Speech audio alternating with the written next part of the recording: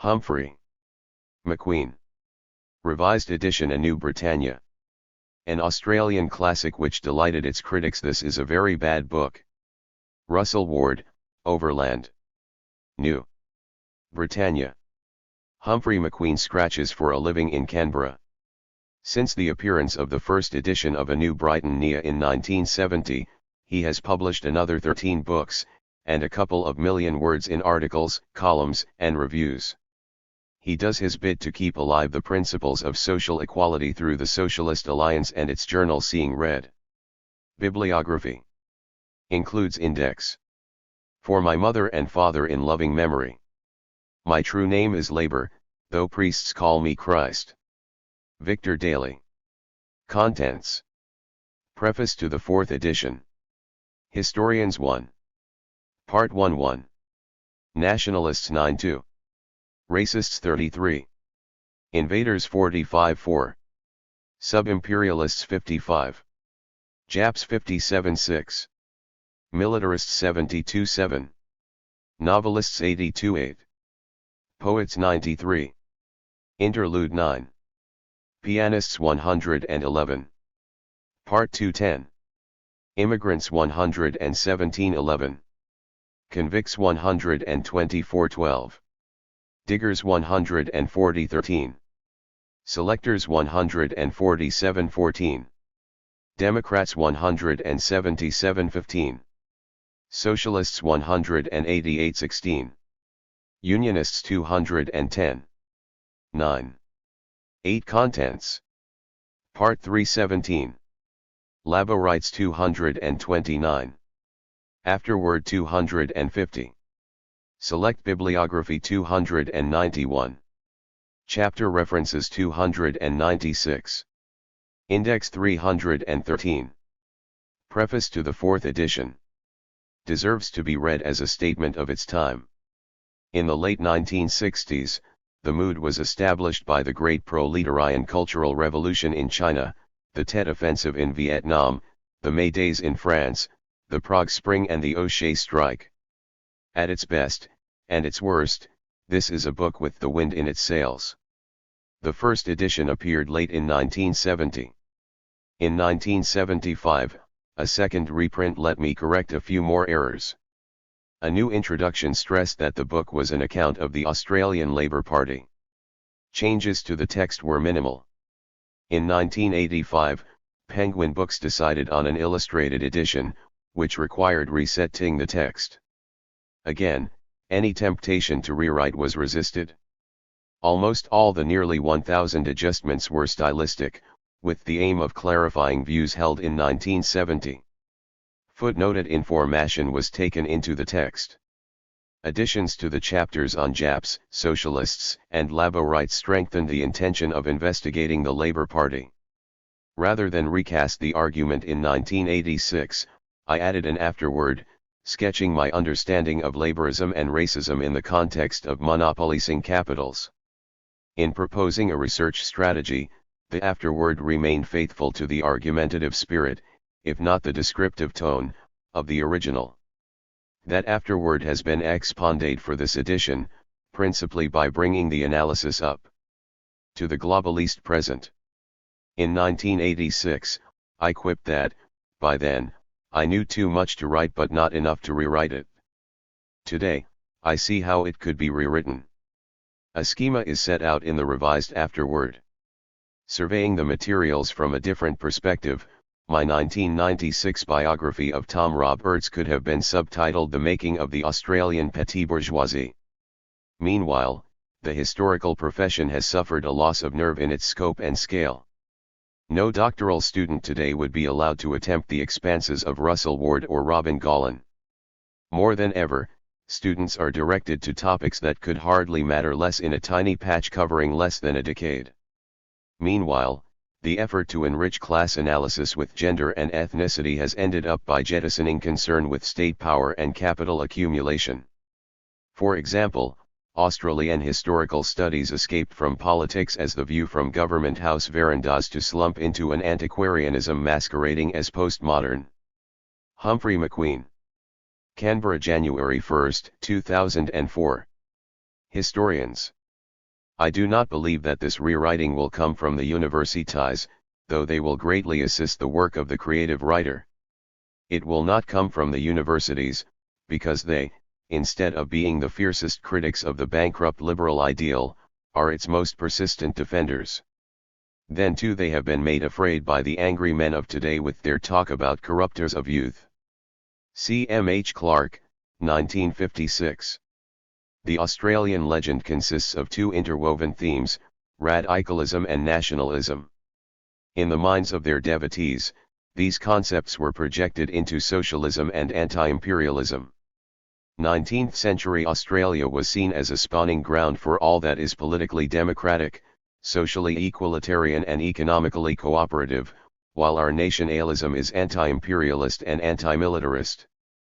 According to this view, an arch of Australian rebelliousness stretched from the convicts to the anti-conscription victories of 1916-17, but traced at strategic points by the Eureka Stockade and the Barcaldine Shearers. The legenders included Russell Ward, Geoffrey Seria, Ian Turner, and to a lesser extent Robin Gallen and Brian Fitzpatrick. None of these historians would object to being described as socialist, some welcomed the title Marxist, as I do. The difference between us is that for them socialism had become a thing of the past, something to lament, and, lamenting. Two historians. Touch up with Rosie Hughes ere the pall of death become too apparent. Their tale was a sad one, a tale of decline, a ballad of a once radical people led astray by their own victories. In ES sense, they pictured radicalism, and with it socialism, as chances gone forever. There was little to which to look for Ward beyond king-making and wire-pulling in the Alp. It was the historians who had suffered the decline. There had been a time when they sought in Australia's past a proof and a justification for their own socialist hopes. This quest was historically determined and yet universally valid. The necessity arose with the challenge of fascism, a system which appealed to tradition to solve the disorder and despair resulting from the wars and depressions generated by monopolizing capitals. Revolutionaries sought to combat fascism by establishing the validity of revolution as a tradition. In the struggle for a popular front, and in the Great Patriotic War, the definition of revolutionary became increasingly elastic. Anyone who had ever expressed a democratic sentiment was enlisted into the fight, as were all manner of nationalists. The Workers' Weekly, September 15, 1935, pictured the Communist Party as the real inheritor of the Dunmore Langs, Parkses, and Wentworths. Instead of the radical nationalist interpretation of Australia being the preserve of Liberals and Whigs, it was promoted by the people who should have been demolishing it, namely the Communists. When the Great Disillusion came in the 1950s, the tradition that had been laid as a seedbed for the future was all ashes to the taste. By 1970 the legend was anti-radical and counter-revolutionary. By harking back to great days of yore, it played the brigand of contemporary hopes and debased current struggles. Australian socialists had to exorcise its spectre to approach the tasks of revolution with the understanding that Lenin provided in the development of capitalism in Russia and Mao provided in the investigation of the peasant movement in Hunan. The most influential account of radical nationalism, Russell Ward's The Australian Legend, is concerned almost exclusively with domestic affairs. It traced the growth of a national character within Australia. Ward glossed his account with the addition of the frontier thesis. As developed in the 1890s by F. J. Turner for the United States, the frontier thesis had justified individualism as the dominant spirit in American life. Ward reversed this process for Australia and argued that our frontier produced a collectivist ethos because geography and legislation made it impossible for the small farmer to succeed, or for anyone to live in isolation. Although I reject Ward's account of the typical Australian, there is merit in considering yet another version of the frontier thesis. Instead of confining the discussion of nationalism to developments within Australia, it will be beneficial to examine Australia as a frontier of white capitalism. Such an examination would combine events in Australia with Australia's position in the world. Only by relocating settler Australia in the mainstream of world developments will it be possible to understand the nature of our radicalism or of our nationalism. Australia's prosperity, based on wool and gold, was the prosperity of expanding capitalism. Geographically, Australia was a frontier of European capitalism in Asia. The first of these circumstances gave rise to the optimism that illuminated our radicalism, the second produced the fear that tarnishes our nationalism. It is not my purpose to deny that 19th century Australia was radical or nationalistic. It was often both, though not as completely so as is sometimes supposed. Not all the conservatives were transitory Englishmen. Australia produced its own crop, one of the most notably being the first W.C. Wentworth with his proposal for a bunyip aristocracy. Nor were all the nationalists radicals. Radicalism and nationalism cannot be equated. Many conservatives were nationalists. My purpose is to reveal the components of this radicalism and nationalism and, in penetrating beneath the surface of words, confront the experiences and attributes that were their substance and dynamic. A brief sketch of these components may prove helpful, providing it is not taken as a substitute for the workings of the argument. Primarily, is an essay on the ideology of the Australian labouring classes up to and including the Great War. The aim is to show why they could not produce a socialist party. Instead, the ALP embodied the values of a petty bourgeoisie. Chapter by chapter, the argument runs like this: nationalists. Australians wanted the empire to be strong so that it could protect them, but they did not always trust Britain to put Australia's interests first. Racists, the threat from the north made Australian nationalism essentially racist. Invaders, Australians developed a siege mentality. Sub-imperialists, in their attitudes towards the indigenes of Oceania, Australians took up the racial chauvinism of European imperialism. Japs, before 1914, Australian fears settled on Japan. Militarists, in order to keep Australia white, democratic militarism became an essential part of Australian nationalism. Navalists, in order to keep Oceania under white control, navalism became an essential part of Australian nationalism.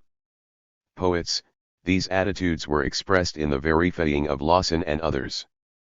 Pianists, property became a paramount concern of Australian workers, this aspect was symbolized by the piano.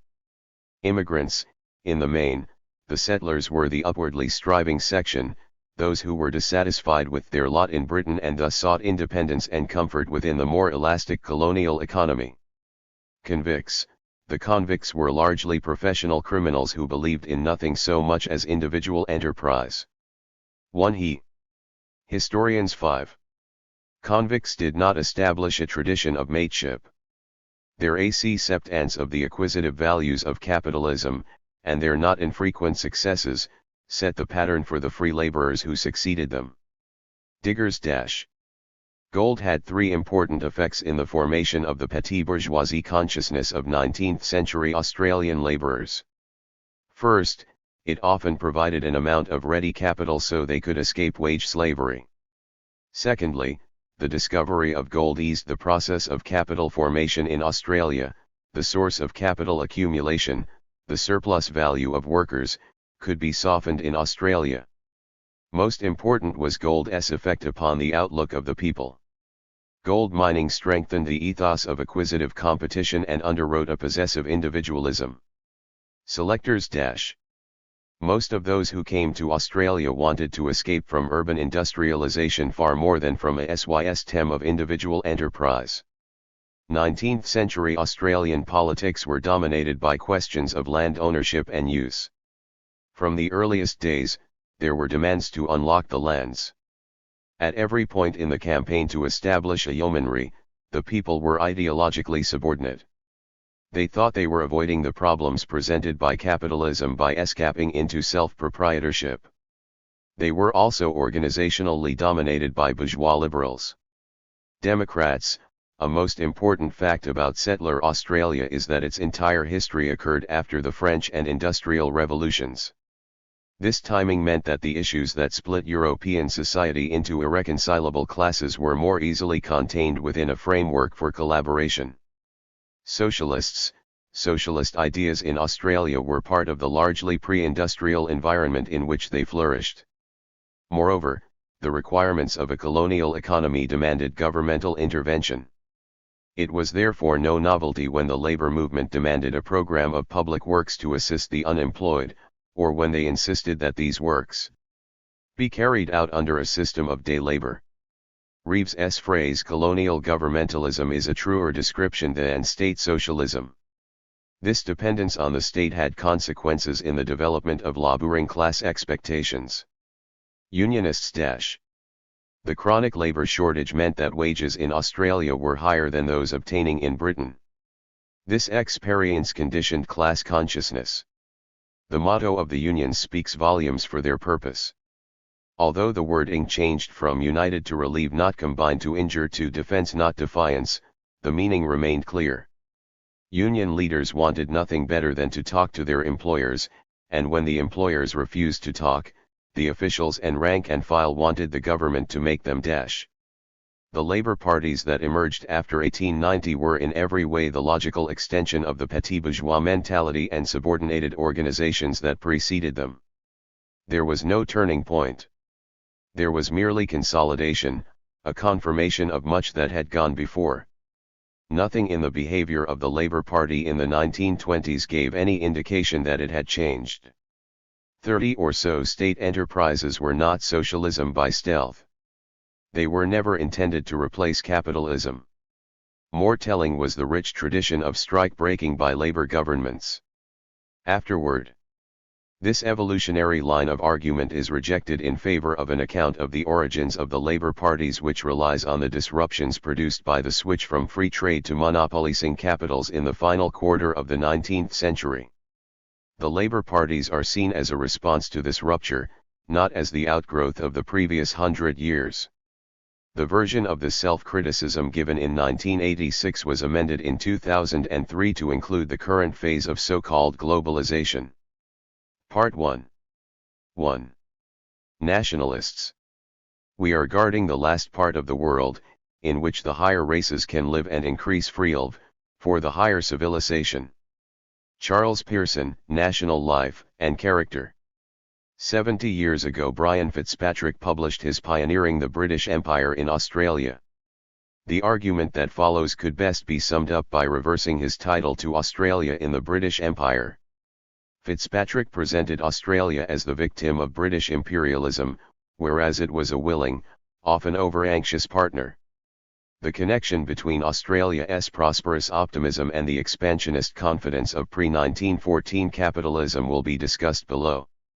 What will be shown here is that Australian nationalism was the chauvinism of British imperialism, intensified by its geographic proximity to Asia. To the extent that international relations have entered into previous discussions of Australian nationalism, they have been concerned with Australia's growing independence from Britain. It is rare for this idea to be elaborated and almost unheard of for it to be explained except by resort to an analogy in which Britain is the mother country and Australia is the child who reaches maturity, flexes its muscles and engages in several other pleasing metaphors. There is nothing wrong with analogies if they illustrate an argument which has been demonstrated. In the case of Australian nationalism, the analogy has all too often been the only evidence offered. It is central to the present discussion that anti-British feeling was not the mainstay of Australian nationalism, nor was such feeling widespread.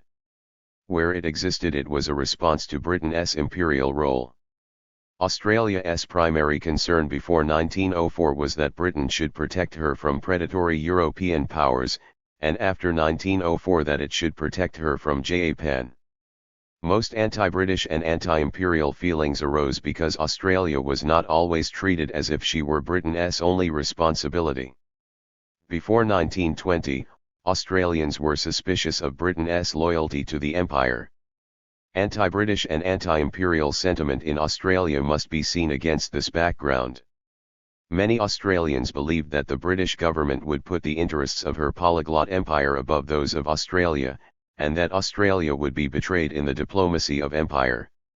This fear is what William Lane was driving at in Boomerang, January 25, 1888, when he said that Australians wanted to be left alone. We don't care whether Canada loses her fishing monopoly or not, or whether the Russian civil servants replace the British pauper aristocracy in Hindustan offices, or whether China takes missionary and opium dealers together and sends them packing, or whether the sun sets on the British drumbeat or not, so long as the said drumbeat keeps away from our shores. This outburst was the most extreme response to the distrust of Britain's intentions. Better to cut loose at once, Lane reasoned, than wait to be sold out unprepared. The more usual attitude was to cling to Britain in the hope that blood would prove thicker than gold. The small group of anti-imperialists in Australia before 1914 was far from being nationalist, and the nationalists were only anti-imperialist in the limited sense that they were distrustful lest Britain's global interests should endanger Australia. Just as William Lane's socialism was not connected with Marx's, neither was his anti-imperialism hated to Lenin's. Even at the moments of greatest disagreement it was always the cabinet or some particular official who was opposed. Never did Australian nationalists shed their race patriotism and reject the British people. Reign will be crowned by victory for the British and Allied armies in the Great War of Freedom and the realization of an enduring peace. More importantly, the promise was translated into action. Of the first 53,000 enlistments, 23,000 were Unionists. Peter Bowling, the coal miners' leader who had been taken to jail in irons in 1909 when he had been a bitter opponent of Hughes, was nonetheless a virile supporter of the war and eventually had 5 sons at the front. George Black dedicated his booklet on the origin and growth of the labour movement in New South Wales to the memory of Sergeant Edward Larkin, MLA for Willoughby, who had fallen while leading his men at Gallipoli. Patriotism was by no means the preserve of right-wing labour. Clifford Hall, of the Hobart United Labourers Union, in 1915 expressed the view that Labour's parliamentary representatives had done nothing towards easing the burdens of those who elected them. Hall was killed in action. Almost 64% of the AIF were tradesmen or labourers. Official Labour support for the war was sufficiently strong in 1918 for every parliamentary Labour leader in Australia to attend the Governor-General's conference on recruiting. Among union organisations, only the Industrial Council of Queensland and the Tasmanian Trades and Labour Council declined. Even after the Labour Party split late in 1916, the majority of anti-conscriptionists remained pro-war. Queensland's Premier Ryan consented to a suggestion that the first 1,000 men recruited in Queensland after May 22, 1918 be named the Ryan 1000. Senator Ferrix, one of the few members of Parliament to express opposition to the war in 1914, accepted voluntarism as a tactical manoeuvre in his subsequent battle against conscription. This strenuous support for recruiting shows how deep the attachment to Britain was. It is by no means clear who really was against conscription. Frank Tudor, who was to become leader of the anti-conscriptionists, resigned from cabinet, not because he opposed conscription but because he considered that talk of conscription had seriously interfered with voluntary recruiting. Moreover, it seems fairly certain that Tudor was not only pro-war but pro-conscription as well. George Pearce recalled that Tudor told him that he knew conscription was right, but that Richmond won't stand for it. Tudor was by no means alone in his lack of resolve. J. H. Fenton left the caucus room with Hughes but returned shortly afterwards because he could not find where the conscriptionists were meeting. 3 Tasmanian senators, Guy, Long and Reddy, who stayed with the Labour Party in 1916, allowed Hughes to use them in 1917 in an attempt to prolong Parliament. As the official war historian observed, there was, thus, not quite an epidemic among Tasmanian senators, but a breakdown in the health of 3 of them. Another Tasmanian politician, King O'Malley, tried to sit on the fence and was notable in the 1916 campaign for his absence. The obverse of pro-British sentiment was an anti-German feeling which ran high at all levels of society. Some patriots smashed their German pianos. Melbourne University dismissed its 2 German lecturers and the academic staff swore themselves to total abstinence for the duration. Before 1914, sections of the Socialist International had agreed to industrial action in the event of war. With some honorable exceptions, this measure of internationalism was betrayed. Nowhere was its spirit more outraged than in Australia, where there were 9 recorded instances of industrial disputes leading to stoppages of work because employees objected to working with Germans. In addition, there were numerous occasions upon which strikes were threatened. If Germans were not dismissed. The strikes ranged geographically from quarrymen at Townsville, to Cockatoo dockyard workers, to railwaymen at Newport, Victoria. German atrocities were manufactured for the Commonwealth government by the journalist Critchley Parker to such good effect that they convinced the Minister for the Navy, Joseph Cook, that the Germans are a foul brood. They kill babies. They torture and mutilate prisoners. They destroy and defile. They sink unarmed ships, fire on crews and passengers, strike medals for the Lusitania. They say treaties are scraps of paper. They are fearful liars and the champion bullies of the world. Anti-German hysteria was not confined to poorly educated workers or gullible politicians. A man as sensitive and cultured as Chris Brennan became a vocal pro-war propagandist and produced a dirge entitled A Chant of Doom, the essence and quality of which can be gauged from its chorus. Chime his fame and chime his name. Rhyme his title, rhyme his shame. German faith and German trust. German hate and German lust. Bury the beast unto the dust. Brennan's anti-German feelings were intensified by his marriage to one. A letter which Brennan wrote to the Sydney Morning Herald defines the intellectual progress of many other pro-Boers.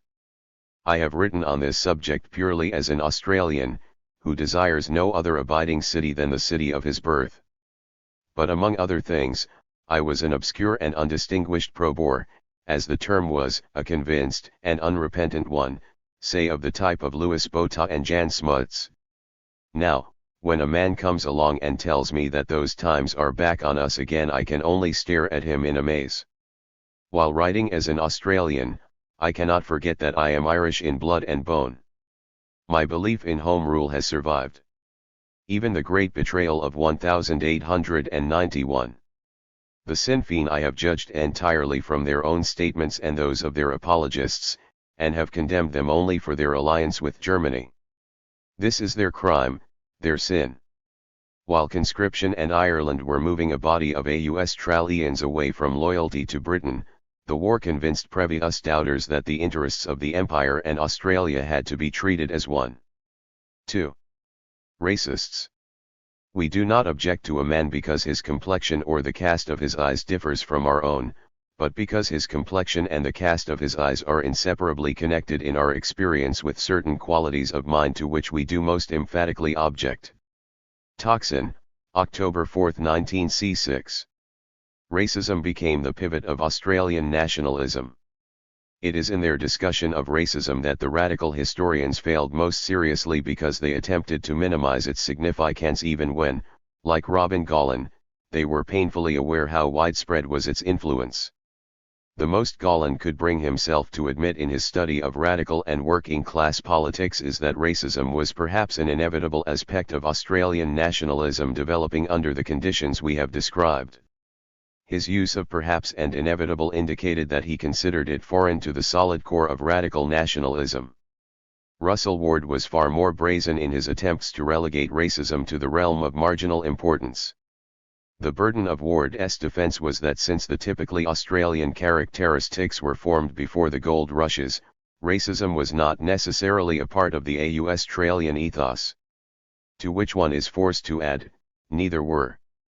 There many Asiatics before 1850, and when they did appear in anything approaching regularity they evoked a racist response from the colonial radicals. What is doubly tragic about Ward's position was that he was genuinely concerned to combat the racism he saw in contemporary Australia, yet could not bring himself to accept that it was the linchpin of his precious nationalism. The racism inherent in Australia's economic and geographic position as the advance guard of European conquest will be explored elsewhere in this work. Three elements discerned are, the destruction of the Aborigines, the dominance of the Pacific, and the fear of an Asiatic invasion. This section will deal with only one side of this last factor. It will be concerned with the fear of an unarmed conquest of Australia by cheap Asian laborers who would destroy the workers' prosperity and prospects. The connection between racism and radicalism was thereby established.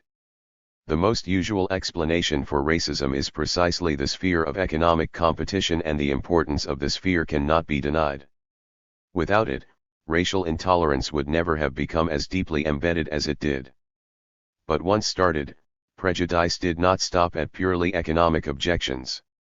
Its development can be traced from its economic base, through its social reinforcements to its articulated acceptance by the workers and their employers. Economic origins of racism. Although by the 1840s British policy was to reserve the continent of New Holland as a place where the English race shall be spread from sea to sea unmixed with any lower caste, this aim had not always been there. Matra's 1783 plan for a British settlement in Australia approvingly quoted Joseph Banks's opinion that we may draw any number of useful inhabitants from China. This idea was modified in Governor Philip's instructions to the extent that he was permitted to import 200 island women American Samoa wives for the convicts.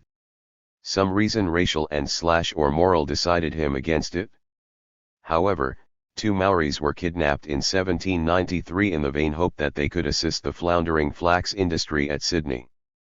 Edward Gibbon Wakefield's letter from Sydney, published in 1829, struck at the heart of the question by relating coolie immigration to the chronic labor shortage in the colony. It was this very shortage which produced the high wages, independence, and prospects of all-round advancement for the colonists, whether convict or free. This link led in turn to their opposition to assisted immigration. In the 1840s, the struggle to end transportation carried over into the fight against indentured Hindus, coolies, and Canucks. The first Asian laborers appear to have arrived in the late 1830s to work in the pastoral industry as shepherds. One estimate put the total at over 1,000. While this inflow benefited the squatters, even they had doubts on account of paganism and color. The depression in the 1840s sharpened working-class opposition to indenture more Indians. The laborers petitioned the Colonial Office in 1843. Their views matched those of that department's Over-Secretary, Sir James Stephen, who had already advised his superiors that they should earn posterity's censure if we should colonize Australia from India. Stephen was looking forward for 5 or 6 generations when a white Australia would be of inestimable benefit to Britain and Christianity. If the decision to keep Australia white found little opposition in England, it equally found no want of support in Australia. A motion of the Melbourne Town Council in 1842 declared its opposition to the importation of cannibals and coolies. The tone of this resolution is interesting in the light of Russell Ward's claim that racism was largely a post-gold rush phenomenon. The adventurer Ben Boyd is a strong contender for the honor of being the first person to use coloured labourers to break a strike in Australia, when he prepared to embark with a crew of New Hebridean islanders instead of his regular sailors. Henry Parkes was not far behind. He brought out 25 to 30 Eurasian printers to work for 4 years at £4 a week. His aim was not cheap labor, but regular workers. The paper on which they were employed, notwithstanding, attacked Chinese immigration late in December 1850 as an act of treason to society. This attack too was a pre-gold rush expression of views more sinister than a desire for high wages. Nonetheless, the gold rushes produced a qualitative change in the nature of this racism. What had been negative contempt turned to a positive hatred. Disappointed miners blamed not their luck but the incursions of a swarm of Mongolian locusts who have forced us to fly with our wives and families from all other diggings in the country until we are obliged to turn at bay upon this our last resting place, our only hope of establishing a homestead, and drive the moon-faced barbarians away. Anti-Chinese riots occurred on many gold fields, some of the more serious ones being at Hanging Rock, Bendigo, Buckland River, and Lambing Flat. Juries acquitted European rioters on the grounds that, since all Europeans looked alike to the Chinese, individual offenders could not be identified. Eventually, Chinese immigration restriction acts were passed in Victoria in 1855 and in New South Wales in 1861, by which time the Californian legislature had passed similar measures to exclude Australians as undesirables. Even when the Chinese were defended, it was in terms which made them objectionable to the laboring classes, with more than one writer praising their docility, industry, and sobriety. This industrial servility made them excellent strike breakers, for which purpose they were used by Peter Lalor at his Grand Truck Mine in the 1870s, at Clunes in 1873 and in Queensland in 1875. About 70 Chinese were employed as strike breakers in the Riverina in 1891, prompting Banjo Patterson to the lines. "I asked a cove for shearin' once along the Marthaki, we shear non-union here," says he. "I call it scab," says I looked along the shearing board afore I turned to go, there was 8 or 10 chin a men a shearin' in a row. The maritime dispute of 1878 gained importance, not so much because of the large numbers involved, but because of the response to the shipping company's attempt to have aliens of inferior mental and physical capacity or endurance supersede the indomitable valor of British seamen. Not only was the opposition to the Chinese expressed in these overtly racist terms, but the strikers also obtained the support of almost every section of the Australian population. Class divisions, such as they were, overlapped. At a protest meeting, the Mayor of Sydney was elected chairman, and was surrounded on the stage by many of the best-known public men and leading citizens. At the same time, the Queensland government notified the shipping company that if it did not comply with the terms of the 1877 anti-Chinese legislation, its mail contract, worth £7,000 per annum, would be cancelled. The Melbourne Argus reported that a very large anti-Chinese meeting in Hyde Park got out of control, and about 2,000 larrikins, bent on mischief, marched to Lower George Street, the area of principal Chinese residences. They swept up the street with the old lambing flat cry, "Roll up, no Chinese," and endeavored to set fire to the Chinese workshops. Before they were dispersed by the police, several people, both Australians and Asians, were seriously injured. A few days later, an editorial in the Illustrated Sydney News went a long way towards explaining the intensity of the rioters' hostility. It may be a foolish prejudice that neither reason nor religious principle can justify, but we cannot get over our repugnance to the race, whose tawny, parchment-colored skins, black hair, lank and coarse, no beards, oblique eyes and high cheekbones distinguish them so widely from ourselves, and place them so far beneath our recognized standards of manliness and beauty. Economic fears and racial prejudice were by now inextricable, with each feeding the flames of the other's fire. So naturally did they go together that the Fourth Intercolonial Trades Union Congress in Adelaide in 1886 unanimously agreed that coolie immigration should be totally abolished because, first, the competition of Asiatic against European labor is entirely unfair, second, it is well known that the presence of Chinese in large numbers in any community has had a very bad moral tendency. Social reinforcement. Humankind's capacity to embroider necessity with myth made it possible that economic competition of itself could have generated the cultural racism noted already. But that inventiveness was not necessary. There was plenty of non-economic evidence to substantiate the moral degeneracy of the Chinese.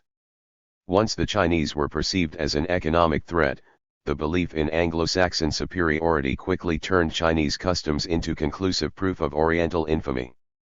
Primary among the non-economic factors was Chinese sexual activity. There was but a handful of women on the digjings, a circumstance which made prostitution and buggery as inescapable as they had been for the white convicts and pastoral workers. Moreover, most of the prostitutes were European. That circumstance was interpreted as proof that Chinese men lusted after white women. In 1883, in the pastoral camps of the Riverina, there were 800 Chinese males but only 2 Chinese females. The balance was hardly restored by the 36 EU. European women who were married to Chinese, though it was somewhat redressed by the activities of 37 prostitutes. the right to marry was never far from the minds of Australia's legislators when they proposed restrictive measures. Henry Parkes raised it in 1888. The first Labour Prime Minister, J.C. Watson, could not have been clearer when he told the House of Representatives in 1901, "The question is whether we would desire that our sisters or our brothers should be married into any of these races to which we object." A subsequent interchange between two opposing non-Labour members showed that all three parties were united on this issue. When Mr. Lonsdale, a free trader, stated "We don't want them to marry our white women," Alfred Deakin, protectionist, immediately agreed, "No, we want them to go back to China and marry there." Intermarriage was subversive of the racial purity that the White Australia policy was designed to maintain. Those who think that White Australia was purely economic could ponder this extract from the Wagga Hummer of April 1892, in which a William Lane stressed that, while he should not do a black man harm, he would rather see his daughter dead in her coffin than kissing one of them on the mouth or nursing a little coffee-colored brat that she was mother to. He went on, "If this is a wicked thing to say, then I am one of the wicked ones, and don't want to be good either, and I pray daily to be kept wicked if I thought there was any chance of my ever getting to think that the colour didn't matter." In July the same year, the Melbourne Trades Hall Council heard a submission from a group of women who were establishing a white women's cooperative laundry and were desirous of union support against Chinese competition. According to a report in Commonweal, one woman, Mrs. Crossy, related how her daughter, 14 years of age, had answered an advertisement for a nurse girl, the occupants of the house in Fitzroy to which she applied being Chinese. Now, surely the police can take cognizance of this statement and prevent the defilement of the young girls of our community by the almond-eyed procurer or his leprous associates. Opium smoking was another obvious proof of degeneracy. Cases of smallpox and leprosy were discovered among new arrivals around 1880. Equally alarming was the deportation of Chinese criminals to Australia from 1866 to 1876. Even when the Chinese tried to oblige the Europeans, they often provided evidence of barbarism. In 1883, crates of bones for burial in China were sent from Albury via Sydney, where they arrived in a stinking condition. To avoid repeating this offence, the Chinese scraped and washed the next shipment. Unfortunately, they did this cleansing in the Bungamburra Way, the creek which supplied fresh water to a section of Albury. Trollope's view of the Chinese in Australia as thoroughly vicious and inhuman had some basis in reality. Australians did not invent all of it, nor was it invented for them.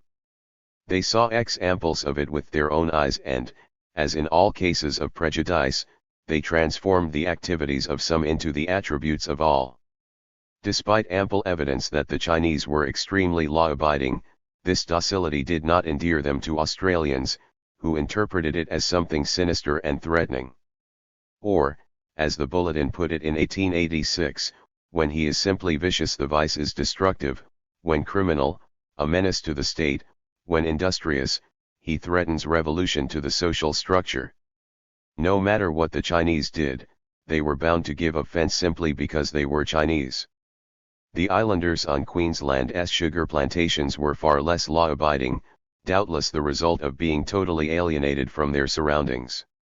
In 1891, for example, they represented 1.72% of the population but 5.52% of the jail population. Between 1895 and 1905, they accounted for 45% of the state's executions. Racism in Australia was not a response to a tiny minority. Although the percentage of Chinese in the total population of Australia remained small, there were times and places when they were in the majority. This was the case in some of the southern New South Wales goldfields in the 1860s. At the Palmer River diggings near Cooktown in 1877, the Chinese outnumbered the Europeans by 17,000 to 14,000. In Narrandera in the 1880s, even second man in town was Chinese. Most important was the fact that in the mid-1850s one adult male in 5 in Victoria had been Chinese. These concentrations served to keep alive the belief that those already here were but an advance guard of the great army of colored men who, when they go back to their country, as the advance guard of the Israelites did of old, will tell their compatriots of the splendid opportunities which await them in the promised land.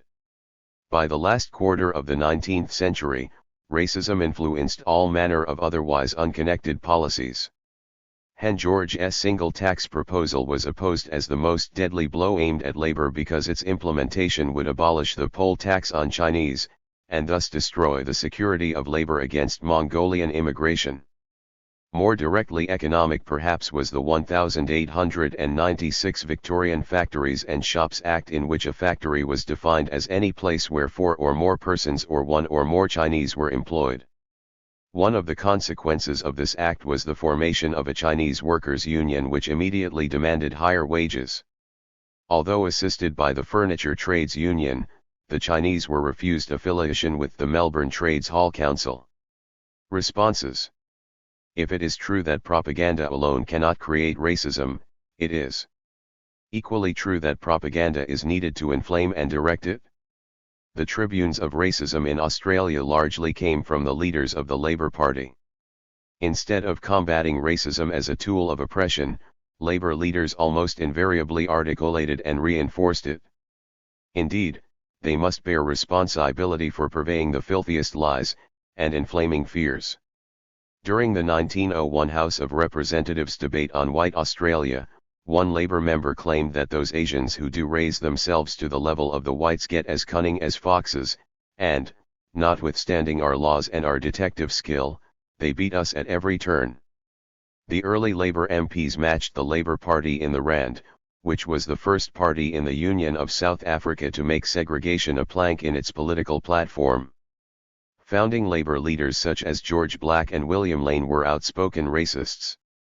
Black was a member of the Anti-Chinese Immigration League in 1883-84 and later a journalist on the Bulletin, which eventually took as its motto Australia for the white man. Lane was a fanatical racist. It has been suggested that his motive for leaving Australia to found a settlement in Paraguay was his fear of the Asian hordes. Although A Working Man's Paradise is his better-known novel, Lane also wrote White or Yellow, a story of race war in AD 1908, serialized in the Boomerang from February to May 1888. The action takes place in Queensland, when wealthy Chinese, supported by some Europeans, have established a dictatorship which is challenged by a revolutionary race war for Australian democracy. Lane's distaste for capitalism was strengthened by his belief that it was the capitalists who encouraged Asian immigration. The tone of Lane's Boomerang was well expressed in Henry Lawson's poem Camberora Star, written to commemorate the closure of another newspaper, The Republican, co-edited by his feminist mother Louisa. There was strife about the Chin-A men, who came in days of old like a swarm of thieves and loafers when the diggers found the gold, like the sneaking fortune hunters who are always found behind, and who only shepherd diggers till they track them to the find. Charlie wrote a stinging leader, calling on his digger mates, and he said, "We think that Chinkees are as bad as syndicates. What's the good of holding meetings where you only talk and swear? Get a move upon the Chinkees when you've got an hour to spare." It was 9 o'clock next morning when the chows began to swarm, but they weren't so long in going, for the diggers' blood was warm. Then the diggers held a meeting, and they shouted, "Hip hurrah! Give 3 ringing cheers, my hearties, for the Camberora Star." The importance of the struggle to end islander labour for the emerging Labour Party in Queensland cannot be overestimated. When Labour won the seat of Bundaberg at a by-election in 1892 on a policy of White Australia, the worker greeted the victory with the headline "Bundaberg Goes White."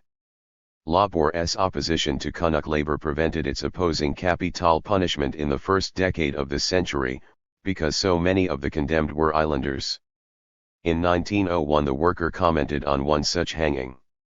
The Queensland Cabinet helped ruin the sugar industry by hanging a Canuck on Monday, and the Courier did not protest. If the government goes on hanging Canucks like this, there is a grave danger of Queensland becoming a white man's land. Or, as the Minister for Home Affairs would put it in 1918, The policy of the country is that the Chinese population shall gradually become extinct. Geographic proximity to Asia seems irrelevant to the intensity of feeling. Though Tasmanian labor was backward in many respects, it yielded to none in the fervor hour of its hatred of the Oriental. The Tasmanian labor paper, the Clipper, Habitu. Ally wrote of the Chinese in the most offensive terms and suggest, for example, that the abominable Hobart drainage was due to the fact that a dirty Chinaman might have 7 votes for the city council while a white artisan remained disfranchised. In Zeehan and Queenstown, the newly formed Work-ERS political league scored its earliest successes with boycotts of Chinese laundrymen. What Lane was fond of calling the piebald issue dominate the thinking of the Labour Party to such an extent that when the objectives of the Federal Labour Party were adopted in 1905, the cultivation of an Australian sentiment based on the maintenance of racial purity and the development in Australia of an enlightened and self-reliant community took precedence over the securing of the full results of their industry to all producers by the collective ownership of monopolies and the extension of the industrial and economic functions of the state and the municipality. In its own words, the Labour Party was racist before it was socialist. White Australia served as a rallying point to unity. The first Federal Labour caucus, split as it was on the question of free trade versus protection. Free traders, such as Hughes, completely agreed with the protectionist Reverend James Ronald from Victoria when he called on Labour members to keep before them the noble ideal of a white Australia, a snow white Australia, if you will. Let us be pure and spotless, and let there be no attempt to blend a superior with an inferior race. This plea came from a Presbyterian clergyman whom the Age denounced as unpatriotic and pro-Boer. Hughes employed his invective to advocate white Australia, which he saw as the major virtue in federation. Speaking to the Bulletin early in 1901 on the Labour Party's program in the inaugural Parliament, Hughes made it plain that our chief plank is, of course, a white Australia. There's no compromise about that. The industrious coloured brother has to go, remain away. No longer were the Chinese the primary cause of concern. Their place had been taken by the Japanese, who by most successfully compete with the white work counts, able to successfully compete WM. WUIK.ERS in all the skilled trades, whilst at the same time working longer hours for much less wages. The rise of Japan as a military and industrial power was to have serious consequences for Hughes, the Labour Party and Australia, when he split the Labour Party over conscription in 1916. Anti-conscriptionists in Labour Call announced that they would vote no because in keeping Australia a white M&S country. WF-DE un degree tex T. LXRSKO ICE would be gone, and this count would have to resort to importing labour. The Worker warned its readers, if we vote to send the white workers out of the country, we vote to BRMG the coloured workers in. Frank Anstey felt that the plebiscite should have RHE coloured labour referendum. Maximum EI. Of a boatload of Maltese, who although they were not COLR'd people, but still they helped to prove the point. During the subsequent election campaign in 1917, the Werfie Wanamore raised the spectre that a vote for Hughes would bring to ruin your white Australia policy. Racism was by no means confined to the labouring classes or to the Labour Party. Some employers feared the competition of Asian business rivals just as much as their employees Tariq Asian labourers. Alfred Deakin, influenced by Professor Pearson, was no less fanatical than Hughes. Pearson had been Professor of Modern History at the University of London before coming to Australia, where he became Minister for Public Instruction in Victoria in the 1880s. On his return to England, he published Authentical Life and Character, a forecast in which he prophesied that the higher races of men would soon find themselves elbowed and hustled and perhaps even thrust aside, by peoples previously considered innately servile. Pearson regarded Australia as among the last strongholds of the white race, but one already threatened by the Chinese and on the brink of destruction. While his book's sales were small, they were significant. Gladstone and Theodore Roosevelt were in full agreement with Pearson. Barton quoted from Pearson in each of his 1901 speeches on restrictive immigration. Henry Handel Richardson's novel Australia Felix revealed the degree to which racism became an unquestioned part of the outlook of Australians. Its author never betrayed the least qualm at portraying the Chinese as lacking any redeeming feature. She recaptured all the complaints made against them during the gold rushes, the period in which her novel is set. They use extravagant quantities of water, they are not such fools as to cheat the government of its righteous dues. None but had his license safely folded in his nosecloth, and thrust inside the bosom of his blouse, they provide Melbourne's worst dens of infamy, and so it goes on until the actual appearance of Ah Sin, the vegetable man. Oh you know want cabbage too. Day. Me got very good cabbages, he said persuasively and lowered his pole. No, thank you, John, not today. Me wait for white man. Me bling pleasant for Lily Missy, said the chow, and uncotting a dirt nosecloth, he drew from it an ancient lump of candied ginger. Lily Missy et him. Oh yum, yum. Velly good. My word. But chin amen to trotty were fearsome bod ies, corresponded to the sword-faced, white-eyed chimnevs weeps of the English nursery. What is significant about this portrayal is that Henry Handel Richardson had left Australia in 1887 when she was 17 and returned but briefly in 1912 to gather material. Most likely her childhood experiences were similar to Trotty's. Bull whatever the source of her image of the Chinese, she certainly, in Professor Crawford's phrase, presented her Australian material with unerring authenticity. That judgment has been endorsed by the acceptance that Australia Felix found in this country. Few Australians were offended by her implicit account of their racist attitudes. Indeed, so widely accepted were these prejudices that it is likely that they were not considered racist. They were just white Australian. 3. Invaders. One of the first problems which faced the British when they decided to colonize Australia was whether Australia was to be considered a settled or a conquered colony. If it were a settled colony, the law of the indigenes would apply only until superseded by new colonial laws. This possibility had obvious importance for the ownership and control of land. Needless to say, Australia was considered a settled colony, so that the Aborigines were not accorded even the rights of a conquered people. Perhaps it was the memory of the ease with which the British invasion of Australia had been accomplished which kept alive the fear of a further invasion in the minds of Australians. It is less likely that the alarms sprang from feelings of guilt. In 1813, when Blaxland, Lawson, and Wentworth crossed the Blue Mountains, they stressed the military advantages of their discovery, arguing that the only pass to it, although of easy access, is through a country naturally so strong as to be easily defended by a few against the efforts of thousands. The arrival of these thousands was a perennial concern for Australia's settlers. First, there was fear of the French, which revealed itself as early as 1792 when the presence of François Péron's ship in Sydney harbour aroused the prospect of a simultaneous French assault and a convict uprising.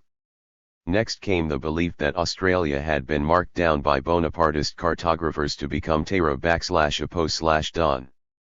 In or terre to prevent French intervention such as had occurred in Canada and India, military posts were established at Port Dalrymple in Tasmania, Port Phillip in Victoria and Port Essington in the Northern Territory. The late 1820s saw a revival of this consternation. To forestall a French seizure of the western half of the continent, a naval settlement was placed at Albany in 1826. Threats from France, and from the United States, contributed to the decision to permit a British colony at Swan River 3 years later. Nothing could prevent the French maintaining a naval station at Acaro on the South Island of New Zealand from 1829 to 1840 when Britain, after much colonial prompting, took formal possession. In this manner Australasia was spared the fate that jigsawed Africa. Although the French aroused fresh alarms in 1853 when they annexed New Caledonia, the Russians soon occupied the position of principal marauder. The material prosperity that shaped radicalism also contributed to the local belief that other powers saw Australia as a valuable prize. When the Crimean War broke out in 1854 there were constant scares. So agitated had the colonists become that, on September 7, when some ships in Port Phillip exchanged greetings with cannon and skyrockets, the exclamation "the Russians" passed from mouth to mouth, and a large body of infantry, many of whom were armed with sticks, umbrellas, pick handles, moved toward the bay. As the Herald observed on the next day, Byron's description of the excitement in Brussels, on the eve of Waterloo, can alone give any idea of the state of Melbourne last night. To Richard Mahony's acquaintances, the vital question was, will the Russian bear take its revenge, BV sending men of war to annihilate us, and plunder the gold in our banks, us months removed from English aid? The supporters of the Eureka rebels placed as much emphasis on defense as on liberty. A typical resolution demanded that all headlands, commanding the harbors of Melbourne and Geelong, to be immediately fortified, and floating batteries built, for which purpose one of the public foundries to be hired to cast long-range cannon, for the defence of the colony from any external attack, a military college to be forthwith established. Alarms recurred in January 1862 when a Russian screw frigate visited Victoria in order to spy on its fortifications. There was another Russian scare in 1863-64 when a Russian flagship visited Melbourne, a Polish resident exposed, with the assistance of the press, yet another plot. The success of the Confederate raider Alabama in cutting the Northern Army's supplies during the Civil War served to underline the conviction that Australia was also vulnerable to flying assaults. So generally was this accepted that E.W. O'Sullivan had no difficulty in convincing the readers of his St. Arnaud Mercury of the Veracity of a short story about a Russian attack which he printed in 1877. He followed the fiction up with the caution that what was a joke today could well be a tragic reality tomorrow. Panic sprang afresh with the Russian naval unit's visit in 1882. So credulous were colonists that the Age published an article which claimed that Russia was planning an attack on Australia as part of a general war against the Empire. Melbourne and Sydney were to be held to ransom for £5 million JJ each. Our obvious duty is to take time by the forelock and prepare for the worst, the Age concluded, before its informant, a former Russian agent, was exposed as an ex-convict and notorious confidence man who gave himself away by trying to touch the governor for a loan.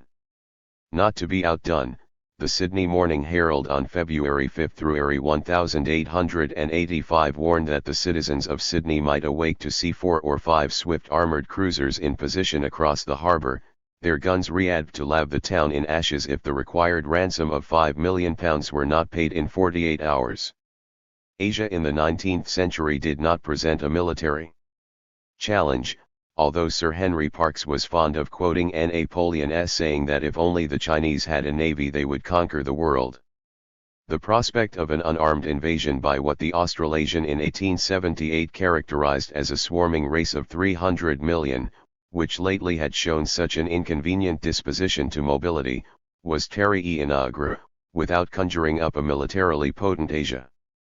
When this spectre became a reality in the form of Japan after 1904, the resultant dread produced some truly wonderful contortions on the part of Australia's spokesman. These verbal acrobatics were nothing compared with the pyrotechnics of our prose writers.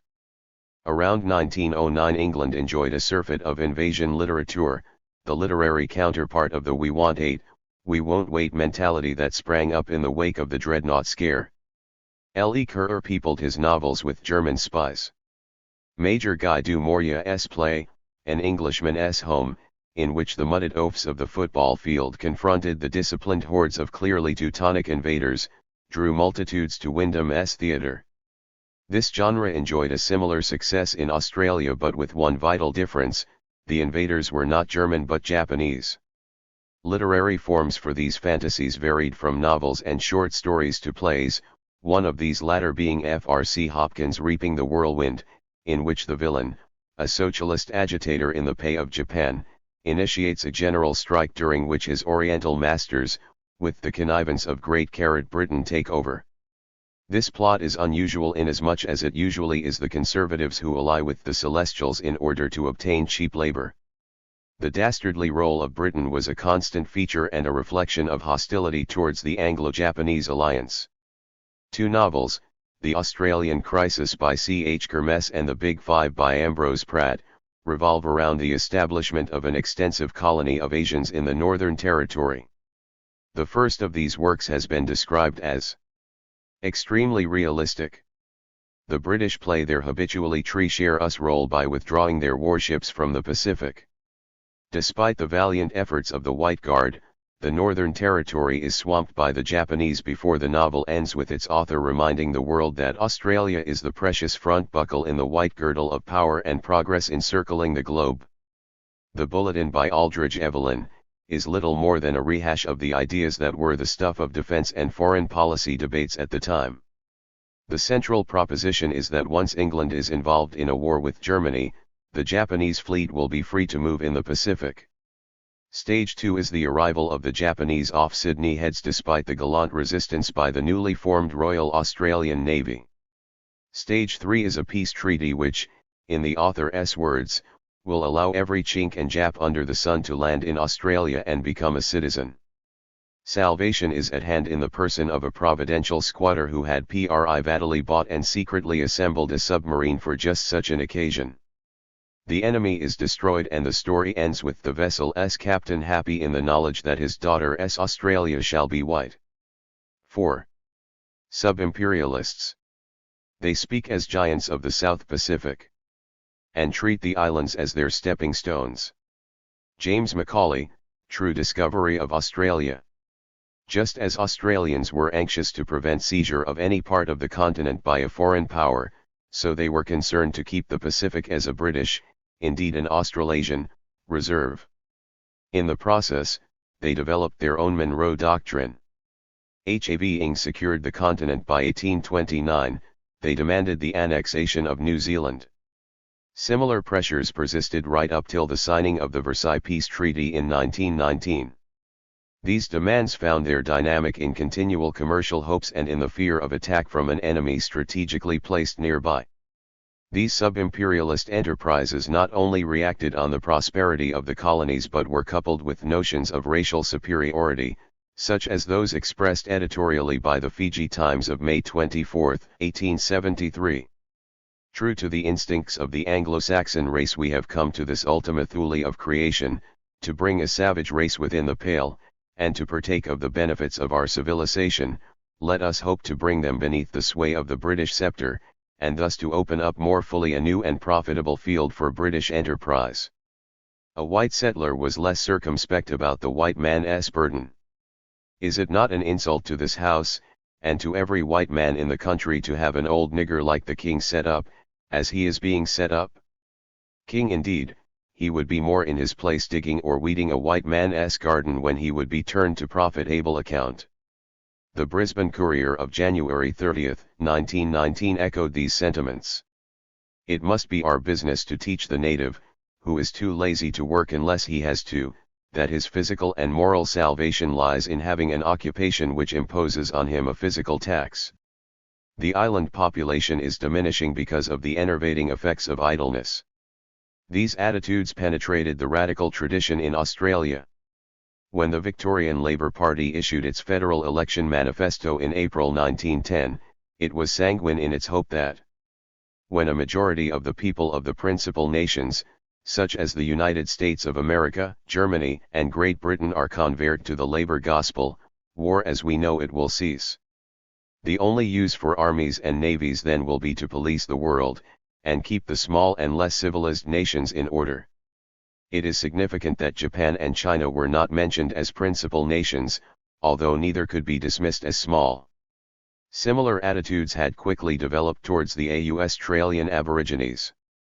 From his survey of European chauvinism, Lords of Humankind, Victor Kiernan shows that many pioneers had concluded that, since undeveloped races could not adapt themselves to civilization, they were bound to die out. From believing this to expediting their departure to another world was no great step. In the last quarter of the 19th century, pseudo-Darwinian survival of the fittest notions gave such exterminations a gloss of scientific rectitude. 5. The wealth to be gained from the Pacific had become apparent within the first decade of the first settlement at Botany Bay. If Blaney is right, it was with this wealth in mind that the settlement had been established. Sandalwood, pork, sealskins, whale offal, and trepang provided the infant colony with its earliest entrepreneurial impulses.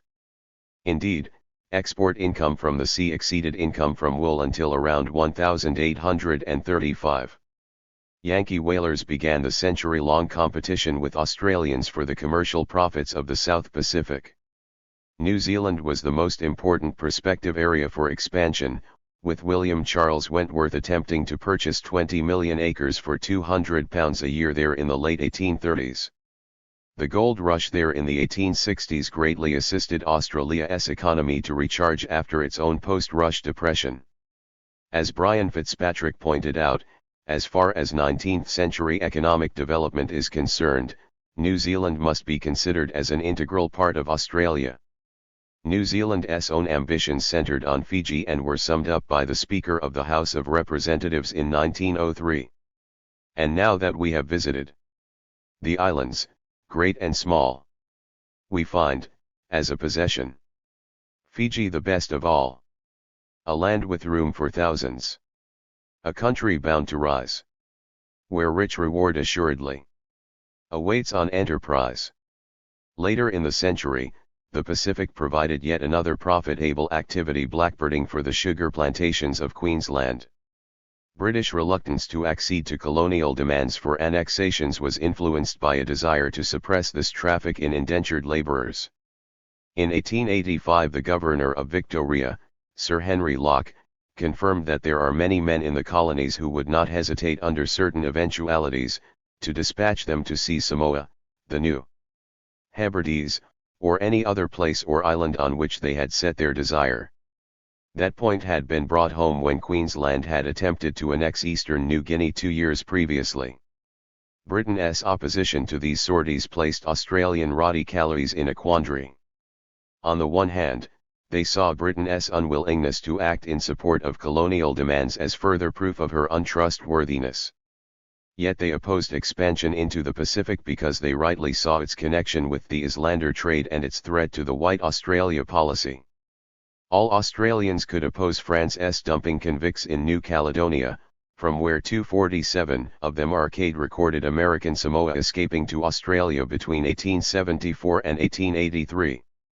Austria and Italy also planned to establish penal stations in the Pacific around this time. Nor was the military aspect neglected. In their campaign to secure British approval for Queensland annexation of New Guinea, the colonial premiers notified London that further acquisition of dominions in the Pacific south of the equator by any foreign power would be highly detrimental to the safety and well-being of the British possessions in Australasia and injurious to the interests of the Empire. This claim was particularly relevant to the passage through Torres Strait, which cut some 2,000 miles from the journey to Europe, via the Suez Canal. Not long after, the Australian Natives Association, concerned lest the Antarctic be claimed by Germany, sought to finance polar exploration. Significantly, the Intercolonial Military Committee that met in Sydney in 1896 recommended that instead of thinking in terms of the continent and Tasmania, the defence region of Australia be extended to include New Zealand, New Caledonia, the New Hebrides, New Guinea, and portions of Borneo and Java. By the turn of the century, the energetic imperialism of Joseph Chamberlain was no less alert to Australia's interests than were the Australians themselves. Chamberlain saw the acquisition of Hawaii by the United States as detrimental to empire trade, while from a defense point of view, the annexation of the islands would bring the United States some 2,000 miles nearer to New Zealand and Australia, and would give the United States good ground for increasing the strength of its fleet in the Pacific and thus threaten Canadian possessions on the west coast, as well as Australasia. Australians did not see the world that way. The United States had been a commercial competitor, a possible colonizer of Australia's west coast and, during the gold rushes, the major source of seditious republicanism. These concerns were in the past. Some Australians were beginning to perceive the United States as a protector against Japan. For these men, American involvement in the Pacific was not to be deplored, rather, it was welcomed as a source of infinite security. Situated almost 2,000 kilometers east of Cairns, the New Hebrides were to become to Anglo-Australian relations in the first decade of the 20th century what New Guinea had been in the 1880s. In many ways the question of the New Hebrides even in the 1880s was as important as the annexation of New Guinea, although subsequently overshadowed. Australians had displayed commercial and military interests in the New Hebrides during the 1870s and were piqued by the dominance of French settlers. Following so quickly on the German invasion of New Guinea, the arrival of French troops in the New Hebrides in June 1886, ostensibly to protect French citizens, alarmed and outraged the Australian governments. The matter came to a head at the 1887 Imperial Conference when Lord Salisbury, the British Prime Minister and Foreign Secretary, made a speech suggesting that the islands should go to France. Deacon, Barry, and Service all replied with such vigor that Salisbury instructed the British ambassador in Paris not to yield. A joint Anglo-French convention in 1888 left the New Hebrides with an indeterminate status which at least warned off other powers.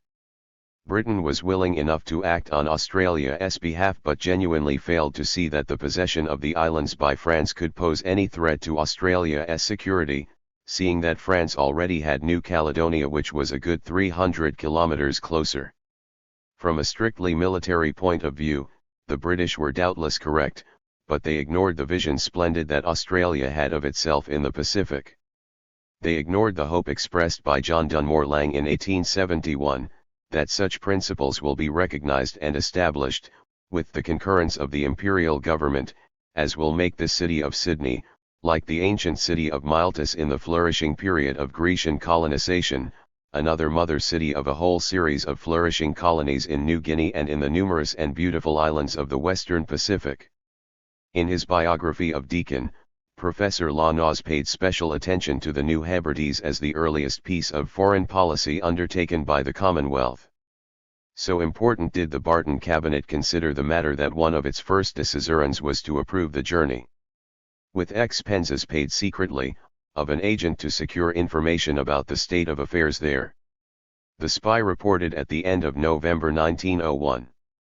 Further instances of cloak and dagger work persisted until 1906 when France and Britain agreed to a new convention asserting their joint paramount rights. Commercial considerations were an essential component of the Australian government's activities, which were urged on by Burns Philp & Co. The Commonwealth provided and extended subsidies to this company for the maintenance of shipping and mails to the islands.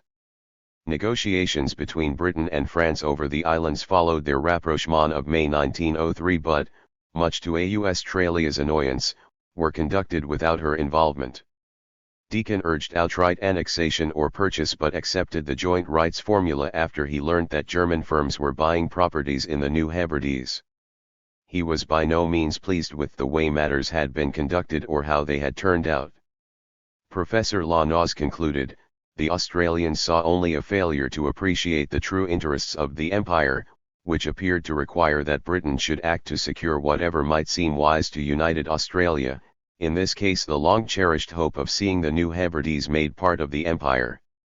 In Deacon's second reading speech on the 1901 Restrictive Immigration Bill, he suggested that we may have in the future some development which may call for the application of the Monroe Doctrine in the Pacific. For the present the declaration of a white Australia is the Monroe Doctrine of the Commonwealth. During a visit to New York in June 1918, Hughes would take up this theme, so we come to you, our great ally, seeking your steadfast and wholehearted cooperation and aid. Hands off the Australian Pacific is the doctrine to which by inexorable circumstances we are committed. Back in Australia in 1919, Hughes defended the League of Nations by saying that it did not apply to Australia's sphere in the Pacific, that was covered by our Monroe Doctrine, which was directed against Japan. 5 Japs. The marvelous uprush of the Japanese power has created no small uneasiness in these colonies. It is tolerably certain that were Japan to turn her naval arm against what lies in Australian waters, we should go down against her. Courier, November 30, 1895. No issue produced more concern or tension for Australasians than the rise of Japan as a naval power. Despite abortive attempts in 1876 by a conservative South Australian government to colonize the Northern Territory with indentured Japanese labourers, most Australians were probably unaware of the presence of Japanese in Australia until a group of divers drew the winning horse in Tattersall's Melbourne Cup sweep in 1891. 10 years later, the Japanese occupied the major place in Commonwealth debates surrounding the White Australia policy. A number of factors occasioned this change. The most important was Queensland's experience with Japanese after it, alone among the colonies, had adhered to the Anglo-Japanese Commercial Treaty of 1894. Japan did not object to restrictive immigration policies, providing they were not directed specifically against Japanese, or did not treat Japanese as if they were Chinese. Tokyo illustrated this finesse in its response to acts passed by the Queensland Parliament in 1898, 1899 and 1900. The 1898 Pearl Shell and Bêche de Mer Fishery Act excluded all non-British subjects from taking out new pearling licenses. Because this act was non-discriminatory against Asians, it was accepted by Japan even though it involved severe financial losses for some of its citizens. The 1899 Aborigines Protection Amendment Act denied Asiatics the right to employ Aborigines, and the 1900 Sugar Works Guarantee Amendment Act limited the grant of governmental financial aid to sugar mills that employed only European labor. Both were opposed by Japan, which perceived them as racial slurs, although no financial loss was involved. As a result of these disputes, the first session of the Commonwealth Parliament, in 1901, had to devise a restrictive immigration mechanism which would not offend the Japanese. The result was a dictation test. It was not out of any peculiar love for Japan as such that Australian legislators professed this concern for Japanese sensibilities, but rather sternly strategic considerations. Japan's victory over China in 1894 made Japan a useful ally for Britain against Russia. With the exception of the bulletin, this policy was largely welcomed in Australia. Japan's victory did not provoke much anxiety because Australians were so confident of their racial superiority that the victory of monkeys over baboons was of no concern to human beings except that it was now possible to employ these monkeys instead of rebellious Indians to fight the Empire's battles. Early in 1902, Britain signed an alliance with Japan. Although limited in scope to China and Korea, its import did not escape Bertrand Russell, who was glad England should be ready to recognize the yellow man as a civilized being, and not wholly sorry at the quarrel with Australia which this recognition entails. Australian complacency was shattered by Japan's destruction of the Russian fleet in 1905. When the war began, the Australian press supported the Japanese as Britain's ally, but when the full implications of Russia's defeat sank home, the editors quickly swung round to the position that papers such as Tocsin and the Bulletin had occupied for some time.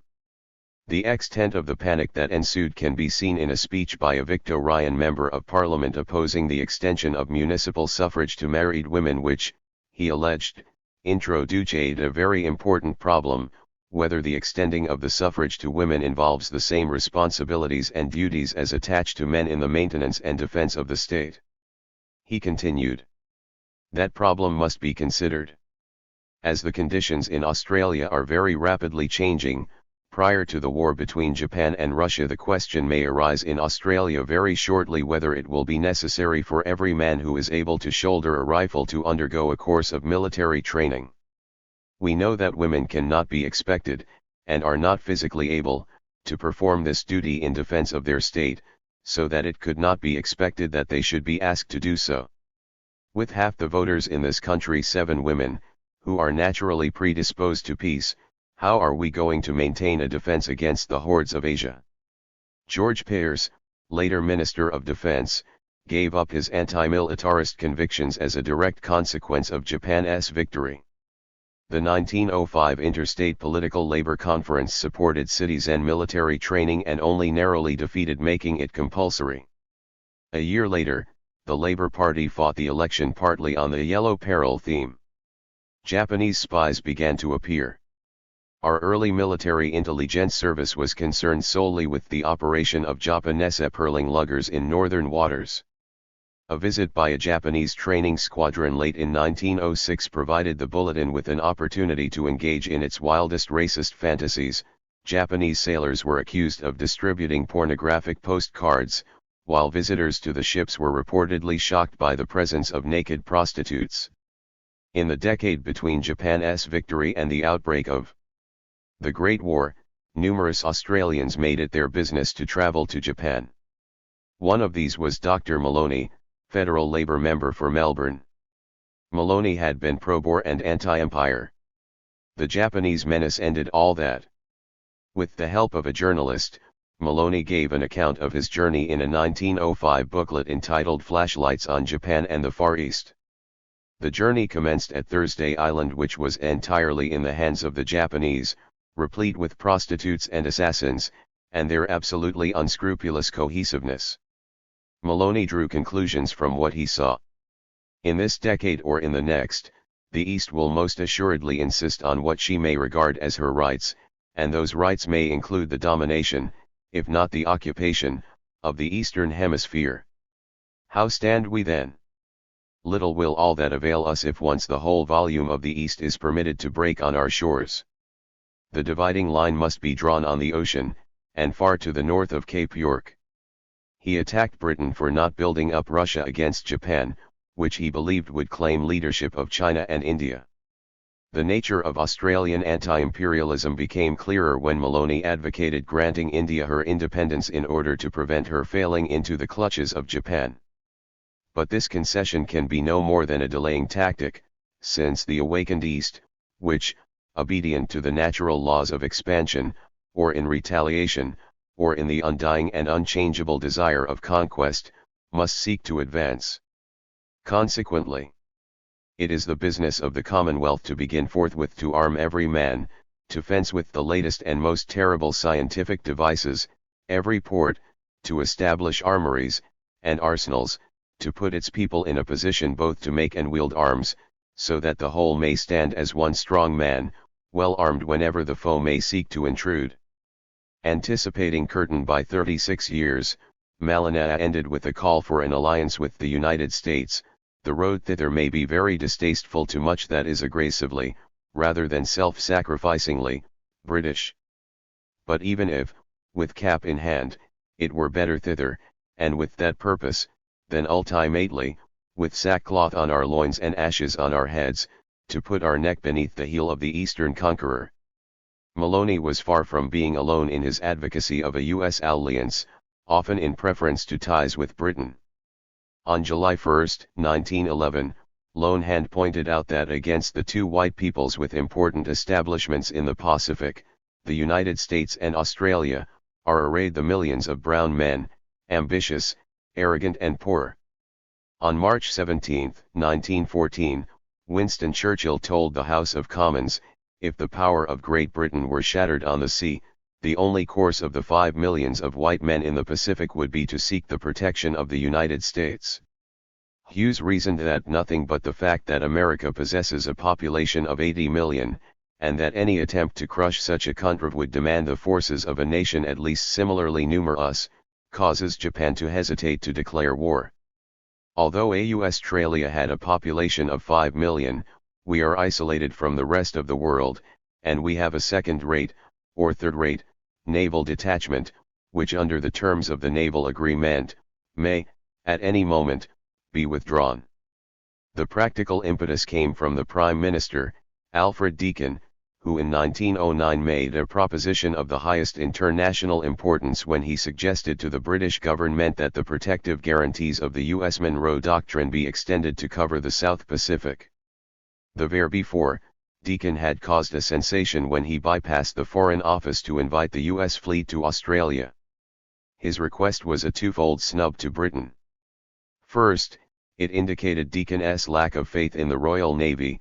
Secondly, it broke protocol for a Dominion to engage in its own diplomacy.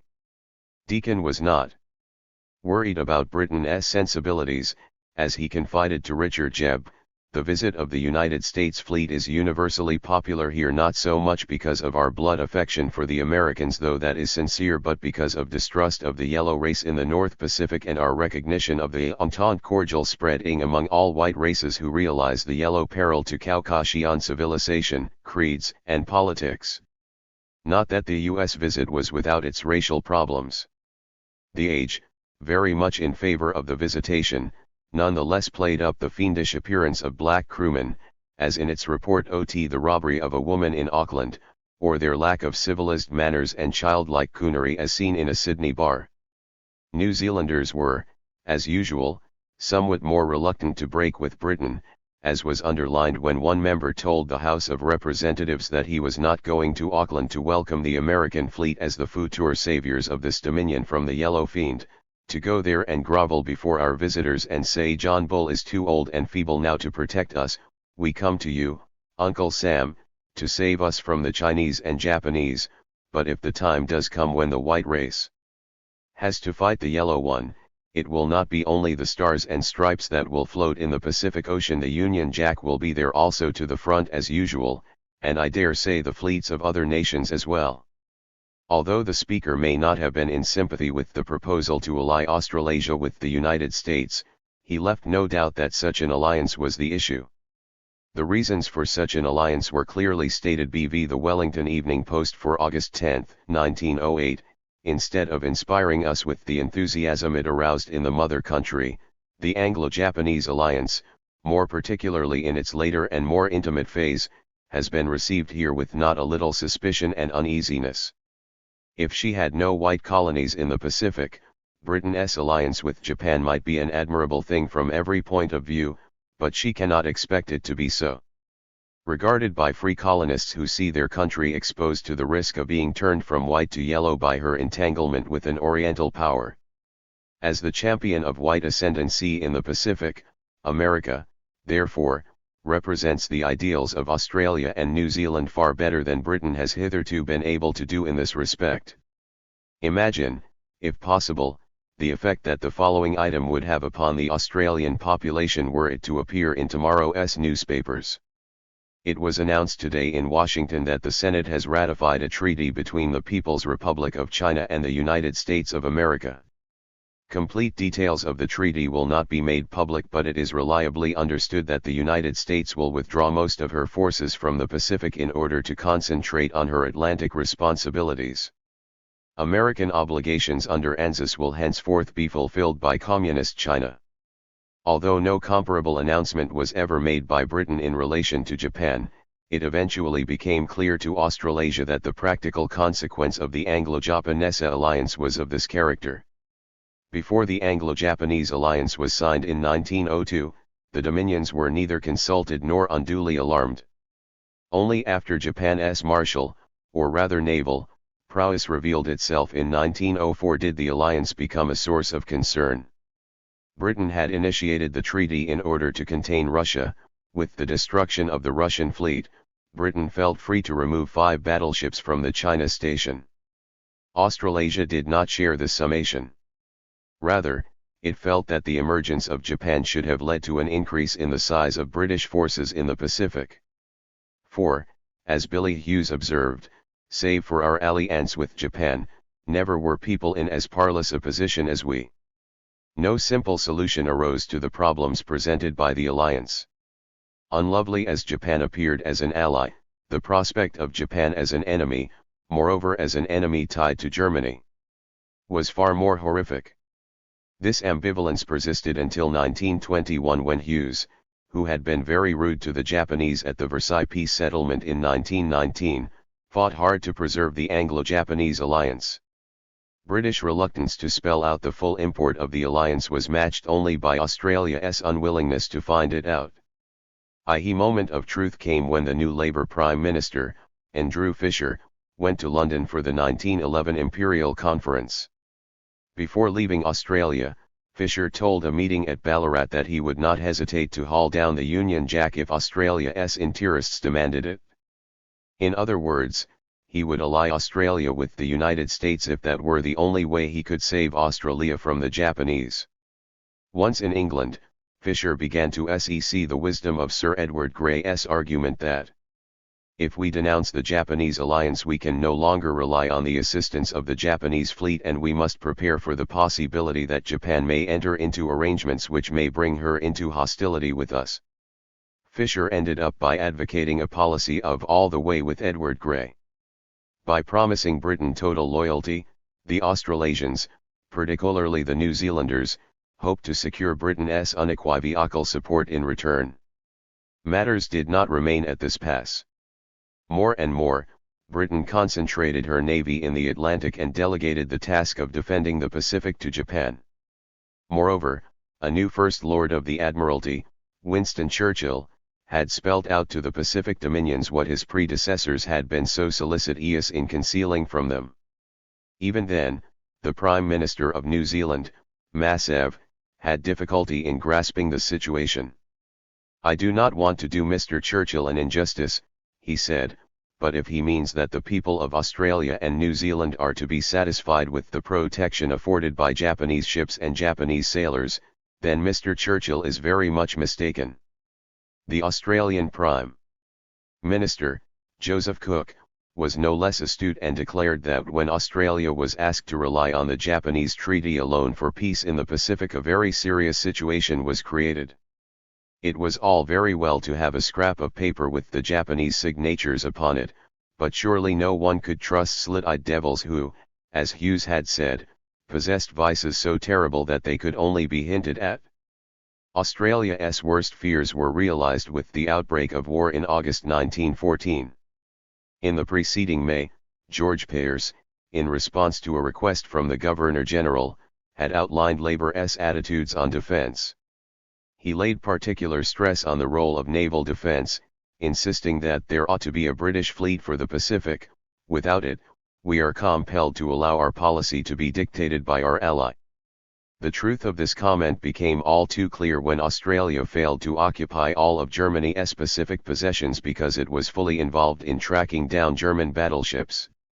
At the outbreak of hostilities, Britain advised Japan that its assistance would not be required and that Australia and New Zealand would take possession of the German colonies.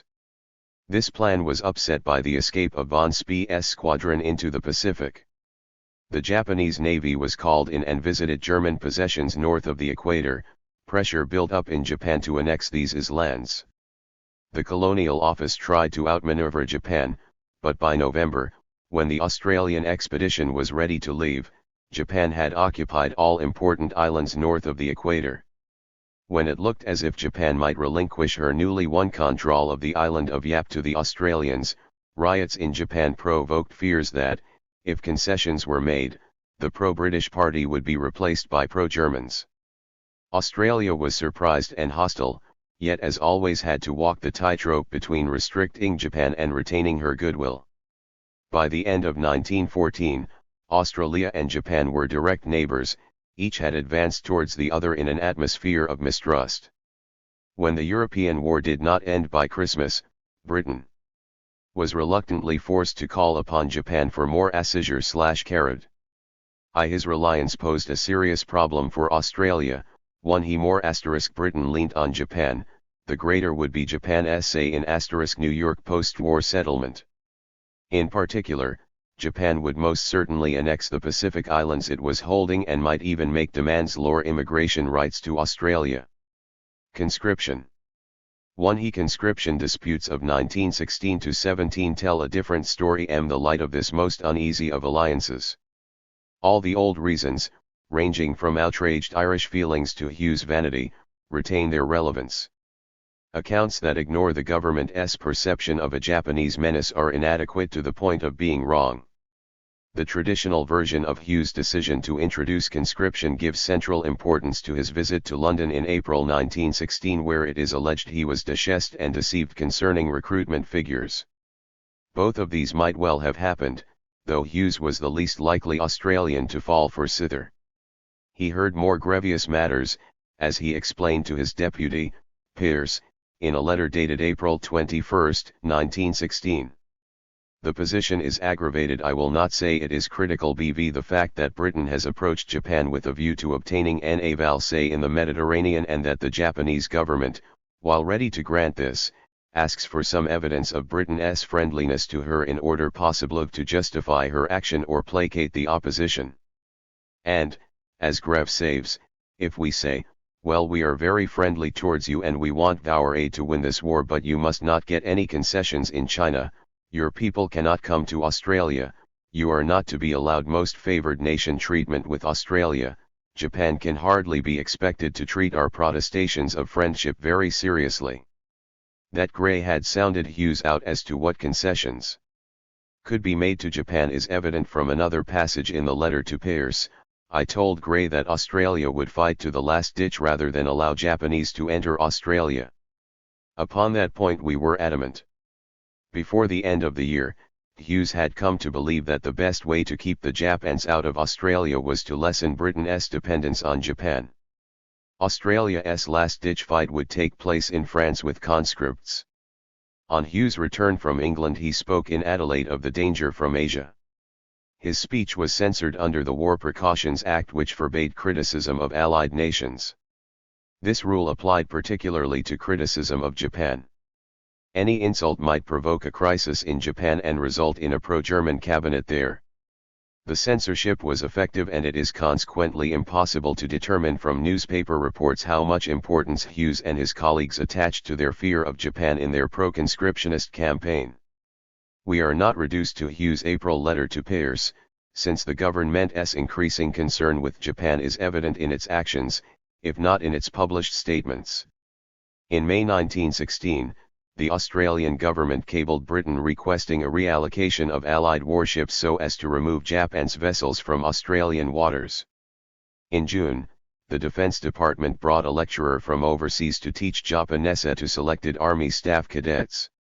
This move was all the more remarkable when the shortage of officers for the Western Front is remembered. No less significant was the secret session of Federal Parliament held on August 31, 1916, where Hughes referred to the danger to which Australia was exposed, owing to her close proximity to hordes of the coloured races, with particular reference to Japan, who, although our ally in the then World War, might at some future time be our enemy. In the course of the plebiscite campaigns, pro-conscriptionists such as Deakin and Senator Backup advocate a yes vote to keep Australia white. This attitude is inexplicable except in terms of the Japanese menace. Pro-conscriptionists argued that the only way to keep Australia safe from Japan was to support Britain to the hilt in the hope that, while Britain remained undefeated in Europe, Japan would not dare to advance in the Pacific. Even if Britain were undefeated, all was not automatically well. A weakened Britain might call upon Japan for more aid in return for post-war concessions that could only be disagreeable to Australia. Alternatively, a wounded British Empire would lead the Japanese to question the worth of their alliance, possibly to the extent that the pro-German faction would come to power in Tokvo. All three possibilities pointed to the same conclusion: Australia must give total support to Britain. In Henry Lawson's phrase, conscription had to be. From this evidence, it is clear that Pearce, Hughes, and Deakin had not forsaken their nationalist loyalties for imperial ones. Rather, they differed from their erstwhile colleagues and supporters only in the tactics they would use to best defend Australia's interests. Anti-conscriptionists were equally concerned with the threat from Japan. The most notable of these was J. H. Katz, MHR, who left his office as Director of Voluntary Recruiting in New South Wales in June 1916 to become Secretary of the Vote No Conscription campaign 3 months later. Katz was in favour of Britain winning, but not in favour of leaving Australia defenceless. He was arrested 7 times under the War Precautions Act because he dared to tell the truth concerning the war aims of Japan. A typical statement from him proclaimed, "Instead of sending every available man left in Australia out of this country, the remaining manhood should be prepared for the great struggle ot the future." He could not sufficiently emphasize Australia's decidedly perilous position from the Japanese menace. The Alp's paper in Victoria, Labour Call, braved. 69. The censorship to argue in an article entitled Back to Barbarism * that, while the whites are butchering each other, Asia is waiting and Surinans. Behind the fatalistic Buddha stands a new nation with knowledge of war and cunning, to lead the Asiatic hundreds of millions. None of the Allies can reproach Germany for her alliance with bloodthirsty, barbarous Asiatics. Germany did not begin the thing. The other warring nations brought their savages, Africans of the lower type, Mohammedans of a better type and hordes from Asia to help kill the Europeans. The immediate result of this war will be a vast Asiatic conquest, a period of darkness and misery over Europe. The attack on Pearl Harbor came as no surprise to Australia, but fulfilled the anxieties of a century. Race war. Before the outbreak of the Great War, Labour had succeeded in appropriating the defence preparedness of the Commonwealth. Deacon's efforts had been hamstrung by the constitutional limits on spending, which ended in 1910, the year Labour gained absolute control of both houses of the Commonwealth Parliament. This fiscal change enabled Fisher to spend far more lavishly, and Commonwealth defence expenditure rose 300% between 1910 and 1913. To some extent, Labour paid for and reaped the benefits of policies initiated by Deakin, but, in the minds of a large majority of the electorate, Labour had emerged as the Defend Australia party. When war broke out a month before the 1914 elections, it was natural for Labour to receive the highest percentage vote it has ever obtained in a Commonwealth election. Labour could not escape the duality of its achievement. The more successful it was at denying its augmented and recently self-aware working-class component, the greater danger it ran of splitting if this contingent found itself being neglected. This 70. Danger deepened during the Great War when unemployment rose and real wages fell. The first victim of the Labour dilemma was George Pearce, the Minister of Defence, who was unofficially expelled by important sections of the Victorian Party early in 1915. Wider disillusionment followed the abandonment in December 1915 of the Powers referendum, which would have given the government control over prices. Almost a year before Hughes walked out of the caucus meeting after the defeat of conscription, Labour Call asked, "Is the Prime Minister of the Commonwealth a Labour member or the representative of the Chamber of Commerce and the Employers' Federation?" Moreover, Hughes and Pearce seemed prepared to sacrifice the White Australia policy. Nothing was further from the truth, yet, to a sizable portion of Labour supporters, conscription presented that danger. Either coloureds would be needed to replace whites at the workplace, as in France, or Australia would be so depleted of defenders that Japan would find her an easy prey. Labour Call put its claim in August 1915, "The White Australia question is going to be Australia's bête noire in the near future. How is Australia going to prohibit Indians or Japs, our allies, entering her gates? We don't hear much about the monkey and the turbaned man, nowadays. The caricatures in the bulletin and the other comics are missing." Hughes might have been able to ride out the storm around his economic policy. Without the appeal to racism he was unable to hold to him all the party's centre and right. Hughes lost control of the Labour Party when he was deprived of racism as a weapon, just as Labour lost its electoral supremacy because it could not sustain its militarist appeals in the face of sectional economic demands.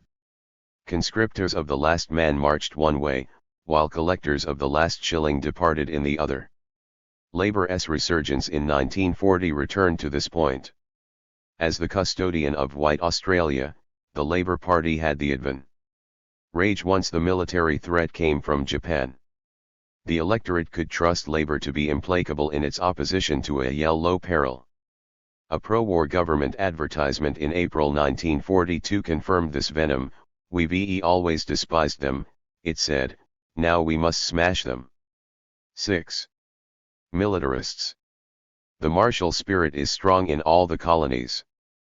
Plain living and high thinking are no more popular with us than with our kinsfolk elsewhere, but plain living and hard fighting, if on horseback, come very near indeed to the ideal of thousands of young Australians. Alfred Deakin, The Federal Story. The defeat of the conscription plebiscites in 1916 and 1917 nourished the legend of anti-militarism as a component of Australian radical nationalism. The defeat of the plebiscites was not an anti-war vote. An examination of militarism in Australia will define its nature more closely. At the beginning of Chapter 1 of the Australian Legend, Russell Ward claimed that the legendary Australian hates officiousness and authority, especially when these qualities are embodied in military officers. Yet he also wrote, some 229 pages further on, that the Australian tradition being what it is natural that it should be particularly potent in wartime, because active military service reproduces so many of the conditions of life in the nomad tribe. Moreover, he clinched his discourse on the apotheosis of the nomad tribe by quoting a war poem in full. This seeming contradiction can be resolved once it is realized that before 1914 anti-militarism in Australia did not mean opposition to war but opposition to wars fought by military cliques. The demand was not to end war, but a call for all men to share in the fighting. Universal military service was once more the companion of universal suffrage. The revolutionary armies of France were the first to put this ideal into practice with the levée en masse. It was enshrined in the U.S. Bill of Rights, which recognized that a well-regulated militia being necessary to the security of a free state, the right of the people to bear arms shall not be infringed. Indeed, it would appear that compulsory military service is the usual way in which new or revolutionary states bind their members together, and to the state. Moreover, universal conscription was a radical, at times a revolutionary, demand. It existed among the Chartists. Fergus O'Connor, for example, linked his land plan with a national militia who will fly to the cry of "my cottage and my country are in danger." In line with this tradition, the new Constitution and Order of Things, proposed in Victoria the day after the attack on the stockade of Eureka, contained 3 military proposals out of 8. One was that every male between 16 and 60 years of age to be at once enrolled as citizen soldiers, each man to provide and bear arms and ammunition, elect officers. That demand had 2 sources. First, there was the threat of Russian attack. Secondly, there was a belief, amply justified at Eureka, that a standing army means the military caste, altogether antagonistic to democratic practices and ideals. This view was strengthened by Colonel Tom Price's command to aim low, boys, and lay them out, during the Maritime Strike of 1890, and the Queensland Rifles suppression of the Shearers' strike around Barcaldine in 1891. Shortly afterwards, when radical nationalists perceived Australia to be in need of an army, they had no hesitation in choosing universal service. A democratic militarism was the logical consequence of our radical nationalism. Militarism was the last component to be added to Austria. 74. Lift's radical nationalism. Although it found early support from people like Henry Lawson and Billy Hughes, it was not until after the defeat of Russia by Japan in 1904-05 that it gained almost universal acceptance. In this hesitancy, Australia was not exceptional. After the final defeat of Napoleon in 1815, Britain engaged in only minor wars, Crimea included, for the next 100 years. Despite innumerable skirmishes and scares, total war was absent for almost a century. Equally important was the nature of Britain's, and Australia's, strategic requirements. It was very easy for Britain to maintain a holier-than-thou attitude towards German militarism because Britain's defence lay in its navy. Navalism has somehow never been as reprehensible. Australia in the 19th century was likewise dependent on naval defence, and on Britain's navy at that. Because Australia's defence was someone else's responsibility, it could avoid martial fervour, except when Britain was at war, as in Crimea, the Sudan, and against the Boers. Australia's imperial patriotism on such occasions was no less than that of Britain herself, and a good deal more intense than Canada's. Despite the predominance of navalism, even Britain showed some signs of militarism around 1870 and after. This shift was connected with the Franco-Prussian War, but was more generally the natural accompaniment to the acquisition of a new empire. Two relevant books appeared.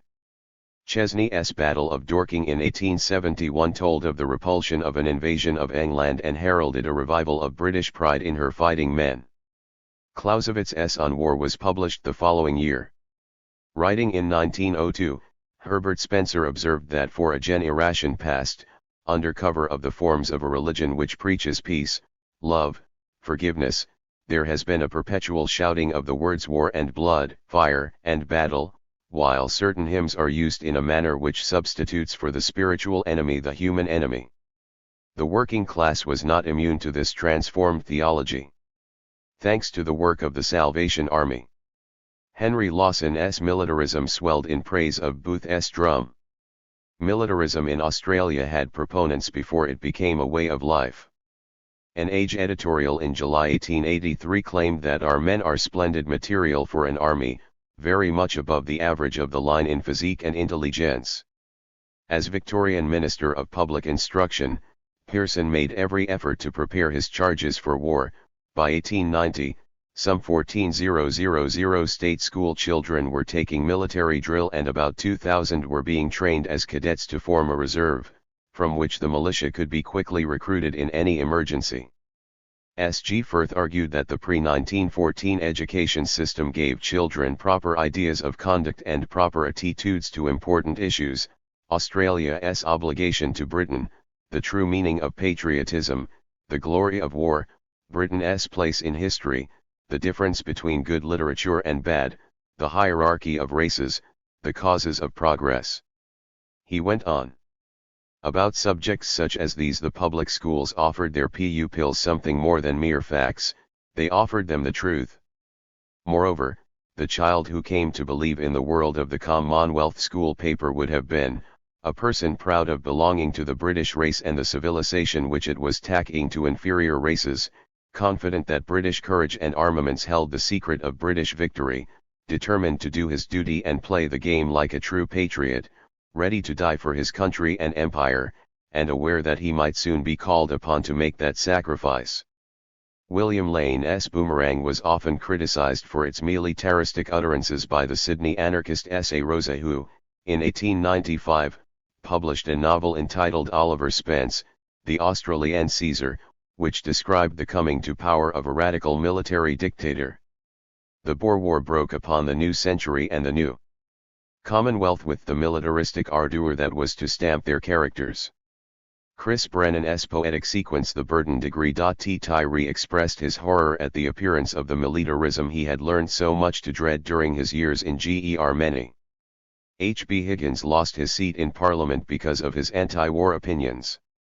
The ambiguous response of Australian radical nationalists to the Boer War stemmed not from any anti-imperialist sentiment but from their vision of the Boer as the prototype of the Australian warrior who would eventually have to fight to keep Australia white. Militarism in Australia was the logical outcome of the racism described above. Time and again, Labour leaders made the connection explicit. It is useless to say peace, Hughes told the House of Representatives in 1907, when there is no peace. He continued. We should be prepared for the serious contingency of warfare, which will inevitably overtake us sooner or later. Our population is less than 5 million, and we propose to maintain the policy of excluding colored persons from the country, although Australia is within a few days' steaming distance of countries inhabited by nearly 1,000 million colored people. We can maintain this policy only by preparing to defend ourselves by an armed force. Senator Pierce likewise had been convinced that the only doctrine these races respect is the doctrine of force. Our White Australia legislation is so much waste paper unless we have rifles to back it up. Or, as the worker declared, militarism is a curse of the greatest, but it is less a curse than the armed occupation of your country by invaders, possibly by invaders of an inferior race. This argument carried the vote in favor of conscription at the 1908 Labour Conference, where the party's federal leader, J.C. Watson, stressed that Australia had to face the position with respect to a people who were clever and warlike and who were not governed by altruistic motives. For good measure he invoked the prospect of the awakening of the sleeping giant. China. At the 1913 Australian Workers' Association Conference, a motion condemning the Commonwealth's compulsory military scheme was defeated on the grounds of the danger of an Asiatic invasion. This fear worked against Hughes in the 1916-17 plebiscites because his success would have left Australia even more vulnerable to attack. The Yellow Peril had a belated triumph at the 1918 Federal Labour Conference in Perth. Despite the recent departure from Labour's ranks of most of the more vociferous warmongers, the conference came out in favour of continuing with compulsory military training for service within Australia. Some delegates were converted to support when extracts from Kayahara Kwazin's Third Empire were read. Japan's destiny lies south of the equator. Australia is indeed a land destined for the Japanese by God, but stolen, years ago, by the English.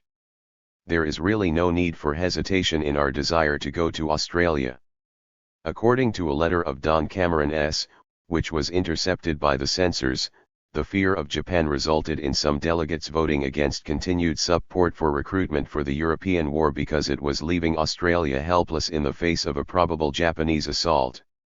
The rise of democratic militarism in Australia can be traced through the career of its lifelong advocate, William Morris Hughes, the Little Digger, whose military career began in Earnest in England in 1884 when he joined a volunteer battalion of the Royal Fusiliers. In an interview with the Bulletin, Hughes sketched his approach to military questions, complete with the mythos of yeoman heroes. The standing army means the military caste, altogether antagonistic to democratic practices and ideals, as seen in the insolence and cruelty of the German officers to civilians. Citizen soldiers are cheaper, and the Boer War has proved their efficiency for defense. The whole population ought to be trained to arms, every male between 18 and 21 undergoing 3 months training every year, of which 6 weeks should be continuous. By 21, he should be a fair soldier and a respectable shot.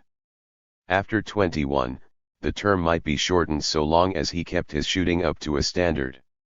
I take it this country doesn't want an offensive army, but an armed people who can shoot straight, and a regimental machine so that every man can fall automatically into his place no matter how suddenly the trouble comes. Straight shooting should be encouraged by assistants to rifle clubs and national prizes for good marksmanship. Encourage shooting till it becomes the national sport, as archery used to be in England. In the first Commonwealth Parliament, Hughes raised a lone Labour voice in his call for compulsory military training. By 1903 he had gained 2 supporters, J.C. Watson and W.C. Spence. The turning point came with the Russo-Japanese War.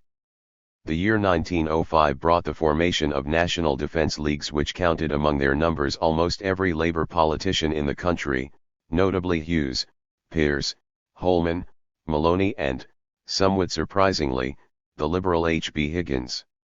Thus strengthened, Hughes returned to the attack.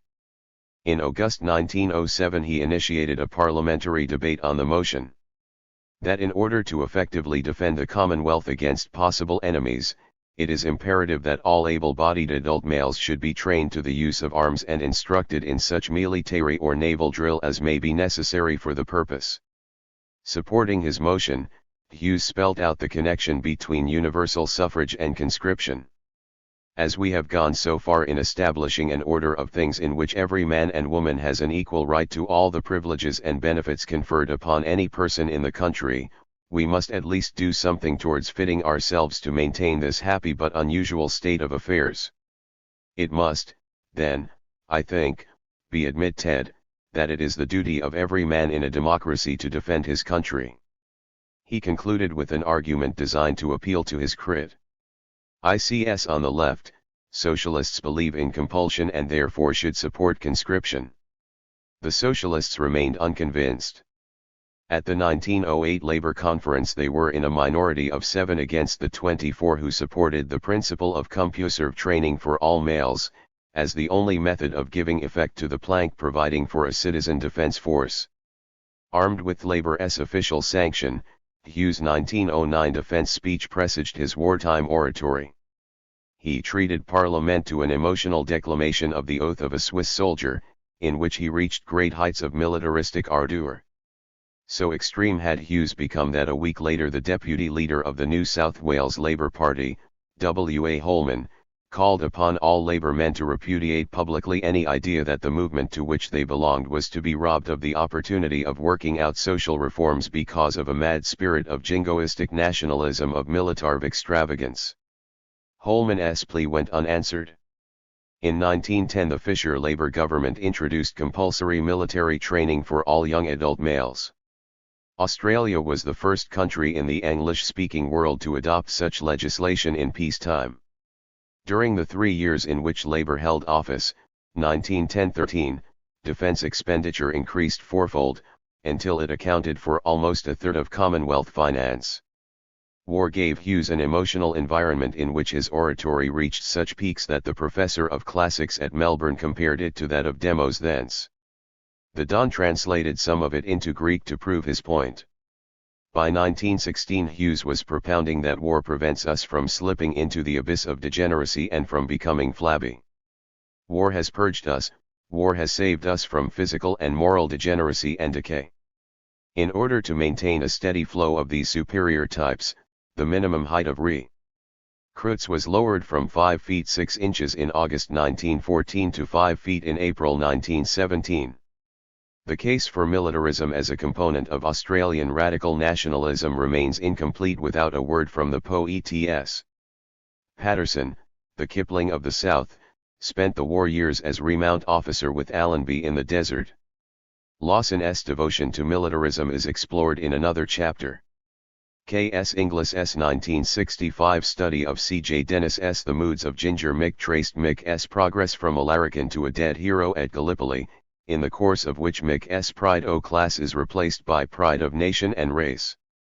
Mick has been ennobled by warfare. He gives up the booze for his country, gets physically fitter, becomes a corporal, and reflects, I know what I was born for now, and Salgerin me game. As Inglis pointed out, the bloke is redeemed through his love of Doreen and through becoming a farmer. For Mick there can be no redemption outside death. Lawson employed the same theme in The Ballad of the Black Sheep. An earlier poem by Dennis, The Australize, alluded to the armies of revolutionary France. 6 years before the Great War began, Dennis was mocking the jingo fellers of Australia. Cobbers, chaps and mates. Hear the enemy kickin' at the gates. Blow the bugle. Beat the drum. Uppercut and out the cow. To kingdom come. Although militarism was a late corner to the nationalist tradition, it was by no means incidental to it. As the machinery for keeping Australia white, its importance is immediately established. Although its acceptance in the form of conscription was delayed until 1910, its roots lay within that view of man embodied in the mythical Australian with his attention to physical attributes. Certainly, this outlook needed a major war before it could reveal its logic, just as the mythical Bushman needed the war before his ethos could be accepted by the majority as their national type. It had to be a war. Only a mass sacrifice of individuals for the nation in defense of the empire could bind together the hitherto diverse but nonetheless complementary strands of the Australian experience. Racism, democracy, nationalism, and imperial loyalty formed ranks to storm the parapets at Gallipoli. Only with their reconciliation could Australians make a nation. 7. Novelists.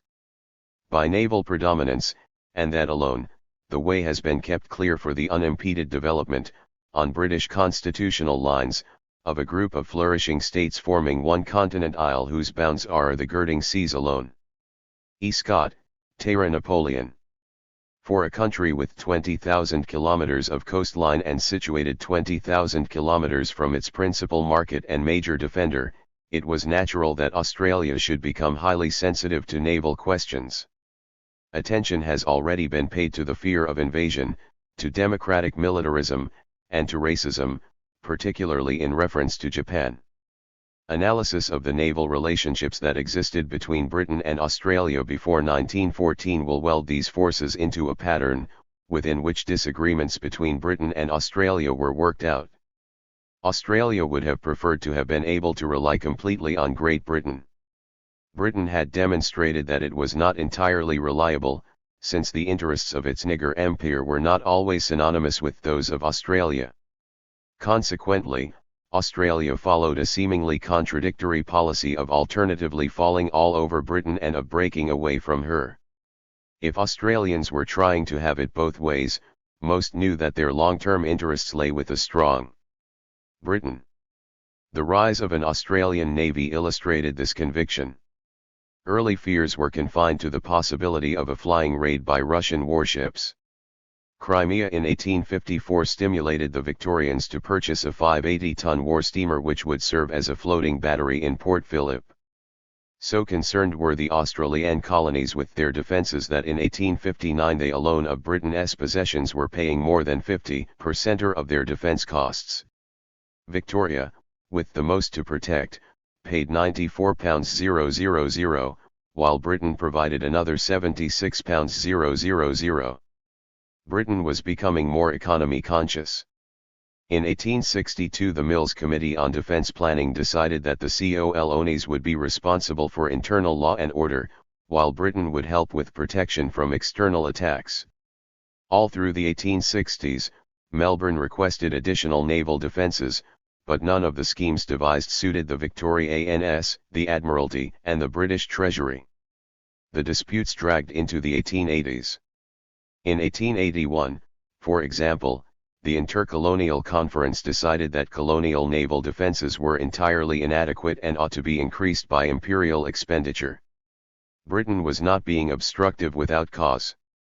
The Colorado Nile governments wanted ships that could move out into the open seas in order to seize Pacific territories. Queensland purchased the Guyana with this aim expressly in mind. Britain had no objection to coming to Australia's aid if she were attacked.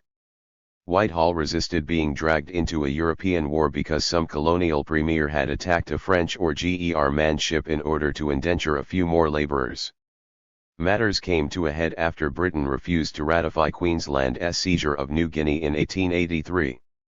2 years later, the leader of the opposition in Queensland, Samuel Griffith, endorsed the view that until the colonies take the matter to some extent in their own hands, that degree of security will not be attained which we should like to feel, and which, with our geographical position and wealth, we are entitled to expect and bound to insist upon. Nothing could be plainer. Australia was isolated and worth attacking, but it was inadequately defended and consequently resentful. The year 1887 saw the adoption of a naval agreement which, if not entirely satisfactory, went a long way to gaining as much as could be expected from Britain. The compact was to last 10 years. Britain was to supply 5 fast cruisers and 2 torpedo gunboats at a cost to the colonies of little more than £120,000 pa for upkeep and depreciation. Most importantly, the ships could not be removed from Australian waters without the consent of the colonies. This clause overcame the major source of concern, since there was no point in paying for a fleet in peacetime if it were to be taken away once an attack became imminent. Deakin was not pleased. In a lecture to the Australian Natives Association he expressed his desire to see the time when a powerful fleet for which Australia shall pay, will patrol our coasts and prevent the approach of any hostile cruisers, and I may perhaps even hope to see the day when Australia shall send out for the control of these seas a fleet built, manned, equipped, and maintained by herself which would give her control of the Pacific. His oratory led Deakin on to say more than he perhaps intended, if not more than he really believed. His address ended with a defiant call, "Let each say our community is ready for defense, and if necessary for offense. Then let the ambassadors of Britain take the position in the courts of foreign nations which ancient Rome took up at the court of Carthage, and say, we yield you peace or war, have which you will, and let us in these Australian colonies take as our motto advance Australia, but let us add also that gallant motto of old Scotland, nemo me impunc lacessit." Britain was barely sympathetic to either of Deakin's objectives. It did not relish the prospect of Australian imperialism or of a major war, both of which Deakin seemed prepared to take in his stride. There were, of course, some intrepid souls who, even in 1888, were prepared to oppose the annual naval grant to Britain on the grounds that Australia should devote itself wholeheartedly to building up its own fleet. While this outcome was the conclusion of Deacon's position, very few were prepared to forego British protection in order to launch upon such a major and, in the short term, risky undertaking. Most had to be content to build within the framework Britain offered. Nonetheless, by the late 1880s the Australian colonies were better defended than the rest of the empire. This situation altered during the 1890s when auxiliary Australian forces were allowed to run down, partly because the 1887 agreement provided protection and partly because the colonies could not afford further expenses during the Depression. The signing of the First Anglo-Japanese Alliance took place, unheralded, on January 30, 1902. Its scope was limited to offering each other support in China and Korea. It was not necessarily seen as such in Australia, which had just spent so much time in its first Commonwealth Parliament devising means of keeping Japanese out. This British indiscretion was compounded 5 months later at the Conference of Colonial Premiers, which adopted a naval agreement totally reversing the 1887 policy. The Admiralty came forth with its strategy of one sea, one fleet, arguing that naval defense cannot be a matter of merely local interest. Naval defense consists of a general offensive designed to destroy the enemy ships wherever they may be. Since the seas are one, this offensive must be under a single control, therefore there must be a single imperial navy. The New Zealand Premier, said, concurred that an enemy attack on Australasian trade would centre at the Cape of Good Hope and not off the coasts of Australia or New Zealand. Only an imperial fleet would cope with this style of engagement. The final agreement showed some sensitivity to Australian opinion. The Admiralty was bound to maintain a fleet in the Western Pacific but was free to shift it anywhere in the Australian, China or East Indies stations. This power of removal was a blow at the 1887 principle under which ships on the Australian station could be moved only with the assent of the colonial governments.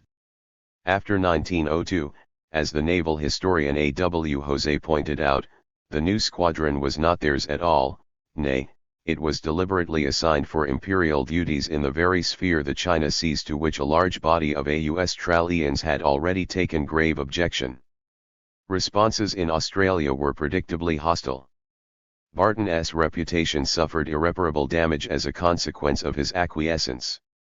Reid and the Labour Party attacked, while Deakin, though in the ministry, was less than enthusiastic. The necessary Validation Act was passed only after Barton had made the vote one of confidence and with the addition of a clause whereby purely Australian naval defence forces were to be maintained in addition to the new Imperial Squadron. Such Australian forces, ships, and armament, shall be maintained by the Commonwealth and be solely under its control. Various schemes emanated from Australia in the wake of Japan's accession to Pacific preeminence. These plans were the work of Captain William Creswell, who had been appointed Director of Commonwealth Naval Forces late in 1904. Deakin realised that the 1902 agreement would not easily be overthrown. Since Commonwealth expenditures were restricted till 1911, an Australian Navy could be financed only with Admiralty support and would attain maximum effectiveness only if the Admiralty accepted it as part of its strategic planning. Britain was not willing to agree, for reasons that Deakin explained to the House in 1907. At the very outset, the Prime Minister of Great Britain met us with the frank avowal that the British government preferred no claim for money in relation to naval defence, and went on to add the extremely pregnant statement that the control of naval defence and foreign affairs must always go together. If honourable members appreciate the force of the axiom, they will see that it implies such both now and in the future. It implies that for the present, seeing that we have no voice in foreign affairs, we are not obliged to take any part in imperial naval defence. It implies, also, with equal clearness, that when we do take part in naval defence, we shall be entitled to a share in the direction of foreign affairs. This reasoning made the possession of a navy vital to Australia. Influence on foreign affairs meant influence on Britain's relations with Japan, which meant life or death to Australia. After much negotiation, Deakin realized that Britain would give in only to action, not to mere entreaty. In 1908, he indulged in the boldest act of foreign policy and invited President Roosevelt to send his Great White Fleet on a visit to Australia. Deakin's purpose was twofold: he wanted to shock London and to stimulate among Australians the demand for a local navy. In both he was successful, and the Age publicized his view. Without such a navy, a war declared tomorrow between our and almost any hostile power would infallibly involve us in direct trouble. The Imperial Australian Squadron, poor thing it is, would be withdrawn immediately from our waters to the more distant scenes of conflict. Of this there is not the smallest shadow of doubt. Britain has repeatedly warned us that we must expect it. Our situation then would be positively hopeless, hideously helpless. Deakin did not confine himself to propaganda. He was proceeding to build a navy for local defense purposes when he was replaced as Prime Minister by Andrew Fisher, who took over the plan. Deakin's initiative paid dividends. In 1909 the British government willingly agreed to Fisher's suggestion to an Imperial Defence Conference to discuss Australia's moves and to deal with the Dreadnought Scare. 88. Australian response to the Dreadnought Scare is illustrative of the delicate, and seemingly ambivalent, balance that marked relations with Britain.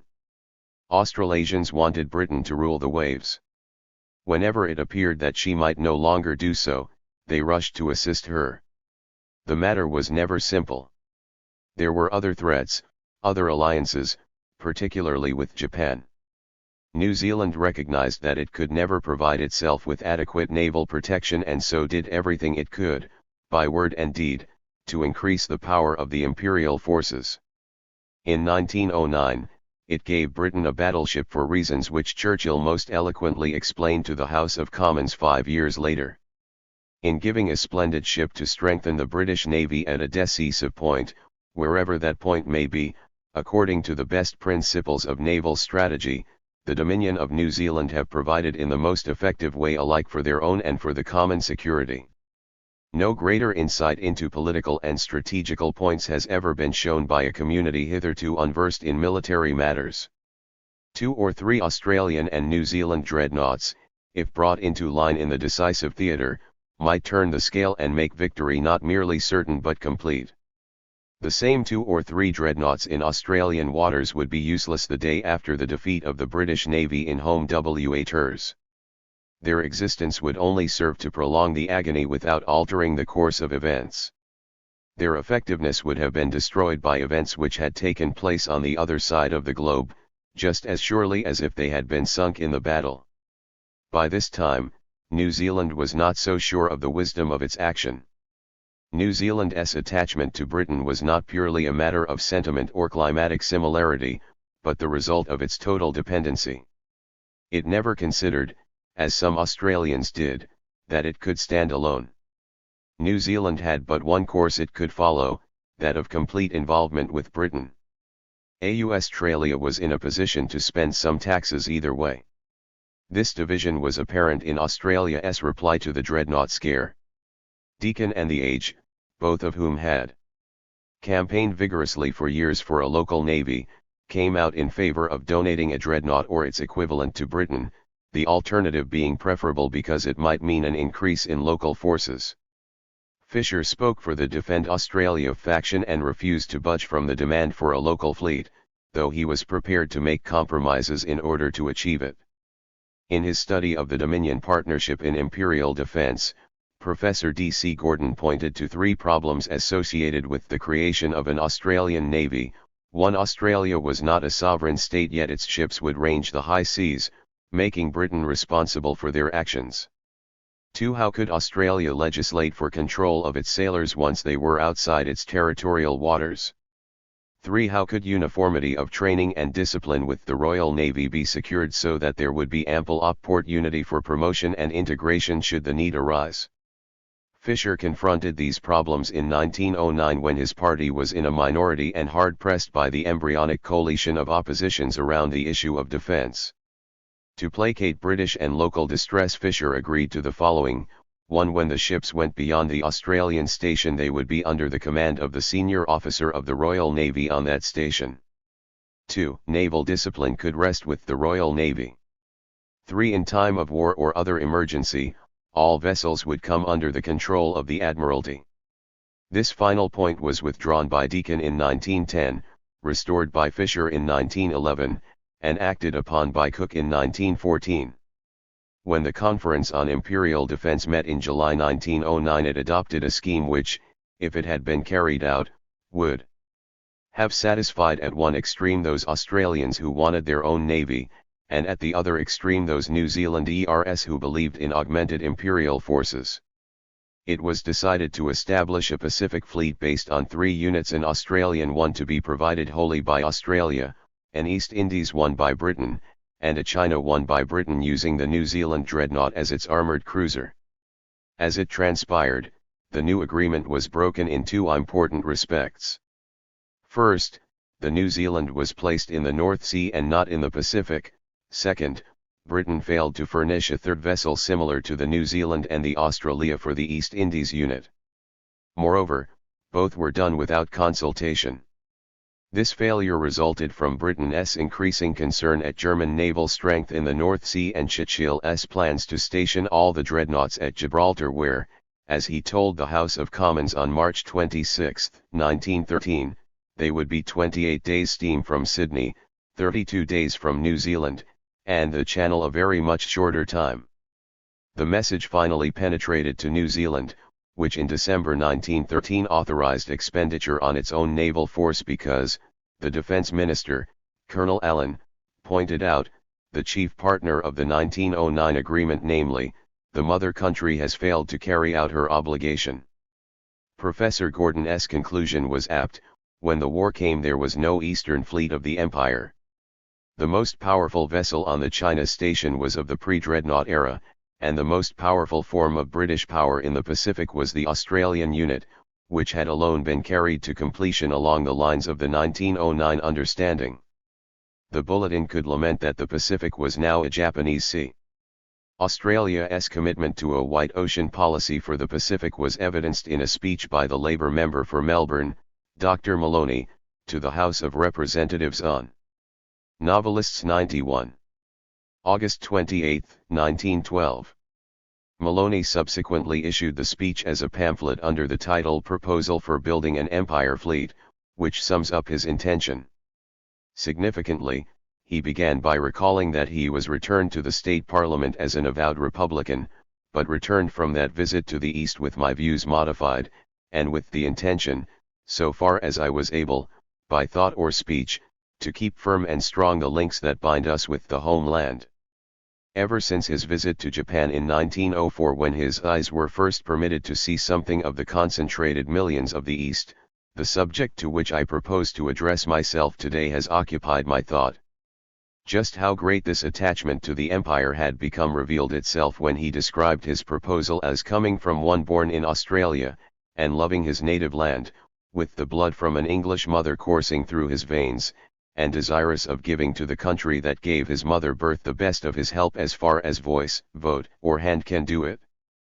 In reply to an interjection, Maloney offered to volunteer himself in the event of war, if it would help. The burden of his argument was that land armies were not sufficient to the task. Only an empire fleet could prevent Australians from becoming German helots or Japanese slaves. Prophetically, he realized that, in order to attack Australia, Japan would have first to attack the Philippines, which would bring the United States to our rescue. Maloney never became specific in his proposals, but he showed a keen recognition of the dangers to Australia inherent in the reigning naval agreement and in the weakness of the Australian fleet. If England were to go down, the result would be disastrous to the Anglo-Celtic Saxon race all the world over, whether they were living under the Stars and Stripes, the Union Jack, or our Australian flag. If England were only injured in the northern seas, we should be rendered helpless against one of the greatest fighting nations the world has ever known. What could we do unaided against such a nation? We might die bravely in defense of our country, and I know that Australians would gamely face any odds, but victory lies in large battalions of men. Maloney concluded with a torrent of imperial rhetoric: the seat of the British Empire is in Europe, the heart of the race is in the capital of the English world. If that be injured or destroyed, then all our hopes and ideals, the greatest the world has seen, must sink into the gloom of oblivion, and the world be the poorer, that our civilization, with all its wider life and greater opportunities, was strangled ere it had a chance. Not bad for a pro-Boer. 8. Poets. Poetry is the true nation maker, yeah, mayhap at the last day the nations shall be judged by the poets they have produced.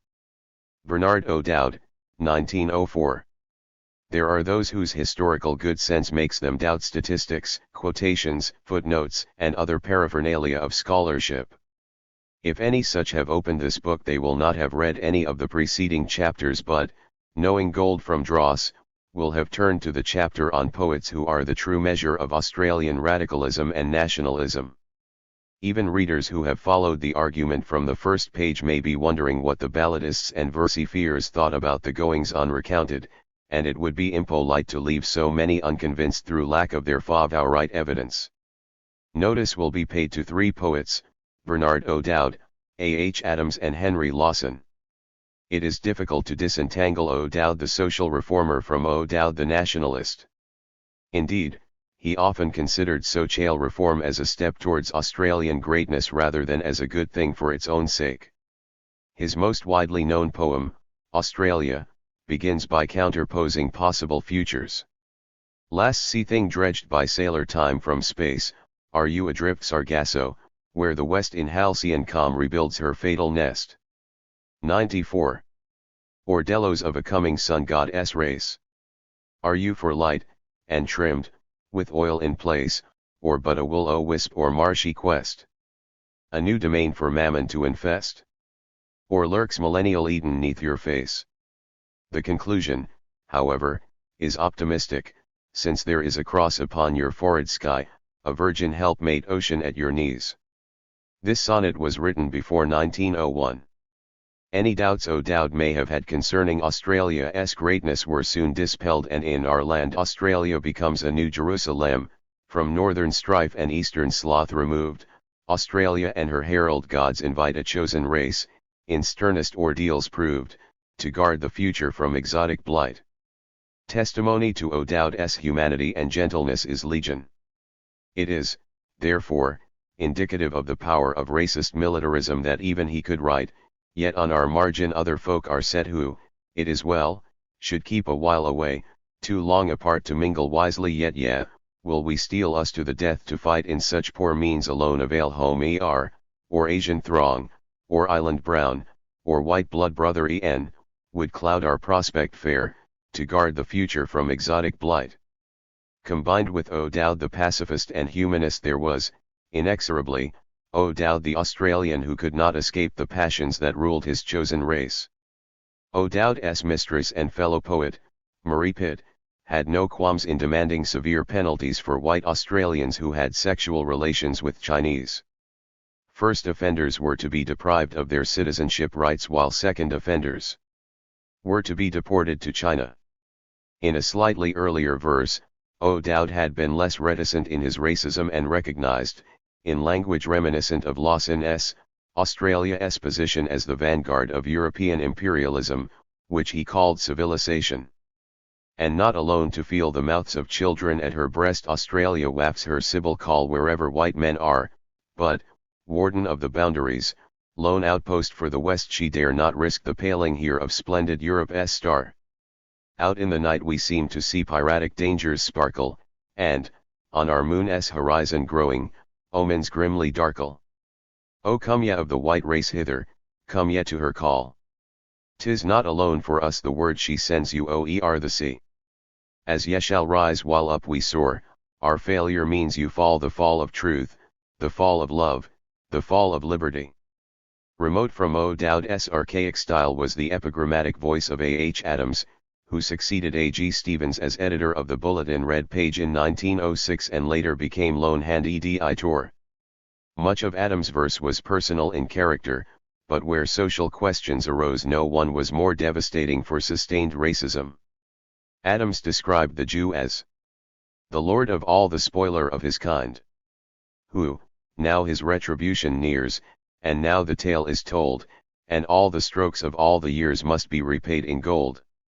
For him your armies win and lose, his toll he takes alway. The jackal of the world can choose disdainfully his prey. He slinks about your trade, your wars, his mouth is ripe to drain the red wine of the conquerors, the red blood of the slain. Fear of Asia and the militarism that it provoked are evident in 1 hour to arm. Along the frontier of our north, the yellow lightning shudders forth. But we have shut our eyes. Yet in the tropic stillness warm, we hear the mutter of the storm, that all too soon must rise. After the flash the thunder comes, and now the menace of the drums wakens this pregnant calm. Prolong this hush of warning, Lord, that we have time to clutch the sword. Grant us 1 hour to arm. The discussion now concentrates on Lawson. H. M. Green, author of a massive history of Australian literature, claimed that if we were set the impossible task of finding some single work to represent Australia, it would have to be one of Lawson's. For an Australian to read him in another country is to breathe the air of home. Russell Ward included Lawson in his trinity of nationalist authors alongside Patterson and Furphy. It will be a somewhat novel Lawson who appears in the following pages. Some of the themes to emerge will be racism, an anti-democratic temper, anti-intellectualism, militarism, and anti-Semitism. The combination of these in any other writer would place him in the category of fascist. Indeed, in 1969, an Australian Nazi declared, "If Lawson had written in this style today, he would definitely have been classed as a bigot, a racist, and a Nazi." Lawson stood for his white race, his people, and strong nationalism against the communist policies of integration and internationalism. This is not to say that Lawson and Hitler were as one. Rather, Hitler might have had to dispose of Lawson as he did the lead ERS of the SA who wanted to push ahead with the anti-monopolist part of their program. Lawson was a fascist in the sense that fascism is a movement of protest against big business and Jewish financiers. That this kind of fascism rarely comes to power, and when it does is promptly squashed by the traditional conservatives, does not mean that it is not one of the many varieties of fascism. The usual view is that Lawson was a socialist. On the centenary of his birth in 1967, the Communist Party's paper Tribune devoted 8 pages to a celebration of one of Australia's best-known and loved writers. Evidence for Lawson's socialism comes from poems such as Faces in the Street. Yet there is nothing specifically left about this kind of sympathy. Numerous passages in Mein Kampf deplored the suffering of ordinary people. The peasant boy in the big city walks the streets, hungry, often he pawns and sells his last possessions, his clothing becomes more and more wretched, and thus he sinks into external surroundings which, on top of his physical misfortune, also poison his soul. If he is evicted, and if this occurs in winter, his misery is very great. What is important is an author's view of why these sufferings occur and how they can be eliminated. Lawson's occasional calls for revolution have led some critics to see him as aggressively class-conscious. This is not so. Like the rest of the radical movement in the 1880s and 1890s, he was a firm supporter of the old middle-class leaders such as Jack Robertson and Sam. Moreover, Lawson's disapproval of the rulers was never complete. They were not pictured as wholly bad or as irrevocably so. He had a Dickensian view of kings and squatters as being good men at heart. The fire in the fire at Ross's farm is eventually beaten because of the arrival of the squatter. Nor was Lawson always opposed to English gents. Let bushmen think as bushmen will, and say what they choose. I hate to hear the stupid sneer at new chum jackaroos.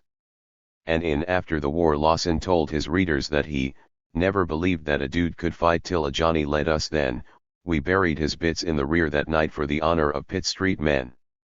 The first man to volunteer to remain on the sinking Seabold is a merchant stout, his face was brown and tan. I'll volunteer to stay on board, for I am an Englishman. Lawson's support for unionism did not outlive the century. "I am too old to rat" has been misinterpreted. The speaker is saying that he is seriously disturbed at the trend of events in the labor movement but cannot bring himself to leave it. It is a cry of resignation, not defiance. By 1899 Lawson was describing the Union creed as narrow, that is, not national. 10 years later in The Land of Living Lies his account of the strikers is that, they were men professing nothing, yet Australians through and through, and their every act was hampered by the contained comrade crew. And further on. Here are hints of his nationalism and anti-intellectualism. Yet surely the final line contradicts the earlier claim that he was anti-democratic. Lawson was in favor of government for the people, but not of government of or by the people. Instead, he longed for a strong ruler, as in Cromwell, who, "In my country's hour of need for it shall surely come, while run by fools who'll never heed the beating of the drum, while baffled by the fools at home and threatened from the sea lord. Send a man like Oliver and let me live to see. Such a man would become the king of our republic and if you find him unyielding, when his living task is set, I have told you that a tyrant shall uplift the nation yet." The connection between a popular dictator and militaristic nationalism was thus made clear. But it was an old theme of Lawson's, one which he expressed in Australia's Peril, written 5 years earlier in 1905.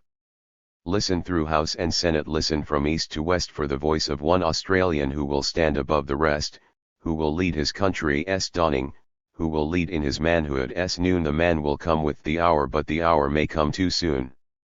Lawson's objection to democratic politicans was that they factionalized and divided the nation. His view of nationalism was the organic one common to fascism. He objected to 13 little kings of 13 parliaments.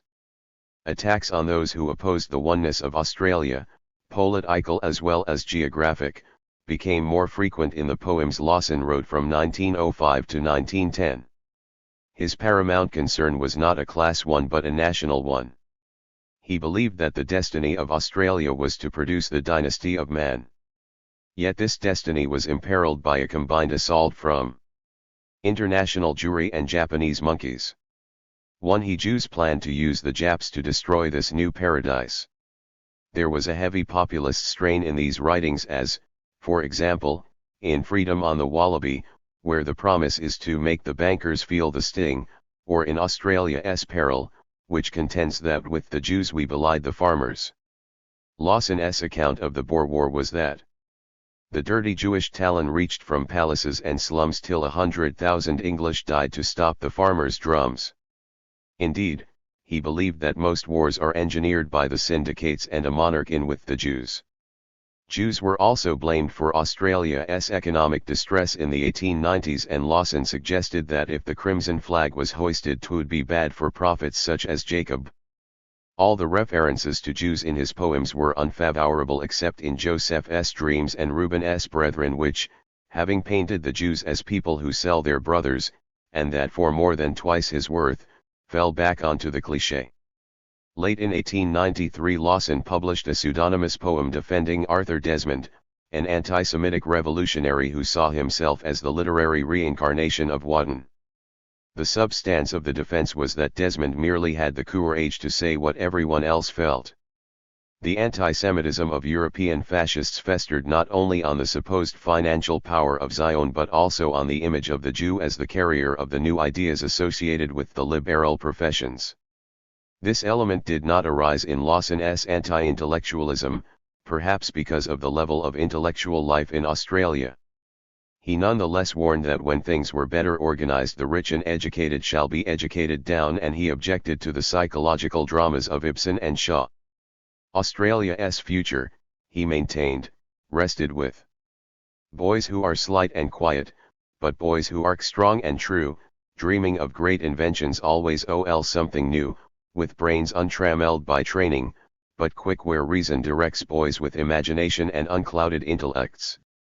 These intellects would do something manly and useful by becoming Australian engineers on Australian ships to drive away the Japanese. Fear and detestation of Asians was the central theme of Lawson's political verse, and it infected everything he wrote in this connection. The threat from Asia was at the base of his militarism, but it was not its cause. Long before the rise of Japan, Lawson was praising war as a good thing for its own sake, irrespective of the cause. From grander clouds in our peaceful skies than ever were there before, I tell you the star of the south shall rise in the lurid clouds of war. It ever must be while blood is warm and the sons of men increase, for ever the nations rose in storm, to rot in a deadly peace. And this we learn from the libeled past, though its methods were somewhat rude. A nation's born where the shells fall fast, or its lease of life renewed. We in part atone for the ghoulish strife and the crimes of the peace we boast, and the better part of a people's life in the storm comes uppermost. When searching for an image of life and manhood, Lawson turned time and time again to war and the battlefield, as in The Friends of Fallen Fortunes and Fall in, My Men, Fall in. In The Dons of Spain, Lawson praised heroism for a cause he opposed, and here's to the bravest of freedom's foes who ever with death have stood. For the sake of the courage to die on steel as their fathers died on wood. Some of these poems were written in the 1880s, long before Lawson became a drunkard and a psychotic, and cannot be attributed to these personal traits. Moreover, his poems were printed by some of the most widely read journals in Australia, especially the Bulletin, where his ideas found a receptive audience. Lawson's response to the Boer War was ambiguous. In Bal Lad of the Cornstalk he told of a restless bushman who was killed, and of the girl who waited for him. It combines sympathy for the soldier's motives in going with compassion for the woman left behind. Though the blessings of the war was patently ironic, it cannot conceal Lawson's long-standing beliefs. I am in favor of the war, and of half a dozen more, and I think we should have had one long before. There is nothing to deplore. I am in favor of the war independent of all statements made by Britain or by Boer. 'Tis a healthy stirring up of the dregs of sorrow's cup, 'tis a joyful thing, as I have always held, for it brings us something new. And I am looking forward to the festive time when Sydney shall be shelled. Lawson supported the Boers, whom he saw as the prototype of the bushman who would have to save Australia. Some of Lawson's poems at this time indicated that his militarist views had not been as popular when he started to write. And they lounged on the rim of Australia in the peace that had come to last, and they laughed at my cavalry charges, for such things belonged to the past. The vision of race war recurred over and again, as in To Be Amused, where he saw the stricken city fall, the fathers murdered at their doors, the sack, the massacre of all save healthy slaves and paramours, the wounded hero at the stake, the pure girl to the leper's kiss. God, give us faith, for Christ's own sake, to kill our womanhood ere this. I see the brown and yellow rule the southern lands and southern waves. White children in the heathen school, and black and white together slaves. I see the color line so drawn, that our brown masters of the dawn might, have fair girls for their lusts. Poets 105. Lawson's interweaving of sex with race again indicates that economic competition was not the sole source of prejudice. In 1912 the government introduced military training for all boys between 12 and 18 years of age. There were almost 30,000 prosecutions for failure to attend the drill parades, and several parents, including prominent socialists, were jailed. Lawson's response was, "There's many a schoolboy's bat and ball that are gathering dust at home, for he hears a voice in the future call, and he trains for the war to come. The schoolboy scouts of the white man's land are out on the hills today, they trace the tracks for the sea beach sand and sea cliffs grim and grey, they take the range for a likely shot by every cape ahead, and they spy the lay of each lonely spot where an enemy's foot might tread." The inevitability and nobility of war were as persistent in Lawson's poems as was the danger from the East. In 1913 he warned, "Beware of the East, O Christian, for the sake of your fairest and best, it is written, and written, remembered, that the tide of invasion goes west. You builded a wall, O China. To keep your enemies out, you cradled the mightiest river and you conquered the flood and the drought. patient and peaceful and honest children of industry, wise with the wisdom of ages, yet they could not let you be. Nor wall nor mountain nor ocean justice or peace could win. You builded a wall, O China.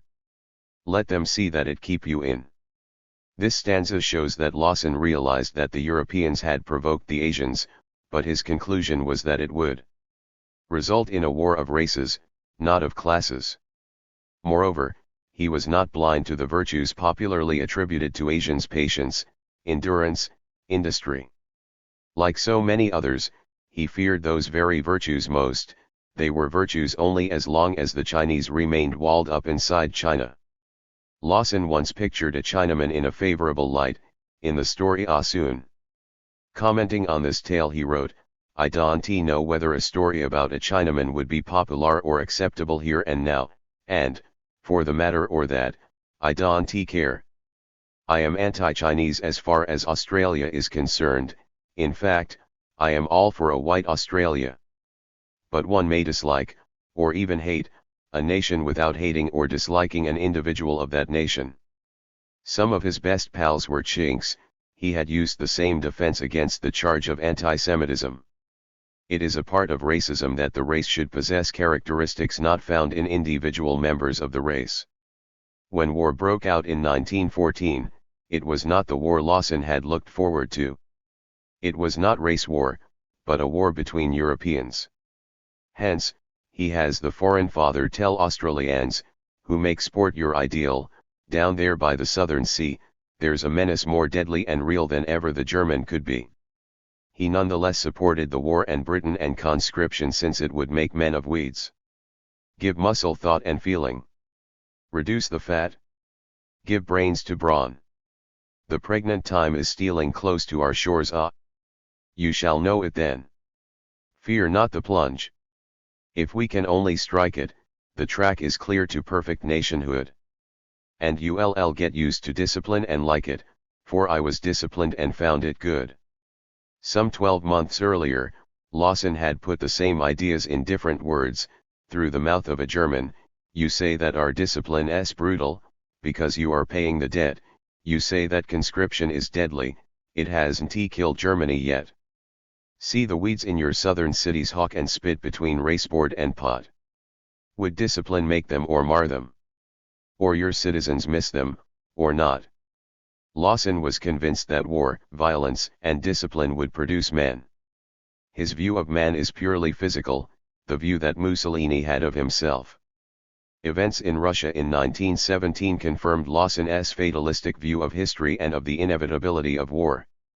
"'Tis the great law periodic till the stars shall be no more, war and revolution, and then, after that, the war."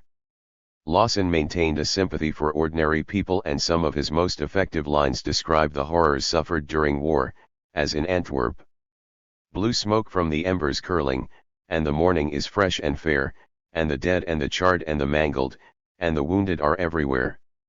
And out on the paths of the fleeing, where remnants are scattered like chaff, the terrible silence of children, and a soldier's hysterical laugh." Yet, on Armistice Day he wrote, "Now is all business stopped, and work and traffic, to give a doubly needless holiday. Now do cold footers howl and yell and maffick, and flappers fling all modesty away. This is the anti-S day, the day for shirkers, and racecourse scum, and touts, and worse than they for monkey tricks that shame all honest workers. And pranks no decent larrikin would play. One raise my window sash, and sit and wonder, while gazing upwards at the starry dome, will men say in their hearts, that grand sky under, if this be peace, God send us war at home." For, as Lawson's anthology Sir Colin Roderick summed it up, Lawson always praised war as the maker of nations, peace as the canker that rotted the national frame, and he welcomed the Holocaust of 1914-18 as the fulfillment of his prophecies. To recapitulate, an investigation of Lawson's verse has revealed the following characteristics: 1. An organic concept of the nation. 2. Idealization of manly virtues. 3. Hostility to finance capitalism. 4. Elitist notion of leadership. 5. Racism, including anti-Semitism. 6. Militarism. If these concepts demand a reinterpretation of Lawson, How much more do they demand a reappraisal of the Australia that Lawson has for so long epitomized? Interlude 9. Pianists. A good deal of the Australian legend depends upon folk song and ballad, which in turn call for portable instruments such as banjos, fiddles and bones. Something must be said about the 700,000 pianos reputedly brought into Australia during the 19th century. The pianoforte, unlike its keyboard predecessors, did not require incessant tuning. Its function in the social life of the 19th century was analogous to that of the stereo system today. It provided popular entertainment and the only opportunity that most people had of hearing symphonies and operas, most of which were issued in piano arrangement. It would be wrong to assume that the 19th century piano was not a portable item. Despite its bulk, it was brought not only 12,000 miles across the ocean but often another 1,000 miles inland, where it could become one wall of a hut. As Roger Covell has pointed out, middle-class values have rarely expressed themselves with more touching gallantry and tenacity than in the sacrifices and discomforts endured by countless families in order to bring this cumbersome symbol of higher values to their chosen home in small unstable ships and on grinding bullock drays. Occasionally the piano was an instrument of oppression of the lower orders, as when Lady Hindmarsh forced 6 sailors to carry hers from the beach to Adelaide. Sometimes, the press ints of a piano indicated that the good things of life were not to be reserved exclusively for those in authority. At least one convict, John Grant, brought a harpsichord with him into exile. Australians took their pianos to Fiji in the 1870s in pursuit of fresh wealth and in the firm conviction that the Pacific was their pond. They had to sell them when things went bad. The piano was the inevitable accompaniment of colonial hopes and despairs.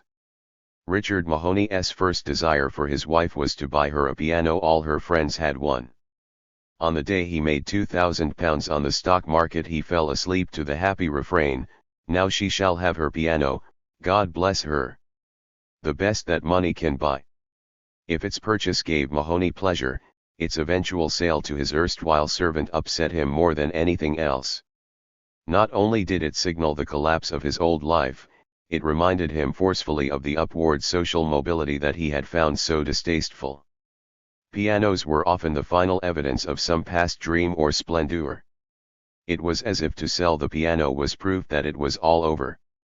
Alfred Joyce, who had started life as a Cockney, ended his days at his Norwood property with the sale of his Collard and Collard. What more piteous sight could there be than Thomas Peel's miserable hut? Everything about him shows the broken-down gentleman: clay floors and handsome plate, curtains for doors and pianoforte, windows without glass and costly china. The piano was not the preserve of the middle classes. It was also the pinnacle of working-class aspirations.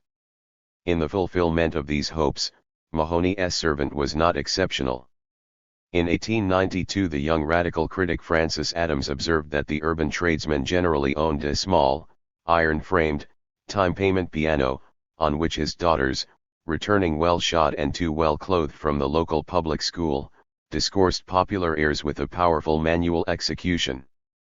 A working class that could afford such luxuries wanted nothing to do with revolution, a fact which William Lane's novel A Working Man's Paradise made clear when the protagonist, a European socialist named Geisner, played the Marseillaise on the piano. His playing did not invoke the cry to arms but was a softened, spiritualized, purified rendering, signifying the struggle in men's hearts. The role of the piano in Australian history was not confined to its usefulness as a barometer of class consciousness.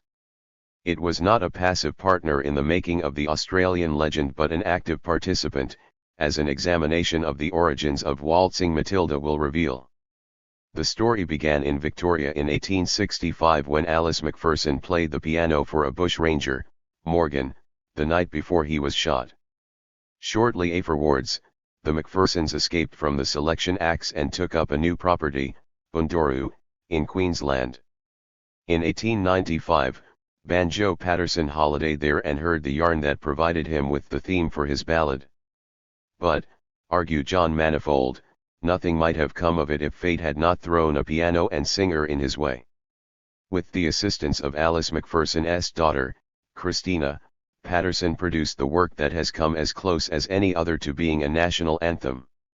Yet, despite its theme of sheep stealing, it was written around a squatter's piano, where, Manifold tells us, 1,000 miles away, the Freehold on the Plain and the Umrala shore were probably also written. While it is true, as Russell Ward pointed out, that Waltzing Matilda epitomizes his mythical Australian-ess attitude to authority, it became the most popular of Australian folk songs only because it received the imprimatur of Thomas Wood, a pianoforte examiner from the Trinity College of Music. Wood's visit took place in 1932. Before then, Waltzing Matilda had been considered impolite. But what, asks Covell, could be more respectable than an English music examiner? Thus we are forced to ask, what kind of nationalism is it that must await the visit of an English music examiner before its anthem can become accepted? And what kind of radicalism is it that allows such a prominence to pianos? Part 2. 10. Immigrants. But never let our sons forget, till MCM re self be dead. If Britain gave us birth, my lads, Australia gave us bread. Marcus Clarke, an Australian Peon, 1876. Men migrate in hope. This statement was certainly true of the million or more people who came to Australia in the 19th century. They hoped to escape from the oppressions of industrial capitalism. They hoped to find economic, social, religious, and political independence. If they did not fully realize these expectations, most of them did sufficiently well to encourage others to follow. In order to appreciate these hopes, it is necessary to see them in the context of a relentlessly expanding urban, industrial capitalism which destroyed the old ways of independence and agriculture. The London artisan had sought to preserve his independence first through becoming a master himself, then through a collective independence in the Owenite upsurge, and finally by becoming a hawker of bootlaces, oranges, or nuts. The agricultural laborers pined for the parcel of land that would guarantee their liberty. But whichever form independence took, the immediate response to capitalism was a rejection of its technology rather than a demand for the abolition of its property relationships. From the revolutionary Robert Owen, through the radical Cobbett, to the reactionary young Englanders, the response was the same: down with industry. Down with cities. Divide the land. Every man a master. In England, these demands were necessarily doomed to fail. Not so in Australia, a country with expanses of unoccupied land, and seemingly limitless opportunities for the thrifty, hard-working craftsman. The more enterprising convicts had won their successes before Macquarie's arrival in 1810. Although any impression of unending joyosity among the convicts would be misleading, it must be admitted that the minority whose principal misfortune in Britain was to have had no property were often able to remedy the situation in Australia. Free settlers were even better placed. Michael Rowe has shown. Between 1800 and 1806 about 1,000 immigrants came to NSW who can be traced in the muster of 1814 and/or the census of 1828. Of these, less than 200 describe themselves in the later returns as mere laborers or servants totally bereft of any land or stock. Another 100 were landless tradesmen, whose wealth cannot be assessed. The remaining 800 all owned something, be it James Daly's 15 acres and 2 head of cattle, or the 14,000 acres and 1,000 head belonging to John Dugan. The norm was 50 acres, a couple of horses, and 10 to 20 stock animals. Despite being selective, the statements in Caroline Chisholm's pamphlet Comfort for the Poor give a fair indication of the improvement achieved by the vast majority of the pre-gold rush emigrants. This rise was particularly true of Irish settlers. In 1845 John Kay of Dublin could write, "What do I think of the country? Why, it is twice the country it is at home. I am sure, I can kill my own cattle here, and have a store of 150 bushels of wheat." I am better off than ever. My father was at home, he could not feed me as I can feed my children, and I have fowls in abundance beside eggs and milk. As this was being written, Ireland, from where 20% of Australia's population had come, was in the grip of the potato famine, during which over 1 million people died. Severe as the 1840-44 depression was in Australia, there is no evidence that it resulted in even one death by starvation. The tenacity with which many Irish tenants clung to their holdings during the famine, despite overwhelming odds, was in part due to their recognition that their landlords were sometimes prompted to pay passage money to Australia in order to be rid of them. Late in December 1848, the radical newspaper The People's Advocate gave an accurate appraisal of the emigrant mentality. The mechanic who emigrates to this colony has the same object in view as the capitalist. Ask anyone what he came to the colony for, and his answer will be, to better his condition. Edward Hargraves's publicity campaign on behalf of Australia's gold resources set the seal on her image as the land of opportunity. One of the last convict mutinies was in 1852. The Colonial Office was considering abolishing transportation to Van Diemen's Land, as the gold discoveries on the mainland had finally demolished the Antipodes as a place of terror.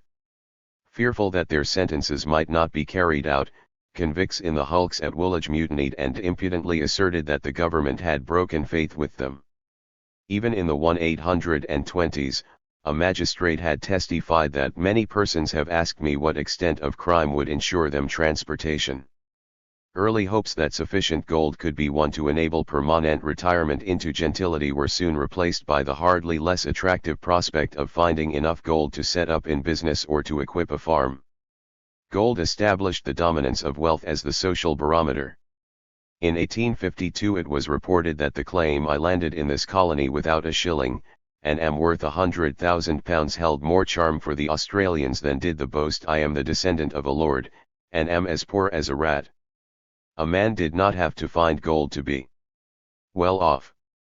In 1852 a wage earner could write that he had had no prospects in England, but here thank God I have, and I have never yet regretted leaving my native country, and I hope one never shall do. High wages were not the only boon to the new chum. The rigour of the Australian sun was important in the drive for the 8-hour day, which Melbourne stonemasons achieved in 1856. Most significantly, during the struggle for this boon, and in the even more tenacious battle to maintain it, sections of the workers were prepared to accept a wage cut proportionate to the reduction in hours. What workers today could afford to give up 10 or 20% of their income? The 1850s in Australia deserved the designation affluent more than the 1950s.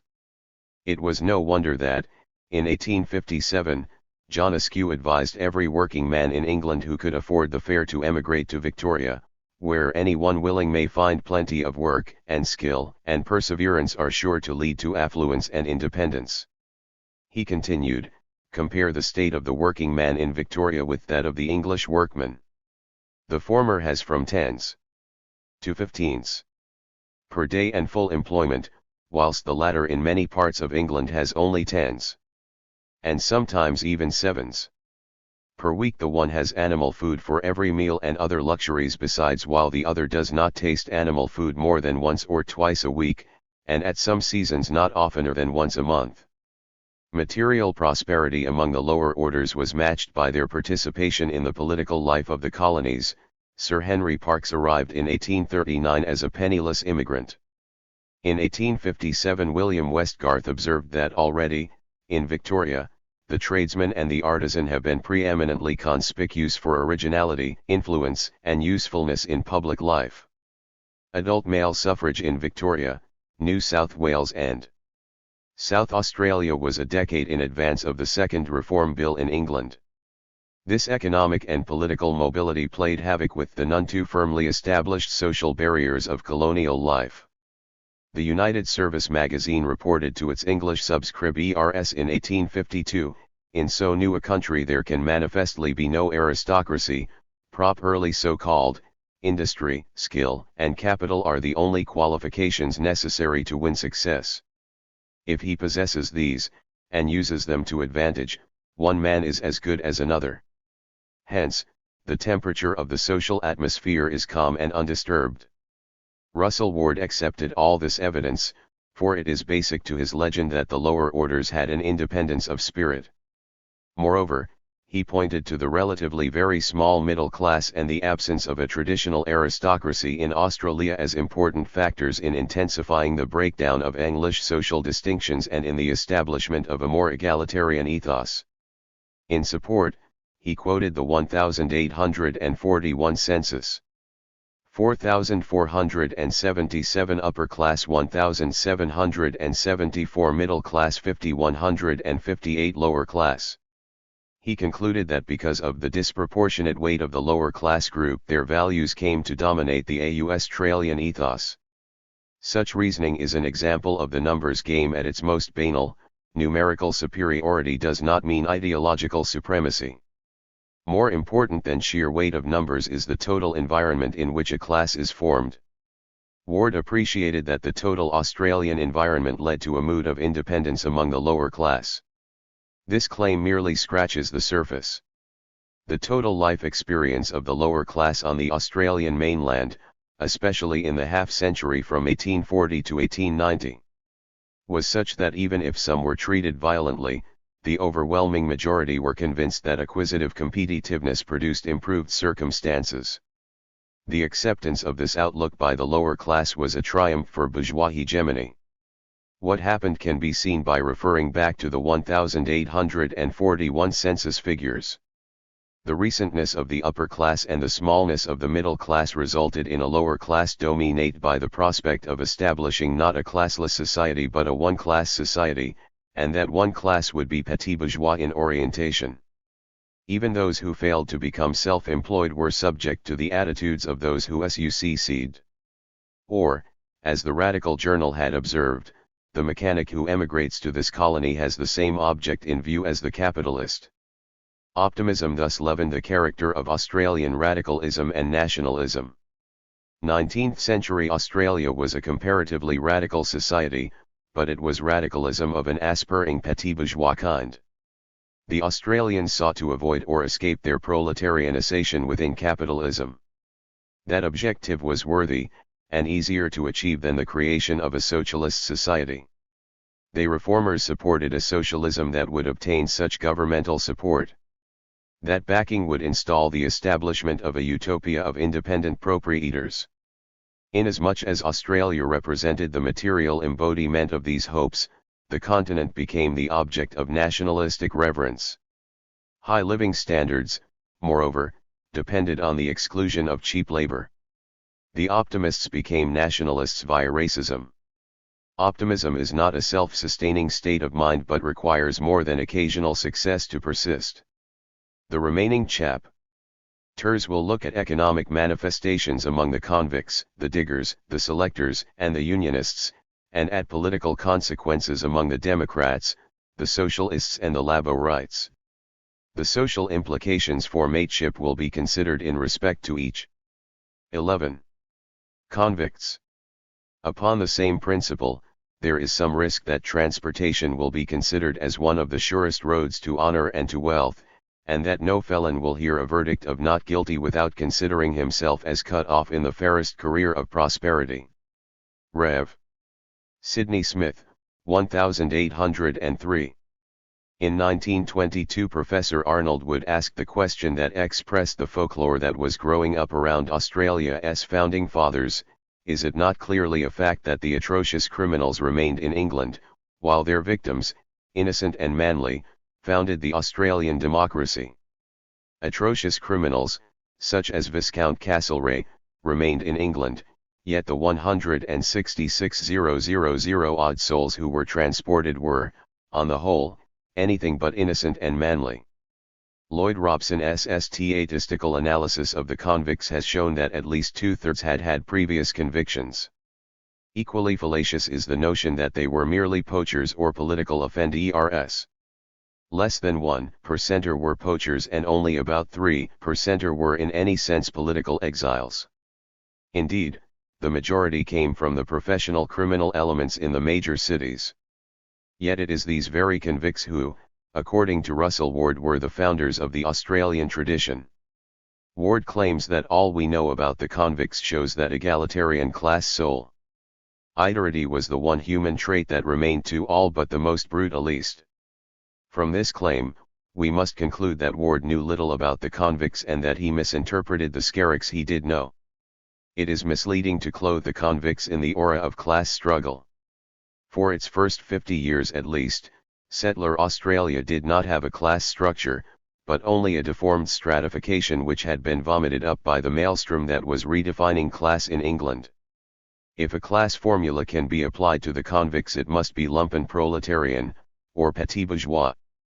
The outlook of these is not dissimilar, and both can be described as independent people who hate officiousness and authority, especially when these qualities are embodied in military officers and policemen. Such an attitude is bourgeois in origin and content, and hence well suited to the déclassés, small proprietors, dispossessed laborers and professional criminals who made up the bulk of the convicts and who had shown their active acceptance of the ideology of capitalism by acquisitiveness. The convicts lacked, although through no fault of their own, any feeling of class consciousness. Their interrelationships were based on the all too flimsy basis of the honor of thieves, which will be shown to be no honor at all. The explorer Edward Eyre presented the matter in a different light.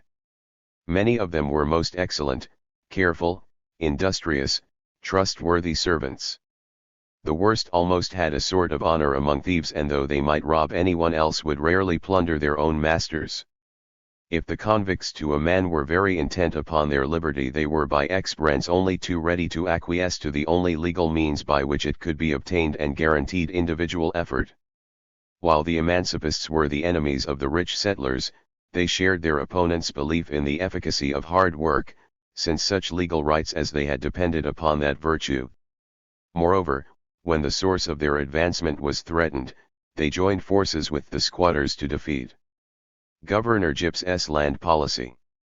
The desire for self-improvement that had led most of the convicts to be transported combined with an economic situation in the colony to enable this fond wish to be achieved in accordance with the principles of British justice. Colonial culture was dominated by the necessity to make money, honestly if you can, but you must make money. The pursuit of material gain to the exclusion of all else gave opportunities to those whose principal error in England had been the lack of opportunity. Certainly, it was believed in England that convicts made good, which in Great Expectations is but one expression of this view. It remains to document this improvement a little more, remembering that conditions were always worse in Van Diemen's Land, which received over 40% of all transports. Matra's 1783 plan for a settlement in New South Wales outlined a policy of reforming the convicts by giving them grants of land. This policy was put into effect in 1789 when James Roos received 30 acres, and continued for almost 40 years. Those who felt the value of regaining some footing in society almost invariably did so. Cable, Underwood, Lara, Fulton, Mealmaker, Greenway, and Redman were the best known examples. The thief-turned-merchant Samuel Terry became known as the Botany Bay Rothschild. Advancement was by no means confined to material prosperity.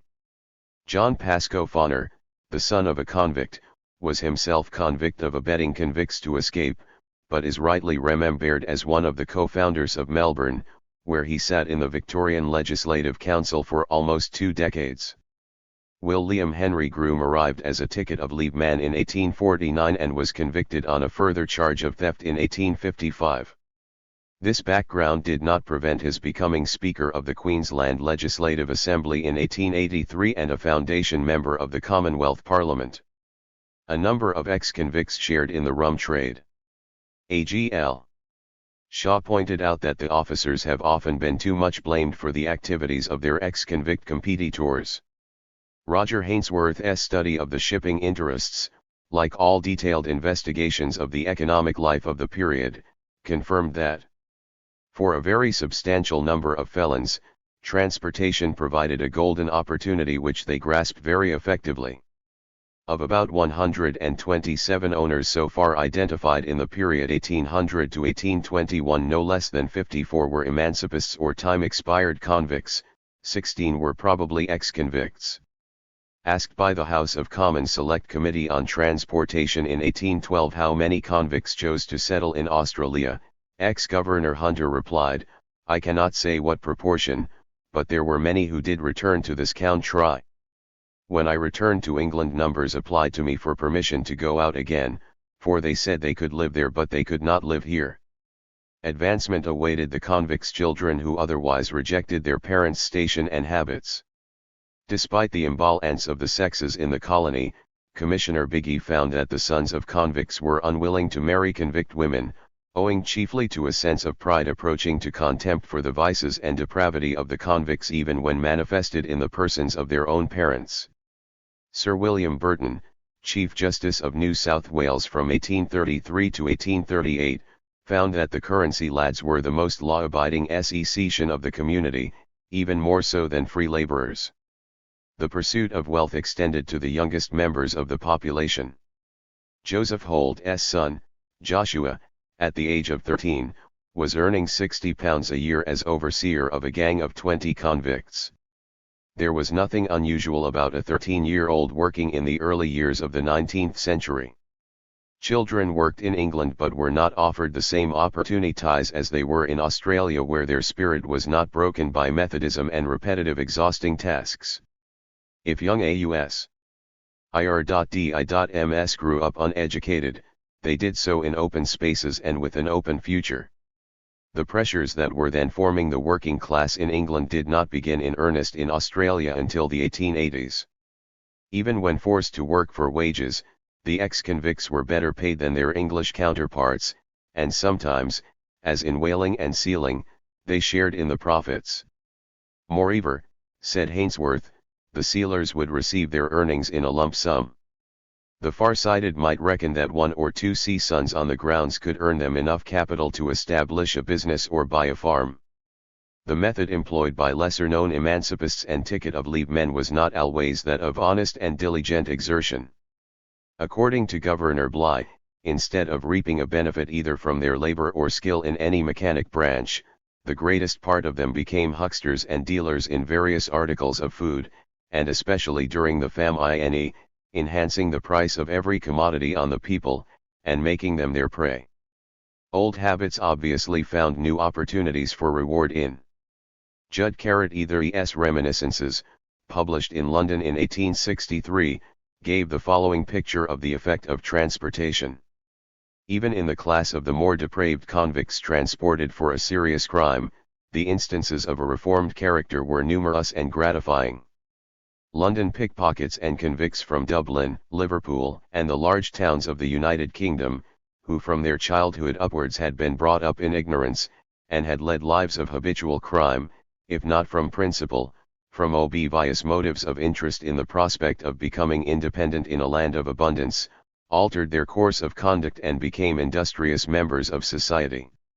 TN 1850. The Convict Department reported to the Colonial Ad 185 C. Narrell that of approximately 60,000 felons who had MTC New South Wales since 1788, 38,000 are now filling respectable positions in life, and earning their livelihood in the most creditable manner. The report continued, of the residue, death, and departures from the colony will account for the greater part, and I am enabled to state that only 370 out of the whole are now undergoing punishment of any kind. The quotations from Judge Thury and the Convict Department report are taken from Ward's The Australian Legend. There is little dispute that convicts rose. The point at issue is the social consequences of this upward social and material immobility. Ward rightly argues that it produced a feeling of independence which he claimed was the basis for the legendary mateship tradition. It is here contended that independence produced a spirit of individual self-assertion. In order to test these propositions, it will be necessary to examine the extent to which the convicts stuck together. Tom Inglismore, in Mean in 1965, observed that the loyalty of convict mateship seems to have been dictated mainly by self-interest, fear, and intimidation, so that the betrayals of mates were a common feature. This common treachery is especially worth noting in that it is often glossed over by contemporary historians and writers. Thus Price-Warung's stanzas of the familiar convict oath used by the dreaded ring are quoted as evidence of the strength of convict mateship. Hand to hand. On earth, in hell. Sick or well. On sea, on land. On the square, ever. But there is no mention of the fact that in Warung's story where the oath is given, the three veteran convicts murder their three mates callously as soon as the victims have served their purpose in saving rations for the escape planned. In the sequel story, one of the three survivors in the murderer's pit is first murdered, then the other two are killed trying to murder each other. Thus the oft-quoted convict oath is turned into the grimmest mockery, and convict mateship is pictured as a scries of treacherous murdering of mates. So, too, there has been quotation of the episode where Maurice Frere asks Gabbett when the giant convict is recaptured about his mates, as though a mate was something a convict was born with, like a mole, for instance, but there is no mention of the significant fact that Gabbett had not only murdered his mates but had also feasted on their flesh. Marcus Clarke throws further light on convict mateship when he pictures Captain Frere as telling how he rules by setting the convicts to spy on each other, since treachery was common, and it's just because no man can trust his neighbor that every mutiny falls to the ground. Ralph Rashley also provides substantial evidence of treachery among convicts from the time when Ralph himself was first betrayed by a mate to the settlement at Newcastle, where no man dared trust his fellow. The extent of this treachery is shown in this description of the Second Fleet: when any of them were near dying, and had something given them as bread, the person next to him or others would catch the bread, etc., out of his hand, and, with an oath, say that he was going to die, and therefore it would be of no service to him. Norfolk Island produced its share of brutalist class solidarity. Mortlock related that men betraying their companions or accepting authority over them, are often called dogs and sometimes have their noses bitten off, the morsel being termed a mouthful of dog's nose. Until 1823, convicts were assigned to ex-convicts and were usually badly treated by them. In addition, the convicts incessantly stole from each other. It is no wonder then that, in 1867, a clergyman summed up the influence of convictism on the social conscience of Australians as being "what is the use of a friend, but to take the use of him." What is surprising is that Russell Ward quoted this remark without realizing its significance. Of course, there were examples of class solidarity among the rising felony. A storekeeper, Charles Williams, fell into disgrace with his fellow convicts and ex-convicts for an act of treachery against another transportee. Equally, divisions that split the outside world nationality, religion, and social class also divided the convicts. During the Castle Hill Rebellion of 1804, convicts at Parramatta sent Governor King an address of loyalty, while some other convicts were in the bands of soldiers that put down the uprising. The phenomenon of convicts joining the police force leaves something of a hole in Ward's notion of the origins of the mythical Australian. As early as 1791, Philip reported that 3 or 4 convicts offer themselves as soldiers. In the 1790s there were a series of proposals to recruit convicts for the Indian Army. Permission for this was refused, but, in 1797, Portland authorized Hunter to emancipate such convicts as are ready to enlist and whose good conduct since their arrival shall best entitle them to such an indulgence. So pleased was Governor King with the performance of the convict soldiers in suppressing the Castle Hill uprising that he wanted to employ 30 more as mounted troopers. Eric Hobsbawm in his study Primitive Rebels made the point. The tough man who is unwilling to bear the traditional burdens of the common man in a class society, poverty and meekness, may escape from them by joining or serving the oppressors as well as by revolting against them. Retainers, policemen, mercenary soldiers are thus often recruited from the same material as social bandits. Individual rebelliousness is itself a socially neutral phenomenon, and consequently mirrors the divisions and struggles within society. Mortlock recognized the significance of a police force consisting almost entirely of persons who had been or still are in the same positions. Between 1802 and 1811, of the 108 members of the loyal associations, 10 were convicts, 37 were ex-convicts, 7 were free settlers, and the other half were of unknown origin. George Lovelace commented that the convicts chosen were long-sentence men, those most expert in their roguery. Vandemonians in uniform were the cause of much of the Digger resentment in the 1850s. Eventually most of the police forces were staffed by ex-convicts. 2 emancipists reached high office. John Redmond became Chief Constable of Sydney and George Barrington Chief Constable at Parramatta and later Superintendent of Convicts. Of the 803 men in the ranks of the New South Wales Police Force in 1872, 479 had been born in Ireland, a country famed in song and legend for its hatred of authority. One heritage of the convicts has been corrupt police forces. Treachery marred almost every attempted rebellion. Hardly a protest was planned without its being betrayed. A noble exception to this was Paddy Galvin, a young man who would have died upon the spot before he would tell a single sentence, according to the Reverend Samuel Marsden, who had him flogged 3 times in September 1800 in the hope of obtaining information about a suspected uprising by the United Irishmen. Not even the political prisoners were free from the taint of commercial exploitation and treachery. The behavior of one of the earliest political convicts, Maurice Margarot, was such that it was once fashionable to describe him as a police spy. His actions aboard the Surprise on the voyage out earned him the praise of the captain and the condemnation of his fellow exiles who accused him of concocting a plot which involved their seizing the ship. This dispute followed Margarot to his grave, and beyond. In 1844 a committee to build a monument to the Scottish martyrs split between Margarot's defenders and detractors.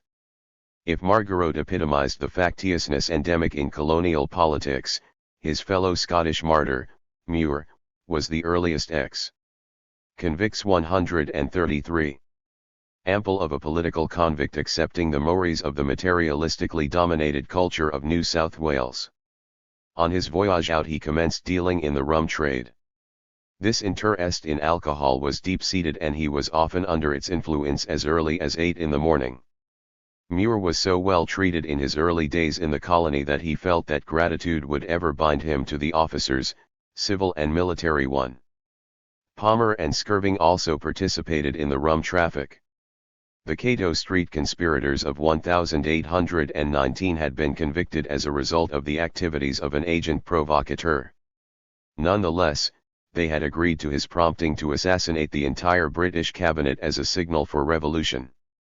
This degree of commitment marks them off from many of the other political exiles. But this background could not save them from the corrupting influences of New South Wales. One of them became Chief Constable at Bathurst, while another conspirator served under him until he received a pardon and became a fashionable tailor. A third became Bathurst's leading baker. Grievous as was their crime, observed Sir Roger the 3 Cato Street conspirators I met with became reformed and useful men in New South Wales. Of the 75 Unionists and Chartists transported between 1839 and 1842, only 3 of the Chartists escaped from the particularism that dominated the politics of the vast major ity of the exiles. In 1839 Frost led a band of men in armed attack upon Newport. In Van Diemen's Land his only public activity seems to have been a lecture in refutation of Hume's proof of miracles. On his return to England he campaigned vigorously against transportation, largely on the grounds that if it were not ended, England would meet the fate of Sodom, so prevalent was unnatural vice in Van Diemen's Land. Frost's 2 companions, Williams and Jones, took up positions as superintendent of a mine and schoolmaster respectively. Williams made a couple of unsuccessful attempts to escape. Notwithstanding, he was sworn into the police force in January 1844 where he rendered humane service to the unfortunates in his charge. After much turmoil and skullduggery on the part of his associates, he eventually died a wealthy coal mine owner. The fate of Jones was equally instructive. He too served as a constable, but following a quarrel with Williams he rode all night to Hobart to inform of his mate's attempted escape. Two surviving convict songs represent the extremes between which the historians must choose if they are to decide the relevance of the convicts in the formation of the Australian tradition. On the one hand, there is Jim Jones, who promised that on some dark night when everything is silent in the town, I'll kill the tyrants one and all and shoot the floggers down. I'll give the law a little shock, remember what I say, they'll yet regret they sent Jim Jones in chains to Botany Bay. Jim Jones is threatening assassination, not social unrest. His protest is a personal one against brutes such as Price and Logan. And with the exceptions of Price, Logan, and Black Francis, the promise of the last two lines remains unfulfilled. Alternatively, there is the attitude of the educated author of Moreton Bay who, having related the death of Logan, ends by exhorting my fellow prisoners, be exhilarated that all such monsters such death may find. And when from bondage we are liberated our former sufferings shall fade from mind. Here we see the expectant acceptance of those who made their prosperous way. Attempts to find the origins of mateship in the activities and attitudes of the convicts are doomed to failure. What can Convicts 135 be discovered? There is a prefigurement of the dominating influence on the laboring classes for the remainder of the century, a belief in opportunities for economic and political advance within the framework of the existing society. In the absence of a class-conscious proletariat in 19th-century Australia, radical historians have allowed their sympathies for the oppressed to weigh their scholarship down with sentimentality. The convicts had to be rescued from the embarrassment of their obvious lumpen bourgeois practices by more than their petit bourgeois outlook. Historians hunted for the proletariat long before the conditions for its existence had come into being. Because the convicts did the work, they were endowed with proletarian values. In particular, they came to embody egalitarian class solidarity which they passed on to gold miners, shearers and bushrangers. Bushrangers. In real life it was but a short step from being a convict to becoming a bushranger. The first bushrangers were runaway convicts. Late in 1829, for example, Ralph Entwistle, having been unjustly punished, fled his position and began building a troop which, for a time, numbered almost 80 men. They rampaged through the Bathurst district for nearly a year before being broken up by a posse. Entwistle had conceived a plan to attack Bathurst where he expected support from the Currency Lads. The latter grew cold on the idea and the attack never eventuated. Moreover, convicts and bushrangers shared many characteristics.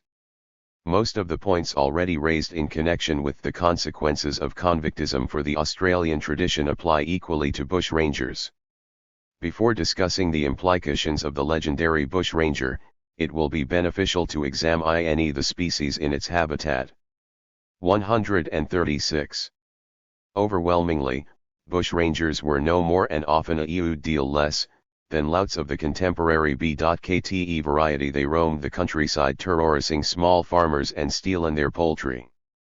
As such, they were thoroughly detested by ordinary people who had more immediate tasks to perform than writing ballads in praise of the hoodlums who added appreciably to the difficulties they experienced. Harsh. One of the bushrangers' great sources of moral strength, the folk song, is a flimsy structure upon which to base popularity. Folk songs are almost invariably written long at an event or far away, and thus present a romanticized picture of subject. They are particularly keen in their suppression of brutality and murderousness.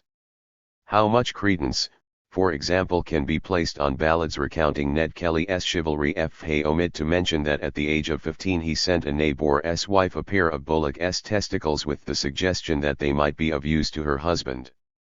Perhaps the reason few anti-bushranger ballads have come to light is connected with the very nature of the ballad as a literary form. If future historians were to rely on ballads for an assessment of the popular esteem in which anti-Vietnam activists were held in Australia in 1970, they would go sadly amiss. Far from being gentlemen and thieves, the earliest bushrangers were footpads. The first to organize a gang was named Whitehead. He showed his mettle when he killed a half-wit, Looney Hopkins, by tying moccasins filled with bull ants to his legs. Shortly afterwards, Michael Howe, in a fit of temper, shot and wounded his Aboriginal girlfriend. Perhaps her racial origins enabled him to live down this act of chivalry in order to become the great name of this island, Van Diemen's Land. Mark Jeffrey's life provided another example of how bushrangers endeared themselves to the folk. Late in 1825, Jeffreys and two mates attacked a homestead where they first killed the settler and his hired man and then bashed out the brains of a 5-month-old child against a tree trunk. When they were brought to Launceston, the population turned out to lynch Jeffreys. Safely in jail, he proceeded to inform on his former associates. Equally appealing was John Lynch in New South Wales in the early 1840s. He killed 9 people, including a young girl, with an axe, and strangled a dog with his bare hands. As R.B. Walker has noted, public sympathy for the bushrangers can also be easily confused with the fear they aroused. The mateship tradition must have been on vacation the day Morgan shot a shepherd. The wounded man had to ask 17 people before one of them dared to help him. Cold-blooded murders were committed by the Clarks in 1866 and by the Kellys in 1878. The bushranger's chivalry to a woman meant that he robbed her without raping her, a circumstance capable of more than one explanation. Equally revealing is the mateship that operated among the bushrangers themselves. In 1831, 2 associates of bold Jack Donahue S. Walmsley and Weber, both offered to give evidence in return for a pardon. Walmsley's offer was accepted and his information led to the arrest of dozens of small settlers for receiving. Australian experience with bushrangers more than confirms Eric Hobsbawm's contention that the primitive rebel is always betrayed.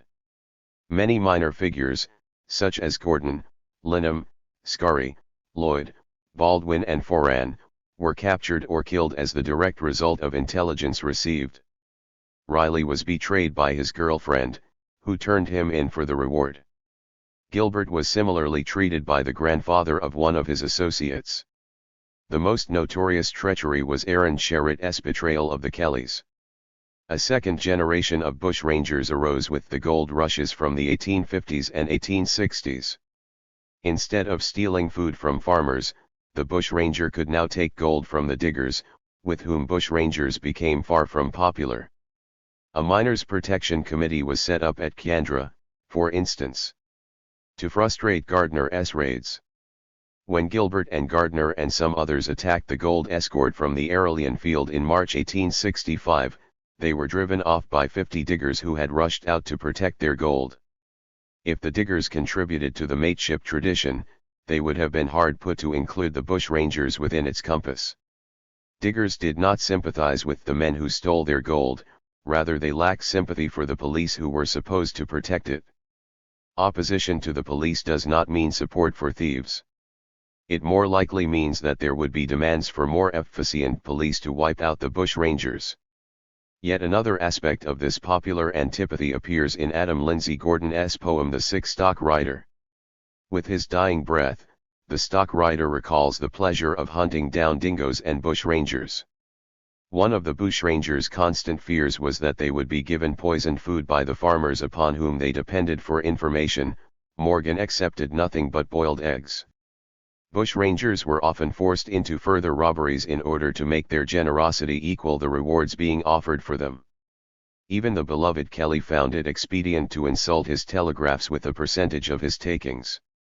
Yet, when all the murders have been recounted and all the acts of treachery catalogued, it remains undeniable that, as Ward says, while every child knows something of Ned Kelly, Macquarie, even to a great many adults, is just the name of a Sydney street devoured by medical specialists, and Deacon, if known at all, is the name of a transcontinental railway siding or Canberra suburb.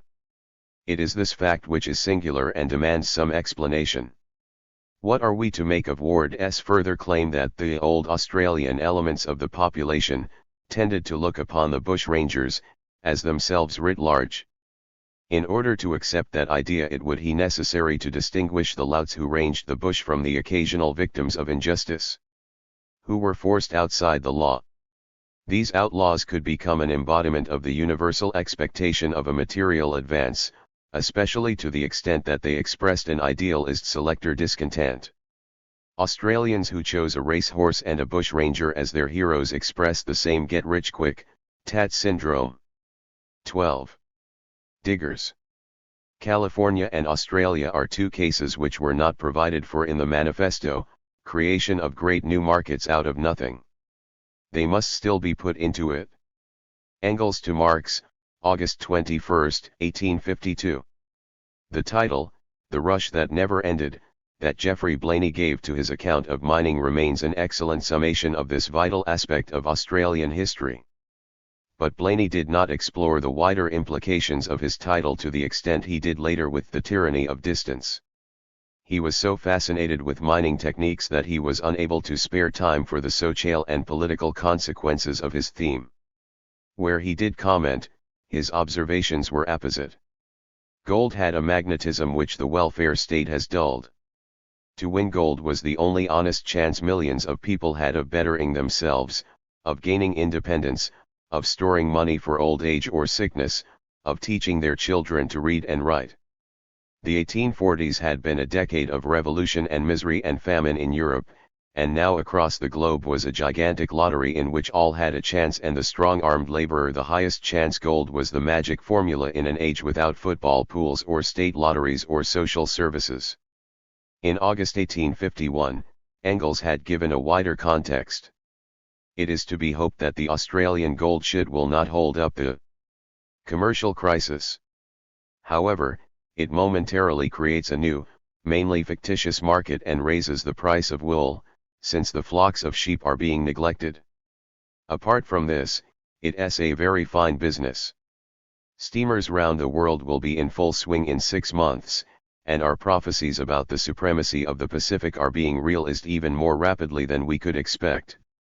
During this occasion the English will be thrown out, too, and the United States of deported murderers, burglars, ravishers, and pickpockets will furnish the world with an astonishing example of what a state of unconcealed blackguards can do in the way of miracles.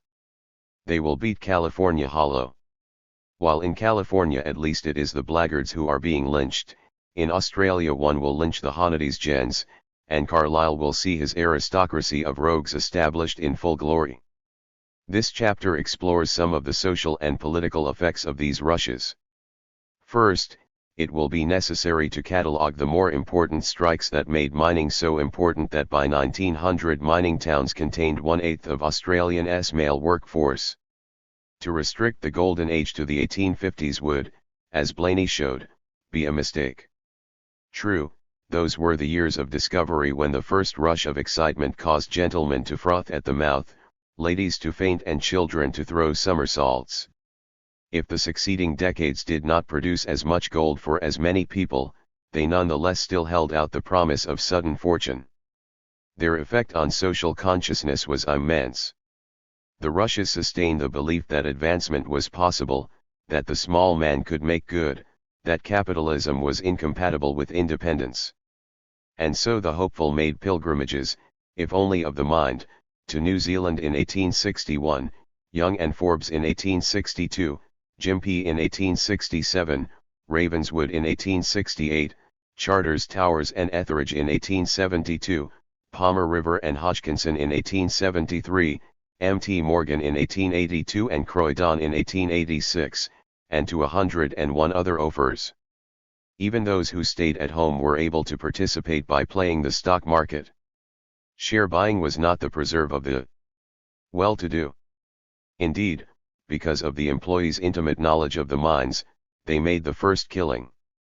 When times were tough, as in the 1890s and 1930s, gold came to the rescue. In the 1890s at least £1 million a year was sent from West Australia to Victoria to support 8,000 families. The multiplier effect of this spending cushioned the intensity of the depression in and around mining towns such as Ballarat. The importance of these transfers should not be overlooked in any account of the retarded growth of the labour movement in Victoria. The search for gold was one of the mainsprings of Australian imperialism in the Pacific. The rushes to New Zealand, which started in the 1860s, were followed by ones to New Guinea from the 1870s. The most important find was in Fiji in the 1930s. The Fiji gold mines were developed by a syndicate which included John Wren, Frank Packer, and sometime labor leader Ted Theodore. The capital for the project came from a series of share transactions in the Sydney newspaper world, which eventually gave rise to another of gold's contributions to Australian culture, the Women's Weekly. Hard times in the 1930s produced a fresh stimulus to Australia's domestic gold output, which rose from £2 million to £6 million within the decade. In the first half of the 1930s, gold production in the mandated territories of Papua and New Guinea grew from almost nothing to be worth more than £2 million in 1935. This upsurge led to a reawakening of copper and silver lead zinc mines as far apart as Tennant Creek and Rosebery. Lassiter became the folk hero of these latter-day diggers, numbered in their thousands. In Victoria, the government gave a tent, mining tools, a prospector's guide and a free rail pass to each of 16,000 unemployed. The Depression also resulted in a doubling of the price of gold, so this Barbarouse relic regained its fascination. Blaney pointed out that all but a few of Australia's main metal fields were opened during, or soon after, recessions. Diggers 143. Because such capital as was available was freed from other sources of investment, and for the simple reason that there were lots of people anxiously looking for available or bought IES. As suggested in the two quotations from Engels, the gold discoveries had implications other than those connected with the domestic economies of Australasia. The gold rushes to California and Australia helped capitalism out of the chronic slackness of the 1840s by setting up a demand for a wide variety of products. Blaney followed Engels. The voyage from Europe to the gold fields was so popular and so long that more ships were needed for the traffic, and shipbuilding yards in Boston and Glasgow and Tyneside prospered. The wages they paid revived trade in their own vicinity. The timber and hemp and iron they imported as raw materials spread prosperity to other industries and other countries like a chain letter. Once the revival took place in the 1860s, capital started to flow in the opposite direction, from Britain to Australia, for the long boom in the Australian economy from 1860 to 189,093. Eventually, the compliment was returned when an Australian mine, Mt. Morgan, provided the capital for British exploitation of Middle Eastern oil. Higher wages were the first economic consequences of the gold discoveries in 1851. In Victoria's Western District, the shearing rates increased by almost 50% in the first year.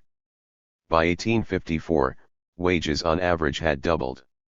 Yet, as Margaret Kittle pointed out, even at such inflated rates labor was difficult to find while surface gold was still plentiful. Once it ran out, the labor market was overfull until the early 1860s when the New Zealand rush siphoned off some of the excess. The long boom had commenced. Even the ending of the early halcyon days could not obliterate their social effects. Expectation of upward mobility had too firm a hold. An English journal in 1852 reported the following interchange as typical of colonial mores. "My good fellow," said a spruce newcomer to a rough-looking fellow, "carry this bag, and you shall have a shilling." The other coolly transferred a quid of tobacco from one cheek to the other, as he placed a cowhide shod boot on a convenient stone, with the words, "Here, my fine lad, tie my shoe and here's half a crown for you." Why, although all historians have noted the feelings of independence that the gold fields produced in colonial working men, they have not all seen the implications of this attitude for the nature of the labor movement. Some writers have seen this independence as productive of solidarity and mateship. Their logic is hard to follow. Pursuit of wealth was the reason for men being on the gold fields. Claim jumping was a daily occurrence, for the diggers had to compete with each other for the prize. The gold rushes substantiated the lament by a Sydney stonemason in July 1854. The historian will seek a cause for the latter phenomenon and find it in that love of gold which has so thoroughly individualized us. There is not that degree of sociability existing amongst us that ought to exist, and, until men's minds are cultivated, a high social state of feeling cannot supersede. By contrast, labor personalities such as William Lane and W. G. Spence regretted the passing of the golden 50s of self-promotion. In Working Man's Paradise, Lane looked back longingly to the time when each man was able to live in freedom, justice, and democracy without an employer. Australia's awakening opened with a dirge for the shallow gold leads that had enabled the diggers to avoid wage slavery. Not every mine employee was a wage slave. Some Cornish miners worked in South Australian copper or Victorian gold mines for 30 years on tribute, a system by which they were paid a share of the value of the ore they mined. Even when wage slavery could not be avoided, the wages were usually quite high. At Charters Towers, for instance, wages ranged from £3.10 to £4 a week and never fell below £3 AC. According to Geoffrey Bolton, this gave everyone the possibility of becoming a homeowner, and often a surplus for dabbling in investment. In addition, a little extra could be stolen. Blaney suspected it might have been as high as 5% of the total. Queensland's Department of Mines reported that in 1888 some here who were working men a few years ago are now drawing incomes of over £20,000 a year from the gold mines, others are receiving smaller amounts, and a large number have at least made what in the old land would be considerable competencies. The success of these few held out hope for the masses. Sometimes, the effect of a gold rush could be direct in its impact upon the labor movement. In the 1890s, in the Armidale district, the Hillgrove boom brought prosperity and lessened the force of the Depression so that the large mining population had neither acute grievances nor any strong political interest. Universal in its influence was the effect gold had upon the economy and upon social consciousness during the 3 decades of economic prosperity that preceded the establishment of the labor parties by unions which had had their outlook formed in those thriving years.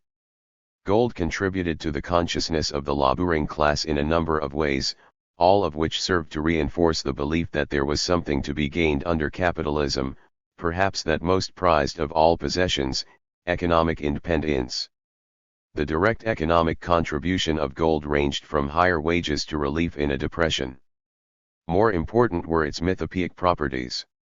Even men who had never seen unminted gold knew that it could be found and was being found by the likes of them. Or, if not gold, then silver, or some precious stone.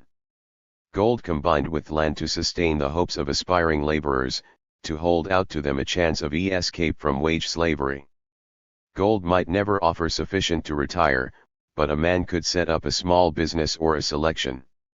These ideological consequences were as important in subordinating the labor movement as were the prosperity and promises that gold spread. 13. Selectors. It is the farmer who gives his girls and boys to the big cities to infuse red blood into a society that is constantly decadent, and whose only salvation is the virility it draws from the rural section. Southern Argus, January 31, 1920. To understand the intensity of the desire to possess land, it is essential to realize the mythical, indeed religious qualities with which it can be endowed.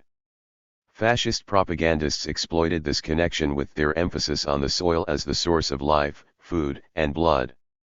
The shift from agriculture to industry devastate those who experienced its worst features in 18th and 19th century Britain. The enclosures forced thousands from their land. The Industrial Revolution dragooned countless others into factories and towns, which were the denial of the independence and sociability associated with rural life. There was a general longing for a return to the status and security of land ownership. It is in these intangibles as much as in any material reward that the profound power of land rests, a power evident even today although its precise forms have altered. Santa Maria's land schemes, demands for decentralization, and the suburban sprawl remind us of the importance of land in the ideals of the Australian people. Our land myth flourished upon a tripod of forces: peasant faith in land, utopianism, and an abundance of untilled acres. The first two were imported in the baggage for convicts and free settlers alike. Peasant faith in land was strongest among the Irish, some 4,000 of whom were transported for participating in anti-eviction societies. One observer in Ireland in 1839 wrote that it is not enough to say that land is desired, it is envied and coveted, and when it cannot be occupied by fair means, it is seized by crime. In the latter part of the 19th century, an entirely new political weapon, the boycott, sprang from the pledge of the Land League never to purchase land from which a tenant had been evicted for non-payment of unjust rent. The desire for land was tied to the fight for Home Rule and thus carried significance for Irishmen unconnected with agriculture. When the Irish, whether convict or free, came to Australia, their demand for land was undiminished, even if, like Joseph Furphy's parents, they had to wait 25 years before they could secure a holding. English utopians responded to industrialization by seizing upon land as the source of salvation. Initially, this association carried over the Jacobin hatred for the aristocracy, expressed in Tom Paine's agrarian justice. In the depression that followed the Napoleonic Wars, discharged sailors and soldiers responded to orators who concluded that the earth is at all times sufficient to place man above distress, if he had but a spade and a hoe. In the cooperative community of Owenism, the yearning for land acquired its first organized voice. All through this era, Cobbett expounded the cause of the displaced rural workers, not that they needed anyone to tell them from where their troubles sprang, as their revolt in 1830 showed. Some 460 of these riotous followers of Captain Swing were transported to Australia. With the 1840s came the most extraordinary exhibition of the potency of the land myth as an escape from the evils of urban industry.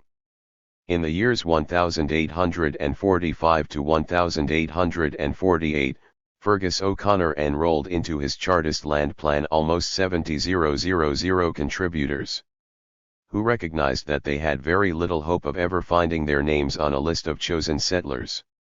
Yet they were aroused by the call of courage, poor slave. Deliverance is near. Oh! She has breathed a summons sweeter still, come. Take your guerdon at O'Connorville. O'Connor won his supporters in the face of opposition from other Chartist leaders. He recognized that his plan has no more to do with socialism than it has with the comet, and was essentially conservative in character. This appraisal remained true for the various land schemes that attracted the Australians. Despite severe disagreements between them, Caroline Chisholm and Edward Gibbon Wakefield were agreed that the emigrants desired land, and not a mere reproduction in Australia of the wage system. Mrs. Chisholm favored settling poor immigrants on plots of 4 to 20 hectares immediately on their arrival. Wakefield opposed this policy, arguing that unless land was of a sufficient price to prevent everyone buying a farm the moment they set foot in the colony, there would be no end to the chronic labor shortage and hence a bar to the accumulation of capital. Wakefield did recognize that the establishment of a yeomanry was so strongly desired by the emigrants that it could not be ignored. He proposed that the sufficient price be low enough to enable farm laborers to save, within 5 to 7 years, adequate funds to take up a property of their own. His theory foundered on the rock of how such a price was to be determined. Eventually land prices were fixed, as in South Australia, or determined by a cession, as in the Port Phillip district. The result of the latter was as Wakefield had predicted, only the rich could afford to buy. Marx made merry with Australian experiences in the final chapter of the 1867 volume of Capital. The depression that hit the colonies from 1840 to 1845 AC accentuated the precarious position of the landless laborers who intensified their cry for a yeomanry. Alexander Harris, who was in Australia at this time, noted in Settlers and Convicts that the existing land regulations caused a very bitter and continually deepening feeling of disaffection to the British government, in the minds of the colonial youth. They say, and truly enough, Great Britain sends out two classes here, one of these being rich, originally obtained vast grants of land for nothing, and is still allowed to buy on terms to which it can conform, the other, as being poor, is not even allowed to buy, because the very condition of purchase is that the purchaser be rich. This disaffection took a curious turn in 1844 when Governor Gipps announced two sets of squatting regulations. Although these rules aimed to secure tenure for squatters, they were neither presented nor perceived as such. Wentworth, by then leader of the exclusivist faction, set up a hue and cry against gyps. The squatters' traditional enemies, the small landholders and town laborers, joined forces with the squatters against the governor, who had made himself unpopular in the years 1840 to 44 by forcing up the minimum price of land. The land-hungry were driven into the arms of those who were the real enemies of open selection and went into battle, as on so many other occasions, in the interests and at the command of their masters. The fight against gyps led to a new set of land regulations in 1847. These amendments gave the squatters almost everything they wanted. Too late the landless realized they had fought behind false colors. 3 years on, the discovery of gold set the stage for a more ferocious attack upon the squattocracy in the form of the Free Selection Acts of the 1860s. Election before survey was the culmination of a decade of campaigning to unlock the land so that the diggers, successful and failed alike, could contribute to the young nation's wealth by participating in its agriculture. The disposal of land in Australia was more complex than indicated by the present sketch, which is concerned with its ideological implications for the aspiring classes. Just how important land was in the formation of the political and social consciousness of the Australian people will be examined by recounting some of the prolonged battles they waged in order to establish a yeomanry. The desire for land coloured two otherwise unconnected features of 19th-century Australian thinking. The Church and School Corporation, established in 1824, was supposed to be financed from a land grant comprising 1/7 part in extent and value of all land in each colony. The opposition that this aroused found life later in the campaign for secular education. A small grant of land in the Port Phillip district was made to an Aboriginal welfare organisation. To the squatters, this was an abomination. Australia had a greater percentage of its population in towns than almost any other country, more than 50% in 1891, and more than in the United States.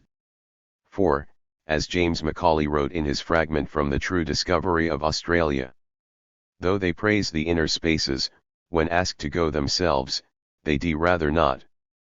It is in the contradiction between a stated desire for land and a refusal to quit the cities that the utopian face of land reform can be divined. Large numbers of immigrants wanted to be farmers. For many others, land represented a mystical hope, the promised land, the alternative to the wage slavery of the factory towns. The farm was not real in the sense that every stonemason intended to leave Sydney for the bush. Rather, it was real in the sense that the demand for land was an affirmation of their desire for the freedom and security that capitalism had destroyed in Britain and was again constricting in Australia. As one new arrival put it in 1853, my great hope and ambition was that I might become the owner of a plot of land to settle down upon and live in peace and contentment, and, what is still better, independent of the whims and caprice of an employer. In the early 1850s, the editor of the then radical Args coined the slogan "Unlock the Lands," a cry taken up by every reform movement in the second half of the 19th century.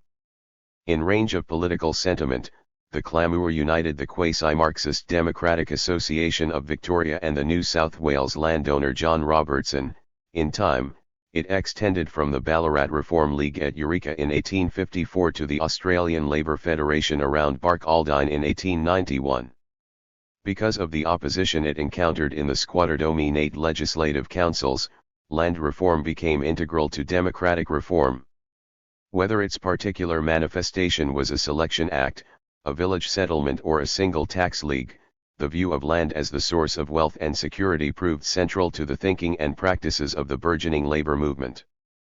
Early in the 1860s, New South Wales and Victoria passed selection acts. Scholars have shown that these acts were not intended to create a yeomanry. They did not flow from the disinterestedness of the urban middle classes. They were part of a battle between the urban capitalists and the squatters. The leaders in the fight for free selection were men such as John Robertson, a landowner.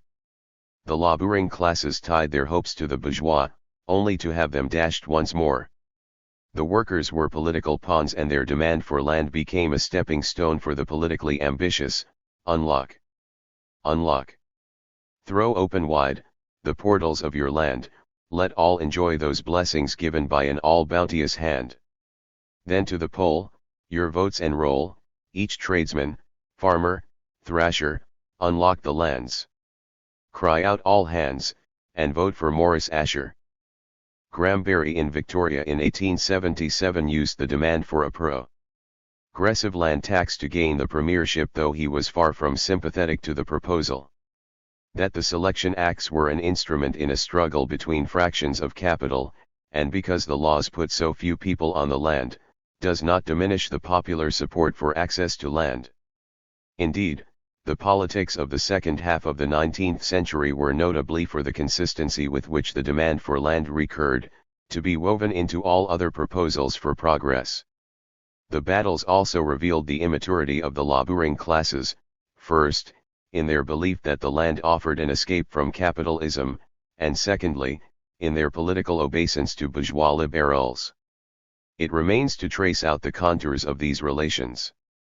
The Rhymes, December 23, 1851, thought it an undoubted fact that most men emigrate for the sake of obtaining land, even at the height of a gold rush. Certainly, within 12 months of the first miners arriving in Victoria, an organized voice called for land reform. The subservience outlined above emerged in the next 6 months. The spokesmen were established radicals such as Humphrey, the Cobbett of the South. Nonetheless, the demands for farms were heartfelt. In December 1852, 13,000 diggers at Castlemaine petitioned for blocks of 7 to 30 hectares. Under Foner's influence, a colonial reform association was launched in November that same year with land reform its main objective. By the following June, the association had presented 7,000 signatures petitioning for land. Even though the high price of land was more pressing at this time, there was a widespread belief that once the land was unlocked all would be well. The decision to unlock came in a dispatch from the Secretary for the Colonies in March 1854. The new governor, Hotham, was too busy fining miners to do anything except appoint a royal commission, which proved to be an excellent waste of time. The much-desired unlocking came and went almost unnoticed. 3 days after Eureka, a public meeting in Melbourne demanded that all land of the colony, not actually purchased and paid for, be leased to bona fide cultivators in farms of 250 acres each at a nominal rent. The difficulty faced by the diggers in their quest for land had contributed to their rebellion, but was not a necessary or a direct cause. More relevant was the high price of foodstuffs, because the administration would not sell land round the diggings. The grievance was limited to the removal of administrative injustices and did not yet assume the outright anti-squatter characteristics that soon dominated. The demand for farms quoted above had ended with proposals to compensate the squatters. By January 1855, even someone as insensitive to public feelings as Governor Hotham realized that the real fight will be for the land. The findings of the commission that inquired into Eureka were more accurate as prediction than as history in relation to land matters. Until 1854, those desirous of land had been largely provided for. With the end of alluvial mining, it was certainly most urgent that the flocks and herds give way to the human families if Victoria's recently acquired population were to be maintained. No one was more anxious that this should be so than the merchants who interested themselves in land reform. 3,000 people attended a meeting called by the Mayor of Melbourne to consider the best means of opening up the countryside. Illustrative of the change that immigration wrought in radicalities was the attitude of Charles Southwell to the land question, which, he asserted, could be solved by vision on the part of the governing classes. When he stood for the Legislative Council, the age exposed his revolutionary past. He had broken with Robert Owen, whom he claimed was altogether too moderate. Despite organizational setbacks, 1855 saw the publication of perhaps the most radical demand for land reform to appear in the whole campaign. Its author, Peter Papineau, remains a mystery, but his intentions were clear enough: homesteads for the people and manhood suffrage. Papineau decried the stupid cuckoo cry, unlock the lands, which he declared to be nothing more than an opportunity to buy bad land at a low price, or fair land at a high price, low-priced bad land that would be dear as a gift, high-priced fair land which, if he buys in a large quantity, swallows up his capital and leaves him without the means of settling upon it properly. The wise alternative for the working man was not to attend the land sales at all. Let him keep his money and wait, he will not have to wait long. Immediate relief was not to be had. 2 more years passed before the land reformers presented their next serious challenge. The driving force for this second campaign came from 2 recent arrivals, Wilson Gray and Gavan Duffy. They travelled to Melbourne on the same ship early in 1856 and set about establishing niches for themselves in local affairs. Their method of operation carried on the tradition of Irish land hun ger. In 1857 they called together a land convention.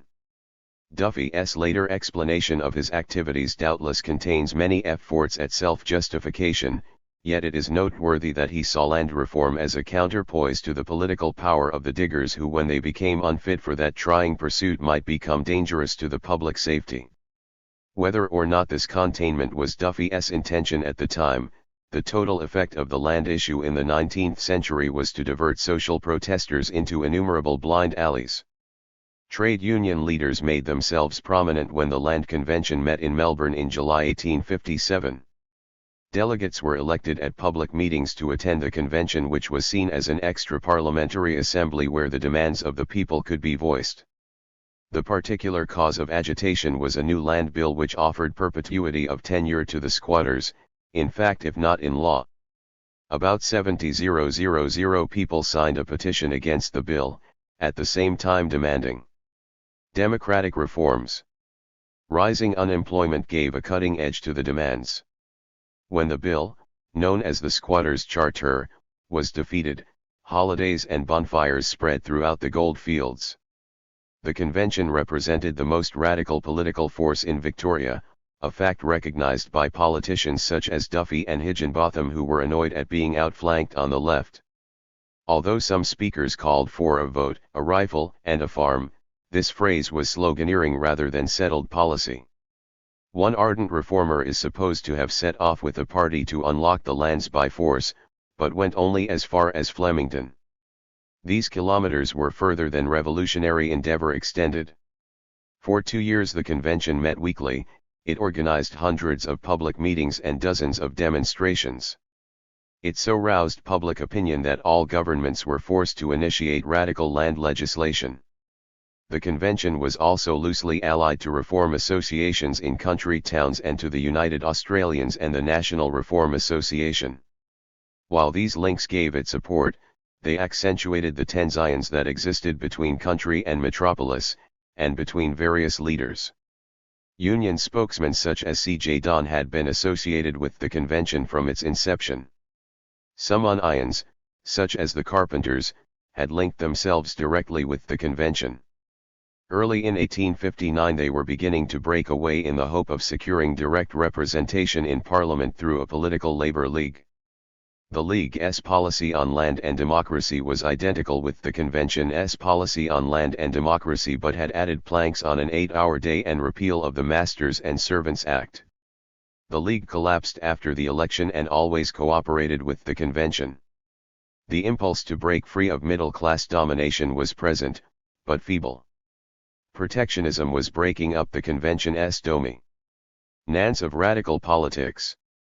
Protection, for so long nothing more than an isolated cry from Geelong, had become an important movement by 1859 when manufacturers and workers founded the Tariff League. Within a year, the convention had been absorbed by the protectionist leagues and a new chapter F, perhaps the most important one in the alliance between capitalist and wage slave began. The convention's death was not obvious in the first half of 1859. Its appeal for a new convention was as spirited as ever. When its supporters met in mid-July, the gathering proved a fiasco. The splits and rivalries that had become evident in the preceding year spelt its end as a coherent organization just when the fight for land was about to enter a more violent phase. No attempt will be made to trace the tortuous path of the Nicholson Service Land Bill that was introduced in November 1859 and finally passed mutilated in September 1860. Suffice it to say that there were the inevitable games of musical chairs in the cabinet room as premiers and ministers came and went. All this maneuvering was without real importance. What mattered was the capitulation of the reformers in the assembly to the demands of the conservative squatters in the legislative council. All through this period, public agitation for reform proceeded. In late August, Nicholson returned as premier but revealed a willingness to give in to the squatters. On the night before Parliament was due to resume, 3,000 people assembled in the Eastern Market where they were addressed by leading conventionists, including Graham Berry and Wilson Gray. The Assembly decided to meet again the following night to march on Parliament House to rally support for the original bill. A large but orderly crowd gathered on August 28, 1860 in a show of moral force. After a few stones were thrown, Nicholson ordered out the troops, who broke up the meeting with a good deal of vigor. 1,000 special constables were sworn in over the next few days and political meetings were banned from the inner city, although they were still permitted at the Eastern Market. The disturbance provoked a swing to the right in the Assembly. Nicholson could give way. The tattered bill passed in mid-September. These maneuvers did not save the squatters or Nicholson. In the elections of August 1861, a new group of reformers, led by Heels and Brooke, won 22 of the 27 Goldfield seats and formed a government. Popular sentiment was as firmly behind land reform as ever, but henceforth this plea would be bound to moves for protection and for democratic reform. The Duffy Land Acts came into little effect in September 1862. Of 1 million acres that were sold, almost 2/3 were bought by 100 men. Corruption pervaded all. Duffy's successor, Grant, terrified the squatters.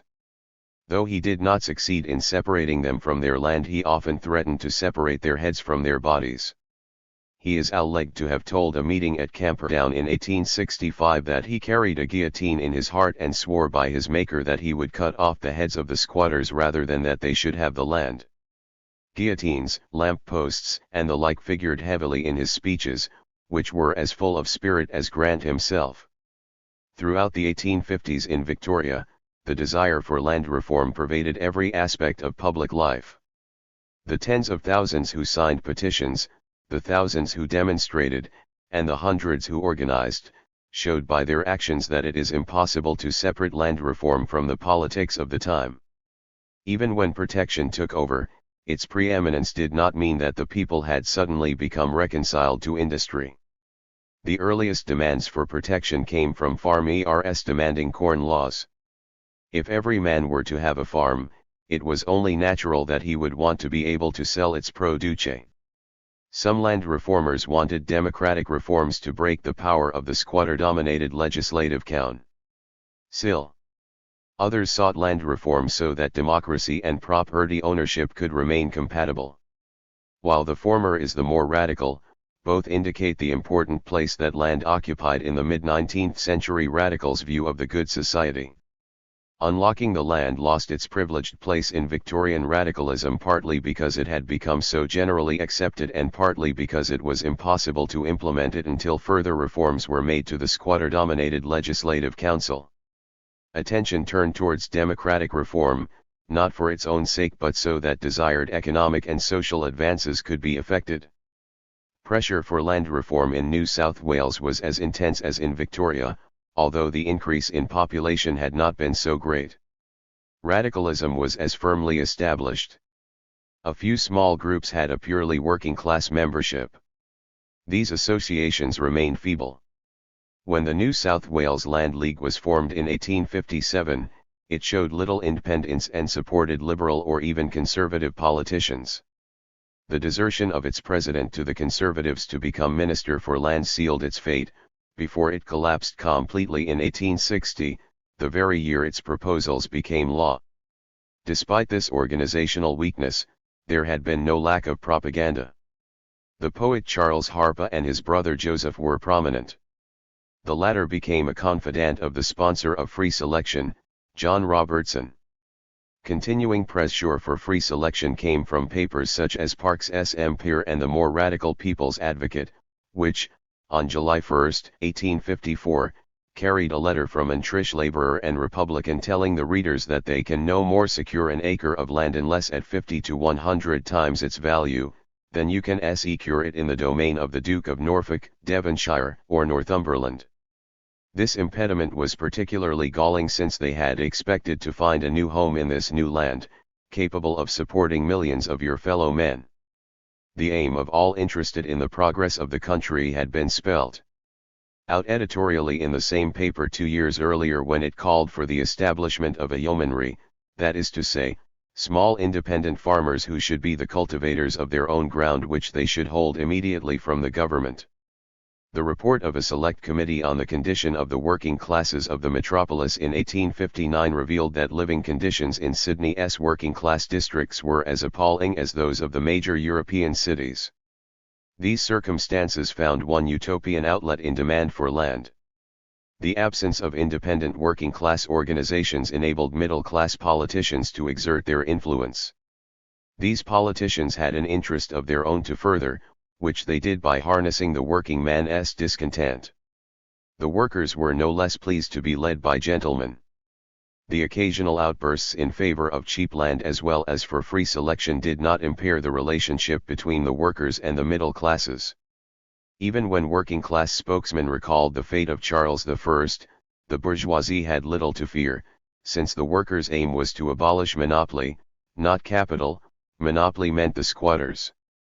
Further proof of the ideological supremacy of the middle classes is that the workers accepted free election as the extension of the principle of laissez-faire, that is, as the removal of restrictions on farming. They did not see it as state activity, and still less as a form of agricultural socialism. D.W.A. Baker, the authority on the 1860 Selection Act in New South Wales, described the situation. This working class intransigence was clearly inspired not only by past suffering, but also by the contrast between their present misery and their vision of the well-being they expected as a result of free selection. The working class, with juvenile utopianism, expected heavenly results from a middle-class reform. J.G. White, one of the abler radicals, thought that the squatters' runs would give employment to 1,000 times as much capital and labor as had formerly been expended on them. The cry went out from the rooftops that the good time is coming, boys. Mr. McCormick saw 800 squatters' runs supporting a population of 300 millions. By the time it had become apparent that this outcome was not to be, the long boom had commenced. Utopian land schemes were to subside, but not disappear, until the boom began to collapse late in the 1880s. Full employment and high wages meant that the problems of industrial capitalism could once more be evaded, even to the extent of shelving dreams of an Australian Arcadia. The demand for land in Queensland was less because the following vicious circle operated: land had to be sold to pay for railways, railways were needed to reduce transport costs, lower transport costs were needed to make farming profitable, profitable farming had to be possible before anyone would buy land. This situation led to considerable interest in land grant railways which were rejected by the radicals. The conservative leader McLwraith initiated a scheme by which land would be given in payment for railway construction. The land would be resold to settlers, with the result that Queensland would have both railways and settlers without any public expenditure. McLwraith was chairman of the Railway Construction Company. His brave notion came to naught. His bank went broke. In those areas of Queensland where geographic features were more favourable, as on the Darling Downs, selection acts operated with greater force. In addition to references to Locke and Jefferson, the advocates of free selection in Queensland had the example of the Homesteaders Act of 1862 in the United States. Agrarian feelings found voice in the Brisbane Courier, March 23, 1872, which believed that farmers live nearer God and that the escape from the sickly towns more than compensated for any lack of financial reward. It quoted the Archbishop of Brisbane, who recognized that a man with a few acres of land is unlikely to become a socialist. Outside some favored areas, closer settlement in Queensland failed as a result of the combined effects of poor transport, a low population, and a consequently slow demand for agricultural products. On top of these factors came unfavorable climatic conditions and the inevitable machinations of the squatters. The neo-Wakefieldian principles upon which South Australia had been founded in 1836 were designed, in theory, to extend the limits of settlement in an orderly fashion so that more and more settlers would be placed on the land. Natural conditions enabled moderately sized wheat farms to succeed. Between 1850 and 1884, cultivated land increased from 26,000 to 117,000 hectares, which was about 3 hectares per person. This spread was 4 times as great as Victoria and 10 times greater than the per capita figure for New South Wales. The virtue and value of land were always unstated assumptions in South Australia's political life. If there was no upheaval comparable to that of Victoria, it was because land monopolies had been discouraged from the first and therefore did not require breaking up. Most importantly, all land in South Australia had been purchased outright and no one dreamed of expropriating estates for which the Crown had been paid. Such a demand would have denied the security and independence that were the very basis of the clamour for land, which ignored the original dispossession. South Australia in the late 1880s experienced a fresh upsurge of the agrarian myth when George Witheridge Cotton, MLC, published Small Holdings, the mainstay of individuals and nations. Cotton proposed that the government lease blocks of up to 8 hectares to working men. Initially these holdings would only supplement income, but with the progress of agricultural science they would eventually support an entire family. These working men's blocks would ward off revolutions and form the basis of a new society of independent farmers. A Homestead League campaigned on the issue in the 1890 election with some success. An act to repurchase land for leasing was passed in 1890, followed by a block holders Selectors 163 Loans Act. By 1896, some 4% of the state's population lived on these blocks. Cotton had extensive connections with the SA Trades and Labor Council, presidents and secretaries of which served on the executive of the Homestead League. Cotton was claimed as a labor representative by the SAPA Parliamentary Committee in their 1889 report to the Inter-Colorado Nile Trades Union Congress.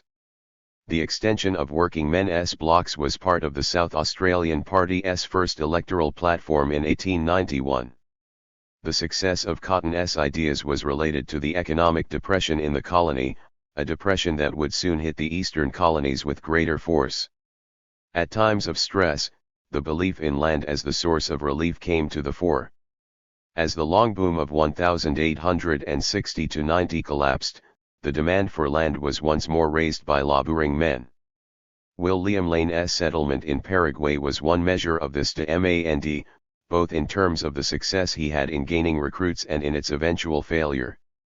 Before Lane set out on his ill-fated voyage, he tried to establish village settlements in Australia. With the assistance of the Brisbane Trades and Labor Council, Lane proposed a scheme by which it would be possible to take up holdings of 30 hectares. The settlers would live in village groups and be assisted by the government. The appeal of this project can be seen from the people who supported it. They included the editor of the Courier, the headmaster of the Brisbane Grammar School and the president of the Trades and Labor Council. The Queensland reformers drew inspiration from the 1886 Land Settlements Bill in New Zealand.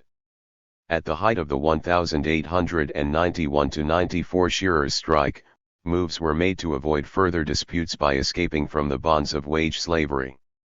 About 100 strikers formed a cooperative at Alice River, financed by donations from Barcaldine. The Union Secretary there made other attempts to settle shearers on the land. A wire to the Minister for Lands at Perth asked if the Western Australian government would be willing to set 5,000 experienced bush workers in cooperative colonies.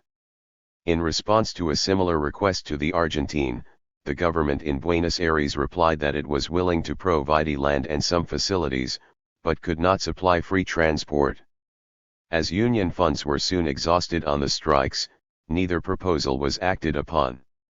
Closer to home, the townsmen of Narandera in the Riverina, led by the mayor, sought to form a land-owning cooperative for working men. The Shearers' Union Secretary, W. G. Spence, in October 1891 supported the Cooperative Irrigation and Mercantile Society. Throughout 1892 and 1893 individual landowners and businessmen proposed to give their land and property to the Australian Labour Federation so that they might participate in cooperative settlements. In March 1893 the General Council of the ALF planned to inaugurate a Labour Bank with £2 shares from Unionists.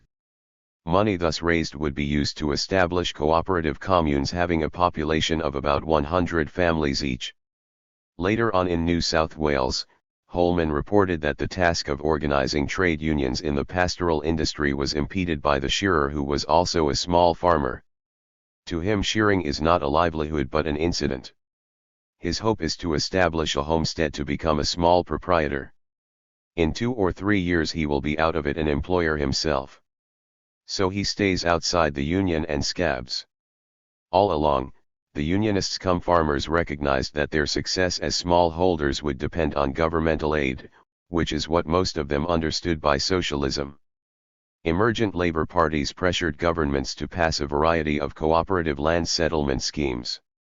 Conservative members of the Queensland Legislative Council supported the bill on the grounds that it would breed a people who will take up a useful position in the country, not mixing themselves up in political matters, or worse still, political disturbances.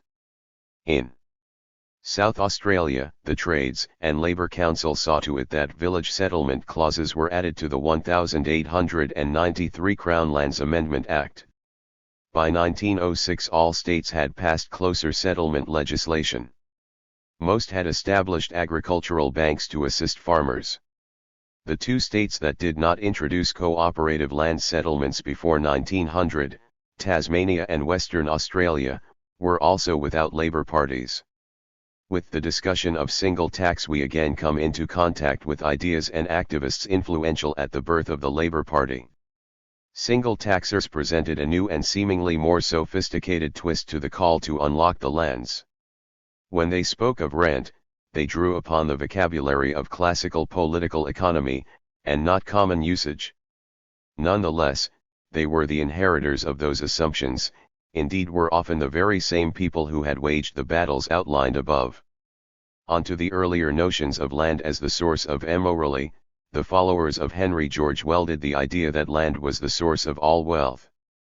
In accepting this element of George's preaching, the labor movement did not reject its previous view of land as a good thing in itself. Henry George's central work, Progress and Poverty, had been published in 1879 in the United States of America. It was reprinted soon afterwards in Australia but it did not capture public interest till the mid-1880s. George had had his precursors in Australia. David Syme, editor of The Age, advocated a land tax in 1874 and his protege, C. H. Pearson, influenced by John Stuart Mill, carried the campaign into Parliament. 10 years later, a Queensland squatter, Charles Boydell Dutton, as Minister for Lands, sponsored a Georgian Land Act. In 1887 Dutton became president of a Land Nationalisation League. More of these leagues were formed until superseded by Single tax leagues. The change in name was often all that did change.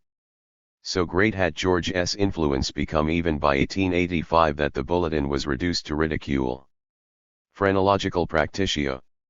Nas, it said, had shown that George was the man with the brainpan resembling in altitude and capacity the dome of St. Paul's Cathedral.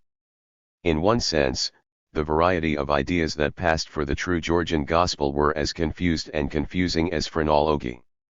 Any number of public figures wrapped their pet theories in the fashion of the time. That demand was for a tax on land.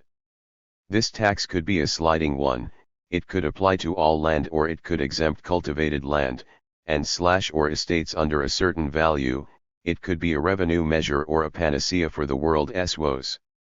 It was simultaneously the first step to socialism, or socialism's antidote. Men who believed any or almost all these things called themselves single taxers.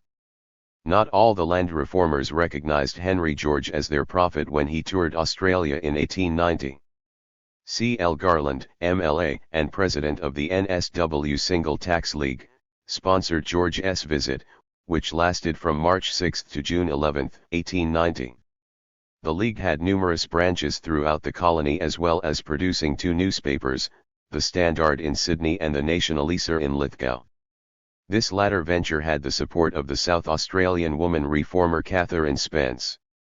George's influence on and acceptance by the labour movement appeared overwhelming when, at the Fourth International Trades Union Congress in Adelaide in September 1888, delegates unanimously agreed that a simple yet sovereign remedy which will raise wages, increase and give remunerative employment, abolish poverty, extirpate pauperism, lessen crime, elevate moral tastes and intelligence, purify government and carry civilization to a yet nobler height, is to abolish all taxation save that on land values.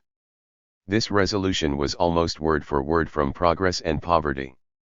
By the time George arrived in Sydney, he had declared his opposition to strikes, socialism and protection. As an outgrowth of American populism himself, George had seen in Grover Cleveland and his Free Trade Party the best chance of having his policy adopted. Significantly, it was the question of free trade that cut him off from the official labour movement. In New South Wales, the Trades and Labour Council declined invitations to welcome the prophet or to attend a dinner in his honour. J.C. Watson described the panacea tax as extremely absurd. Victorian unions agreed to meet George, but only in the lists of debate over the relative merits of free trade and protection. Much time was taken up by comparing the price of cigars in Victoria and New South Wales. The union's champion, W. A. Trenwith, received a gold watch from the Trades Hall in appreciation.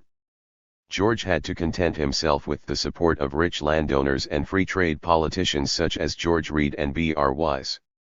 Banjo Patterson was a convert, and his pamphlet Australia for the Australians was an argument for land reform, the political equivalent of Kiley's Run. If the trade unions were hostile, there was a sizable faction of the political labour movement that was not, largely because it supported free trade. This group included Holman and Hughes. The influence of the free traders and single taxers for a time dominated the Labour Party in New South Wales. Universal acceptance by the labour movement of Henry George as the prophet of San Francisco was prevented by his support for free trade. This distancing did not mean that any section of the labour movement opposed land reform via a land tax. The Bulletin's complaint was that as a result of George's advocacy of free trade, he had held back for a generation the cause of land nationalisation in Australia. William Lane summed up the feelings of the labour movement in the second issue of The Worker when he recommended another of George's books, Social Problems. It lays no particular stress upon the single tax or upon free trade or upon individualism. It does not go out of its way to attack other reforms as George is generally so fond of doing. It cries the land for the people from the first page to the last, and cries it as surely it was ever cried before. Land for the people here was an issue on which all reformers could unite. Although George himself never gained complete sway, his notion of expropriating the unearned increment was never again separated from the demand to break up the big estates. Long after Holman had broken with the single tax as a social panacea, George's influence continued to be felt in the councils of the Labour Party. This relationship was not dislodged by the fear that if everyone had a right to the land, Chinamen would have as much right to Australian land as the native-born, as one correspondent wrote to the Sydney Morning Herald.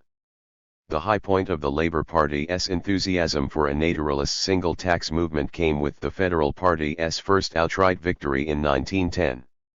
W. M. Hughes, in an article in the Daily Telegraph shortly before these elections, had made it clear that the chief plank in the Labour Party's platform is to wipe out land monopoly by making it unprofitable for holders of great estates to hold land out of use.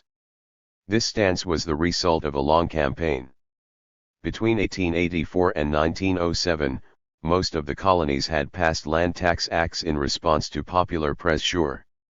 Labour's 1910 attitude had its immediate cause in the refusal of New South Wales and Victorian legislative councils to renew such taxes. Fisher's minority government in 1909 attempted a land tax bill. When the measure was defeated by the fusion, the issue became, as Hughes said, the chief plank in Labour policy. Advocacy of the tax contributed to Labour's victory.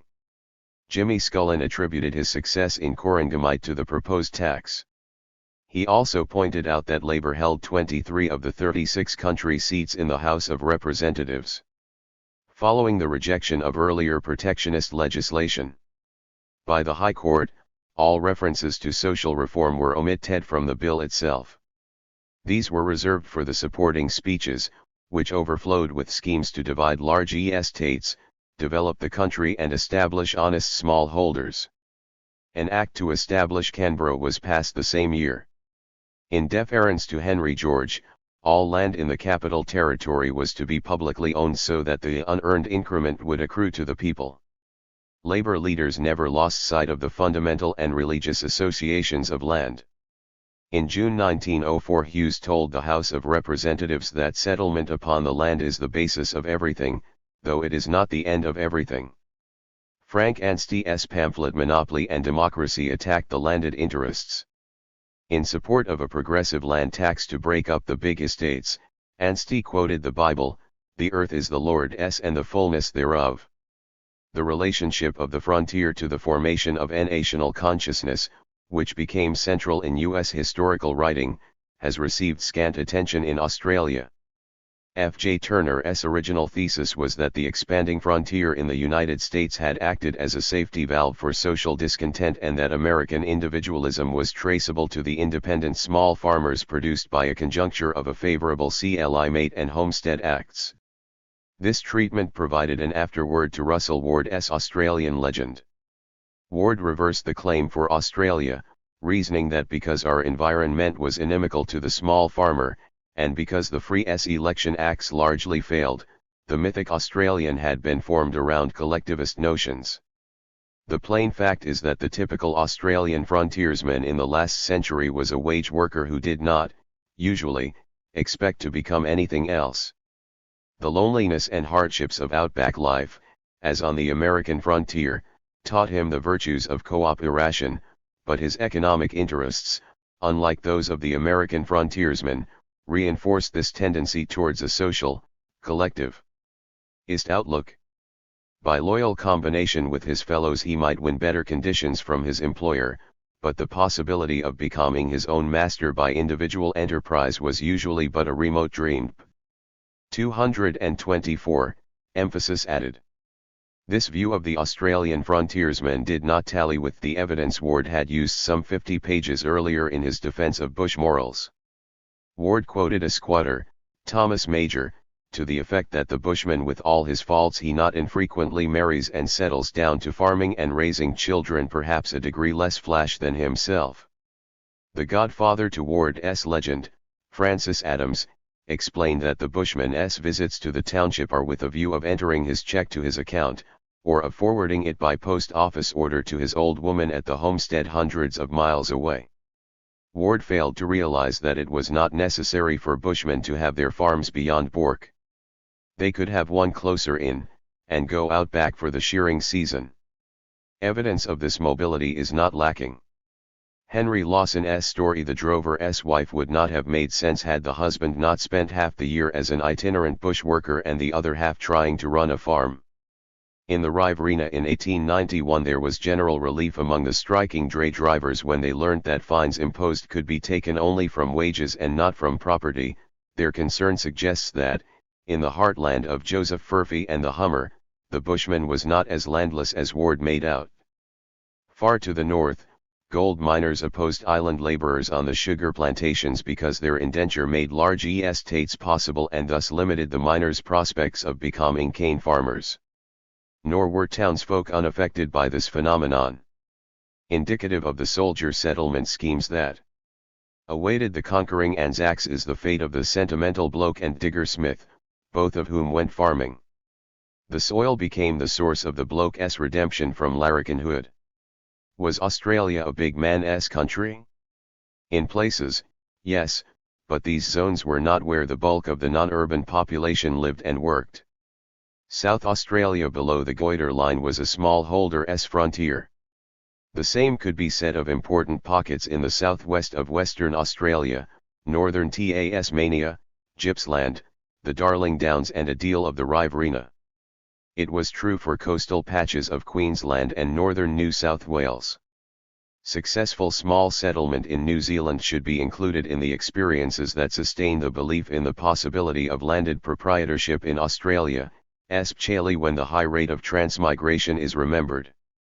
Even in the Western District, where a simple system of corruption kept the selectors at bay, Margaret Kittle recounted the departure of squatting families forced out by the land-hungry. Leaving aside the question of just how many Bushmen were selectors or farmers, there is ample evidence that sufficient of them were so engaged to keep alive the hopes of the remainder. Their expectations did not die in the 19th century. Nor was the birth of the Labour Party indicative of a lessening of demands for agricultural independence. If anything, the reverse was true. Labour and land. Q. Then, if the Labour Party should return to power, will graduated land taxation take precedence of everything? I wish it to take precedence of everything except formal measures, and legislation already current. That isn't socialism, you know, the creation of a large number of small landed proprietors. It's my kind of socialism. Andrew Fisher, April 22, 1910. Whatever impulses had given birth to the Australian Labour Federation in Queensland in 1889, little evidence of any form of socialism remained by the time of the 1893 elections. The land question had become the focus of Labour's campaign.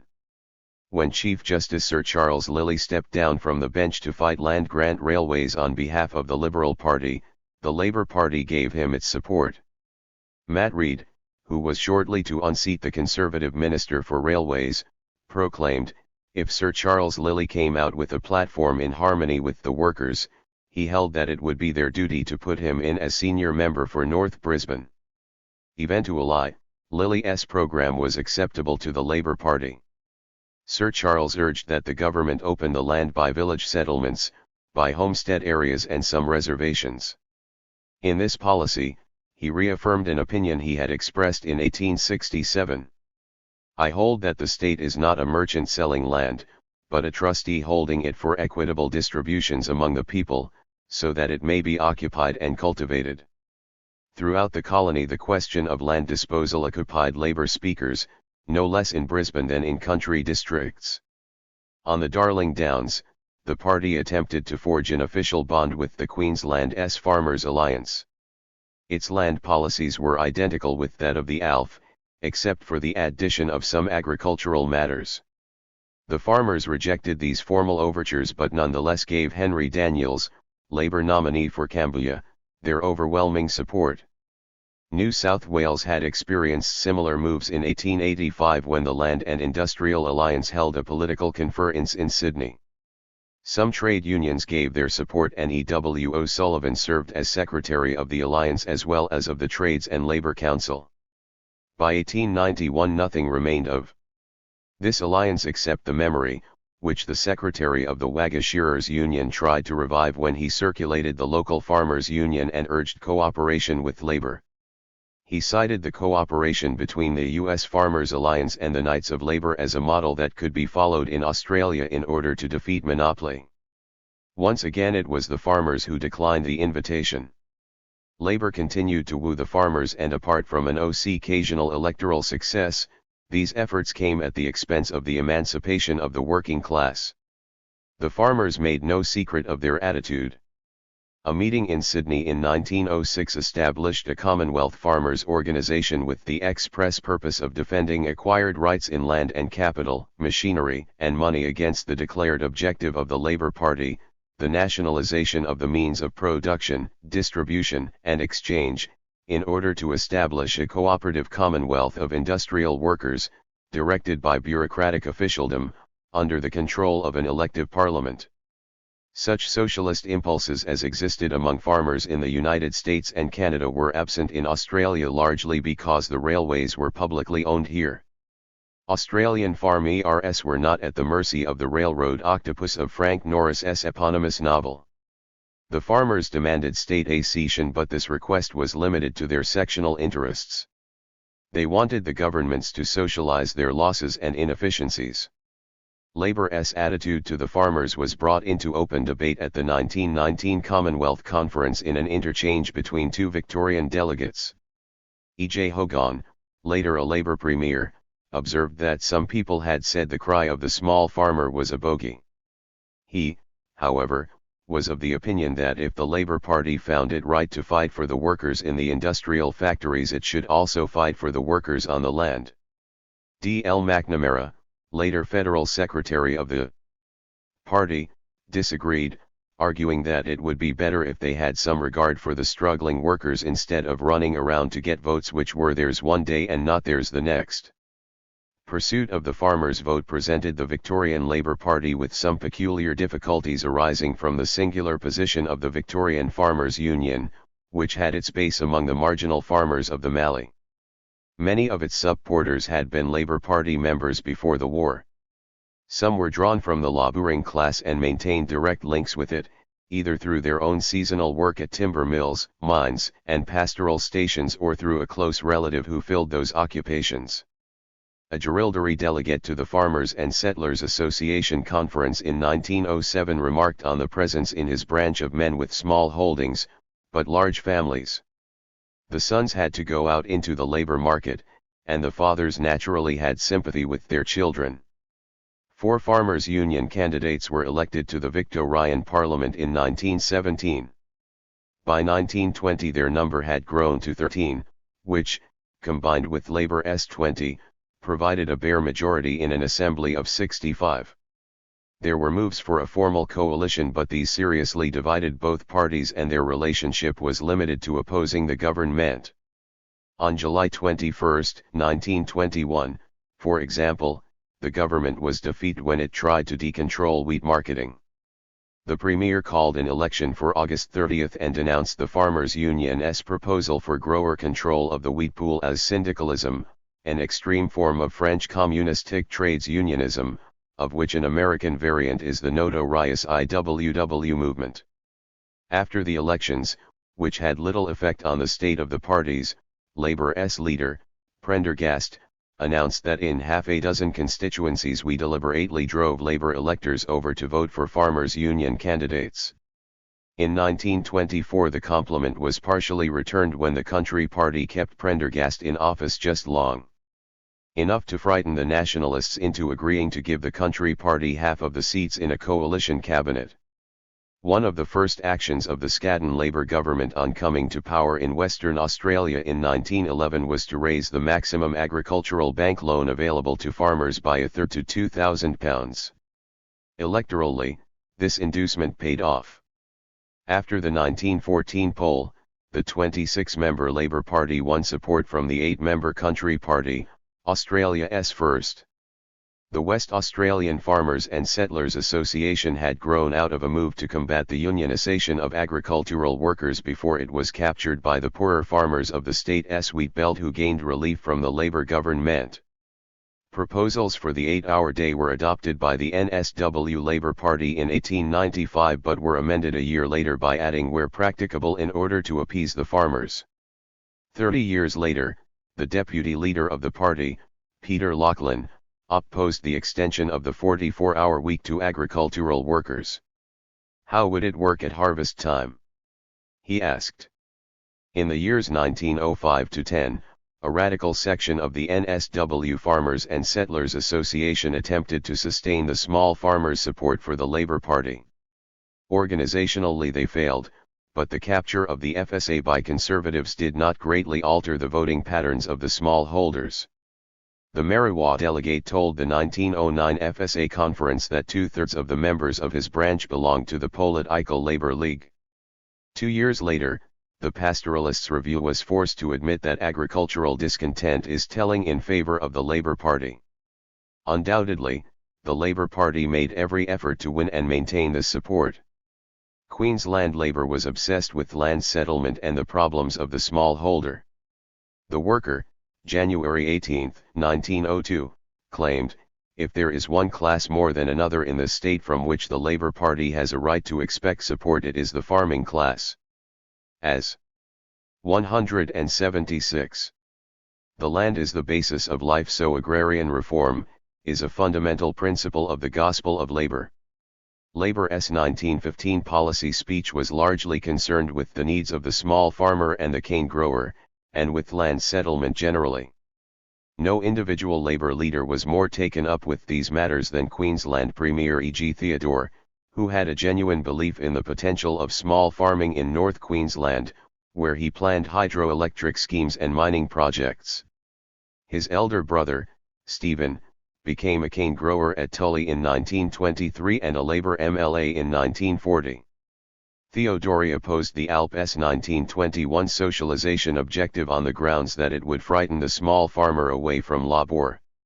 A third of his proposed fiduciary issue of £18 million during the 1930s depression was to be directed to wheat farmers in an effort to win back their electoral allegiance.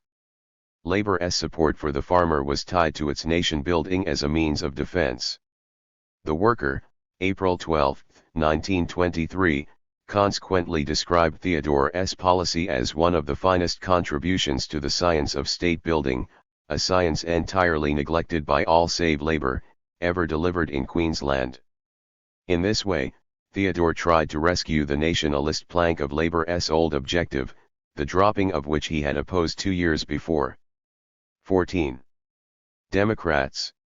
Democracy influenced the labouring classes in 19th-century Australia in 5 interdependent ways. First, there was the inheritance from Britain, where the bourgeois conquest of society in the 17th century occurred without the working class. Secondly, the labouring classes / Australia were not called upon to vanquish feudalism, and certainly not with violence.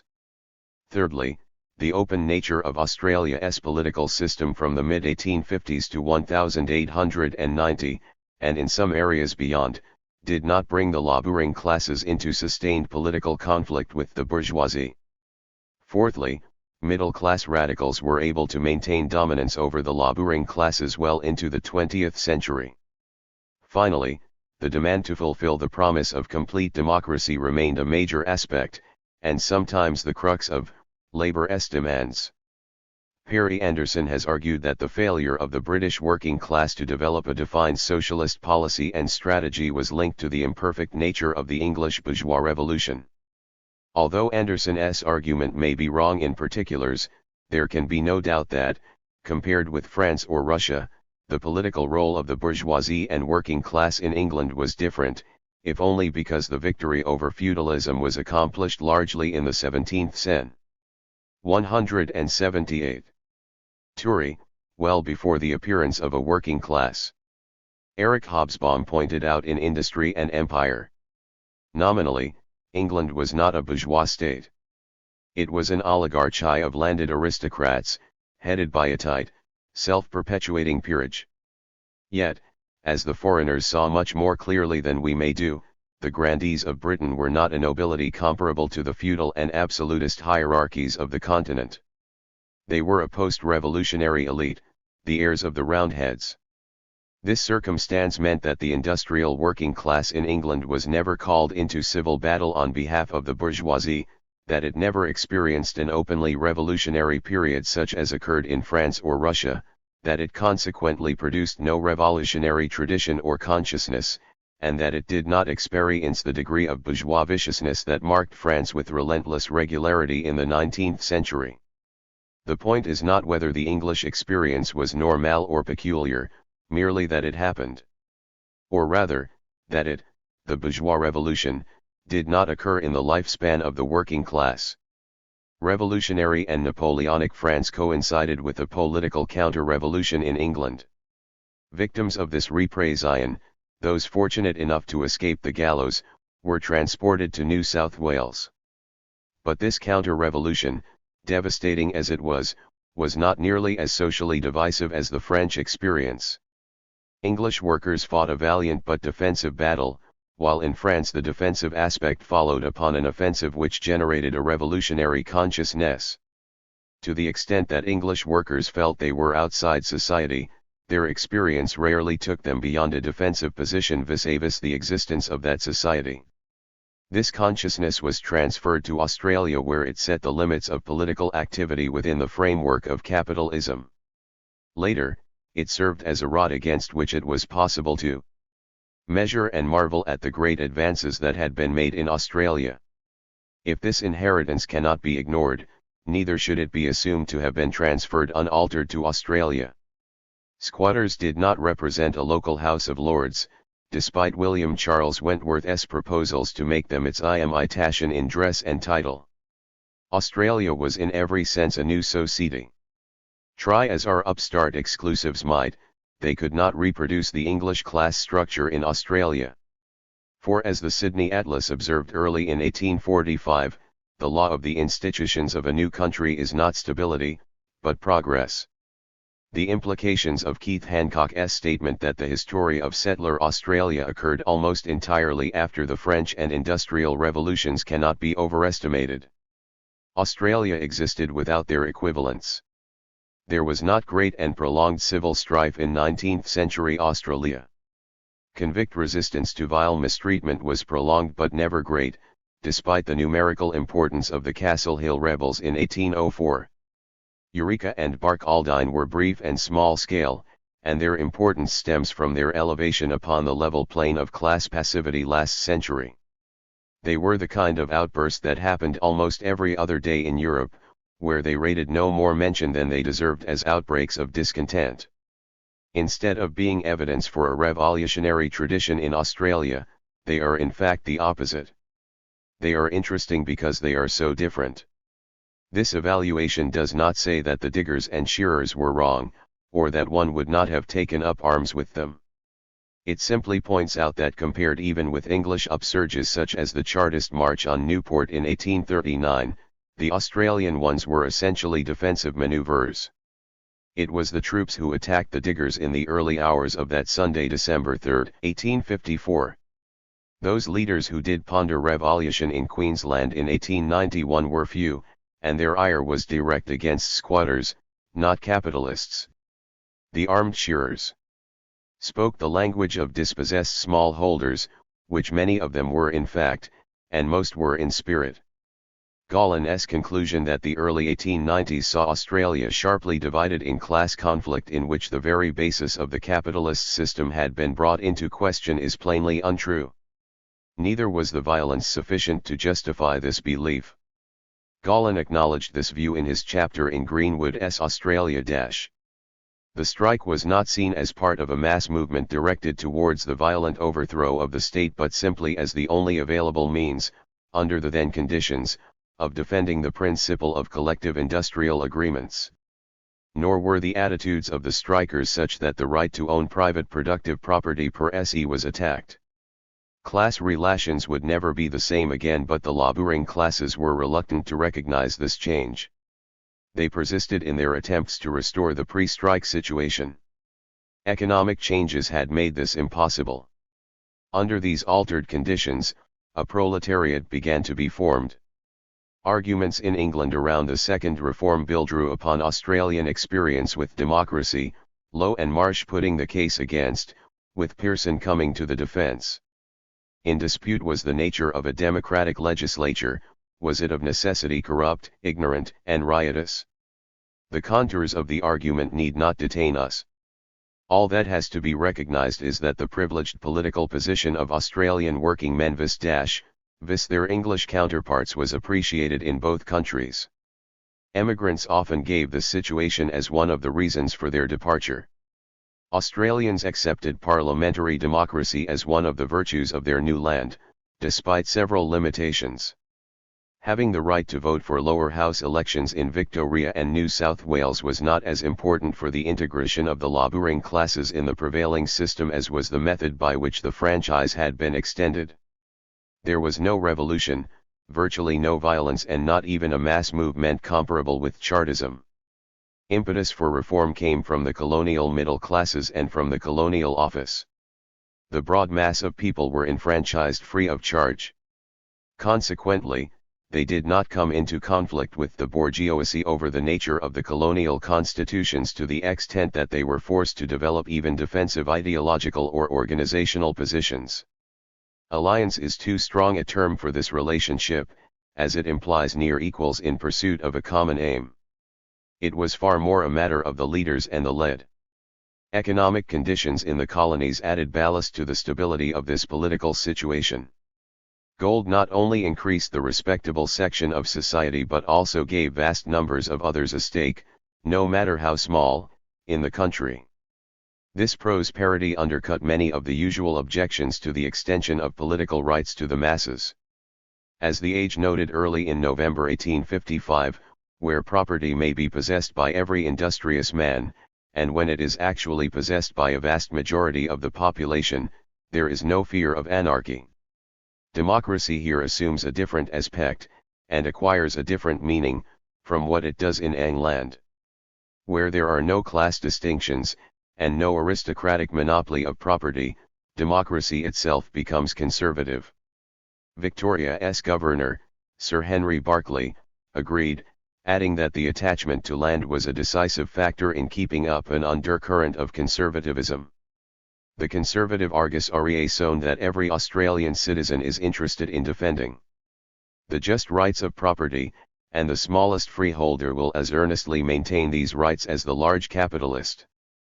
The wealthy classes have nothing to fear from manhood suffrage. It was typical of the men who won the 8-hour day in the 1850s that in all their motions and manifestos no mention is made of Eureka.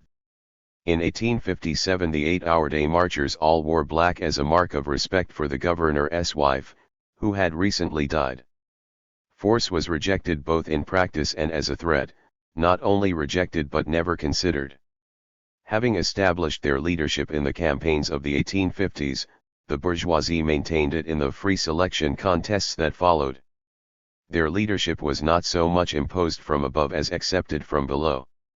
D.W.A. Baker perceived that, during the reform legislation campaign in 1859-61, working-class candidates had an uncomfortable feeling that they really did not belong in public life and should be represented by educated liberal gentlemen. When a Labour candidate, Cameron, was elected in New South Wales in 1874, the Sydney Morning Herald reminded him that the Constitution, British or colonial, abhors classes, the tendency of popular institutions to obliterate in legislation all class distinctions to make men equal before the law, and equal partakers of the benefits of the law, legally and constitutionally represents not only the working classes, but all classes of both city and country. Neither Cameron nor his fellows exhibited any sign of thinking otherwise. As late as 1891, when the Intercolonial Trades Union Congress Committee on Political Reform was claiming that class questions require class knowledge to state them, and sympathies to fight for them, it felt obliged to add that it was not their intention that a monopoly of any class shall be created in our legislatures, but that the best interests of the whole people shall not be subverted by representatives who are amenable to the control of wealth as against population. It was to take a new century and another, different working class to accept the wobbly maxim that the working class and the employing class have nothing in common. Middle-class radicals were accepted as the leaders of the laboring classes. Sir George Grey was an outstanding example, though he was by no means unique. Sir Charles Lilly was similarly placed in Queensland, as evidenced by the poem Henry Lawson addressed to him in 1892. Oh, who will bear the battle's brunt and lead the ranks of labor? Our leaders blunder in the front, while victory's a neighbor. We need a man to guide us through. The march is rough and hilly. The army wants to know if you are coming, Charlie Lilly. The workers' attachment to Lilly found its parallel in the hatred shown towards him by the Conservatives. On succeeding Lilly as Chief Justice of Queensland, Sir Samuel Griffith tore the carpets, curtains, bookshelves and other furnishings out of his chambers to remove the last trace of that man. When Sir Henry Parkes visited Western Australia in 1893, George Pearce, already a Union leader, organized a collection to present our hero with a Fitibak Jarrah walking stick with a gold plate suitably inscribed. Melbourne's Trades Hall Council Room contained 4 portraits and 4 busts. Represented were the Chief Justice, George Higginbotham, Sir Charles Darling, the People's Governor, Wilson Gray, a leader of the Land Conventions, Benjamin Douglas, first chairman of the Trades Hall Committee, and Charles Jardine Donn, the first working man to sit in Victoria's Parliament. As Gallen comments, the political heroes of Unionists were the middle-class leaders of Victorian radicalism. So strong was this attachment that it impeded the emergence of Labour parties in Victoria and South Australia. In the latter colony, it was generally agreed that the Premier, C.C. Kingston, would of his own volition have gone possibly further than Labour. J.C. Watson would have offered Kingston, who was not a member of the Labour Party, a seat in his first cabinet in 1904 had not the latter been critically ill. The Victorian non-Labour radical, H.B. Higgins, was included as Attorney General, indicating Labour's very proper respect for the law. Middle-class Liberals continued to be welcome as Labour leaders. Labour's books did not close in 1891 and it has always been willing to accept even those who have stood against endorsed Labour candidates. T.J. Ryan joined the party in Queensland in 1904, E.W. O'Sullivan in New South Wales in 1908, L.F. Giblin in Tasmania in 1909, and H.V. Evatt in the 1920s. Amicable relations in Victoria centred on support for a protective tariff by both unionists and manufacturers. The Age editor, David Syme, sponsored W.A. Trenwith as a Lib Lab candidate in elections and he was the only worker to attend a federal convention.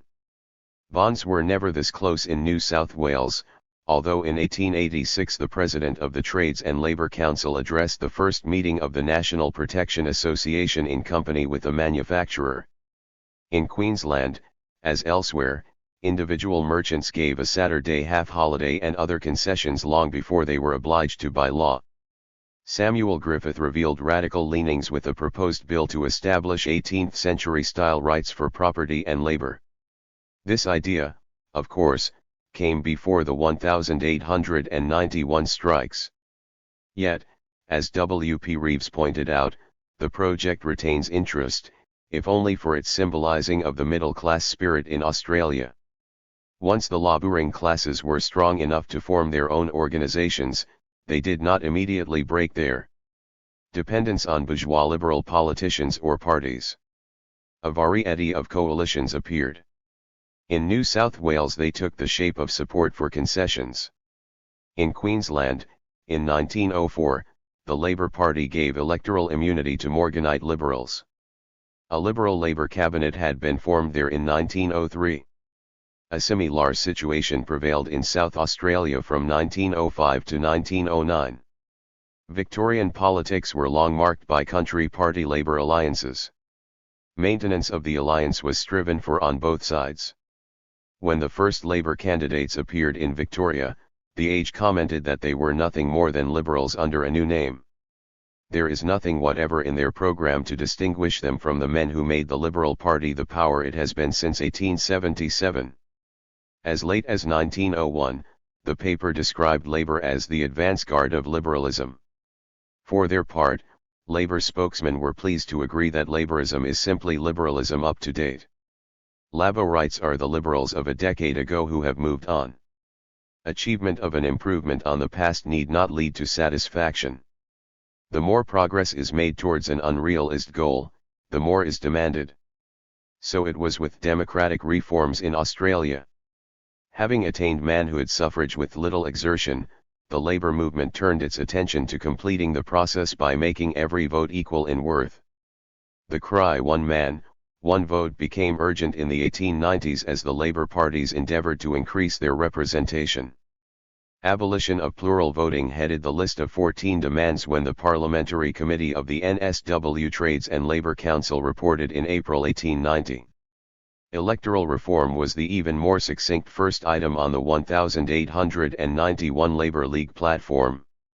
When Parkes refused this concession, the Labour members turned him out in favour of Dibbs, who acquiesced. So important was one adult, one vote considered in Queensland that it took precedence over even a white Queensland pledge. 186. Conservatives saw this demand as an attack on property. One man one vote meant that one man was as good as another and that he unhesitantly denied, it was distinctly stated that there were different orders. Was a man's property to represent nothing? In a strict sense, the Conservatives were correct. Property was not to be represented as such. But neither was it to be confiscated nor its owners disfranchised. Nor were the propertyless to get a second vote to compensate for their poverty. Bourgeois equality before the law prevailed. In demanding the equalization of the franchise, the Labour parties had the support of middle-class radicals. Their alliance reappeared in the Federation debates when the Labour movement supported H.B. Higgins in his attempts to democratise the proposed Commonwealth Constitution. In New South Wales, Labour unsuccessfully offered a Democratic 10 slate for the 1897 Federation Conference, their manifesto ending with the following: "If you want a free country for free men and women, with justice for all and work for all, vote straight for the Labour 10 and a white Australia, no upper house, adult suffrage, the referendum." In the 20th century, concern shifted to the abolition of upper houses, or at least to their democratization. Only Queensland succeeded in establishing a unicameral system. That reform was possible because the Queensland Constitution could be amended by a simple Act of Parliament, and because the Legislative Council was appointed and could be stacked with a suicide squad. So persistent has concern with electoral changes been that a Canadian political scientist, David Corbett, observed that the Labour Party appeared more interested in constitutional reform than in social reform. In reply, it could be argued that the constitutional reform is necessary before social reform can be implemented. Within the framework of the prevailing system, this defense is certainly true. This attitude merely underlines the accuracy of W. Pember Reeves's remark that while there was no social democracy in Australia, there was plenty of democratic socialism. One consequence of this long democratic experience for the working class in Australia has been the ideological limits it has placed on socialist thinking. 15. Socialists. For we workers are all socialists nowadays, though some of us are so ignorant that we don't know it. We follow Marx in the contention that labor's rightful share of production is all. William Lane, July 1890. Marxists. Marxism is mature socialism. Its acceptance depends upon the making of a working class that can see no future within capitalism. In light of what has been shown, it is not surprising that Marx's theories were not understood and barely known in 19th century Australia. The earliest recorded influences of Marx in Australasia were in the 1870s. From Christchurch, a working man's mutual protection society asked the International Working Men's Association to advise British workers against emigration. The quality of the society's Marxism can be gauged from its pamphlet Why the Working Men of New Zealand Should Become Internationalists, which ended with a tirade against the Chinese. Some Marxian phrases found their way into the manifesto of the proposed bootmakers' union in Melbourne. An obituary appeared in the Sydney Liberal in 1883. Karl Marx, the ablest of all the communistic writers, is dead. His great work, On Capital, is a masterpiece. While, however, agreeing with most of its critical portions, we are not in accord with his remedies. He was a state socialist, and advocated state control of all industries of all kind whatever. This view was no more accurate than the claim in 1907 by a member of the New Zealand Parliament, A.R. Barclay, that Marx did not have a solution. This error had not prevented Barclay from publishing The Origin of Wealth, being the theory of Karl Marx in simple form in 1899. Several prominent bourgeois liberals attempted to acquaint Antipodeans with Marx's ideas. In the Christmas 1888 issue of the Boomerang, the sometime Premier of Queensland, Sir Samuel Griffith, presented an account of Marxism for the practical consideration of the people. Across the Tasman, another minister of the Crown, William Pember Reeves, Sue Dunny Mousley published a series for the Littleton Times on the history of socialist thought up to Marx. When a bulletin reader asked who Marx was, he received the reply that Marx was a brilliant German whose works remained untranslated. Francis Adams's correction of this error did not alter the fact that, although Capital had been available in English since 1888, Marx's advocacy of the class struggle was not grasped by the bourgeois politicians who were introducing Marx to the populace. By the time extracts of the Communist Manifesto were published in Australia, by the Worker in 1893, it had already been translated into a score of languages including Danish, Yiddish, Portuguese and Norwegian. Nor was Marx much read when available. An associate of the New Zealand Union leader, Harry Holland, gave this description of how he and Holland became acquainted with Capital. He had investigated the cover, I had probed further, just turned it over. To study Marx, said he, one requires a hard seat, a bare table, and a head swathed in wet, ice-cold towels. I agreed with him. William Lane doubted if there are 1,000 men who have Marx at their fingertips. That Lane was not of this legion was later made clear by his brother, Ernie, who pointed out that William had not read Marx before leaving Australia in 1893. In August 1900 the Melbourne Times complained that even Eveling's students Marx was too difficult. Towards the end of 1893, the 22-year-old W.A. Holman delivered a lecture on Marx, whose writings he could honestly claim to have studied with devotion. Holman began with a just censure of previous Marxism in Australasia. Many erroneous conceptions were current about him. One of these, often found in places where better information might be reasonably looked for, was that Marx was a kind of Bellamy, a man of roseate and airy visions. These ideas were absolutely false. Marx's book was an examination of things as they were and not as they might be in some golden future. He dealt in his Capital not with the socialism that is to come but with the capitalism of today. For the first time in Australasia, Marx was given an intelligent and informed exposition, but it was a truncated version nonetheless. Holman persisted in linking Marx with Carlyle, Comte, Mill, and Spencer, that is, he presented Marx as just another bourgeois critic of capitalism. Moreover, Holman gave a companion lecture on Bohm-Bawerk, author of Karl Marx and the Close of His System, with whom he could find no fault. By concentrating on Capital's historical sections, Holman avoided coming to grips with Marx's politics.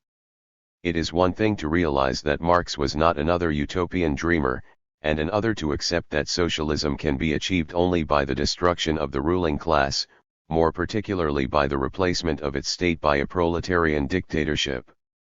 Holman was no more a Marxist than were any of his predecessors in the field. He was more intelligent and better informed. By 1905, moreover, Holman was writing that it was a mistake to imagine that English or Australian socialism owes much to Karl Marx or the Continental writers. Just as the alliance between the liberals and the working class broke down in practice, so too did Marx's notion of class struggle break into the consciousness of some Australasian workers. Discussion groups were formed, with one in Petone, New Zealand, agreeing unanimously to meet every Monday night at 8 p.m. right up to the day of the revolution. Revolution was accepted, but only theoretically. With the development of the IWW in 1907, a vital element of practice was added. Deriving their Marxism from De Leon in America, the Australasian Wobblies operated with the conviction that even if all history were not the history of class struggle, it should have been. The emergence of the IWW indicated that the old pattern of Australasian life was largely over. For as long as it had seemed possible to build a working man's paradise here, Marxism remained little more than a topic for discussion. Once new problems demanded new solutions, Marxism gained a new relevance and a wide audience, although it shed many of its dilettante disciples. William Lane, D. W. Rawson and W. K. Hancock attempted to picture William Lane as a Marxist. D. P. Crook went further, suggesting that Lane was prepared to use force, and he quotes an article in The Worker where Lane advised his readers to take all social injustices and industrial inequalities and vested privileges and strangle them one by one in your many-millioned muscled hands. Crook neglected to complete the passage, which proceed. Not all at once, but gradually, patiently, slowly by being thinking men working in harmony with each other for the good of all. Lane summed up his reaction in the 1890 strike by saying that capitalism understands that the real fight with labor is at the ballot box. According to legend, Lane was a socialist editor in Queensland during the shearing strikes of the early 1890s when his words were like a flame. With the collapse of the strikes and the emergence of compromising labor parties, Lane is supposed to have become disillusioned with Australia and so set sail to establish a utopia in Paraguay. A somewhat different picture emerges from Grant Hannon's thesis on the Paraguay settlement. Lane was an authoritarian racist who conceived of himself as a latter-day Messiah. Hannon summed up Lane's ideological progress thus: from 1885 until late 1889, William Lane may be labeled in Marxist terms as a bourgeois socialist. In the period 1890 to 1892, Lane espoused the cause of the working class more firmly and hoped to improve conditions by gaining labor representation in Parliament, but this period is a transition from bourgeois to utopian socialism, and from 1892 until at least 1899 Lane was a utopian socialist. For the last 17 years of his life he was not a socialist of any kind. Lane ended his career as the ardent pro-war editor of the conservative New Zealand Herald. Lane's socialism was usually expressed in a quasi-religious framework. This demand is significant for Lane's view of violence and class struggle as means to social change. In his novel Working Man's Paradise, Lane argued that every year the number of men and women who hold socialism as a religion is growing, and when there are sufficient such people the old order melt away like a dream and the new order replace it. Further on, he wrote that neither ballots nor bullets could produce change, since it is in ourselves that the weakness is. It is in ourselves that the real fight must take place between the old and the new. While Marxists would not deny that communism involves a complete change in human relationships from competition to cooperation, they do not believe that the metamorphosis can occur at a purely spiritual or personal level. What Lane strove for was class collaboration. This desire was recognized by the vociferous anti-socialist Queensland Senator, Anthony St. Ledger, who wrote that Lane had a strong human sympathy with both labor and capitalism, inasmuch as he regarded labor as the innocent victim, and capitalism as the unconscious high priest of the human sacrifices they were inflicting on society. In organizing the Australian Labour Federation, Lane was careful not to exclude employers from its activities. One of Lane's favourites was Hop Beer Marchant, who provided a meeting room and chaired strike meetings.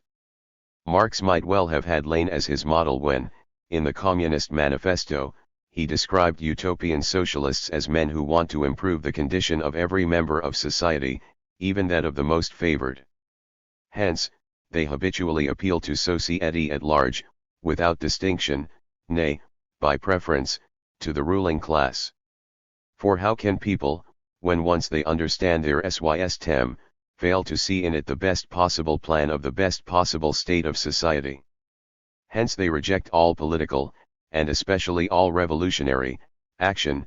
They wish to attain their ends by peaceful means, and endeavor by small experiments, necessarily doomed to failure, and by the force of example, to pave the way for the new social gospel.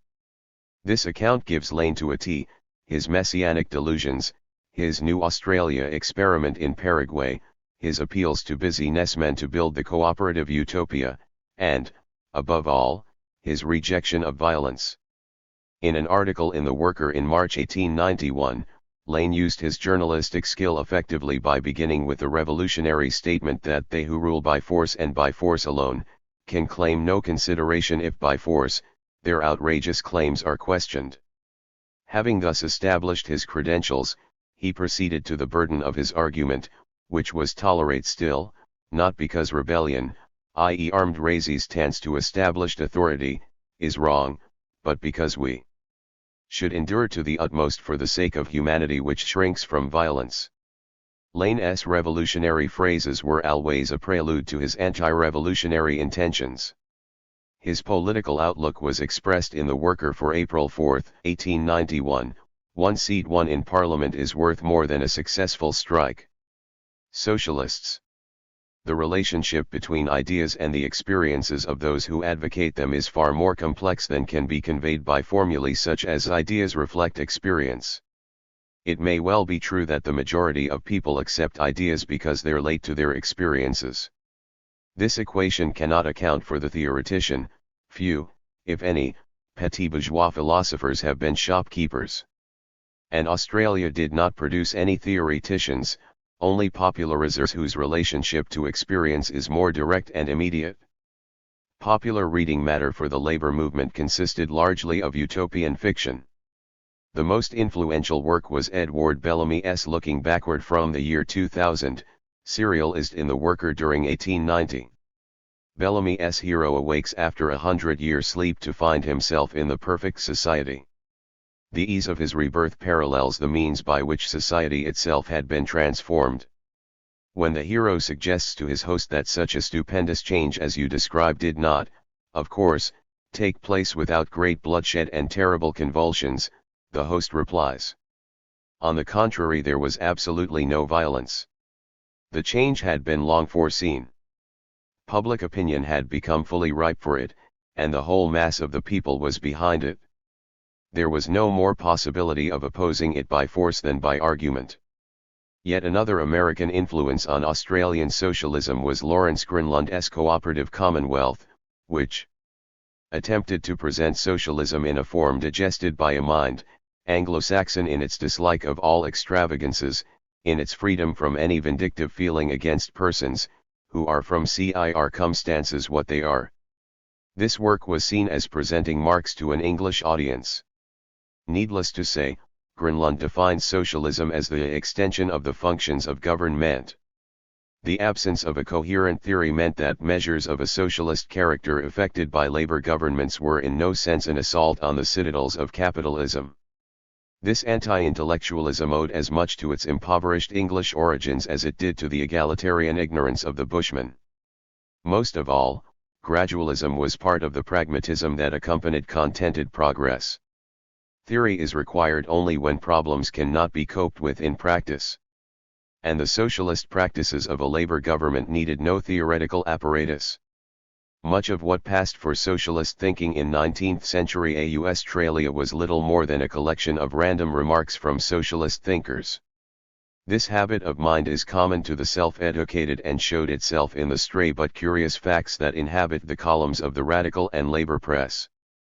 A bowerbird curiosity found another expression in Ripley's Believe It or Not and in Cole's funny picture book. The poor education that capitalism offered was protecting it from the development of the coherent critique which only Marxism could provide. Socialist ideas in 19th century Australia were part and parcel of the all-pervasive atmosphere of pre-industrial prosperity. This outlook, in turn, was related to permeable class barriers, class collaboration, and a high degree of state activity in areas as diverse as restrictive immigration and land settlement. William Lane summed up this confusion by declaring that we are all socialists, only some of us don't know it, sentiments repeated in 1908 by Andrew Fisher, soon to be Labor Prime Minister, when he contended that we are all social. Ists now, and the only qualification you hear from anybody is that he is not an extreme socialist. Precisely what the nature of this marvelous socialism was will not require much demonstration, since it invariably meant some form of state action. State action was widely accepted because it was essential for development, and thus another link was established between socialism and nationalism in Australia. Later the slogan became "Develop the North," and racism added its weight to socialism's respectability. Governmentalism. So extensive had governmental activity been before 1890 that more than one writer has used the phrase colonial socialism to describe it.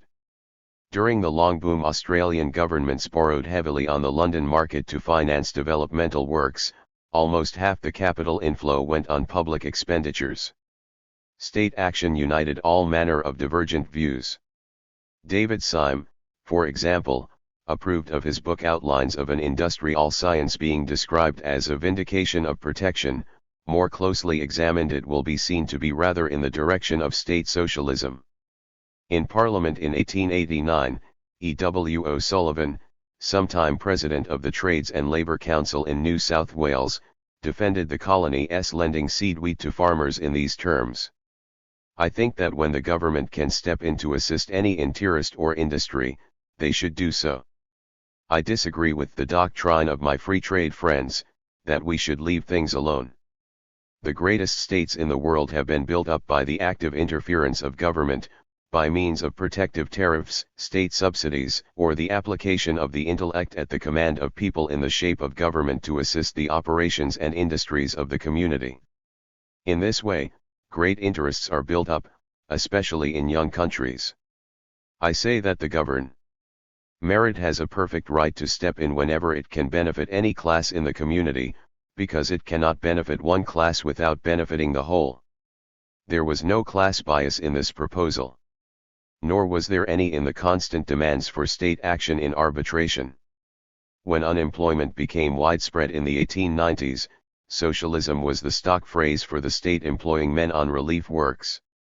Just how non-class-orientated socialism was at this time in Australasia can be seen from the evidence given by the Socialist League spokesman W. G. Higgs to the NSW Royal Commission on Strikes in 1891. Higgs advised the commissioners to read Sidney Webb's Socialism in England and Dawson's Bismarck and State Socialism so that they would have a very good account of the progress made by socialism in England and Germany. J. B. Cunliffe summed up the situation for New Zealand in a manner which applied with equal force to Australia when he noted that the widening of state functions is due primarily to colonial opportunism and freedom from theories. It has little to do with socialism. Reeves' phrase, colonial governmentalism, is a truer description of New Zealand practice than state socialism or Meaden's socialisme sans doctrines. It is atatism rather than socialism. For as Lane wrote without irony in The Worker, April 1, 1890, state purchase of an industry is as socialistic as the maintenance of a police force. This view is supported by the testimony of two 19th-century observers. Referring to Labour Party members in Queensland, Sir Timothy Collin remarked that scarcely a word fell from them that would lead their hearers to suppose that they had ever learned the alphabet of socialism. V.S. Clarke pointed out, Australian Labour leaders know little or nothing of Marxism theorise. Few of them know by title the principal textbooks of continental socialism. They are mostly seeking immediate and concrete results and, so far as directive purpose of their part is concerned, it is merely an accident that the policy thus determined tends towards socialism. Queensland Labour had a 9-point programme in which state ownership, construction, and maintenance of all railways came closest to socialism. In fact, that demand was an attack on the land monopolists. What is to be made of Spence's claim, accepted by Gollin, that Queensland was decidedly socialistic from the jump? True, there was a socialist prolegomena to the Australian Labour Federation's platform, but that was very quickly dropped. By September 1890, Lane felt that no harm had been done by lifting it up to the light so that all may see the goal of the labour movement.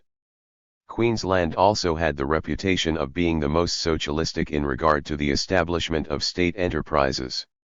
State butcher shops in that state resulted, according to the Premier, from the necessity of dealing with extraordinary circumstances which had arisen because of the war, and which exist now to a certain extent, and which may continue to exist for some time in Queensland. In every case where Labour established a state enterprise, the venture was to cope with extraordinary circumstances. Often these were of a chronic kind, for example those dealing with national development. On matters of a developmental nature, there was wide-ranging and long-established support for state activity. Protective tariffs, railway construction, and immigration, whether restricted or assisted, were but the best known. On these questions, Labour had common ground with manufacturers and or farmers. It also had the support of its political opponents. The Liberal Premier of New South Wales, Wade, declared that while he was not a servile supporter of state socialism, he recognized that in the peculiar circumstances which handicap young unexplored countries, to the credit and resources of the organized state, we must look for developmental work on a large scale. During the Great War, state enterprises were set up to curb rising prices.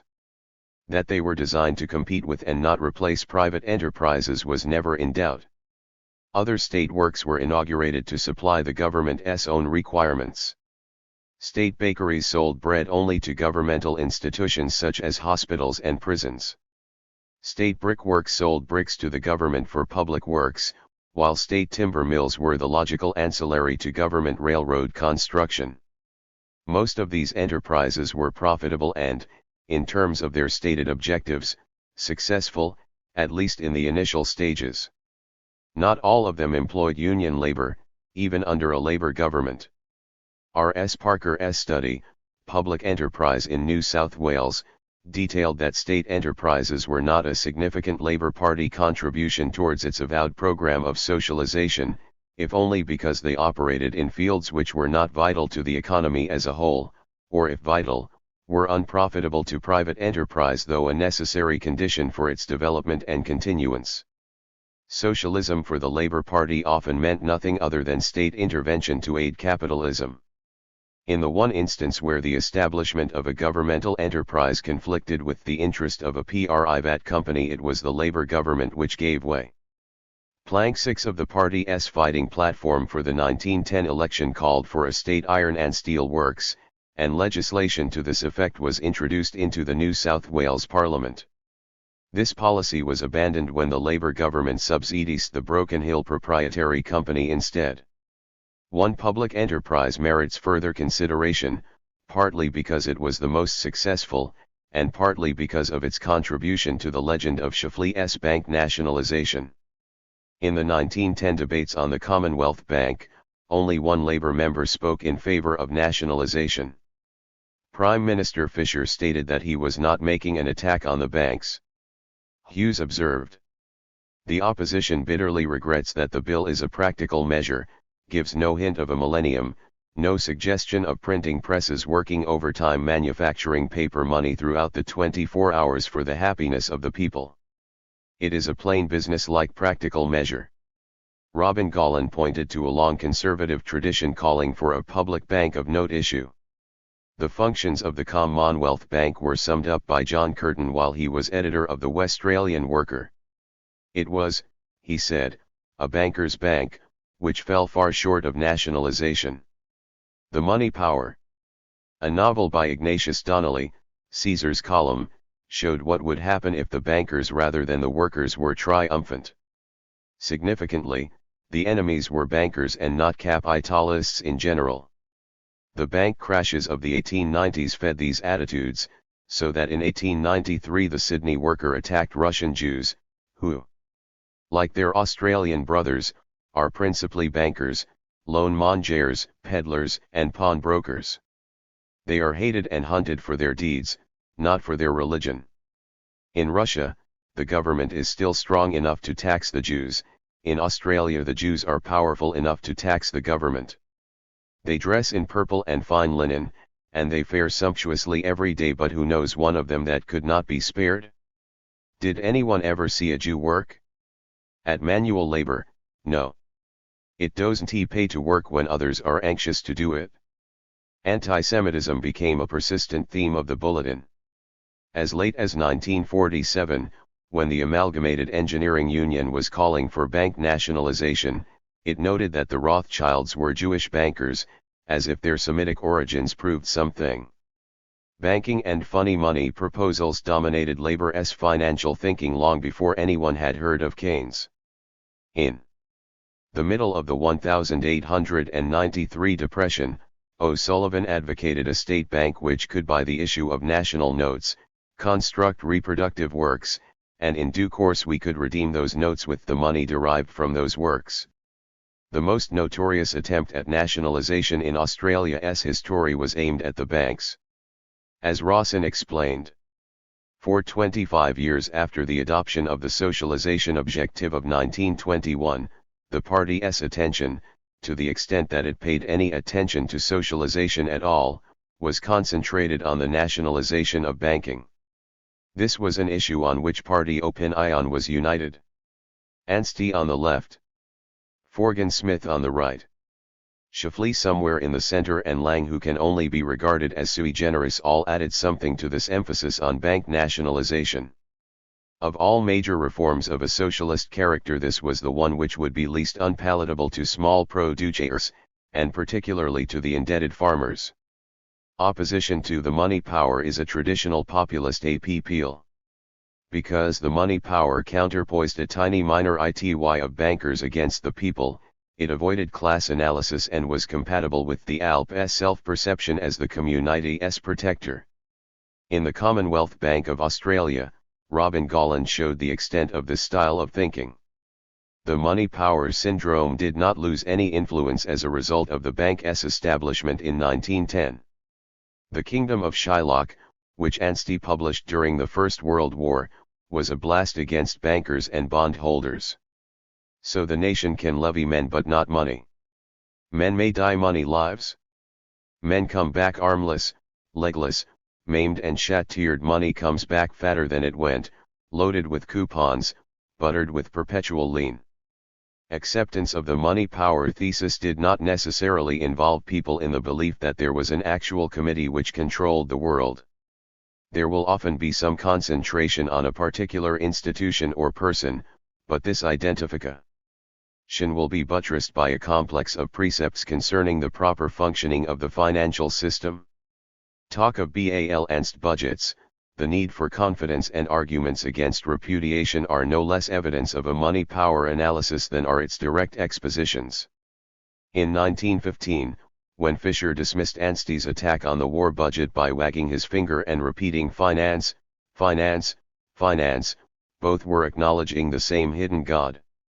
Similarly, in coping with the depression of the 1930s, the Scullin government's orthodoxy was the obverse of Lang's repudiation. Moreover, both saw themselves acting on behalf of the community. Lang presented himself as the defender of the bred and born Australian from the foreign bondholder. Scullin and his supporters were no less anxious to serve the nation. This approach was in line with Scullin's entire outlook. The Australian manufacturer praised Scullin's 1929 election speech as patriotic, containing no reference to class warfare, but being national in outlook and atmosphere. As Prime Minister, Scullin frequently pressed for a bipartisan approach to the nation's problems and offered to drop every plank in the ALP's platform if someone would suggest a way to end the depression. Important elements in the party supported this attitude. The Westralian Worker advised its readers to remember that while Mr. Scullin has a duty to the party, he has an important duty to the country and the obligations of the office he holds. Scullin's every move was constricted by his subservience to financial orthodoxy. He went to England to restore confidence. He reappointed Sir Robert Gibson as chairman of the Commonwealth Bank Board to maintain confidence, and as Warren Denning wrote of him, he regarded himself as no longer a Labour Prime Minister, but as a man to whom the whole nation was looking for sanity, conservation, and succour. Scullin was exceptional by virtue of the position he occupied, but his response was no personal aberration. His methods would have been followed by any Labour Prime Minister as a consequence of the social analysis on which they operated. Such was the logic of their position. The government that had marked its accession to office, late in 1929, by announcing a Christmas gift of £1 million to relieve distress among the unemployed, remained to impose over a 20% cut in old age pensions. State ALP premiers were equally subservient. In the days when the state's activities were more extensive than those of the Commonwealth, they had far greater responsibility for the direct administration of the premier's plan. In Victoria, E.J. Hogan's government was disowned by the Melbourne Trades Hall Council. Despite this unprecedented censure, the premier was unmoved and rejected a request to attend a Trades Hall Council meeting, speaking instead at the annual dinner of the Chamber of Commerce. His approach to the unemployed, whom he forced to work at non-union rates, was summed up when he told the Legislative Assembly, in December 1931, that it was no inconvenience to sleep in the open on nights like these. Discussing Lionel Hill, Sir Lloyd Dumas relates in his autobiography that, whenever a Premier's Conference was held in another capital city, either he or Sir Walter Young would try to be there in case a new point came up which the Premier would like to discuss. Dumas continued. Apart from Sir Walter Young, I think Lionel Hill consulted me more than anyone else. For months he used to telephone me at least twice a week, and sometimes he would come round to my house for a talk. Eventually Hogan and Hill were both forced out of the Alp, but their policies were not a whit different from those of Skull Lynn, who was saved from a similar fate by being outflanked on the right by lions. There is no reason to believe that Lang or Theodore would have acted differently. Lang invented his plan to outmaneuver Theodore in a NSW Alp faction brawl. Theodore supported his own plan for less than 8 weeks before returning to the demands of the orthodoxy that he had implemented as Premier of Queensland from 1919 to 1925. Economic nationalism revived during the Depression, and the Alp once more placed its hopes in high protectionist tariffs from which both capitalists and workers would benefit. This policy produced the situation that Denning described. Canberra became a happy hunting ground for tariff touts, whose purpose it was to impress on the government and the party the dire importance of Australian-made silk stockings, or razor blades or toilet paper, receiving the whole of the Australian market, and wherever 2 or 3 people were gathered together in a quiet place it was an easy wager that one of them was a Labour member, and the others high tariff advocates. Tariff levels almost doubled between November 1929 and April 1931.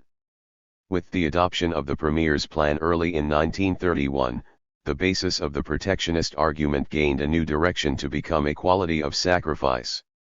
Just as during the high tariff on Rush there was to be a sharing of the benefits, under the Premier's plan there was to be a sharing of the burden. In propagating this view, Labour expressed the fundamental principle of its political career, by which it had sought to envelop all divisions in the community. Faith in its national role never faltered for, as Labour Call said in September 1934, 2 days before the Alp's share of the national vote dropped to its lowest point since 1901, each party in politics represents a particular interest, and the Labour Party's particular interest is the welfare of the whole people. The socialist objective.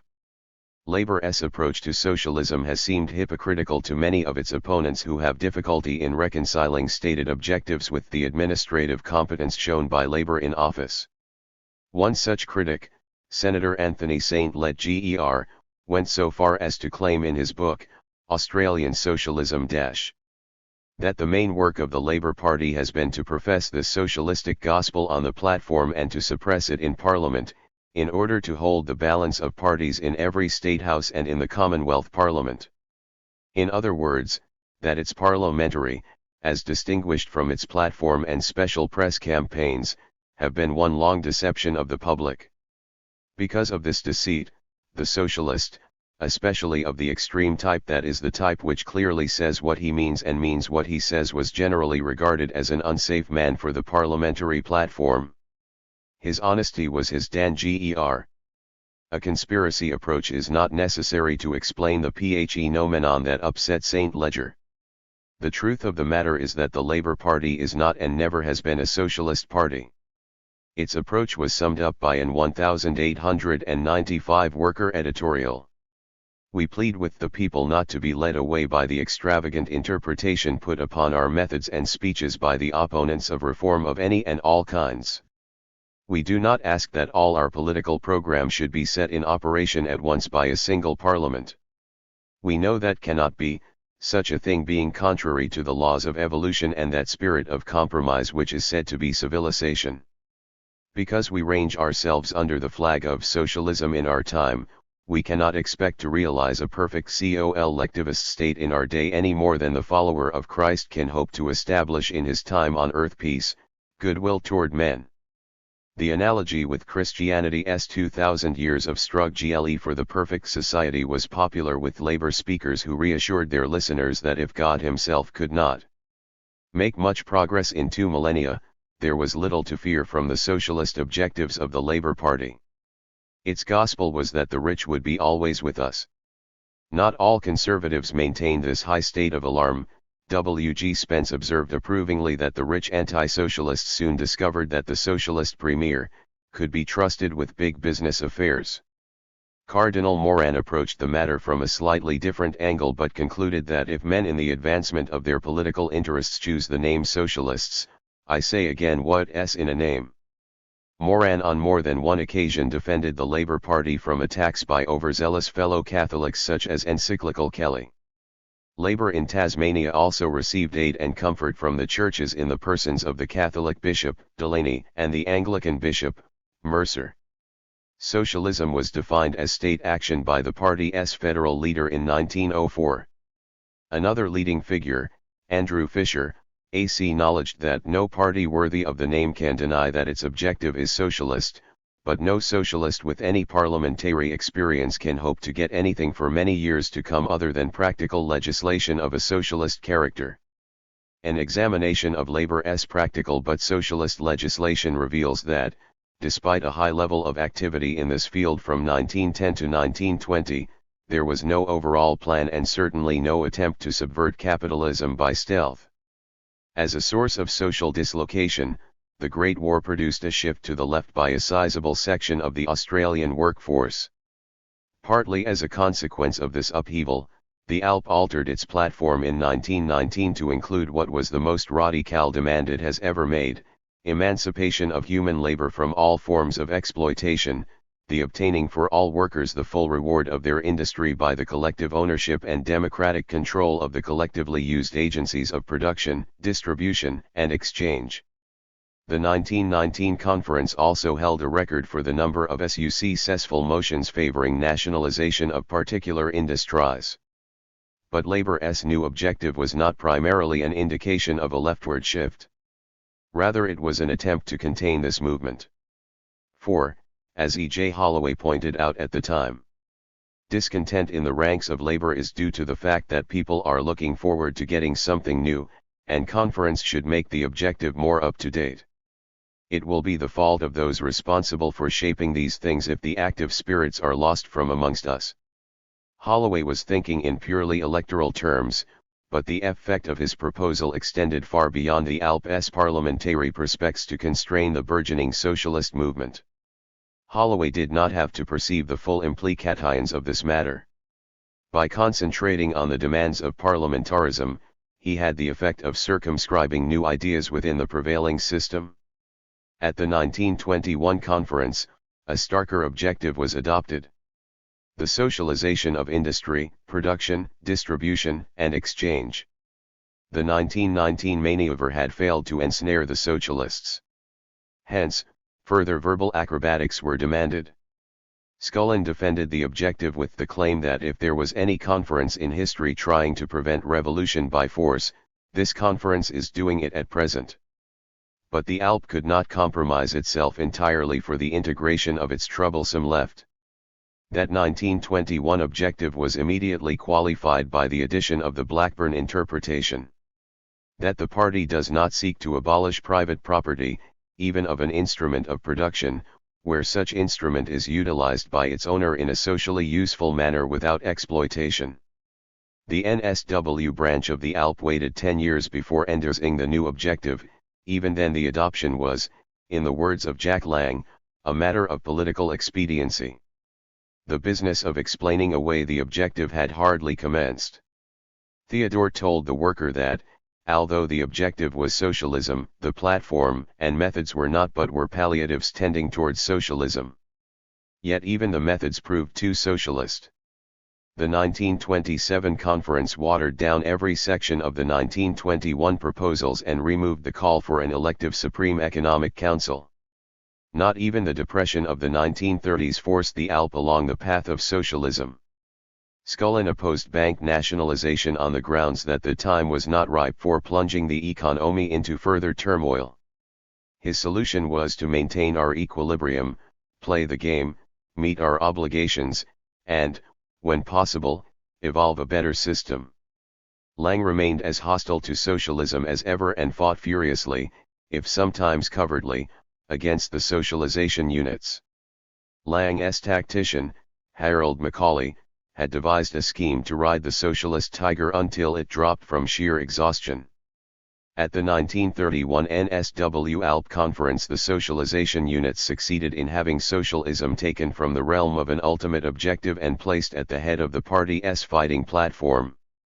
This forced Lang's hand, and Macaulay decided that they should move for the resizing of the socialism in 3 years plan by arguing as scientific socialists against the utopianism of the units. To this end, Donald Grant quoted the Communist Manifesto and concluded that if Mr. McNamara is right, then Karl Marx is wrong. Cooksey summed up the outcome: for less than 24 hours the New South Wales Labour Party had been formally committed to socialism in our time as policy. Never before or since has an Australian Labour Party been so committed. 6 months later Lang told his supporters that the revolution has come, is being fought now, and will continue a little into the future. It has come without our streets being barricaded, without the accompaniment of firearms, but in the way the labour movement has always said it would come, by Act of Parliament. The Chifley executive in New South Wales agreed with Lang about the undesirability of socialism, and in 1933 recommended to its state conference that the 1921 objective be replaced by the 1905 one, for racial purity and national sentiment. 16. Unionists. United to relieve, not combined to injure motto adopted by the Australian Union Benefit Society, 1834. Although the wording of the Union Benefit Society's motto was amended to Defence not Defiance, this spirit remained unchanged in its domination of 19th-century unionism in Australia. Before 1880, almost all unions in Australia were craft and or benefit societies. Provision of social services was as much a part of their function as were relations with employers. This relief work demanded that only tradesmen be admitted, because they were less likely to be a drain on unemployment relief funds. Even the possession of a trade was not always sufficient to gain membership.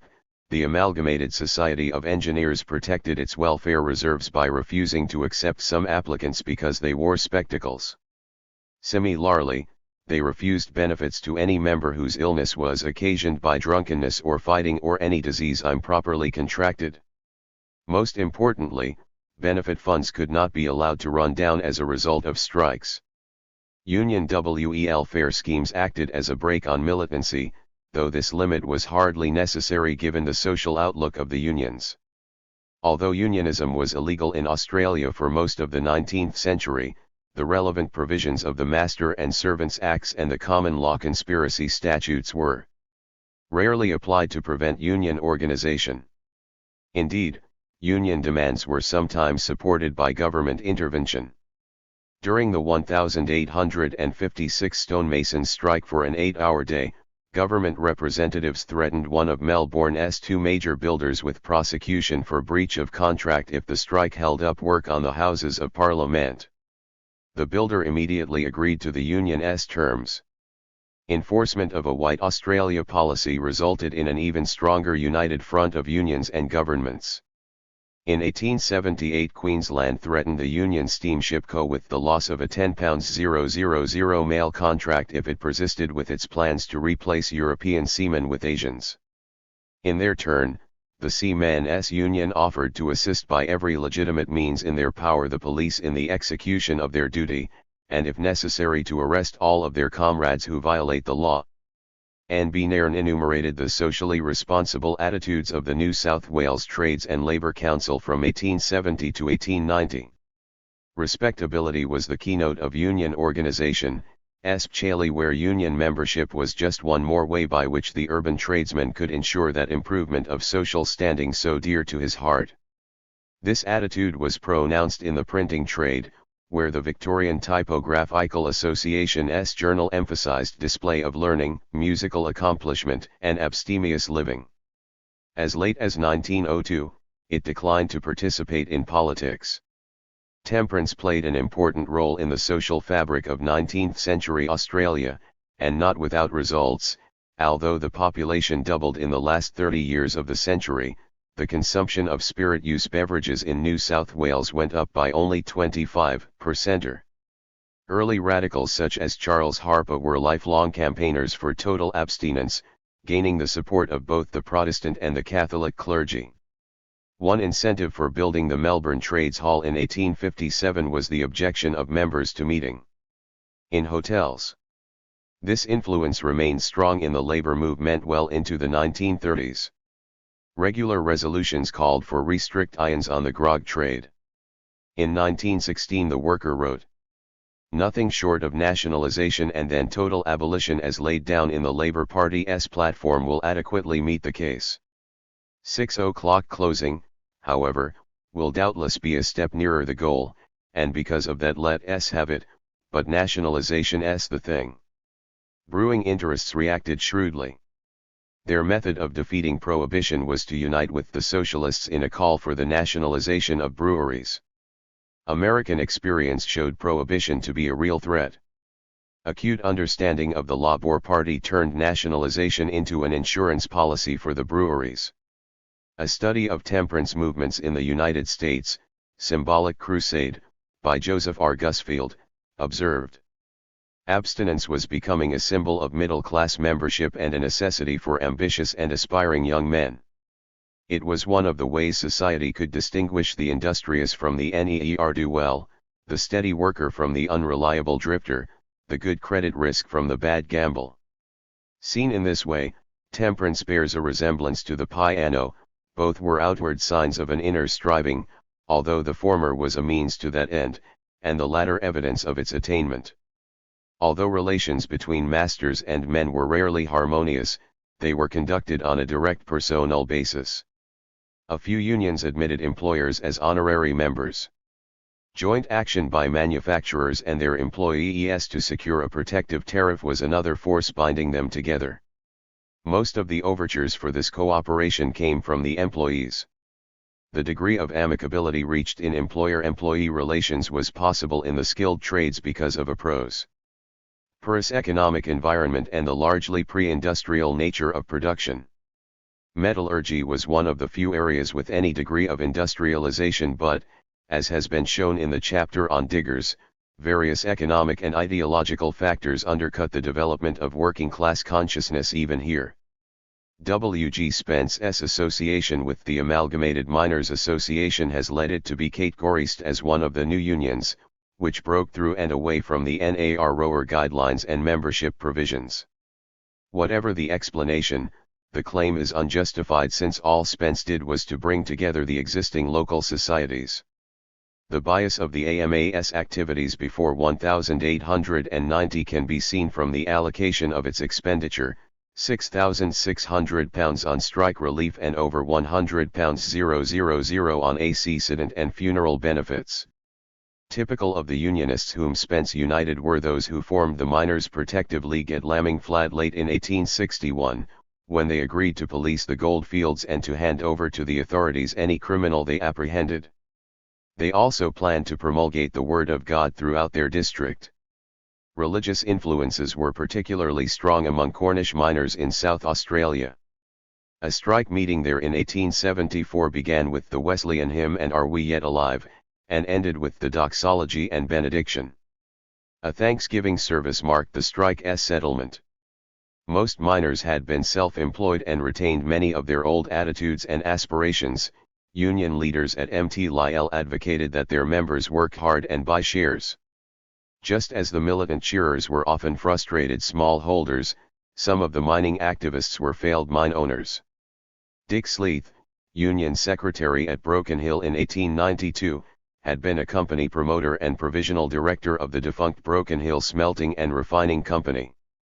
The achievement of the AMA in unionizing Australia's miners was far from conclusive. Only a fifth of the Gympie miners were members in 1890, and Australia-wide the figure was less than half in 1900. Tom Mann reported that, in the PE Riot 1905-09, there were no Unionists at Gympie, Mt. Morgan, or Port Pirie, while those at Broken Hill, prior to his visit, were few and fragmented. This picture could be repeated for every sector of the workforce, with the possible exception of the coal miners. Coal mining could be expected to develop industrial unionism before other industries because coal itself is a necessary precondition for industrialization.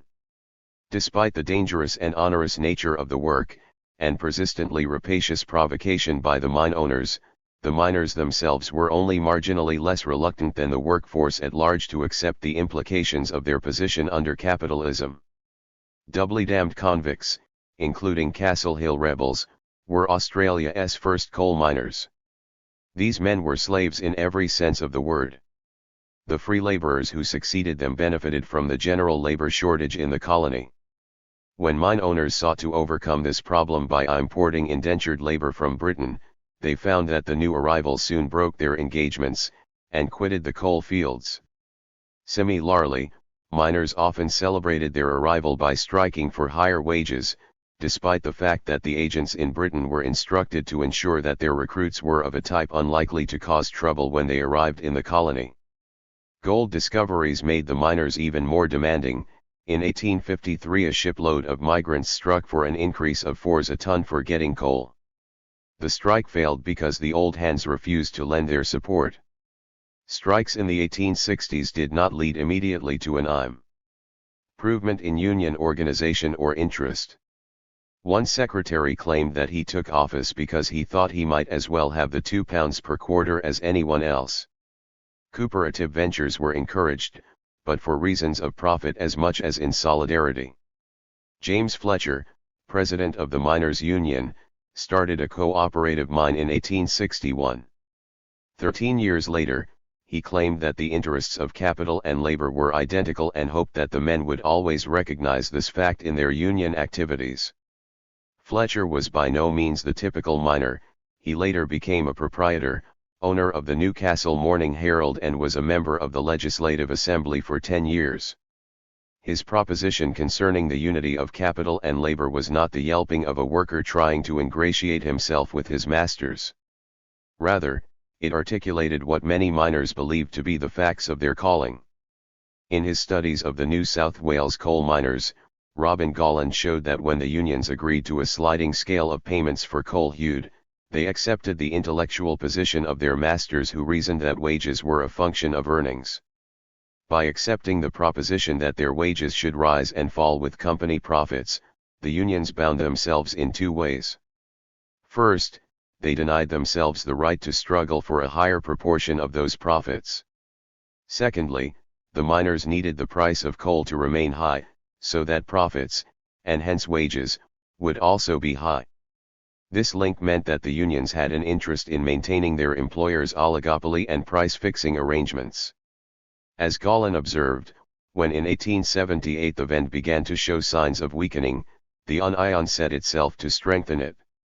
At first sight it may seem extraordinary that the union should attempt to prop up a monopolistic arrangement of employers, but in the circumstances of the time it was perfectly understandable. This approach manifested itself in a dozen ways. Settlement of disputes in the 1870s rested with a council of 5 arbitrators. 2 from each side and 1 mutually acceptable. The costs of this tribunal were shared equally by the union and the proprietors. Company officials were regularly invited to the miners' annual picnic, although it was rare for them to attend. In 1876 the union even authorized the spending of £12 on a retirement presentation to the superintendent of the AA Company. Their overtures were not reciprocated. 12 months later, the owners declined to contribute to a testimonial for the dying union secretary, John Wood. Perhaps because of coal's function for the emerging industrialization of late 19th century Australia, it was inevitable that it would be the coal miners who first experienced the more vigorous class relationships that were to mark the 20th century. In almost every respect, the miners' experiences prefigured those of the rest of the labor movement. They felt the force of state intervention in 1888 when Gatling guns were ranged against them and some of their leaders jailed in the first political prosecutions since Eureka. They returned their Union Secretary, James Curley, to Parliament in 1889, 2 years before there was a Labour Party. They spoke up for a kind of socialism by declaring in favour of the equal distribution of wealth. They maintained this vanguard position throughout the ensuing decades to become one of the mainstays of proletarian consciousness in Australia. This precocity moved them outside the range of the present account.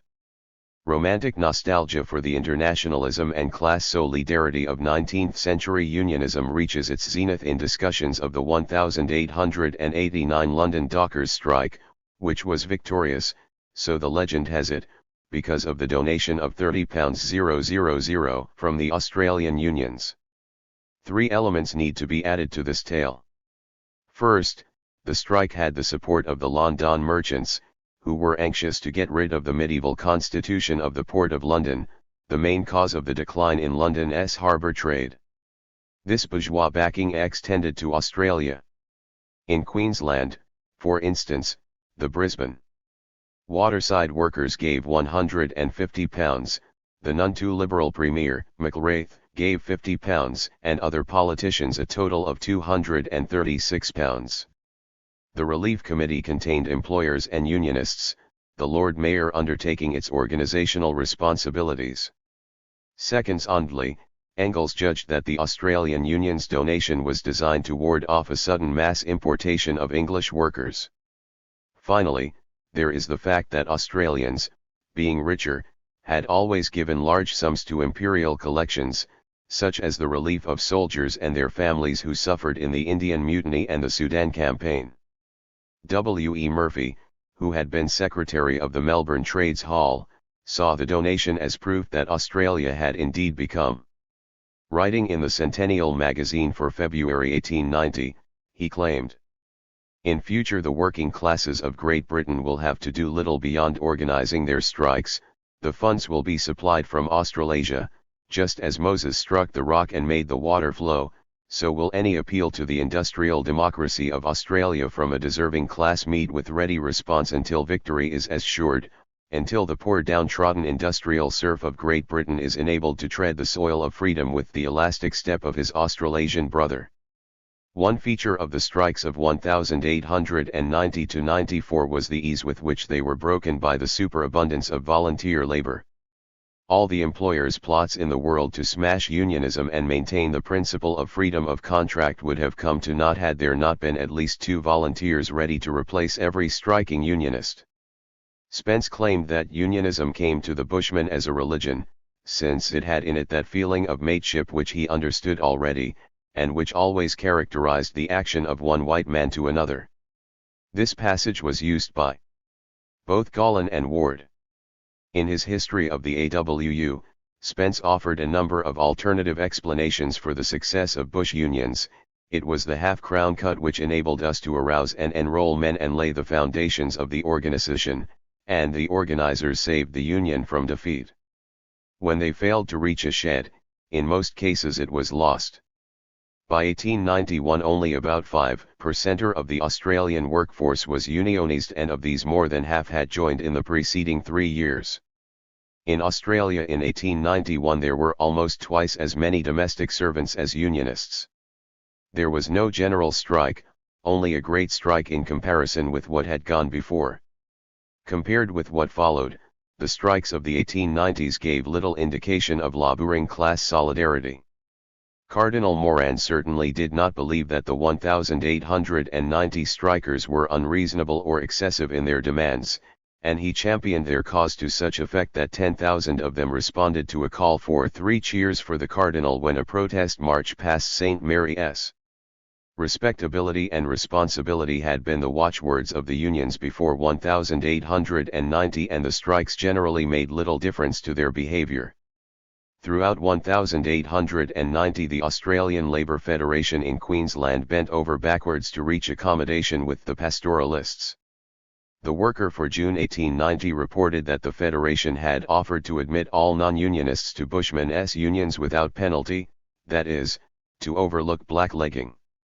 In addition, the General Council paid £75 to a shipping company to reimburse it for expenses involved in sending some wool by another boat. Nor did the situation alter much in 1891. William Lane defended the Federation from accusations of anarchistic agitation. Socialism was purely a political matter. In its industrial activities, the Federation has consistently and persistently attempted to replace more violent methods of righting wrongs by conciliation and arbitration. 4 months after the Rockhampton 12 had been sentenced to 3 years jail for their alleged crimes at Peak Downs, Hinchcliffe, the ALF secretary, still desired to let bygones be bygones, for errors are common to human nature and particularly of late among all classes in Queensland. The ALF is sorry for foolish utterances and acts which cannot in themselves be defended. The errors and foolish utterances were not those of Mr. Justice Harding, the trial judge who had chastised the police for their failure to suppress the strikers with sufficient vigor. Mr. Justice Harding, do the police want to see a man's throat cut before they do anything? How do they act in this country? They seem to have no system. It's funny, very funny, indeed it's a nice pleasant country where such a state of things exists. The witness in reply to a question said there were 4 policemen present at the time. The judge, let me see, they all had 6 shooters. 4 6s are 24, that would be 24 of them. There would not have been many who boo-hooed the second time if I had been one of them. Harding carried forward a tradition of British justice. In 1794, when one of the Scottish martyrs urged that Jesus Christ had himself been a reformer, one of the judges chuckled, "Muckle he made o' that, he was hanged." Foster, who tried coal miners in 1888, and Pring, who sent Peter Bowling to jail in leg irons, are other examples. Further south, Unionist feeling was equally temperate. By the time Arthur Ray had become an MLA, he had forgotten the 14-month jail sentence that the squatters had arranged for him. He sought to assure them that they had nothing to fear from the introduction of the single tax. Meanwhile, in Melbourne the Trades Hall Council declared its lack of concern for unemployed workers who were not trade unionists, a position both narrow and ultimately self-defeating, since it meant that the unemployed would have to become volunteer laborers if they were to secure work. Exceptions emerged to this pattern of passivity. The strikes passed through 5 phases: the maritime dispute of 1890, the shearers' strike of 1891, the Broken Hill lockout of 1892, another shearing strike in 1894, and another coal strike in 1896. After the first of these, the trade unions withdrew into the docile activities from which they had never intended to stray. The common feature of the post-1890 strikes is that they were not the creatures of the metropolitan-based trade unions. Here the similarity ended, and each group, Queensland Shearers, Broken Hill Miners and New South Wales Coalmen has to be analysed for its own dynamics. Such an investigation still needs to begin from the 1890 maritime dispute. Fitzpatrick and others portrayed the strikes as a deliberate attempt by the employers to smash unionism in a period of economic depression. In this version, the bosses appear as the initiators. Undoubtedly, there were some employers who wanted this outcome, and even more of them thought it possibly after the debacle of the maritime strike.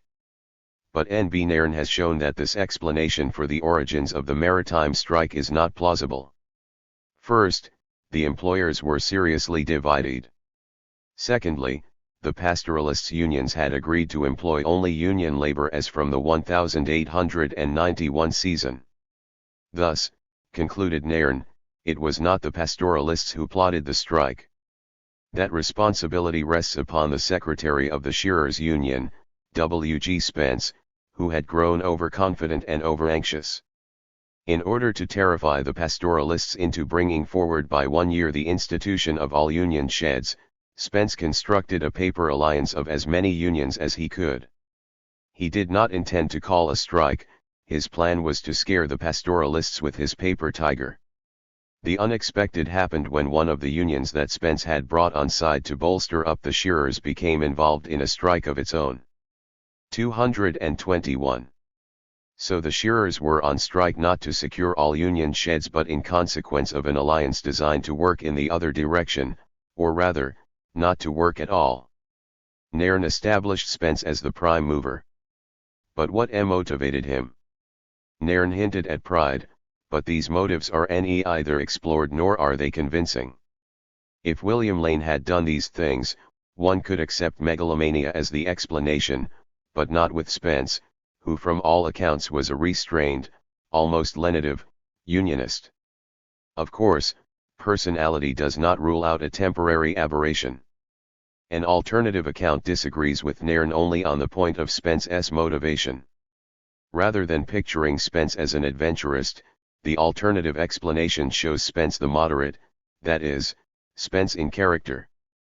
Throughout 1889 Spence had toured Australia and New Zealand in an effort to contain rank-and-file moves against the pastoralists. In this attempt he was not alone. Similar problems were being confronted by Lane and Hinchcliffe's Alf in their dealings with the Queensland Shearers' Union which, at a mass meeting, rejected the 1890 agreement that the executive had made with the pastoralists. The shearers insisted that all union sheds be introduced immediately, and in consequence declared wool from Jondrin Station black. Although the Alf was forced to support the shearers in order to preserve the parliamentary edifice it was attempting to build, it also moved towards the establishment of machinery to keep the shearers in their place. Details of the scheme were adopted by the Brisbane Council of the Alf on July 7, 1890, required every union to forward to its district council conditions under which it would be ready to work for 2 years. In the event of agreement, the Alf and the employers' associations were to police its provisions and proceed by joint action against any infringement. Most of all, the Alf was anxious to avoid conflict with the employers. At the Alf General Council meeting on August 1, 1890, the following directive to the Shearers' Union was agreed upon. That the General Council of the Alf deemed it unwise and impolitic for them to interfere with the Darling Downs agreement for the present year and request them to notify the squatters of the Darling Downs that while such an agreement was in direct contravention of the rule of the Union they were agreeable to allow members to remain as they were for the present season and urge for another conference before the commencement of the next shearing. This groundswell also threatened Spence's concept of unionism. It was not Spence who would not wait until 1891 for all union sheds, but the rank-and-file shearers. Spence attempted to bluff the pastoralists so that the pressure from below could be headed off. Explaining Spence's impatience in this way pushes the question back a stage to ask, why were the shearers militant? Part of the answer must be the abominable living conditions provided on most of the stations. Also there was an increasing tendency to employ Chinese on the stations. QSU rules were strict on this point and excluded from membership not only the Chinese themselves but also any European who worked for anyone who employed a Chinese, had commercial dealings with the Chinese, or patronized any merchant or storekeeper who dealt with or employed Chinese. Underpinning all these issues was resentment against the peculiarities of the Queensland pastoral industry. Far more so than in New South Wales or Victoria, Queensland's inland properties were owned by a small number of men, many of whom represented British-based finance companies. The militancy of the Queensland shearers fed upon the rancour and enmity of frustrated smallholders towards large landowners. After the employers realised how weak the unions were, and once the effects of the Depression were felt, the bosses no doubt provoked disputes in order to smash unionism. At Broken Hill in 1892 the companies terminated their agreement with the AMA, the men acted straight away and a 4-month strike resulted. When trade revived around 1896, the northern coal miners embarked on unsuccessful strike action to restore the 1890 rates. Both strikes ended the same way, they were smashed because there was an oversupply of volunteer labour. Most of those who struck were never re-employed at their old workplaces. Equally important, both strikes had been consciously undertaken by the workers to challenge their employers. Here were stirrings in the long haul towards the making of an Australian proletariat. For the Unionists, 1891 was the end of the old and not the beginning of the new. For the employers, it was the beginning of a get-tough policy. In that respect it also inaugurated a new phase for some Unionists. Most took almost 2 decades to accept this fact. This delay was partly because the old living standards did not collapse entirely. In 1907 Tom Mann concluded that a mechanic in Victoria was quite 7 shillings and 6 pence a week better off, for 1 hour's work per day less, than a mechanic in England, and the unskilled labourer likewise had a higher standard.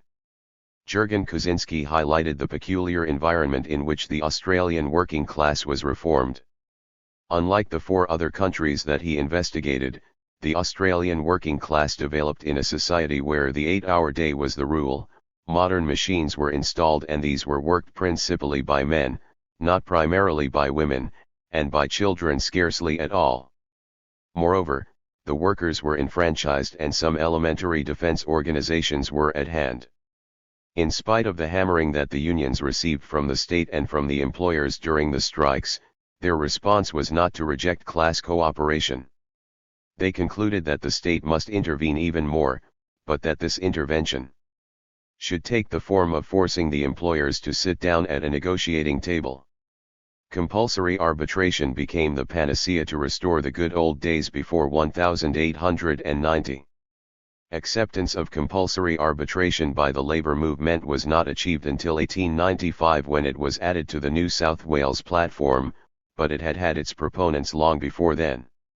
New Zealand provided a working model for such a scheme when compulsory arbitration was introduced there in 1890. J.C. Watson, who spent most of his early life in New Zealand, was a strong advocate of the system, since it conformed with his view that labour did not seek privileges from one section of the community at the expense of another. Such homilies were not confined to Watson. They were the stock in trade of socialists who considered governmental accession equal to socialism, and who rejected class struggle in both theory and practice.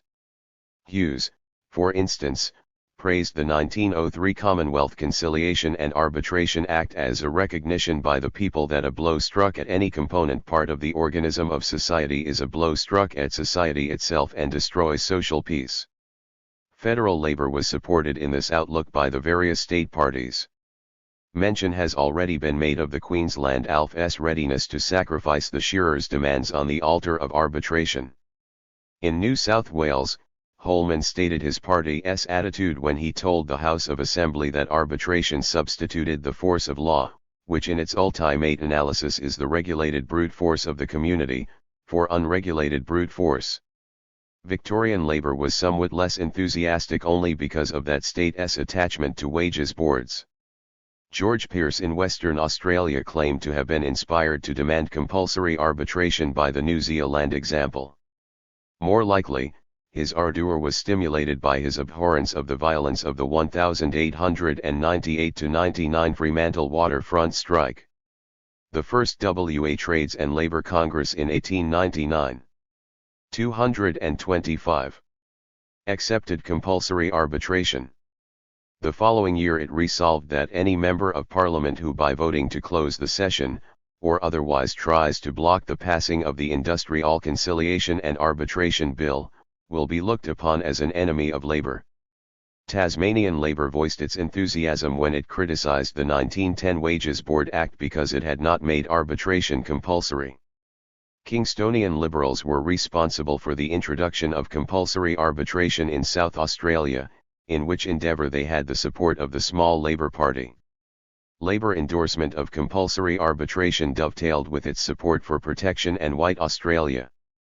The combination of these demands led the party further and further into the thicket of state-backed schemes for class cooperation. Even in the 1850s the case for protection was linked with calls for an 8-hour day. By the 1880s the Bulletin argued that protection was essential for the maintenance of a white Australia because it would limit competition from cheaper Asian labour. Arrangements for the protection of the sugar industry after the repatriation of island labourers brought these three forces into practical union. Other Australian producers learned from this example and some important employer groups were persuaded temporarily to cease or modify their traditional opposition to compulsory industrial tribunals. By 1907 a virtual deal had been made between the employers and the labour movement. The manufacturers were to be protected by a tariff wall, and the workers by industrial arbitration acts. This was the promise of the new protection. Only those employers who accepted certain union demands were to be entitled to protection, the employers soon repudiated this restriction and the direct connection between tariffs and wages was never effected. The employers got their protection, the union fell back to industrial tribunals. 226. In November 1898 the Victorian Labour paper Tocsin had argued that a minimum wage cannot continue to exist in a practical form unless in industries and forms of work which are protected either naturally or artificially against the competition of people who have not a minimum wage system. The doctrine of the minimum wage in all protected industries is practically of Australian invention, and, since it has begun to operate, places protection in Australia in an altogether different footing from protection in other countries. The wellsprings of labour support for compulsory arbitration were indicative of the non-class view of society that the Labour Party represented. The effects of arbitration reinforced this position.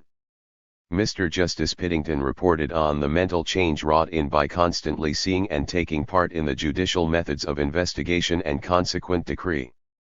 Some rank-and-file workers were won over by the seeming generosity of the Harvester Award in 1907 which, on paper, amounted to an almost 30% POV rise in some cases. These experiences engendered a distaste and distrust of the methods of trial by force and a willingness to abandon them and abide by the methods of trial by reason and law. For the unions as organizations, compulsory arbitration meant a general lowering of the fighting spirit of the membership, because more and more unionists were freeloaders. Eventually, compulsory arbitration became associated with the compulsory unionism that sustained the corrupt empires of the AWU. Part 3. 17.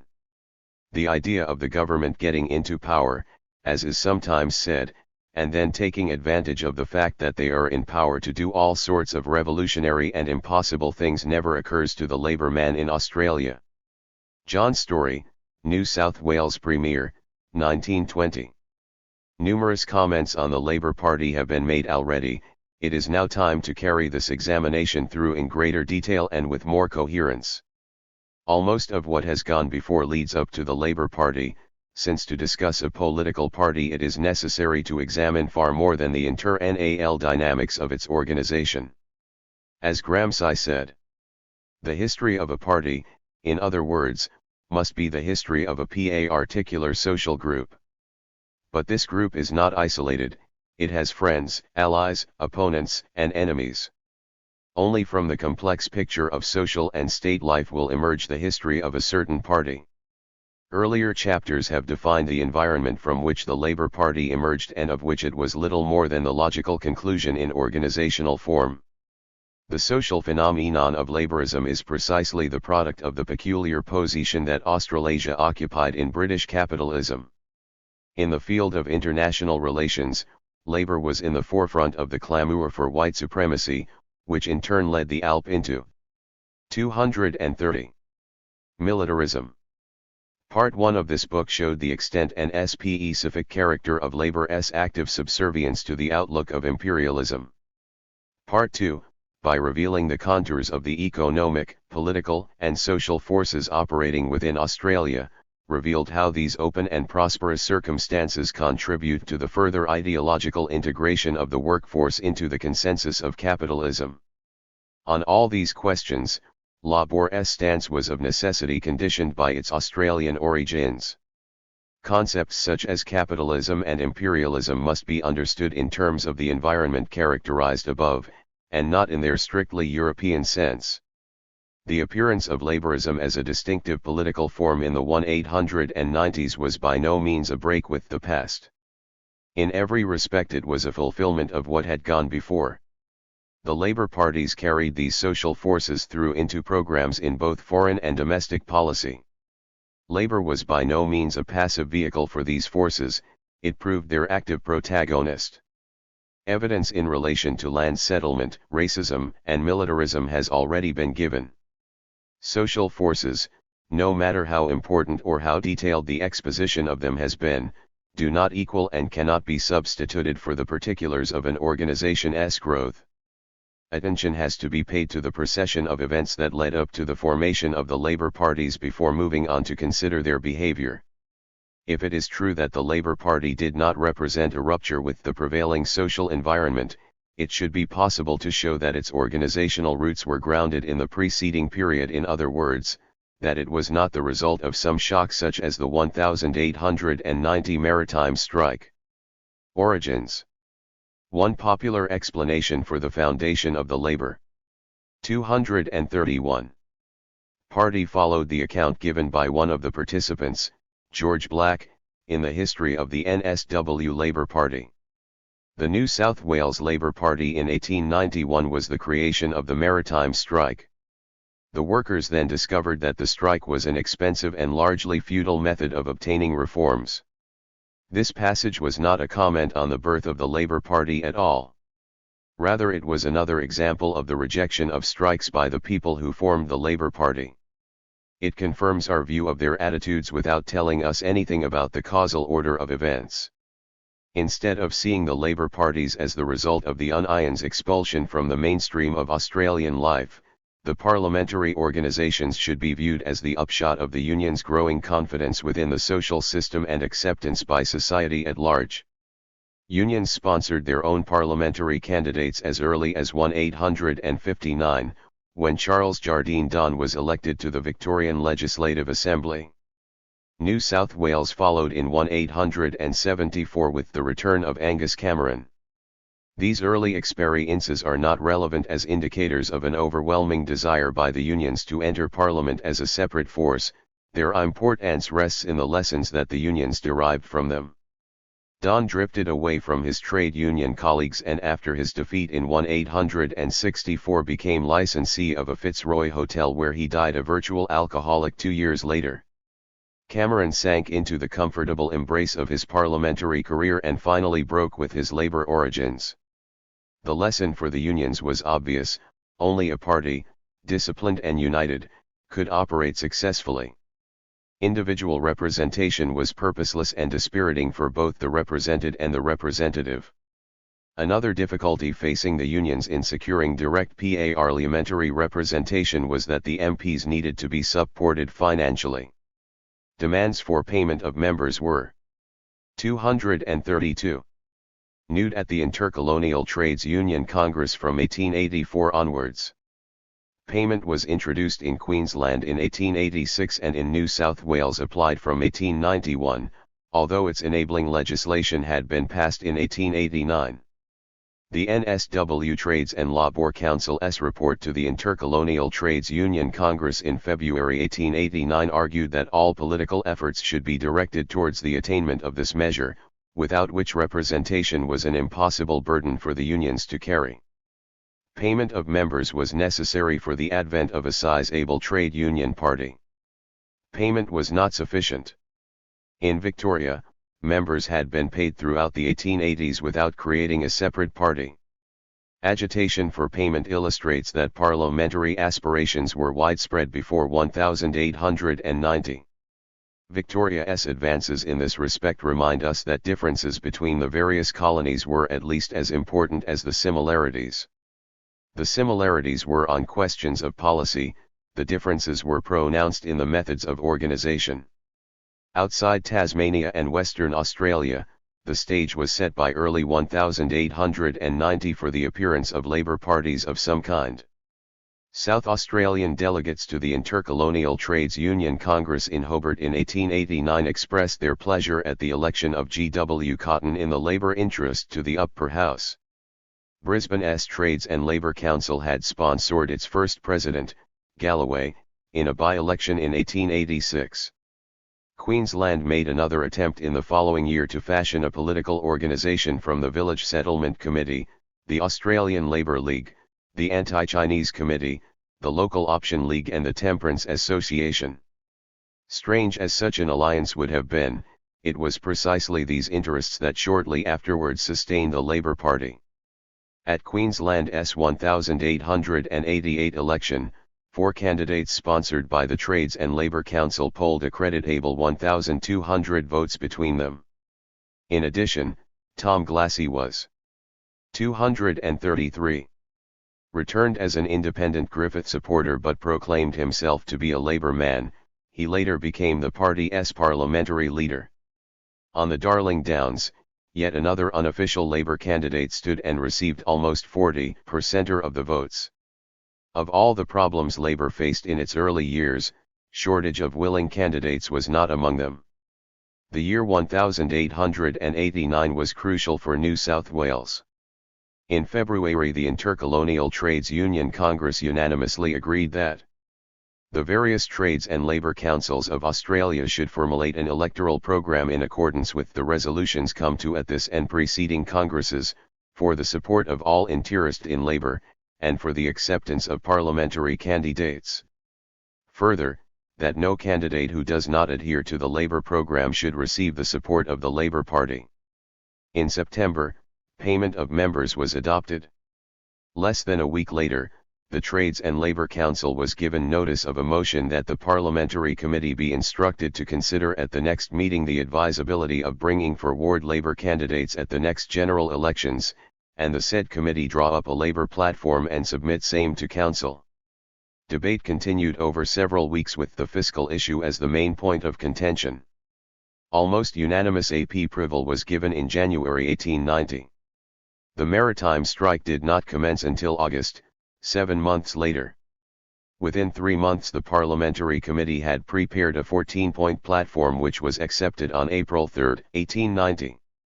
By June there was a motion for the institution of electoral machinery to support Labour candidates, and in July a motion to organise meetings throughout the state to promote Labour's parliamentary ambitions. Well before the strikes commenced, there was in existence a well-laid plan for the entry of the New South Wales unions into Parliament. This strategy was the natural culmination of their increasingly responsible role in the public life of that colony. 234. Nor was the situation very different in Queensland. The first annual session of the General Council of the Australian Labour Federation was held in Brisbane on August 1, 1890, a fortnight before the start of the maritime strike. Efforts by the Brisbane Trades and Labour Council to secure parliamentary representation in 1888 had been interrupted by the council's collapse in 1889. Its place was taken by the Australian Labour Federation, the primary aim of which was to establish a political party. Revolution was no part of its program. Striking was frowned upon. Although Labour parties would have appeared without the maritime strike, it would be idle to ignore the effect that the strikes had on the development of Labour as a parliamentary force. The behaviour of the existing parties in sending in the troops proved a useful propaganda weapon. The relative intensity of the strikes and of the government's responses to them also helped to determine the future role of the Labour parties in Parliament, whether they had to be wholly independent, or could join coalitions, or trade support for services rendered. Yet nowhere were the strikes the sole determinant. In Queensland, where the strikes were most severe, the older parties joined in a grand coalition so that Labour had no option but to sit in splendid isolation for a decade. Moreover, the decision to occupy seats on opposition crossbenches no matter what party is in power had been taken by the ALF before any of the strikes had occurred. One lasting effect of the strikes was on propaganda within the Labour movement. Politicians reminded the unions that strikes fail, while unions claimed the right of parental control over the ALP. Historically speaking, the politicians were in the right, since the unions that usually made the criticisms were in no sense the heirs to the unionists who founded the Labour Party. Quest for legitimacy. While no single year, such as 1890, can be identified as a turning point for the Labour movement in Australia, the Labour parties were not merely the organised expression of a set of previous demands for better wages, shorter hours, a state bank and the break-up of the big estates. In the act of their coagulation, the forces calling for these policies began to undergo the metamorphosis from protest groups into a political party which sought what it perceived as power within Australian society. Each colony state proceeded at its own pace, though after 1901 all were accelerated by the fortunes of the federal caucus. As outgrowths of the old liberalism, the Labour parties retained much of its ideological architecture and were consequently influenced by the belief that the British Constitution abhors classes.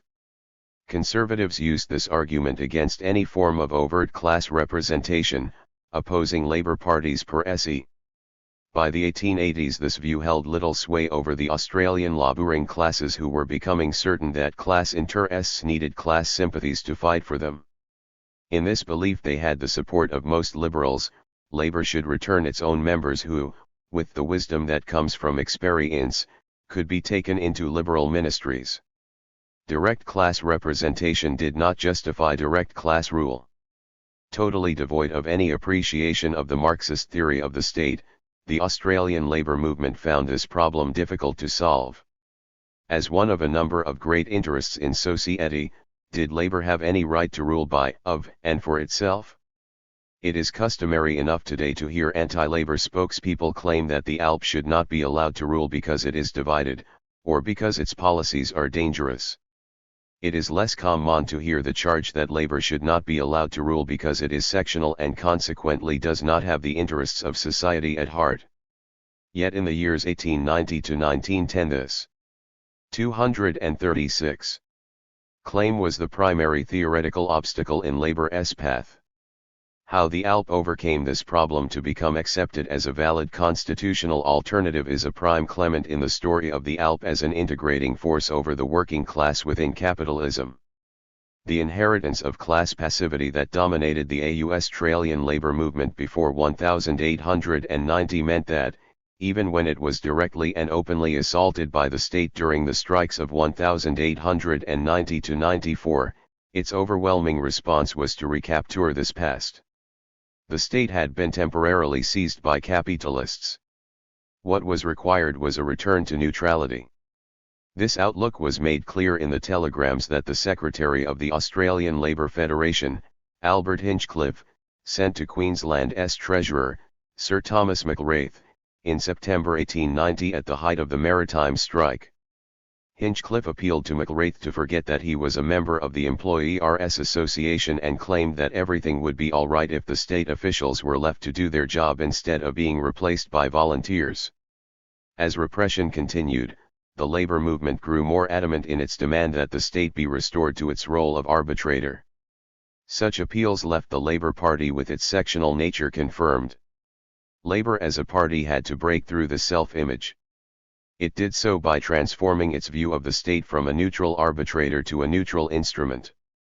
In the words of Arthur Calwell, Labour's great achievements were based upon this central doctrine, that the state belonged to the people and should be used freely and consciously by the people as the instrument for their own betterment and progress. Labour's confidence in its right to rule depended on its ability to surpass, but still encompass, its specifically Labour constituency. At the very heart of the Labour Party rested a suppression of class identity. If the ALP were not to lose its working class supporters, it had to convince them that they too were the people, and not a class. Given the experience of the Australian labouring classes in the 19th century, that redirection was not too difficult. By the time proletarian consciousness gained strength in the early years of this century, the Labour Party had secured its organisational tribunate with which it repelled or absorbed militant protest. Moreover, there were certain demands which, while dear to the hearts of the labourers, were concerned with the fate of Australian society in general. Foremost among these was White Australia. Other labour demands were amenable to this transition. The plea to cure unemployment through public works could become a call for national development. Appeals for the breakup of the big estates attracted small farmers as well as being developmental. Pressures for protection could unite employers and employees against foreign products. White Australia needed an armed Australia, and Labour's defence programme underlined its community concerns. That national development and defence could combine is demonstrated by E.J.G. Prince's study of Commonwealth railway policy. Writing of Fisher's 1910-13 attempts to alter the Constitution, Prince showed these moves to be part of an overall plan to implement a scheme of national railway planning for defence reasons. An important factor in Labour's assumption of its national role was the experience of being in office. This learning entirely took place in some form of coalition, so that the electorate and the party could have time to adjust to the altered position. The precise method of acclimatization varied from colony to colony, and then state to state. Dawson headed a minority ministry for 6 days in Queensland in 1899, and his party entered a kind of coalition with both the Morgan Brown and Kidston governments of 1903-07. Dag. 238. Lish headed a minority government in Western Australia in 1904-05. In Victoria in 1900, Labour leader W. A. Trenwith AC set the portfolio in a Liberal administration with the acquiescence of his party. Tom Price headed a Labour-Liberal coalition in South Australia from 1905 to 1909.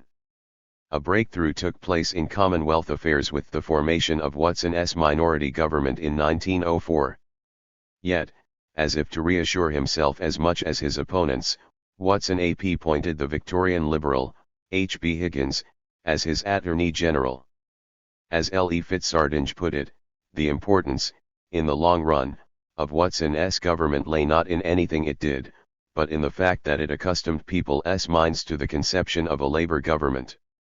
These early attempts at governing were significant for the comfort that they gave to the wavering Labour sympathiser.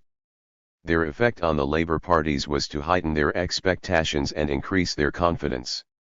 It was to take longer periods in office in their own right to complete Labour's transformation from a pressure group to an arc of the National Covenant.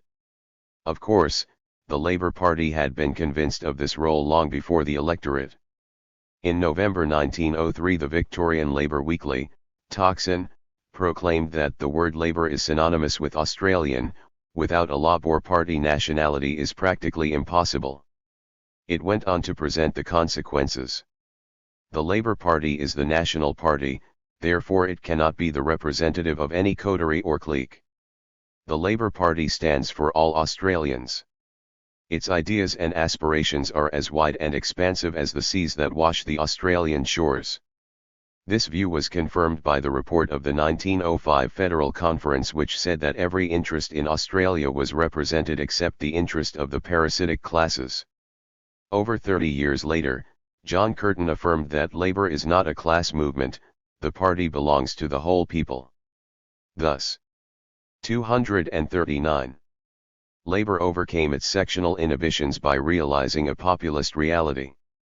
Fruits of office. Attachment to the parliamentary system can never be a fixture in the collective consciousness of Labour Party supporters. That mentality must exert its influence afresh with each new member, just as its genius will be revealed more fully the further up the Labour hierarchy the member proceeds. The vision of truth offered by the parliamentary system is quantitatively different for its various participants, although all must subscribe to the formula being in office equals being in power. Those who achieve cabinet rank experienced a leap in conscientiousness, as Gordon Childe reported as private secretary to the New South Wales Labour Premier. The minister faced with the actual responsibilities of governing, administering the details of his department, surrounded by outwardly obsequious civil servants, courted by men of wealth and influence, an honoured guest at public functions, riding in his own state motor car, is prone to undergo a mental transformation. Confronted with these new and fascinating activities, is it any wonder that a minister mistakes his ritual for decision-making, his speeches for social forces, his minuted documents for transmogrified reality? This higher experience intensifies the paralysis of his critical faculties by opening onto the complex ity of administrative procedures. Complete revelation comes only to the handful who become Prime Minister. Scullin explained his 1935 resignation as leader of the opposition thus: I have come to believe that a man who has been Prime Minister suffers a handicap as leader of the opposition. He is expected to press the government in every possible way, to insist upon statements on sensitive international matters, to call loudly for the top. 240. Bling of international communications. But I know how delicate such matters can be, and how obliged a government may have to be, for some time at least, silent. Another leader would feel more free. While this degree of enlightenment is a special preserve, its character is common at every level of parliamentarism. The burden of Scullin's argument is indisputable once the premises of parliamentarism have been accepted. Seen in this light, the hesitancy and vacillation associated with Labour lead ERS are not personal quirks but rather the logic of their entire political praxis. When Robert Michels published Political Parties in 1911, he took the German Social Democratic Party as his model for the growth of an iron law of oligarchy in democratic organizations. It is organization which gives birth to the domination of the elected over the electors, of the mandatories over the mandators, of the delegates over the delegators. Who says organization says oligarchy? He could just as well have taken the Australian Labour Party as his model. Every feature he identified in the European parties has been present in Australia. The expense involved in travel and loss of work meant that conferences, especially those in the federal sphere and the larger states, were dominated by politicians. D.W. Rawson has shown that in the years 1932 to 40 about 10% of the electorate delegates to the Victorian Party conferences were in no way connected with the districts they represented. The same applied to the unions. A. Calwell regularly represented the wire pullers union. Attempts by labor leaders to personalize their power have not always met with success.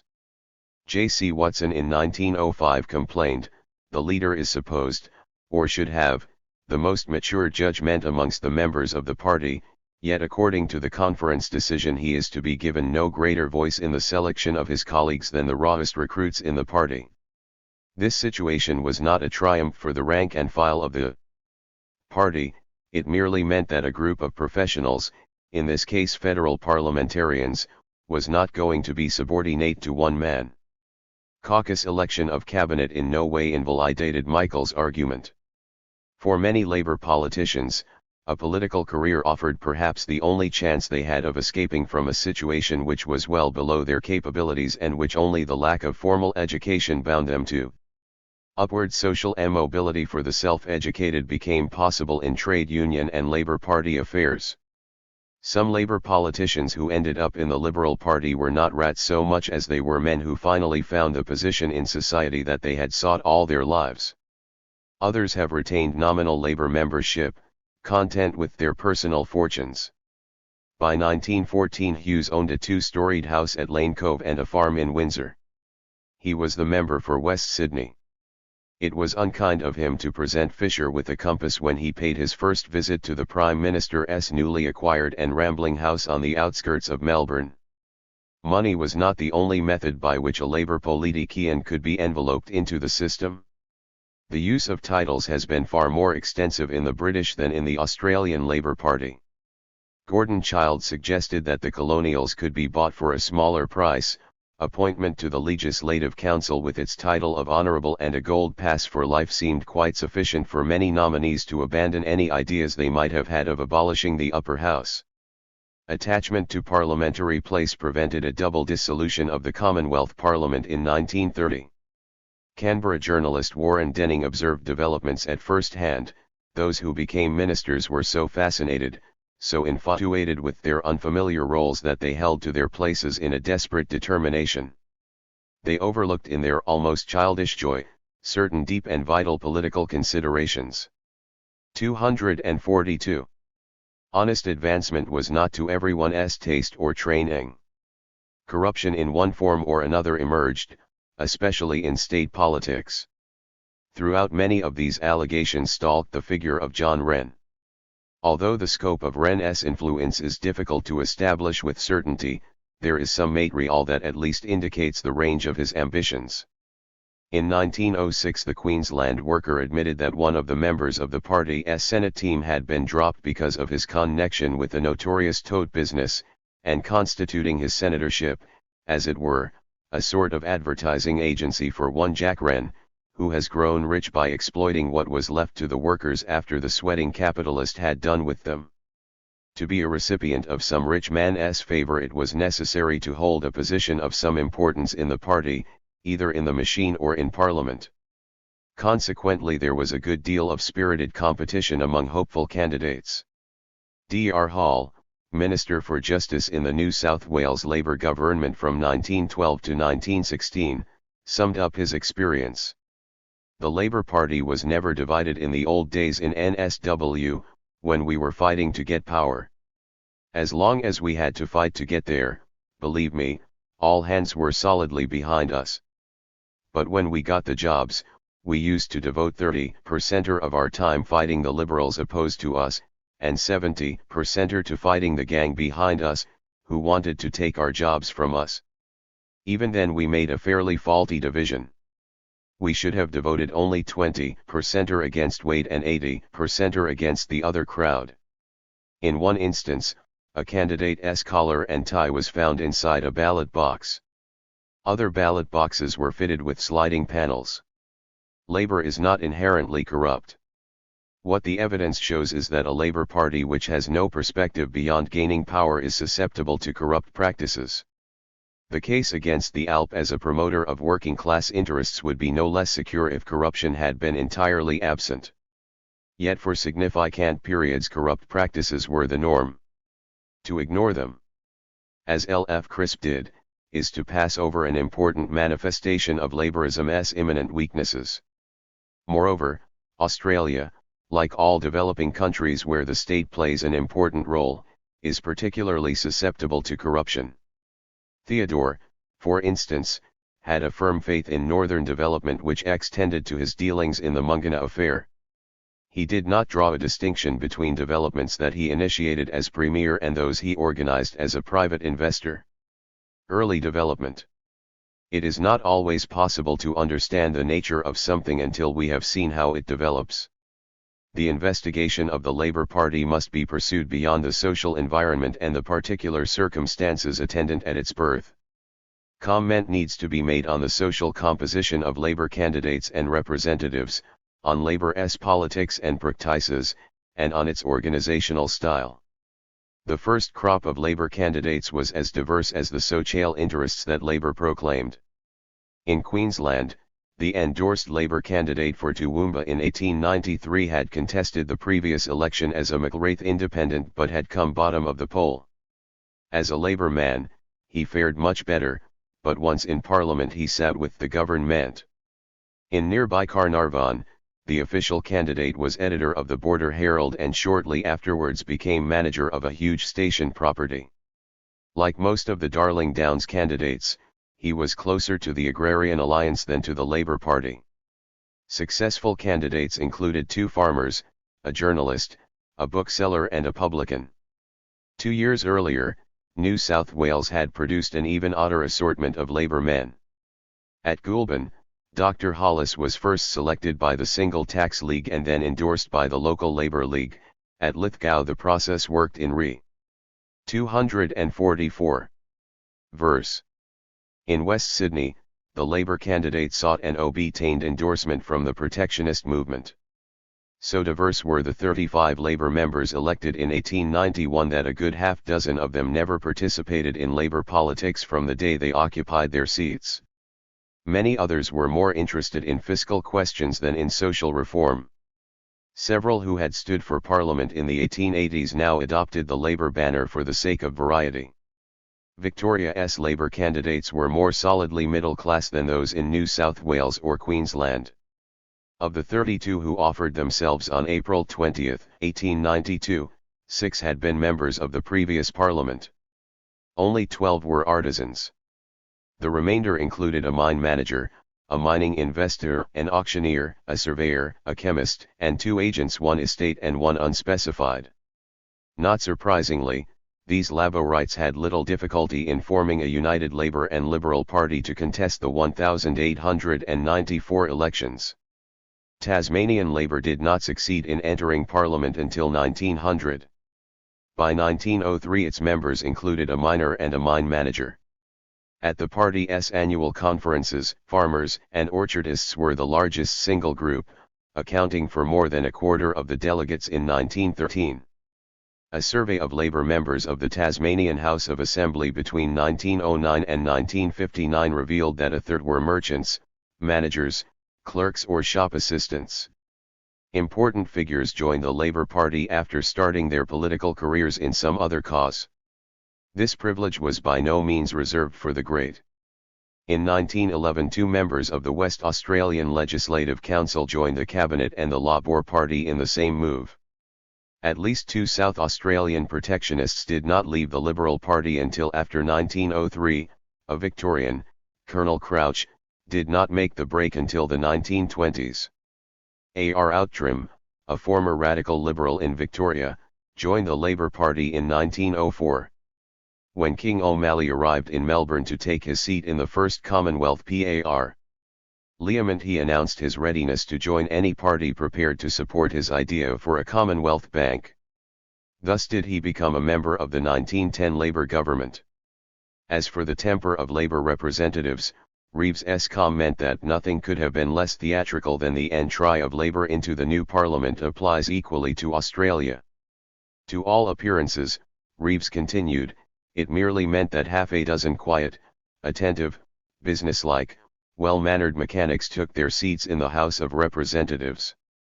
In every colony and from the first moments, Labour members conformed to this picture, except that far from all of them were mechanics.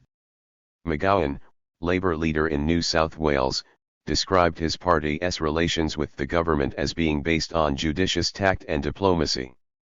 This timidity was confirmed by the New South Wales free trader George Reid, who told the visiting Beatrice Webb in 1898 that, "The Labour Party have never asked me for anything, once they sent a deputation to beg me most respectfully to take up some measure they were interested in. We don't oppose them in their seats and they don't oppose us in ours, we live very amicably together." Arthur Ray stood firm on his republicanism in 1891 by voting against the motion of condolence for the Duke of Clarence. However, he could not bring himself to vote against a ministry containing strike-breakers such as Shoot 'em Down Smith, although he had pledged to do so. During the 1896 elections in Queensland, the worker expressed concern at the suspicion that had been engendered in the peaceful relationship that should exist between citizen and citizen. A Labour government would promote social peace. Labour's entry into Western Australian politics was accompanied by an assurance from George Pearce that the Labour platform was similar to that of other politicians. The difference lay in the fact that the Labour men knew the need of whatever reforms and legislation they advocated by their familiar ity with the conditions they wished to better. Everything about Labour's so-called fighting platform supported the claim by the Victorians that our programme contains nothing more than has been advocated for years past by economists and liberals. When the Parliamentary Committee of the New South Wales Trades and Labour Council brought forward its political platform in April 1890, all but 4 of the 14 proposals were limited to trade union demands such as amendment of the Masters and Apprentices Act. 3 of the 4 broader demands called for electoral reform and the 4th expressed support for free and compulsory education. Here was nothing to terrify the bourgeoisie. A year later these 14 points were boiled down to the 5 that comprised the Labour League's platform for the 1891 election: 1. Electoral reform, 2. Education, 3. Factory legislation, 4. 8-hour day, 5. Mining Act. Despite the strike that had taken place in the interim, there was no shift in Labour's political programme. Strike breaking. In his discussion of the British Labour Party, Ralph Miliband pointed out that it has not only been a parliamentary party, it has been a party deeply imbued by parliamentarism. This situation applied to the ALP, but with a vital addition: not only has the ALP rigorously confined itself to parliamentary active ity and opposed industrial action to gain political ends, it has also attempted to prevent industrial action to gain industrial ends. At every level, and for every demand, it has sought to keep mass pressures within the organizational structures of the state. This integration it has called socialism. No aspect of the Labour Party's practice is more illustrative of its orientation than its relations with militant unions. Some mention has already been made of Lane and Holman's anti-union ideas and actions. With the advent of Labour governments around 1910, these notions were given further scope. In 1911 Holman proposed penal provisions for the arbitration system. Adherence to the system was to be voluntary, but once a union joined, the penal ties for striking were as vicious as any devised by Tories: not be liable to imprisonment, but to a fine only. We believe this is a more effective deterrent, provided that the fine is enforceable as the first lien on any wages that may be earned after its imposition. Such a fine could never be got rid of or taken out in jail. Wherever a man is, his wages can be impounded to pay it. This anti-strike activity came to a head in 1913 in New South Wales when Premier McGowan himself called for volunteer labour to replace striking gas workers. The resulting revulsion in Labour's ranks forced the Premier's retirement and his replacement by Holman, who differed from his predecessor in his efficiency as a strike breaker. Western Australia had similar experiences. In 1904 a minority Labour government headed by Daglish outraged the unions by reappointing Mr. Justice Parker as President of the Court of Arbitration after he had shown a strong anti-union bias. Tasmanian Labour divided in 1915 over the government's refusal to establish preference for unionists. The ministry claimed that this would give an advantage to one section of the community. The most important piece of strike breaking in the interwar period occurred in Queensland in 1927. The strike centred round the South Johnstone sugar mill that had been government controlled but passed to local farmers as a coup. Irrative. The new management proposed to reduce the staff by 55, eliminating troublemakers. Not surprisingly, this action provoked a strike which spread during the next 3 months to the railways and the wharves. The Labour Premier, McCormick, had been overseas for most of these proceedings but on his return took personal control of the railway department, announcing that, with the help of some businessmen, he was organising a statewide transport service. Then came the mass sackings. The Labour movement was stunned. Even McCormick's AWU supporters were shocked. A worker editorial of August 31, 1927 entitled "Has Cabinet Gone Mad?" concluded that the government had deliberately forfeited its right to represent the working class movement. The non-Labour parties were delighted. The Courier called McCormick our commander-in-chief, while the Daily Mail assured him that his political opponents will be among his strongest supporters. In 1915 Theodore had amended a law in order to assist striking AWU members. This step provoked the leader of the opposition to chide Theodore for forgetting that he was a minister since he was approaching the problem from the standpoint of a worker. The shaft struck home and Theodore immediately resigned as president of the AWU. 11 years later, when McCormick was justifying his attack on the ARU, the burden of his defense was, "When I took oath of office I undertook to be loyal to constitutional government. It is a difficult problem.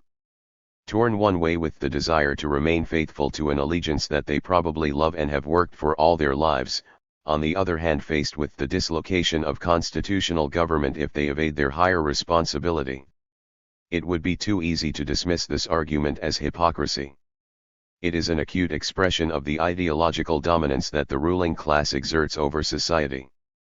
A primary manifestation of this hegemony is the belief that the interests of society as a whole are identical with the interests of the rulers of that society, who, by preserving law and order, are accepted as the preservers of civilization itself. It is this domination, rather than the crudeness of salaries and honors, that ensured the subordination of the Labour Party. This power applies with equal force to many union officials, who must not be seen as the goodies doing battle against lickspittle politicians. Both Michaels and Child believed that trade unionists who went into politics were more likely to rat than men from other walks of life. Whenever the marshal's baton has rested in the workers' horny hand, the army of workers has had a leadership less sure and less satisfactory for its purposes than when the leadership has been in the hands of men from other classes of society. If so, this exception has been because men from other classes have adopted a Marxist standpoint as protection against the siren entreaties of bourgeois culture. Michael's iron law has its validity.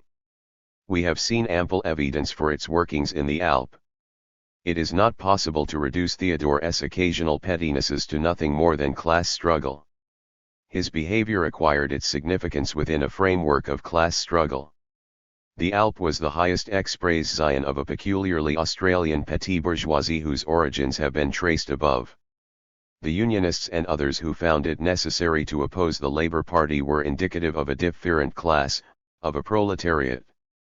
That class could have no solution to its problems other than the establishment of a communist society. Afterward, neither glory nor power, labor in the era of monopolizing capitals. The argument ran thus, from the convicts of the 1780s through to the Unionists of the 1890s, settler Australians had pursued individual advancement and nourished racial panics. Those experiences coalesced in the Labour Party, which, therefore, could never be socialist. In short, 100 years of history had set the nature of the new body before its birth. This explanation descended from the Italian communist Antonio Gramsci, who had proposed that the history of a political party be conceived within the history of a class, indeed, of an entire society, including its international connections. Gramsci's erstwhile English disciples, Per Anderson and Tom Nairn, embellished his approach towards socialism. Anderson's essay on the origins of the present crisis traced British class structures back to the revolutions of the 17th century. Nairn's companion piece, The Nature of the Labour Party, carried Anderson's analysis forward from British Labour's roots in turn-of-the-century liberalism. That pair of studies suggested a framework for examining the Australian Labour Party. Another influence was the Hungarian Marxist George Lukács, who had charted a gulf between true and false consciousnesses in history and class consciousness. That distinction swiveled on the treatment of class. In The Making of the English Working Class, E.P. Thompson rejected defining class as a thing in favor of portraying the collective experiences of its members. The result was a thrilling read but analytically lopsided. Classes are both things and experiences. Every class is a thing, and yet more than that thing. A proletariat is a thing because of its place in the social relations of production. That reification is the outcome of previous conflicts in which the state and a propertied class had deprived smallholders and petty producers of the wherewithal to be self-sufficient. Thereafter, they had to exchange their capacities for wages. Because those wage slaves resisted being treated as an inert resource, they made themselves into more than that factor of production. However, that class consciousness would never have been possible had the proletarians not had to sell their capacities as if they were things. Lent on this flow of ideas, arguing that, in 19th century Australia, working people had produced the false consciousnesses of an escape into landed proprietorship and racial chauvinism. How had the false triumphed over the true? My answer was to deny that there had not been a proletariat in 19th century Australia. If there were no proletariat, there could be no true consciousness. That chain of reasoning may strike you as circular. What remains compelling is the need to identify the class relationships that settler Australians have made. To write a history of the Labour Party, it was indeed necessary to absorb Gramsci's advice and portray the history of a class and of an entire society, on a global scale. Yet histories do not stretch back, flat and straight. Equally, the writing of history need not take us very far into the past. More telling than any time scale is the understanding of how organizations are transformed around the expansion of capital. It is never enough to know a lot about the past, never sufficient to recognize that HC tradition of all the dead generations weighs like a nightmare on the brain of the living. The present has to be understood as more than an accumulation of previous events, forever tumbling, like lotto numbers, into variations of themselves. New things happen. What is revolutionary about Marxism is its understanding of the ways through which human beings remake ourselves. The task for historical materialists, therefore, is double-headed: how to acknowledge the uncertainties that surround the making of events, while recognizing the structures around which those contingencies are decided. Whatever the theoretical scaffolding of, the impetus for its composition came from opposition to the war that the U.S. corporate state was waging against the Indochinese. The book started life in 1967 as a paper on which Party for Socialists.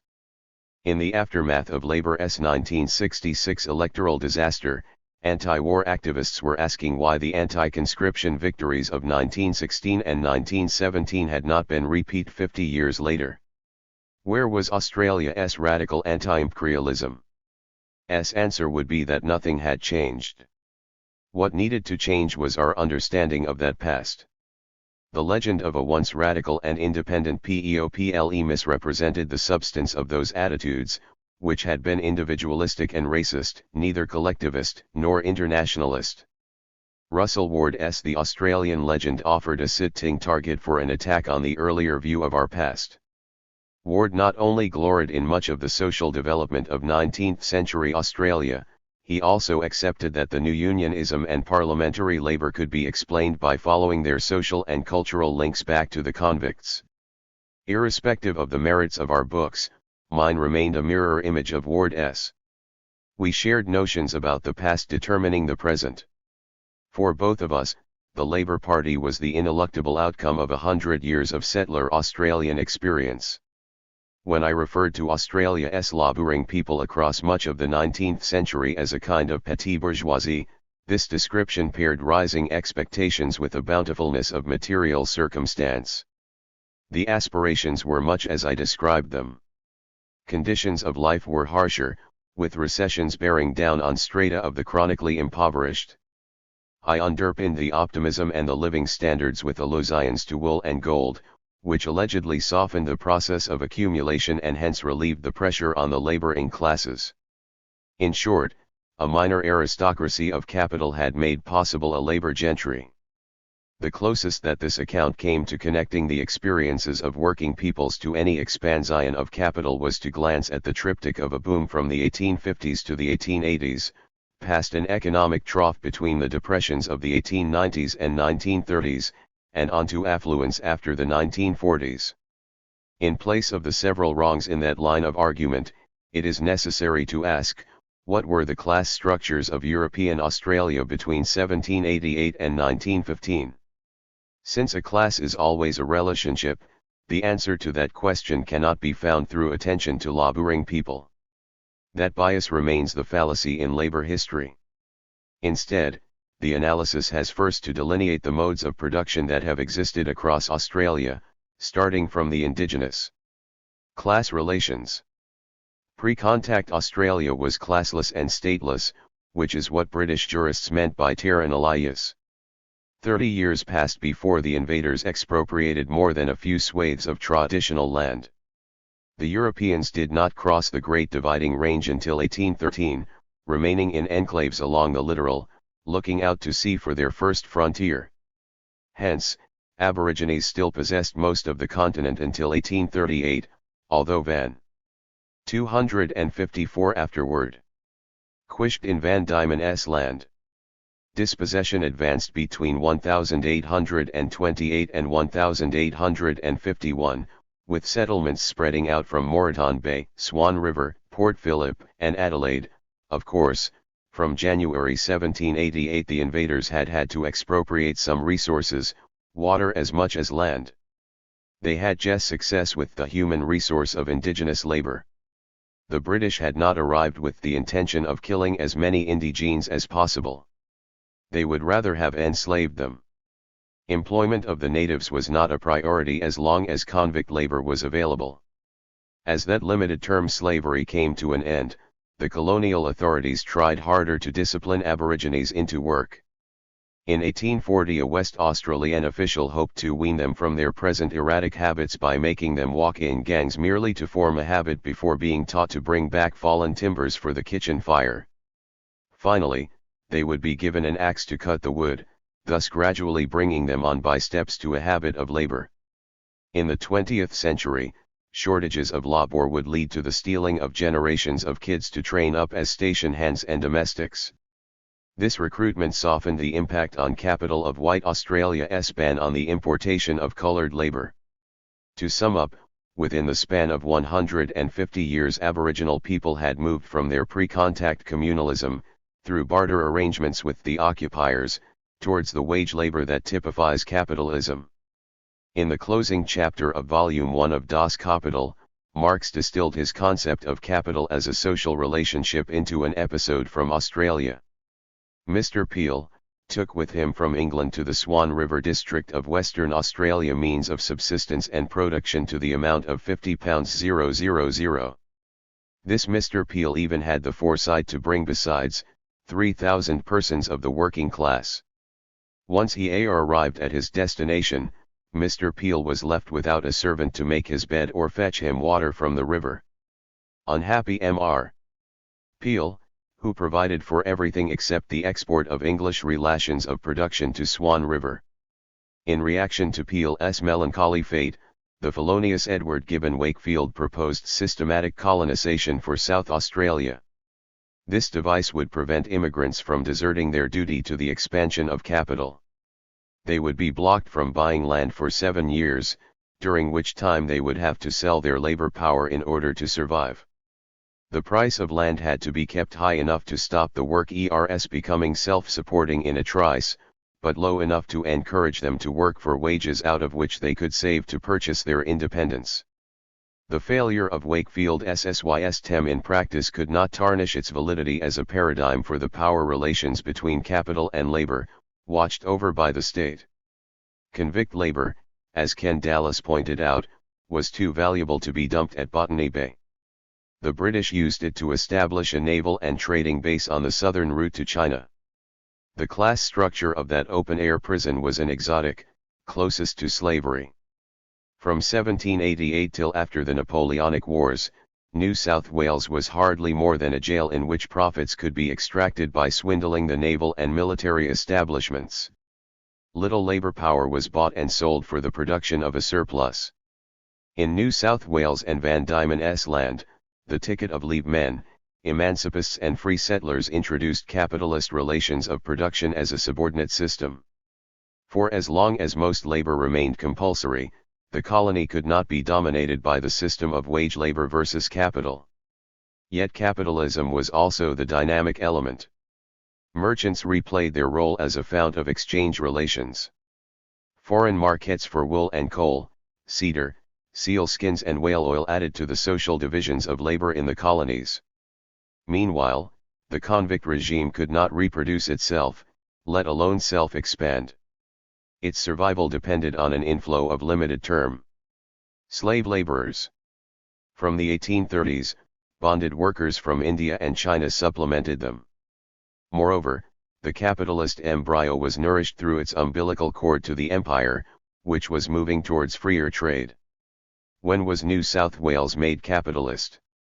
At issue is not a bookkeeping query about the quantum of profits, or the proportions of free labor against bonded labor. The decisive factor, as Michael Dunn recognized, is political power, which fraction of the propertied class dominated the state. A divide existed between those masters who had paid the crown for their land and those who were squatting for free. These tensions were crisscrossed by whether each party relied more on convict labor than on waged labor. Their struggle for preeminence manifested itself at the political level with changes to the composition of the Legislative Council, and the introduction of trial by civil juries. Here again, the link to Britain was significant. The shift to freer trade had ended chattel slavery in the empire by 1838. The move from slave to capitalist mode in New South Wales was a process. Yet, if a defining moment had to be chosen, it would be the 1840 decision by British authorities to end transportation to New South Wales. The colony then joined South Australia and Western Australia as capitalist. Van Diemen's Land lagged for another 13 years, purging its old name in favour of Tasmania 2 years later. By then, the London authorities had resorted to non-capitalist relations to relieve Western Australia of its Mr. Peels.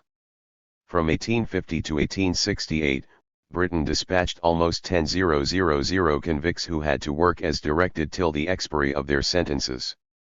Until the 1890s, the colony's free labor was hemmed in by payment in kind rather than cash. Colonial governments everywhere enforced the Master and Servants Acts, under which to withdraw one's labor was a criminal offence. Impeding the expansion of capital was pun. Afterward 257. Ishable by imprisonment, fines and loss of wages. Under the rule of capital, free meant serving its accumulation. Those historians who can write as if capitalism has never existed find it easy to ignore its permutations. Materialist dialecticians accept the challenge of analyzing change at every level. To the extent that capitalism evolves, and it does mostly evolve, the approach that I took over from Gramsci, Anderson, Nairn, or Ward retains relevance. Additional concepts are required to deal with qualitative transformations in capital accumulation. Europeans contacted and settled Australia during 4 overlapping phases in the geographic extension and expanded reproduction of capitals. 1 brushes with merchant capital, starting from Torres and Jans in 1606-2. Mercantilism, embodied in the East India Company, from 1788 to the 1830s. 3. Freer trade between the 1830s and the 1870s. 4. Monopolising capitals from the 1870s. The 4th stage is called monopolising capitals to indicate a continuing process where competition is intensified between oligopolies. Other writers have referred to monopoly capital, which implies that the competitive processes had stopped, leaving a single force permanently in charge. Economists prefer the exacting vocabulary of oligopolies, duopolies, and monopsonies. These distinctions are valuable, provided they are not used to sideline monopolising into an exception when it has long been the rule in market economies. Lenin designated this era imperialism, a term still confused with colonialism. Although the purposes of colonization changed as a consequence of monopolising in the metropolitan economies, colonization, whether direct or indirect, remained of subsidiary, even marginal, importance to the expansion of capital in the era of monopolising. I knew Britannia attempted to explain the appearance of the Labour Party without acknowledging that capitalism was being reshaped by that monopolising. If the Labour Party had emerged around 1860, it would have been permissible to trace its nature back through the social forces prevalent in the preceding 30 or so years. In that hypothetical, both causes and their effects would have occurred within the same stage of capitalist development, namely, that of freer trade. That the Labour parties did not appear until around 1890 was not a matter of chance. The expansion of capitals created a need for new organizations with which working people could meet the challenges that monopolising imposed on them. The option of tracing the party's origins backwards through an uninterrupted past is, therefore, not available. To explain that new political formation is to inscribe monopolising across its birth certificate. Yet no master narrative could predetermine the variety of forms that labor activists contrived in each of the 7 colonies of Australasia. Neither workers nor capitalists could know in advance which moves would advance their interests. All players had to edge, sometimes back, into the future. Monopolising capitals. The omission of monopolising capitals from my account of the Labour Party's origins cannot be rectified by blending in a body of information. It is not as if the private diaries of the coordinator of the 1890 strike, W.G. Spence, had turned up, or as if a major union had been overlooked. Monopolising capitals reconfigured the circumstances through which all the leaders and every union had to choose how best to operate. Hence, inclusion of monopolising capitals into the argument about the nature of the Labour parties requires a recasting of the premises through which all the data are to be understood. To consider. Afterword 259. The Labour parties in this way requires some clearing away of previous treatments. A first move will be to step back from the party's links to laboring people in order to recognize how their emergence paralleled changes to state and society, technology, and labor disciplines. The monopolising of capitals was tossed on a second industrial revolution of internal combustion engines, metal alloys, petrochemicals, electricity and rapid communications. The enforcement of labor disciplines to suit these technologies had already reduced the unit cost of production. Competition among several medium-sized suppliers in each sales area set in motion a deflationary spiral. Monopolising offered a way out through price fixing. The refashioned corporation provided the business structure with which to implement that assault on freer trade. The single most important invention of the late 19th century was not a machine but the corporation. This vehicle for monopolising was an advance on the joint stock company. In 1867, Marx had recognized why the marshalling of money capital was essential for its expansion, the world would still be without railways if it had had to wait until accumulation had got a few individual capitals far enough to be adequate for their construction. The scale of operations meant that family firms could no longer generate the necessary investment funds out of their profits. The extra resources came from the monies controlled by bankers, rather than from the pockets of stockholders. Australia's position as a trading nation meant that the patterns of monopolising here can be understood only as responses to their advance elsewhere. The oligopolising tendencies inside each nation market state intensified their rivalities abroad. Competition among shippers into the Australian run increased, for instance, with the entry of French and German companies after 1880, as their manufacturers bought into the Australian clip. This global connectedness also created the broad support for the 1889 London dock strikers. Employers, here and there, needed that waterfront to be modernized so that Australian goods could enter and leave more quickly and cheaply. Traders and manufacturers welcomed the strike as a hammer to demolish physical obstacles to the expansion of capital. Inside Australia, monopolising capitals prevailed among the export industries of minerals, meat, wheat, and wool. In the case of mining, the corporations that developed out of Mt. Morgan, Broken Hill, Mt. Lyell, and Kalgoorlie moved away from the speculators who had gained from previous flotations, and towards longer-term accumulation. These mining firms were among the world's first multinational enterprises. Mt. Morgan financed Anglo-Persian Oil, and Mt. Lyell joined the Collins House Group. In 1914 an Australian engineer, H. L. Wilkinson, could fill a 260-page book on the trust movement in Australia, devoting chapters to the combines that had taken charge of Australia's industries. The whole of the seaborne interstate carrying trade is in the hands of 7 shipping companies forming a combine. In sugar refining, one company monopolizes the refining industry and fixes the selling price of sugar at a maximum, and the price paid for cane at a minimum. Tobacco is in a similar position. A large part of the coal trade of Australia is controlled by a ring.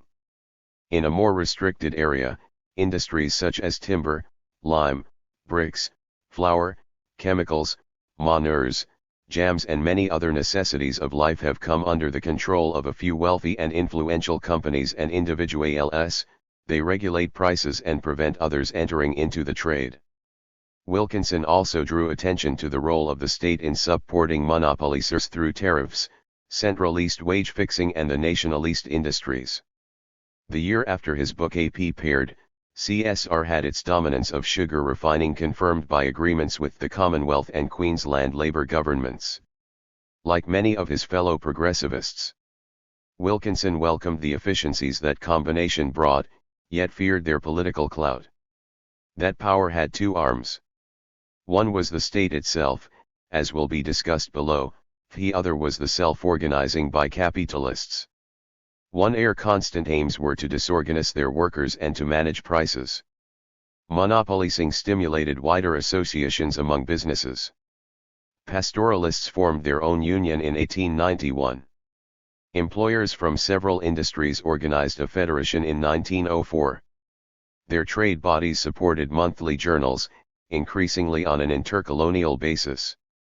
The strands in monopolising can be drawn together through 2 examples at the intersection of agriculture and industry, flour mills and agricultural implements. From the 1870s, stone crushers were replaced by the steel rollers that were needed to deal with harder grain types. This new machinery required far larger investments. James Gillespie & Co. Ltd. was capitalized at £195,000. The company was vertically integrated backward to farmers and forward to manufacturers. These arrangements combined with the expanding railways to funnel grain away from rural mills into metropolitan ones such as Gillespie's.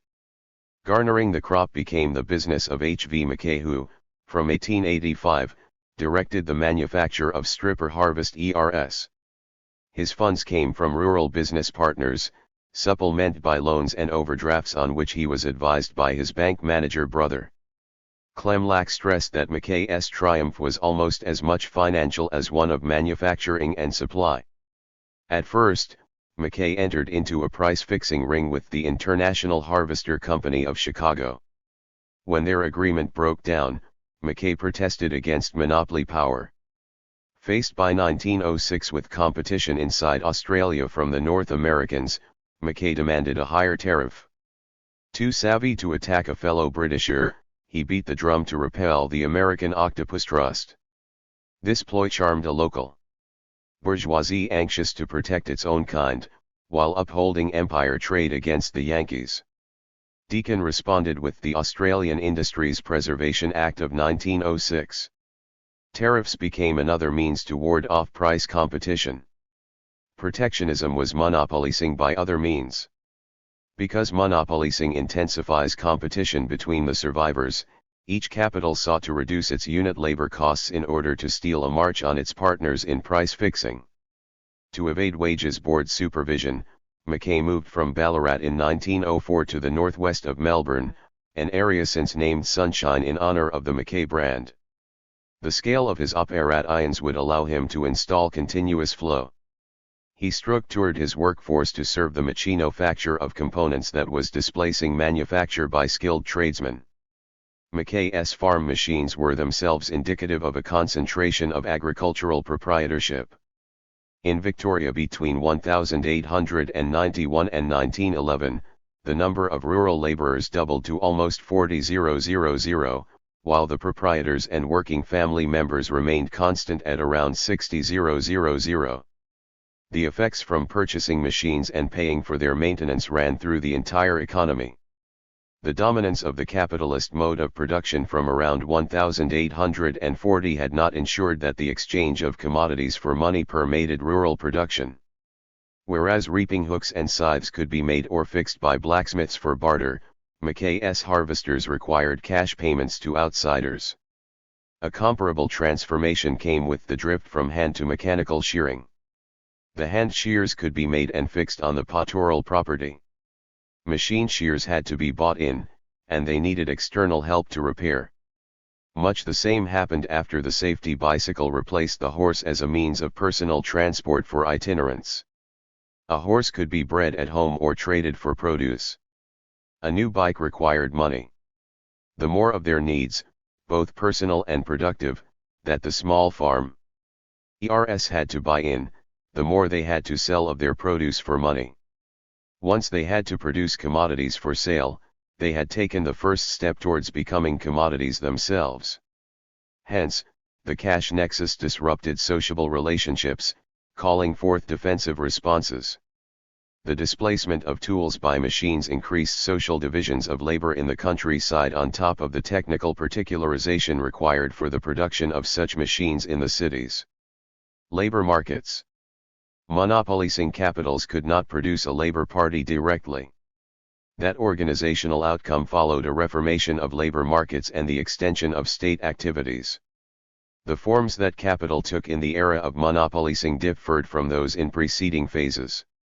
In the 1840s, on the cusp between mercantilism and freer trade, the Sydney ironmaster Russell Brothers operated as a family firm. In the 1920s, the joint stock company of the Iron Steel Coal Combine, BHP, epitomized the vertical and horizontal integrations of a monopolicing capital. Nonetheless, the feature that these two quite otherwise incompatible business structures had in common was their relationship with their workforces. Both bought labor power for money. In each case, the surplus value thereby expropriated still had to be realized as profit via the sales effort. Monopolicing did nothing to restrict these circuits for exploitation. Rather, it accelerated their turnover. The four stages of capital expansion given above involved changes to the application of labor power. When globalization had centered on merchants' capital, most labor was still forced, either serf or slave, with manufacturing confined to guilds. Mark II was mercantilism, when free laborers confronted the discipline of clock time over the rhythms of nature, and with particularization adding a new kind of division of labor. Mark III was the free trade interlude when slavery and serfdom were displaced by either free labor or indentured labor, that new system of slavery. Mark IV, monopolicing capitals, initiated assembly line and continuous flows as well as a redivision of labor between nation market states. Our concern is with how, and why, changes to the exploitation of labor within Mark IV led working people to regroup into larger unions and around a parliamentary party. Lenin perceived that monopoly profits had allowed for an aristocracy of labor among certain skilled trades.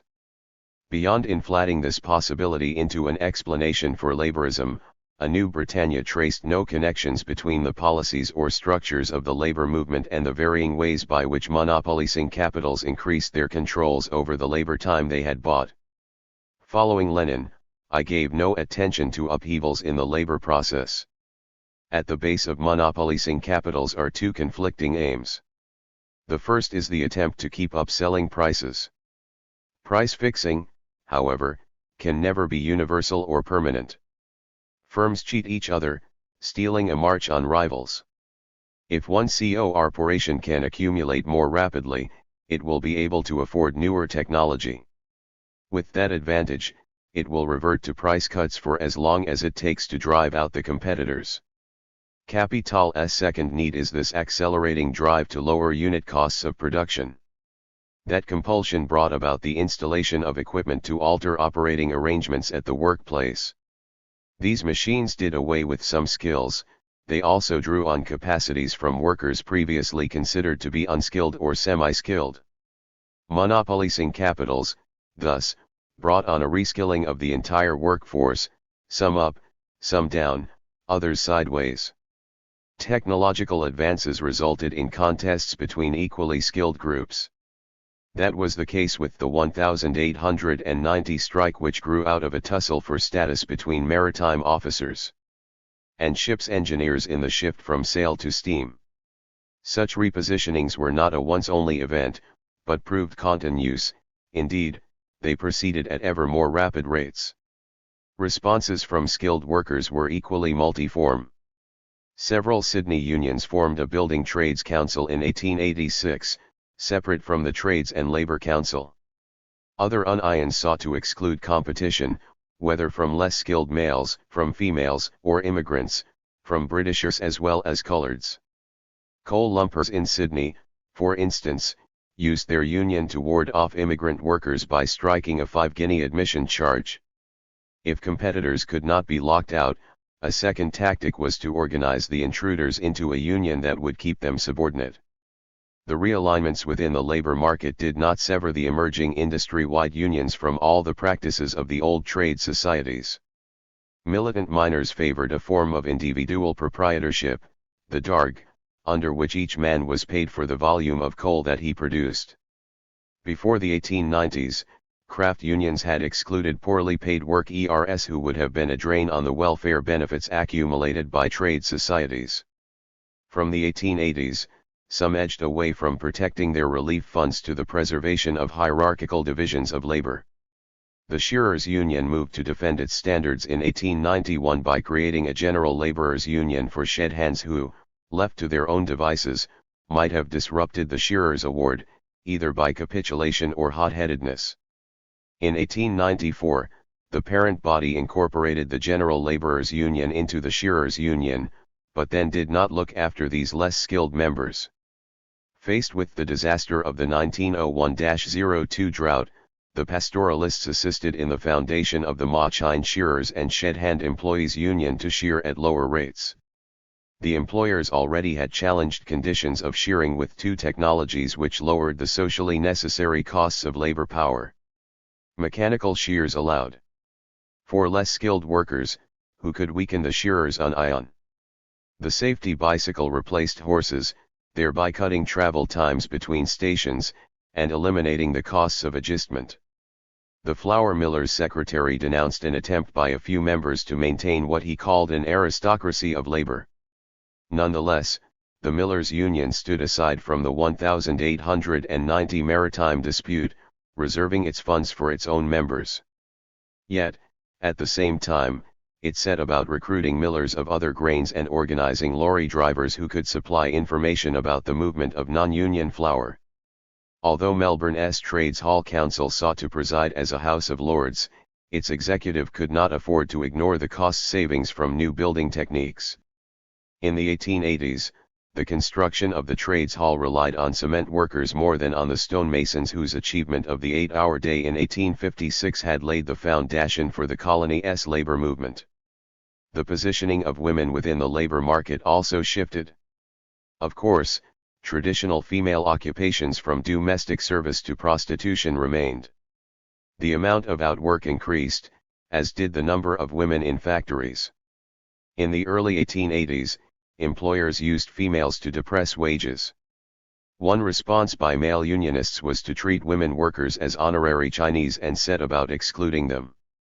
The NSW Typographical Association refused to admit women and tried to force Louisa Lawson to sack the female operatives whom she employed on her feminist paper, The Dawn. Alternatively, the tradesmen organized the women into semi-skilled unions, thereby reinforcing a gender segmentation of the labor market. The Melbourne THC formed the Tailoresses Union in December 1882 at the instigation of the Tailors Union. The THC executive acted as office-bearers for the new body, and conducted the negotiations on behalf of the women, despite their own militancy. The outcome was different in Sydney in 1891 when tailors lost their 13-week. Afterward 267. Strike over piece rates. David Jones replaced them with women on sewing machines. The Labour Party reproduced these patterns of gender containment. Women did much of the fundraising and routine organizing, but were given only a limited voice in policy making. They were also denied parliamentary berths.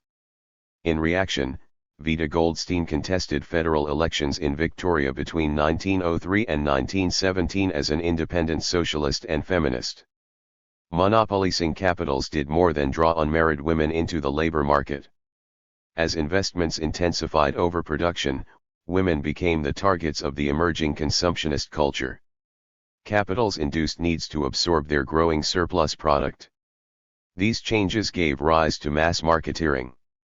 The sales effort particularized brand labels, created department stores, commercialized amusements, and inaugurated a press paid for largely out of advertising. Because marketing replaced price competition, price fixing proved as essential to the rise of the new journalism as it was to monopolising. That connection made it harder for the labor dailies to survive if they criticized the dominant consumer ethic.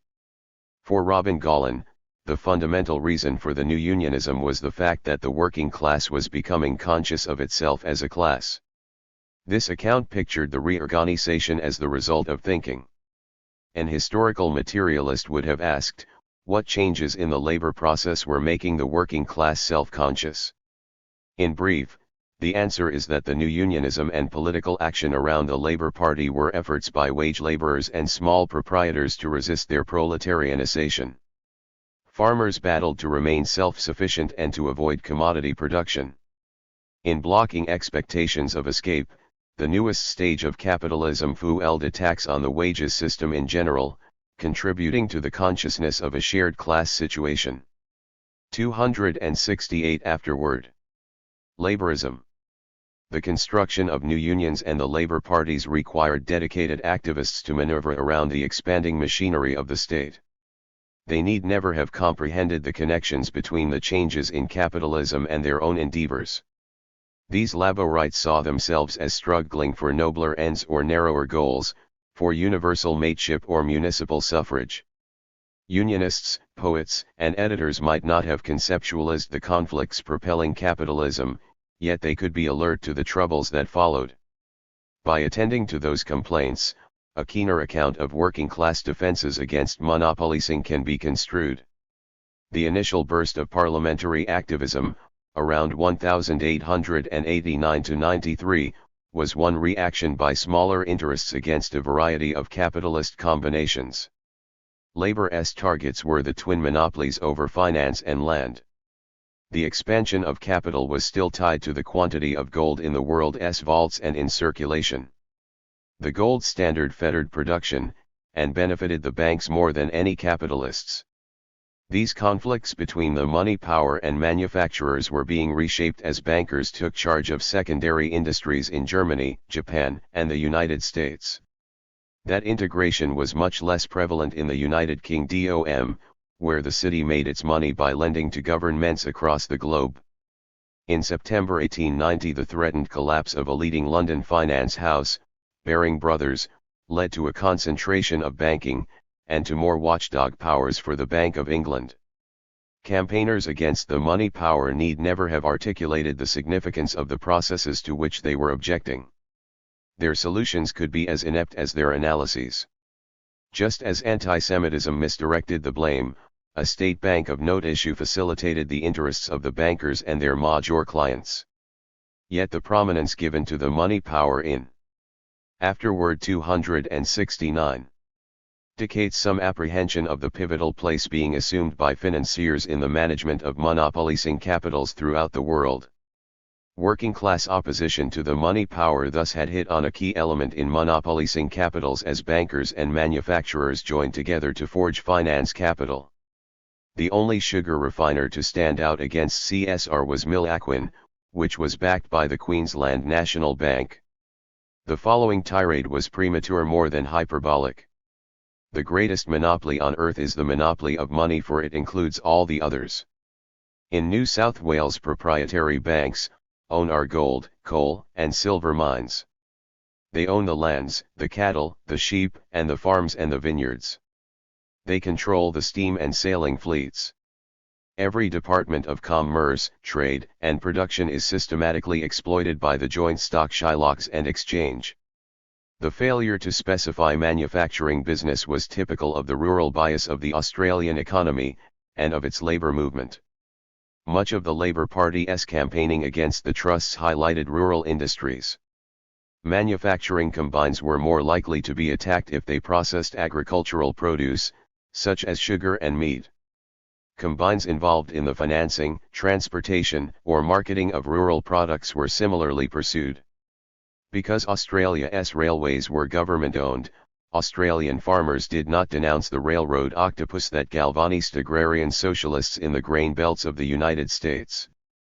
Far more significant here were the coastal shipping companies, which launched their first all-embracing agreement, the Collins Pool, in 1902.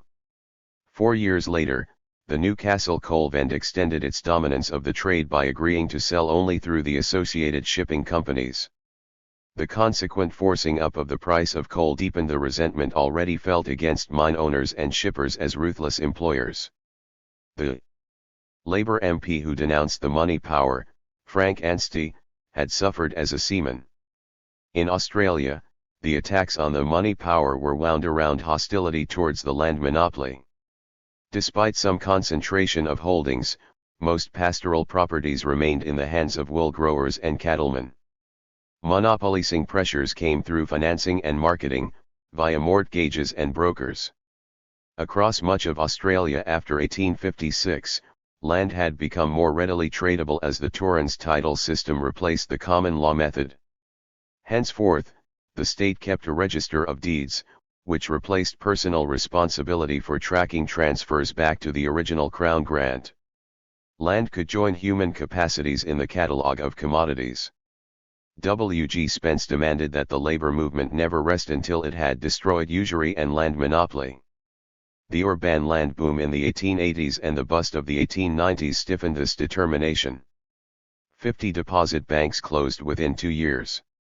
More influential still were the agrarian populists who wanted to settle the urban working classes on small holdings.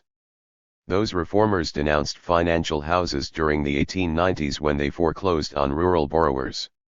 A 1914 royal commissioner reported that the nucleus of a meat monopoly existed here because of the United States Beef Trust. That revelation, coupled with exposures from Upton Sinclair's 1906 novel The Jungle, encouraged the Queensland Labour government to set up state butcher shops after 1915. Mass market state. Since at least the Council of Ten in Venice, governments have been assisting capitals at every stage of their expansion. They do this in 3 ways: 1. By organizing their own capitals, 2. By disorganizing rival capitals and the states that back them, and 3. By disorganizing labor. In the first 2 tasks, the nation market state has had to bridge the gaps, social and geographical, between the points of production and the points of sale. Those distances exist, and have widened, because capital expands through exchange. Although trade had preceded flag, by the era of monopolicing the state had come to the forefront in commercial conflicts. In 1896, the recently retired commander of the New South Wales Defence Forces, Edward Hutton, built on the maxim that imperial defence is only another name for the protection of imperial commerce, to propose that Britain's naval supremacy was more than ever essential to retain existing markets for our produce and manufactures in the face of foreign challenges. Hutton had made the integration of the field artillery of the Australian colonies his priority so that those batteries could serve anywhere in the world. Federation was a way of strengthening the empire, not of breaking away from it. Of the Constitution had given the Commonwealth the power to make laws to control foreign corporations, and trading or financial corporations formed within the limits of the Commonwealth. In this spirit, Alfred Deacon's 1903 policy speech promised legislation to deal with trusts and rings as the principal measure of his government. By 1909, the High Court had gutted his 1906 Act. Liberals went on saying that they hoped to regulate the power of the monopolists long after Labour had determined to nationalise them rather than break them up. Labour's Federal Attorney General, Billy Hughes, failed to win constitutional amendments, in 1911 and 1913, to give the Commonwealth unfettered powers over trade and commerce. These disagreements disrupted the politics of Lib-Lab coalition. By defining socialism as an expansion of state activities, Labor governments eased several of the processes of capital expansion to which they thought they were writing finesse. In 1909 Hughes declared that his complaint against the Vend is not that it regulates prices, nor that it regulates output, but that it does neither effectively. Trade union negotiators favored combinations of employers because they were more easily policed than agreements with scores of smaller bosses. In federal parliament, Labour members started to be embarrassed by attacks on the shipping and tobacco combines with which unions had struck deals. In 1907, the Labour member for the coal mining electorate of Ipswich deplored the lack of a Vend in his state.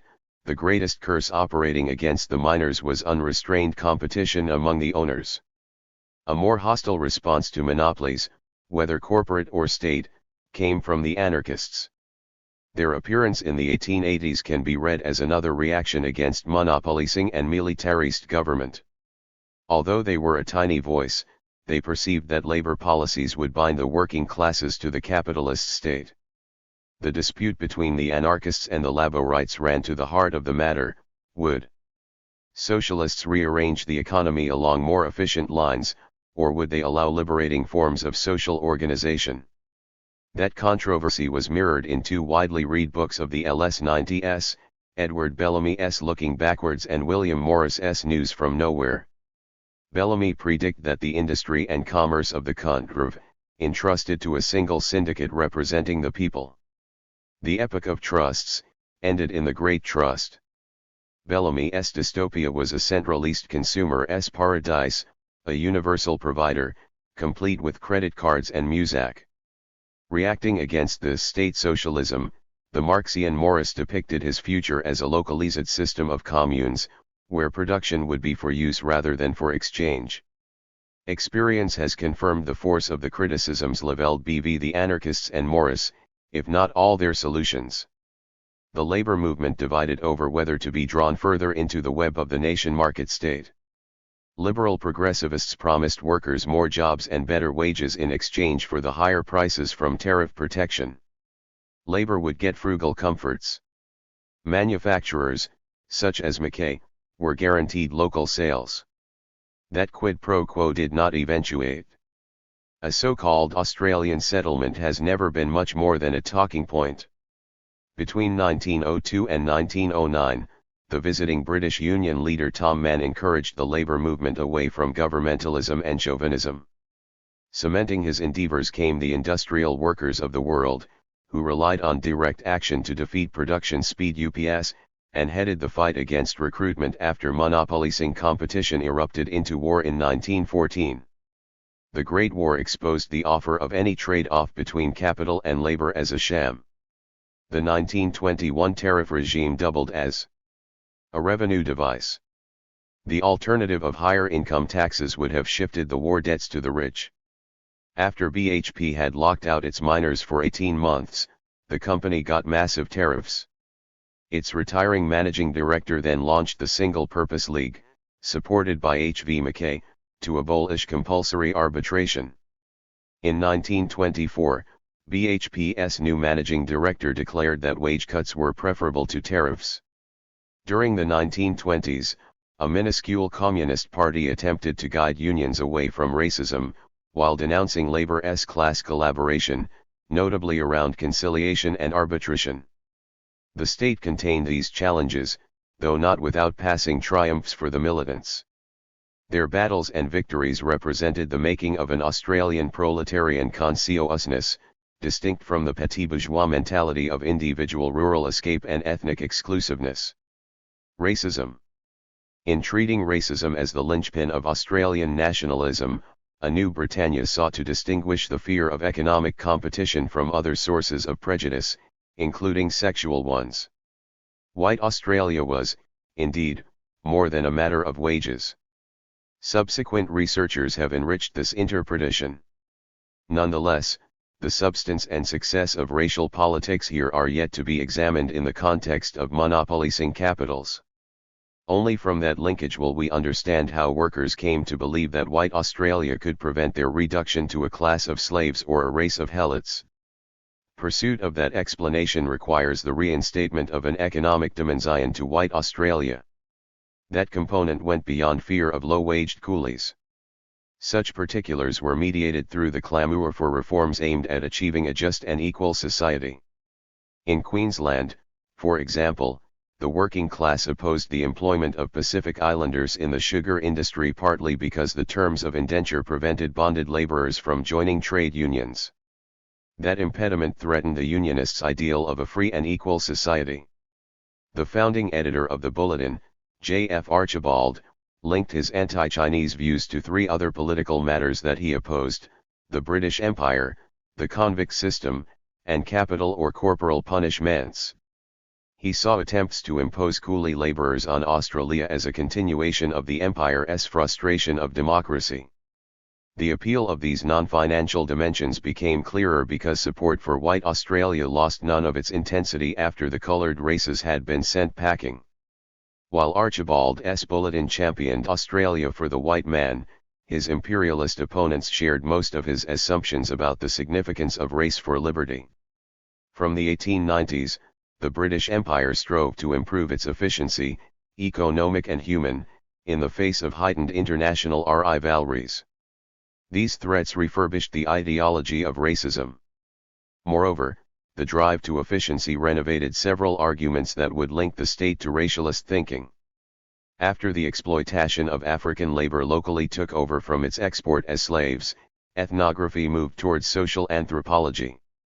Scientists made cultural differences not only as telling as physical characteristics but as serviceable to profit-making.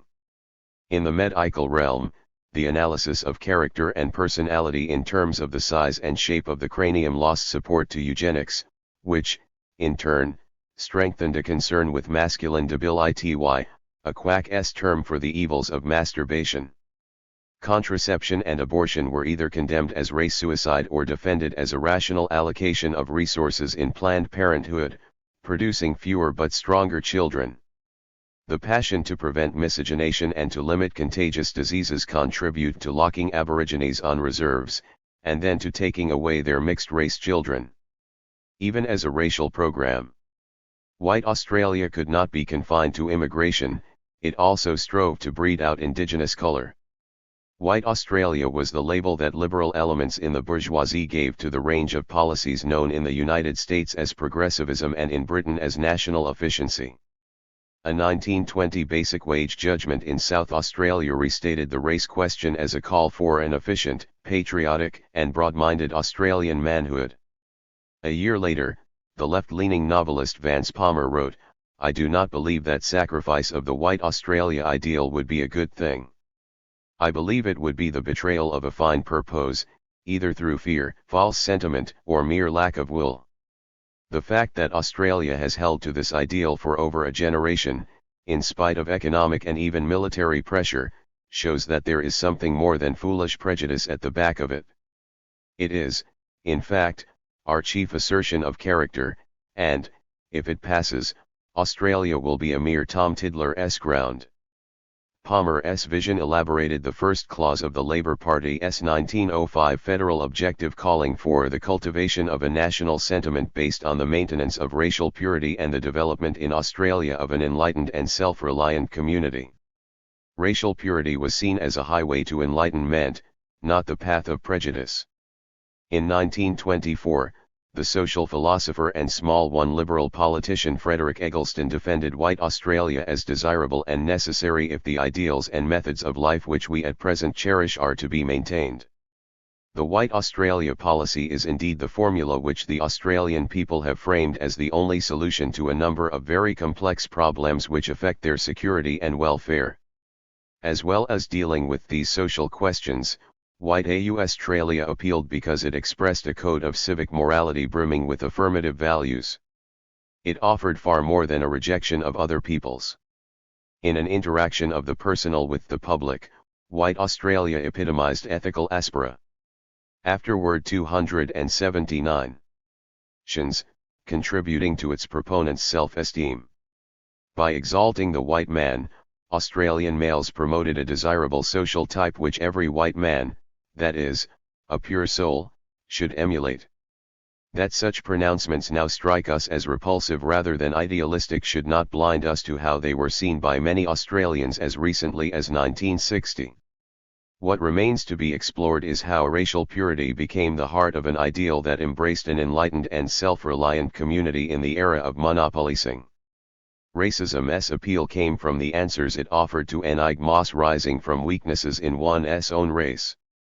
The mixing of biology with sociology, known as eugenics, came in two forms, not always mutually exclusive. Before Hitler gave eugenics a bad name, improvements in the genotype had been linked to the promotion of human welfare. Positive eugenicists wanted to improve the breeding stock through social regeneration. They advocated eliminating the ignorance and the physical deprivation that allowed diseases such as tuberculosis to spread. Better diet, improved housing, maternity benefits, town planning, family planning, and the elimination of contagious diseases wrapped positive eugenics around state socialism. By contrast, negative eugenicists demanded compulsory sterilizations and the breeding out of the unfit, a category which could range from habitual criminals to the unemployed. Negative eugenicists fretted over the relative breeding rates of the working class and the middle class. The fecundity of the former had to be contained as one element in the bourgeois revolt against the masses. Further understanding of Australian racism requires an awareness of the shifts in what people have understood to be a race. Around the turn of the 20th century, race was used for any cultural linguistic grouping. Hence, there could be an Irish race, or the Celtic race, or the Anglo-Celtic race, depending on the politics and location of the speaker. For example, Eggleston wrote of the two most gifted races in Europe, Anglo-Saxon and Celt. This definition of race grew out of a belief that food transmitted elements from the soil into the blood which, in turn, inscribed common spiritual characteristics. The recognition that only physical characteristics can be inherited, and that they are mixed through genes, has not put an end to sanguinary metaphors, which thrive in politics as much as poetry.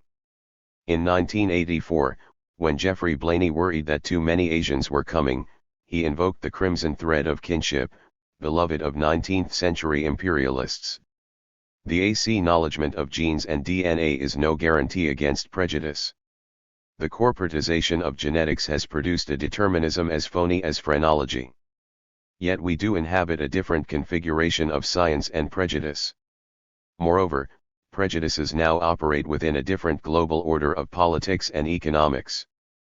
Melbourne's European cabinet makers of the 1880s feared price competition from Chinese workers in the next lane.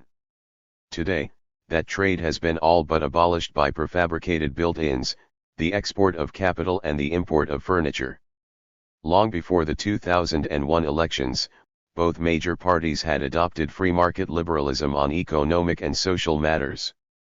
In the process, the Keating-Alp government detached itself from the social liberalism that the Labour Party had embraced in its technocratic phase.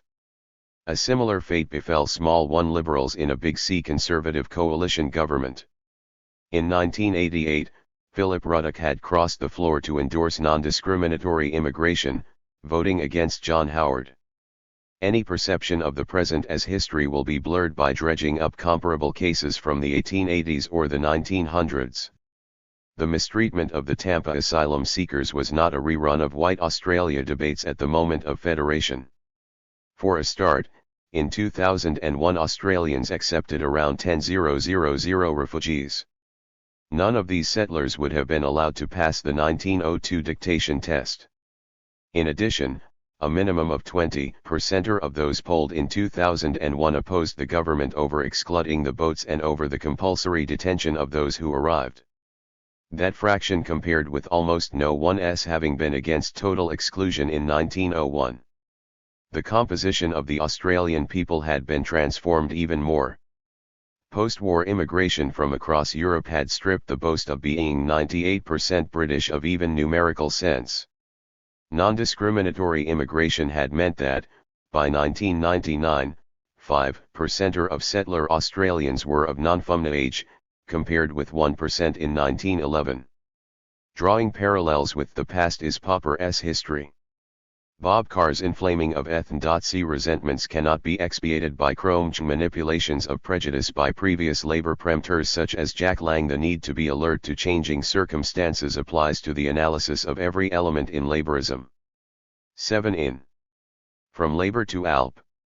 Chalist, and another to explain why it won x00's degree period in its existence. If W been S degree M each the Labour Party from the 1890s back RNTWR degree NG degree trace ignoring both the rise and decline of freer tra tvtith Krebby gents of monopolising capitals, it is equally lisket carat sept an unbroken trajectory from around one's 90 carat th present day. Various forms of political life have won Aratella the brand of Labour. My 1972 SF clear. Urker LA1RI /YLRL01Y without PO WPR on the Australian Labour Party did little more than extends anecdotalism of the chapter on Labo rights past 192 RDE 5 stages in the party's long century can be identified. Tactical economism. Proletarian challenge. Developmentalism with welfare. Technocratic, and globalising. 1. Tactical economism. Wages, hours, and jobs were the earliest priorities, with less regard for welfare programs. The other concerns were defense, restrictive immigration and breaking up the estates. This is the Labour Party pictured in Chapter 17. 2. Proletarian challenge. Proletarian challenges erupted around the splits of 1916 to 17, for which conscription for overseas military service was only the proximate cause.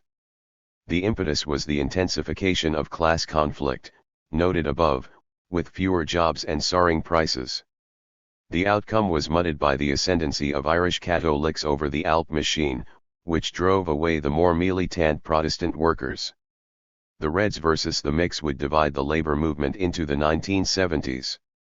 With the Labour Party out of office federally for almost 25 years, state-based concerns became uppermost, which emphasized rural issues. Divisions in the labor movement deepened as labor governments could not realize the competing needs of working people. From its inception in the 1890s, the party had been a tug-of-war between those who were already propertyless and the self-employed seeking to avoid that condition. Should the party control food prices for urban workers or pursue higher returns for small farmers? Despite the emergence of country parties, Labour's electoral successes still depended on rural labourers and smallholders. The exception was Victoria, where the Labour Party did deals with the radical country party. 3. Welfare developmentalism. The two-year Scullin interregnum at the onset of the 1930s depressed Zion presided over 10–20% wage cuts as it hoped to protect jobs. To that end, the Labour Party raised tariffs, which also managed the balance of payments crisis. The glory without power essay confined itself to exposing the timidity and betrayals by Labour governments during the crisis. That catalogue of cravenness missed a consequent reconfiguration of the party's outlook. Although the new depression intensified the calls on labor politicians to create jobs and on unions to defend real wages, both parliamentarians and officials came to appreciate that a wage-based route to progress would be irrelevant if unemployment again went over 30%. The labor movement henceforth expounded a welfare model of social reforms, such as a national health service, within a program of national development to ensure almost full employment. Humphrey promoted this approach as post-war reconstruction, although the war had wrought no destruction, rather the reverse. Supplying the U.S. military had force-fed industrialization. Any reconstruction was to capitalism in order to prevent its relapse into depression, as was widely expected until the early 1950s. This 1940s version of atavism is associated with the Snowy Mountains scheme, mass immigration, and General Motors Holden. These projects required a centralising of power towards Canberra, a trend which Menzies continued while refusing to integrate the planning instruments. Recollections of the Humphrey years have been coloured by the banks provoking him to attempt their nationalisation so that he could ensure the funds for his nation building. Arthur Calwell delivered a late hurrah of Labour's vision splendid in 1963 when his Labour's role in modern society proposed two new ministries, one to develop Northern Australia and a second to apply science to tropical agriculture. He echoed the 1890s attacks on bankers and monopoly capitalists. His successor, E.G. Whitlam, took up some of this developmentalism, spectacularly, in the 1975 efforts to borrow $4 billion to fund a continental energy system through a proposed Petroleum and Minerals Authority. He had less to say against capitals of any size. Meanwhile, the Democratic Labour Party, which had fallen out from the 1955-57 splits, gathered up several of the strands from the old Labourism. Santa Maria's mouthpiece, News Weekly, revived the fear of Asian hordes to inflame anti-communism. If it is not Japan, it will be China, and if it is not China, it will be somebody else. His National Catholic rural movement pursued the smallholder solution to the evils of urban capitalism. A new generation of Catholics, however, had no intention of becoming priest-ridden peasants. They were joining the white-collar strata teachers, public servants and accountants and moving out of their parents' suburbs, if not into the arms of the Protestant Liberal Party. The DLP was one staging post for the broader social advance that underpinned Whitlamism. For technocratic Labourism, also known as Whitlamism, took charge from the later 1960s. In a review of Kelvin Rowley pointed out that the book had dealt with what he called the paleo-Labourism of Calwell's generation. Its strictures against racism, for example, did not apply to the new Labour leaders, Cairns, Dunstan, Hawke, and Whitlam. Rowley's criticism initiated the technocratic Labourism project, which explored how, from the 1960s, paleo-Labourism had been replaced by a technocratic version. The social base of the latter was among the intellectually trained who were needed by the ballooning services sector. These changes were being led by the emergence of transnational corporations and a third industrial revolution, this one. Afterward 285. Built around computers. Harold Wilson had won the 1964 UK election by campaigning for socialism as the white heat of technology. Hawke's 1969 elevation to the presidency of the ACIU consolidated this redirection, as did his bringing together of the white and blue-collar unions. The tertiary sector was displacing the manufacturing sector just as manufacturing had replaced agriculture. Many more women remained in the workforce, and for longer. By the early 1970s, the restructuring of labor markets was detaching the Labour Party from of its turn-of-the-century roots among small farmers, rural labourers, and even the manufacturing workforce. From late 1974, the third Whitlam government had to cope with the end of the trough in unemployment. Instead of being able to finance his welfare programs from bracket creep in income taxes, Whitlam careered his mandate into a fiscal crisis of the state, which affected budgets in comparable countries. Early in 1976, Donald Horne announced the death of a country that had been floating on luck when it had needed sound managers. Horne's conversion from radical Tory to Whitlamite epitomized how technocrats had replaced Edwardian second-raters such as Menzies. While the Labour Party flourished by remaking itself to a C chord with the affluence of the long boom, a more proletarian organization was losing its sway over trade union struggles. From the late 1930s, the Communist Party had provided the labor movement with what can be called a strategic economism. The approach was less than revolutionary but went beyond Labour's initial tactical economism, which had been limited to a search for wage rises, shorter hours, and better conditions. By contrast, the Communists took for granted that a fair day's wage could not prevent the expropriation of the surplus value added by the workers. Officials in the metal and building trades planned patterns of industrial conflicts around securing cost of living increases to a basic wage, with margins for skills. Over-the-award payments were a bus for shop floor militancy.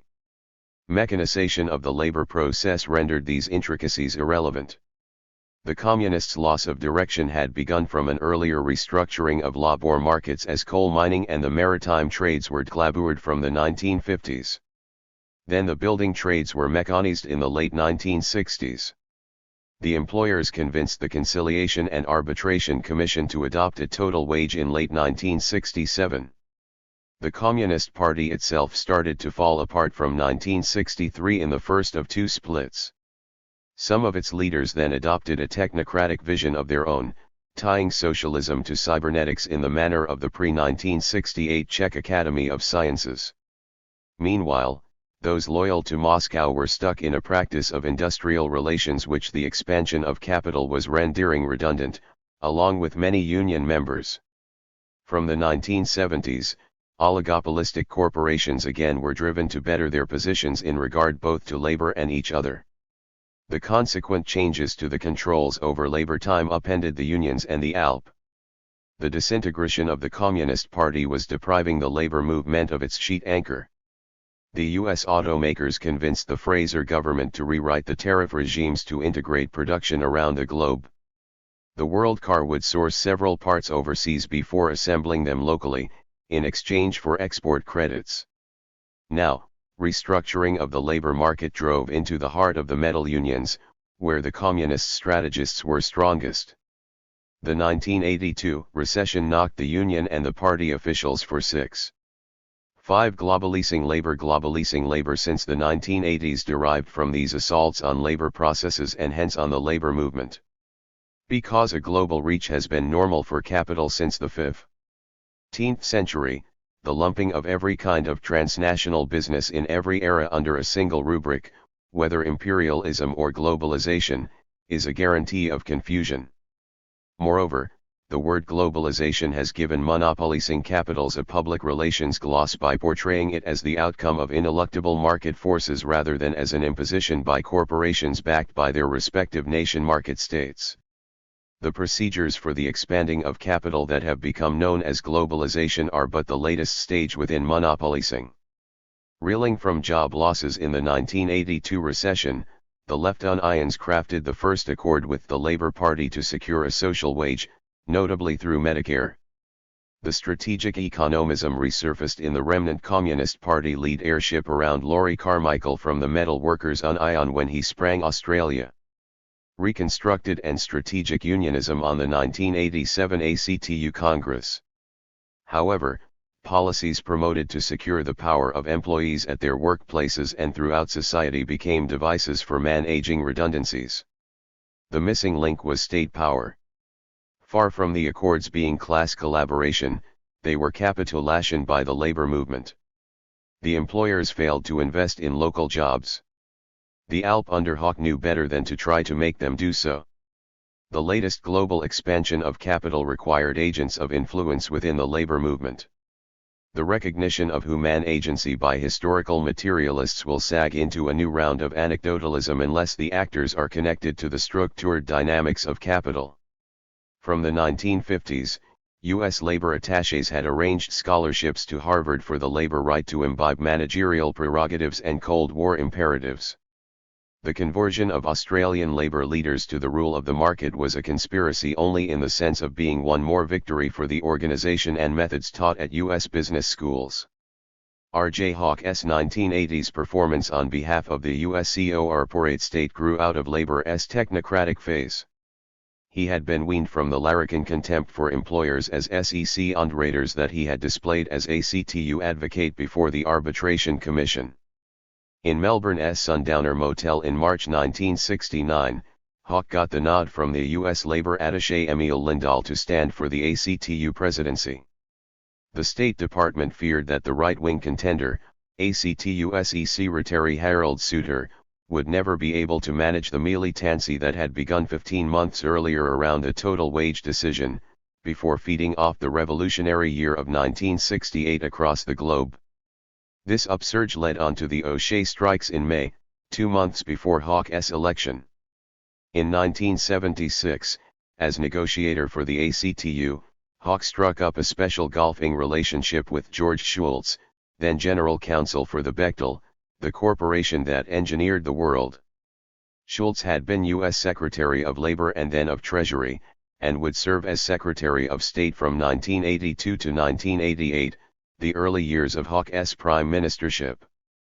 The case of Keating is simpler because he never comprehended the Treasury scripts that he parroted.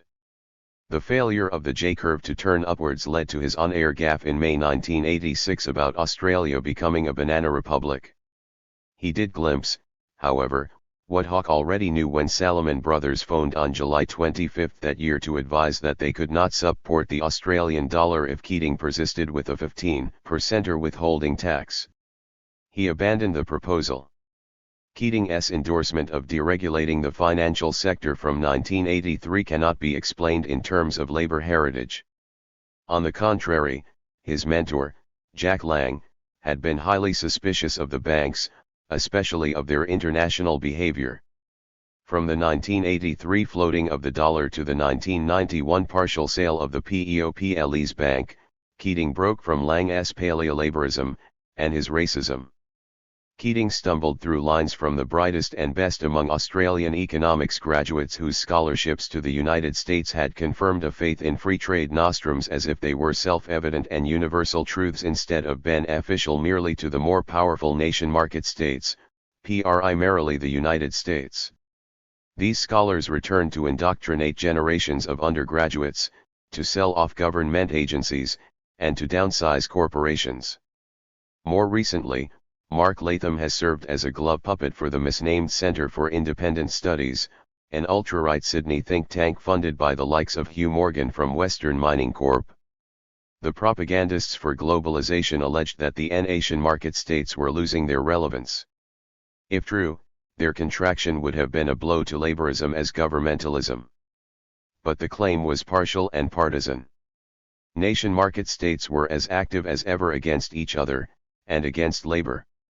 The state still has to attempt for capital what its managers cannot achieve through their corporations. The disruption of labor now involves reatomizing the working class through enterprise bargaining or, more radically, through individual employment contracts. The future of labor remains bound to the needs of capital. Hence, to discern the future of the ALP means tracking what oligopolies must do next in order to expand. Their profit rates must be lifted through further restructurings of the labor market. Since the late 1970s, labor times have been globalized through casualization, plant relocations, feminization, flexibility, total quality management and downsizing. Any one of these disciplines may become less prominent.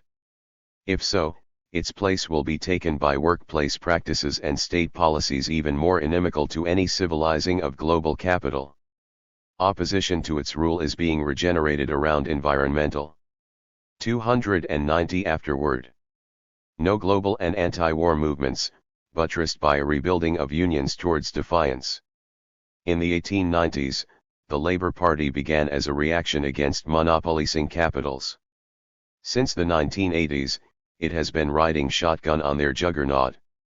The Australian Labour Party was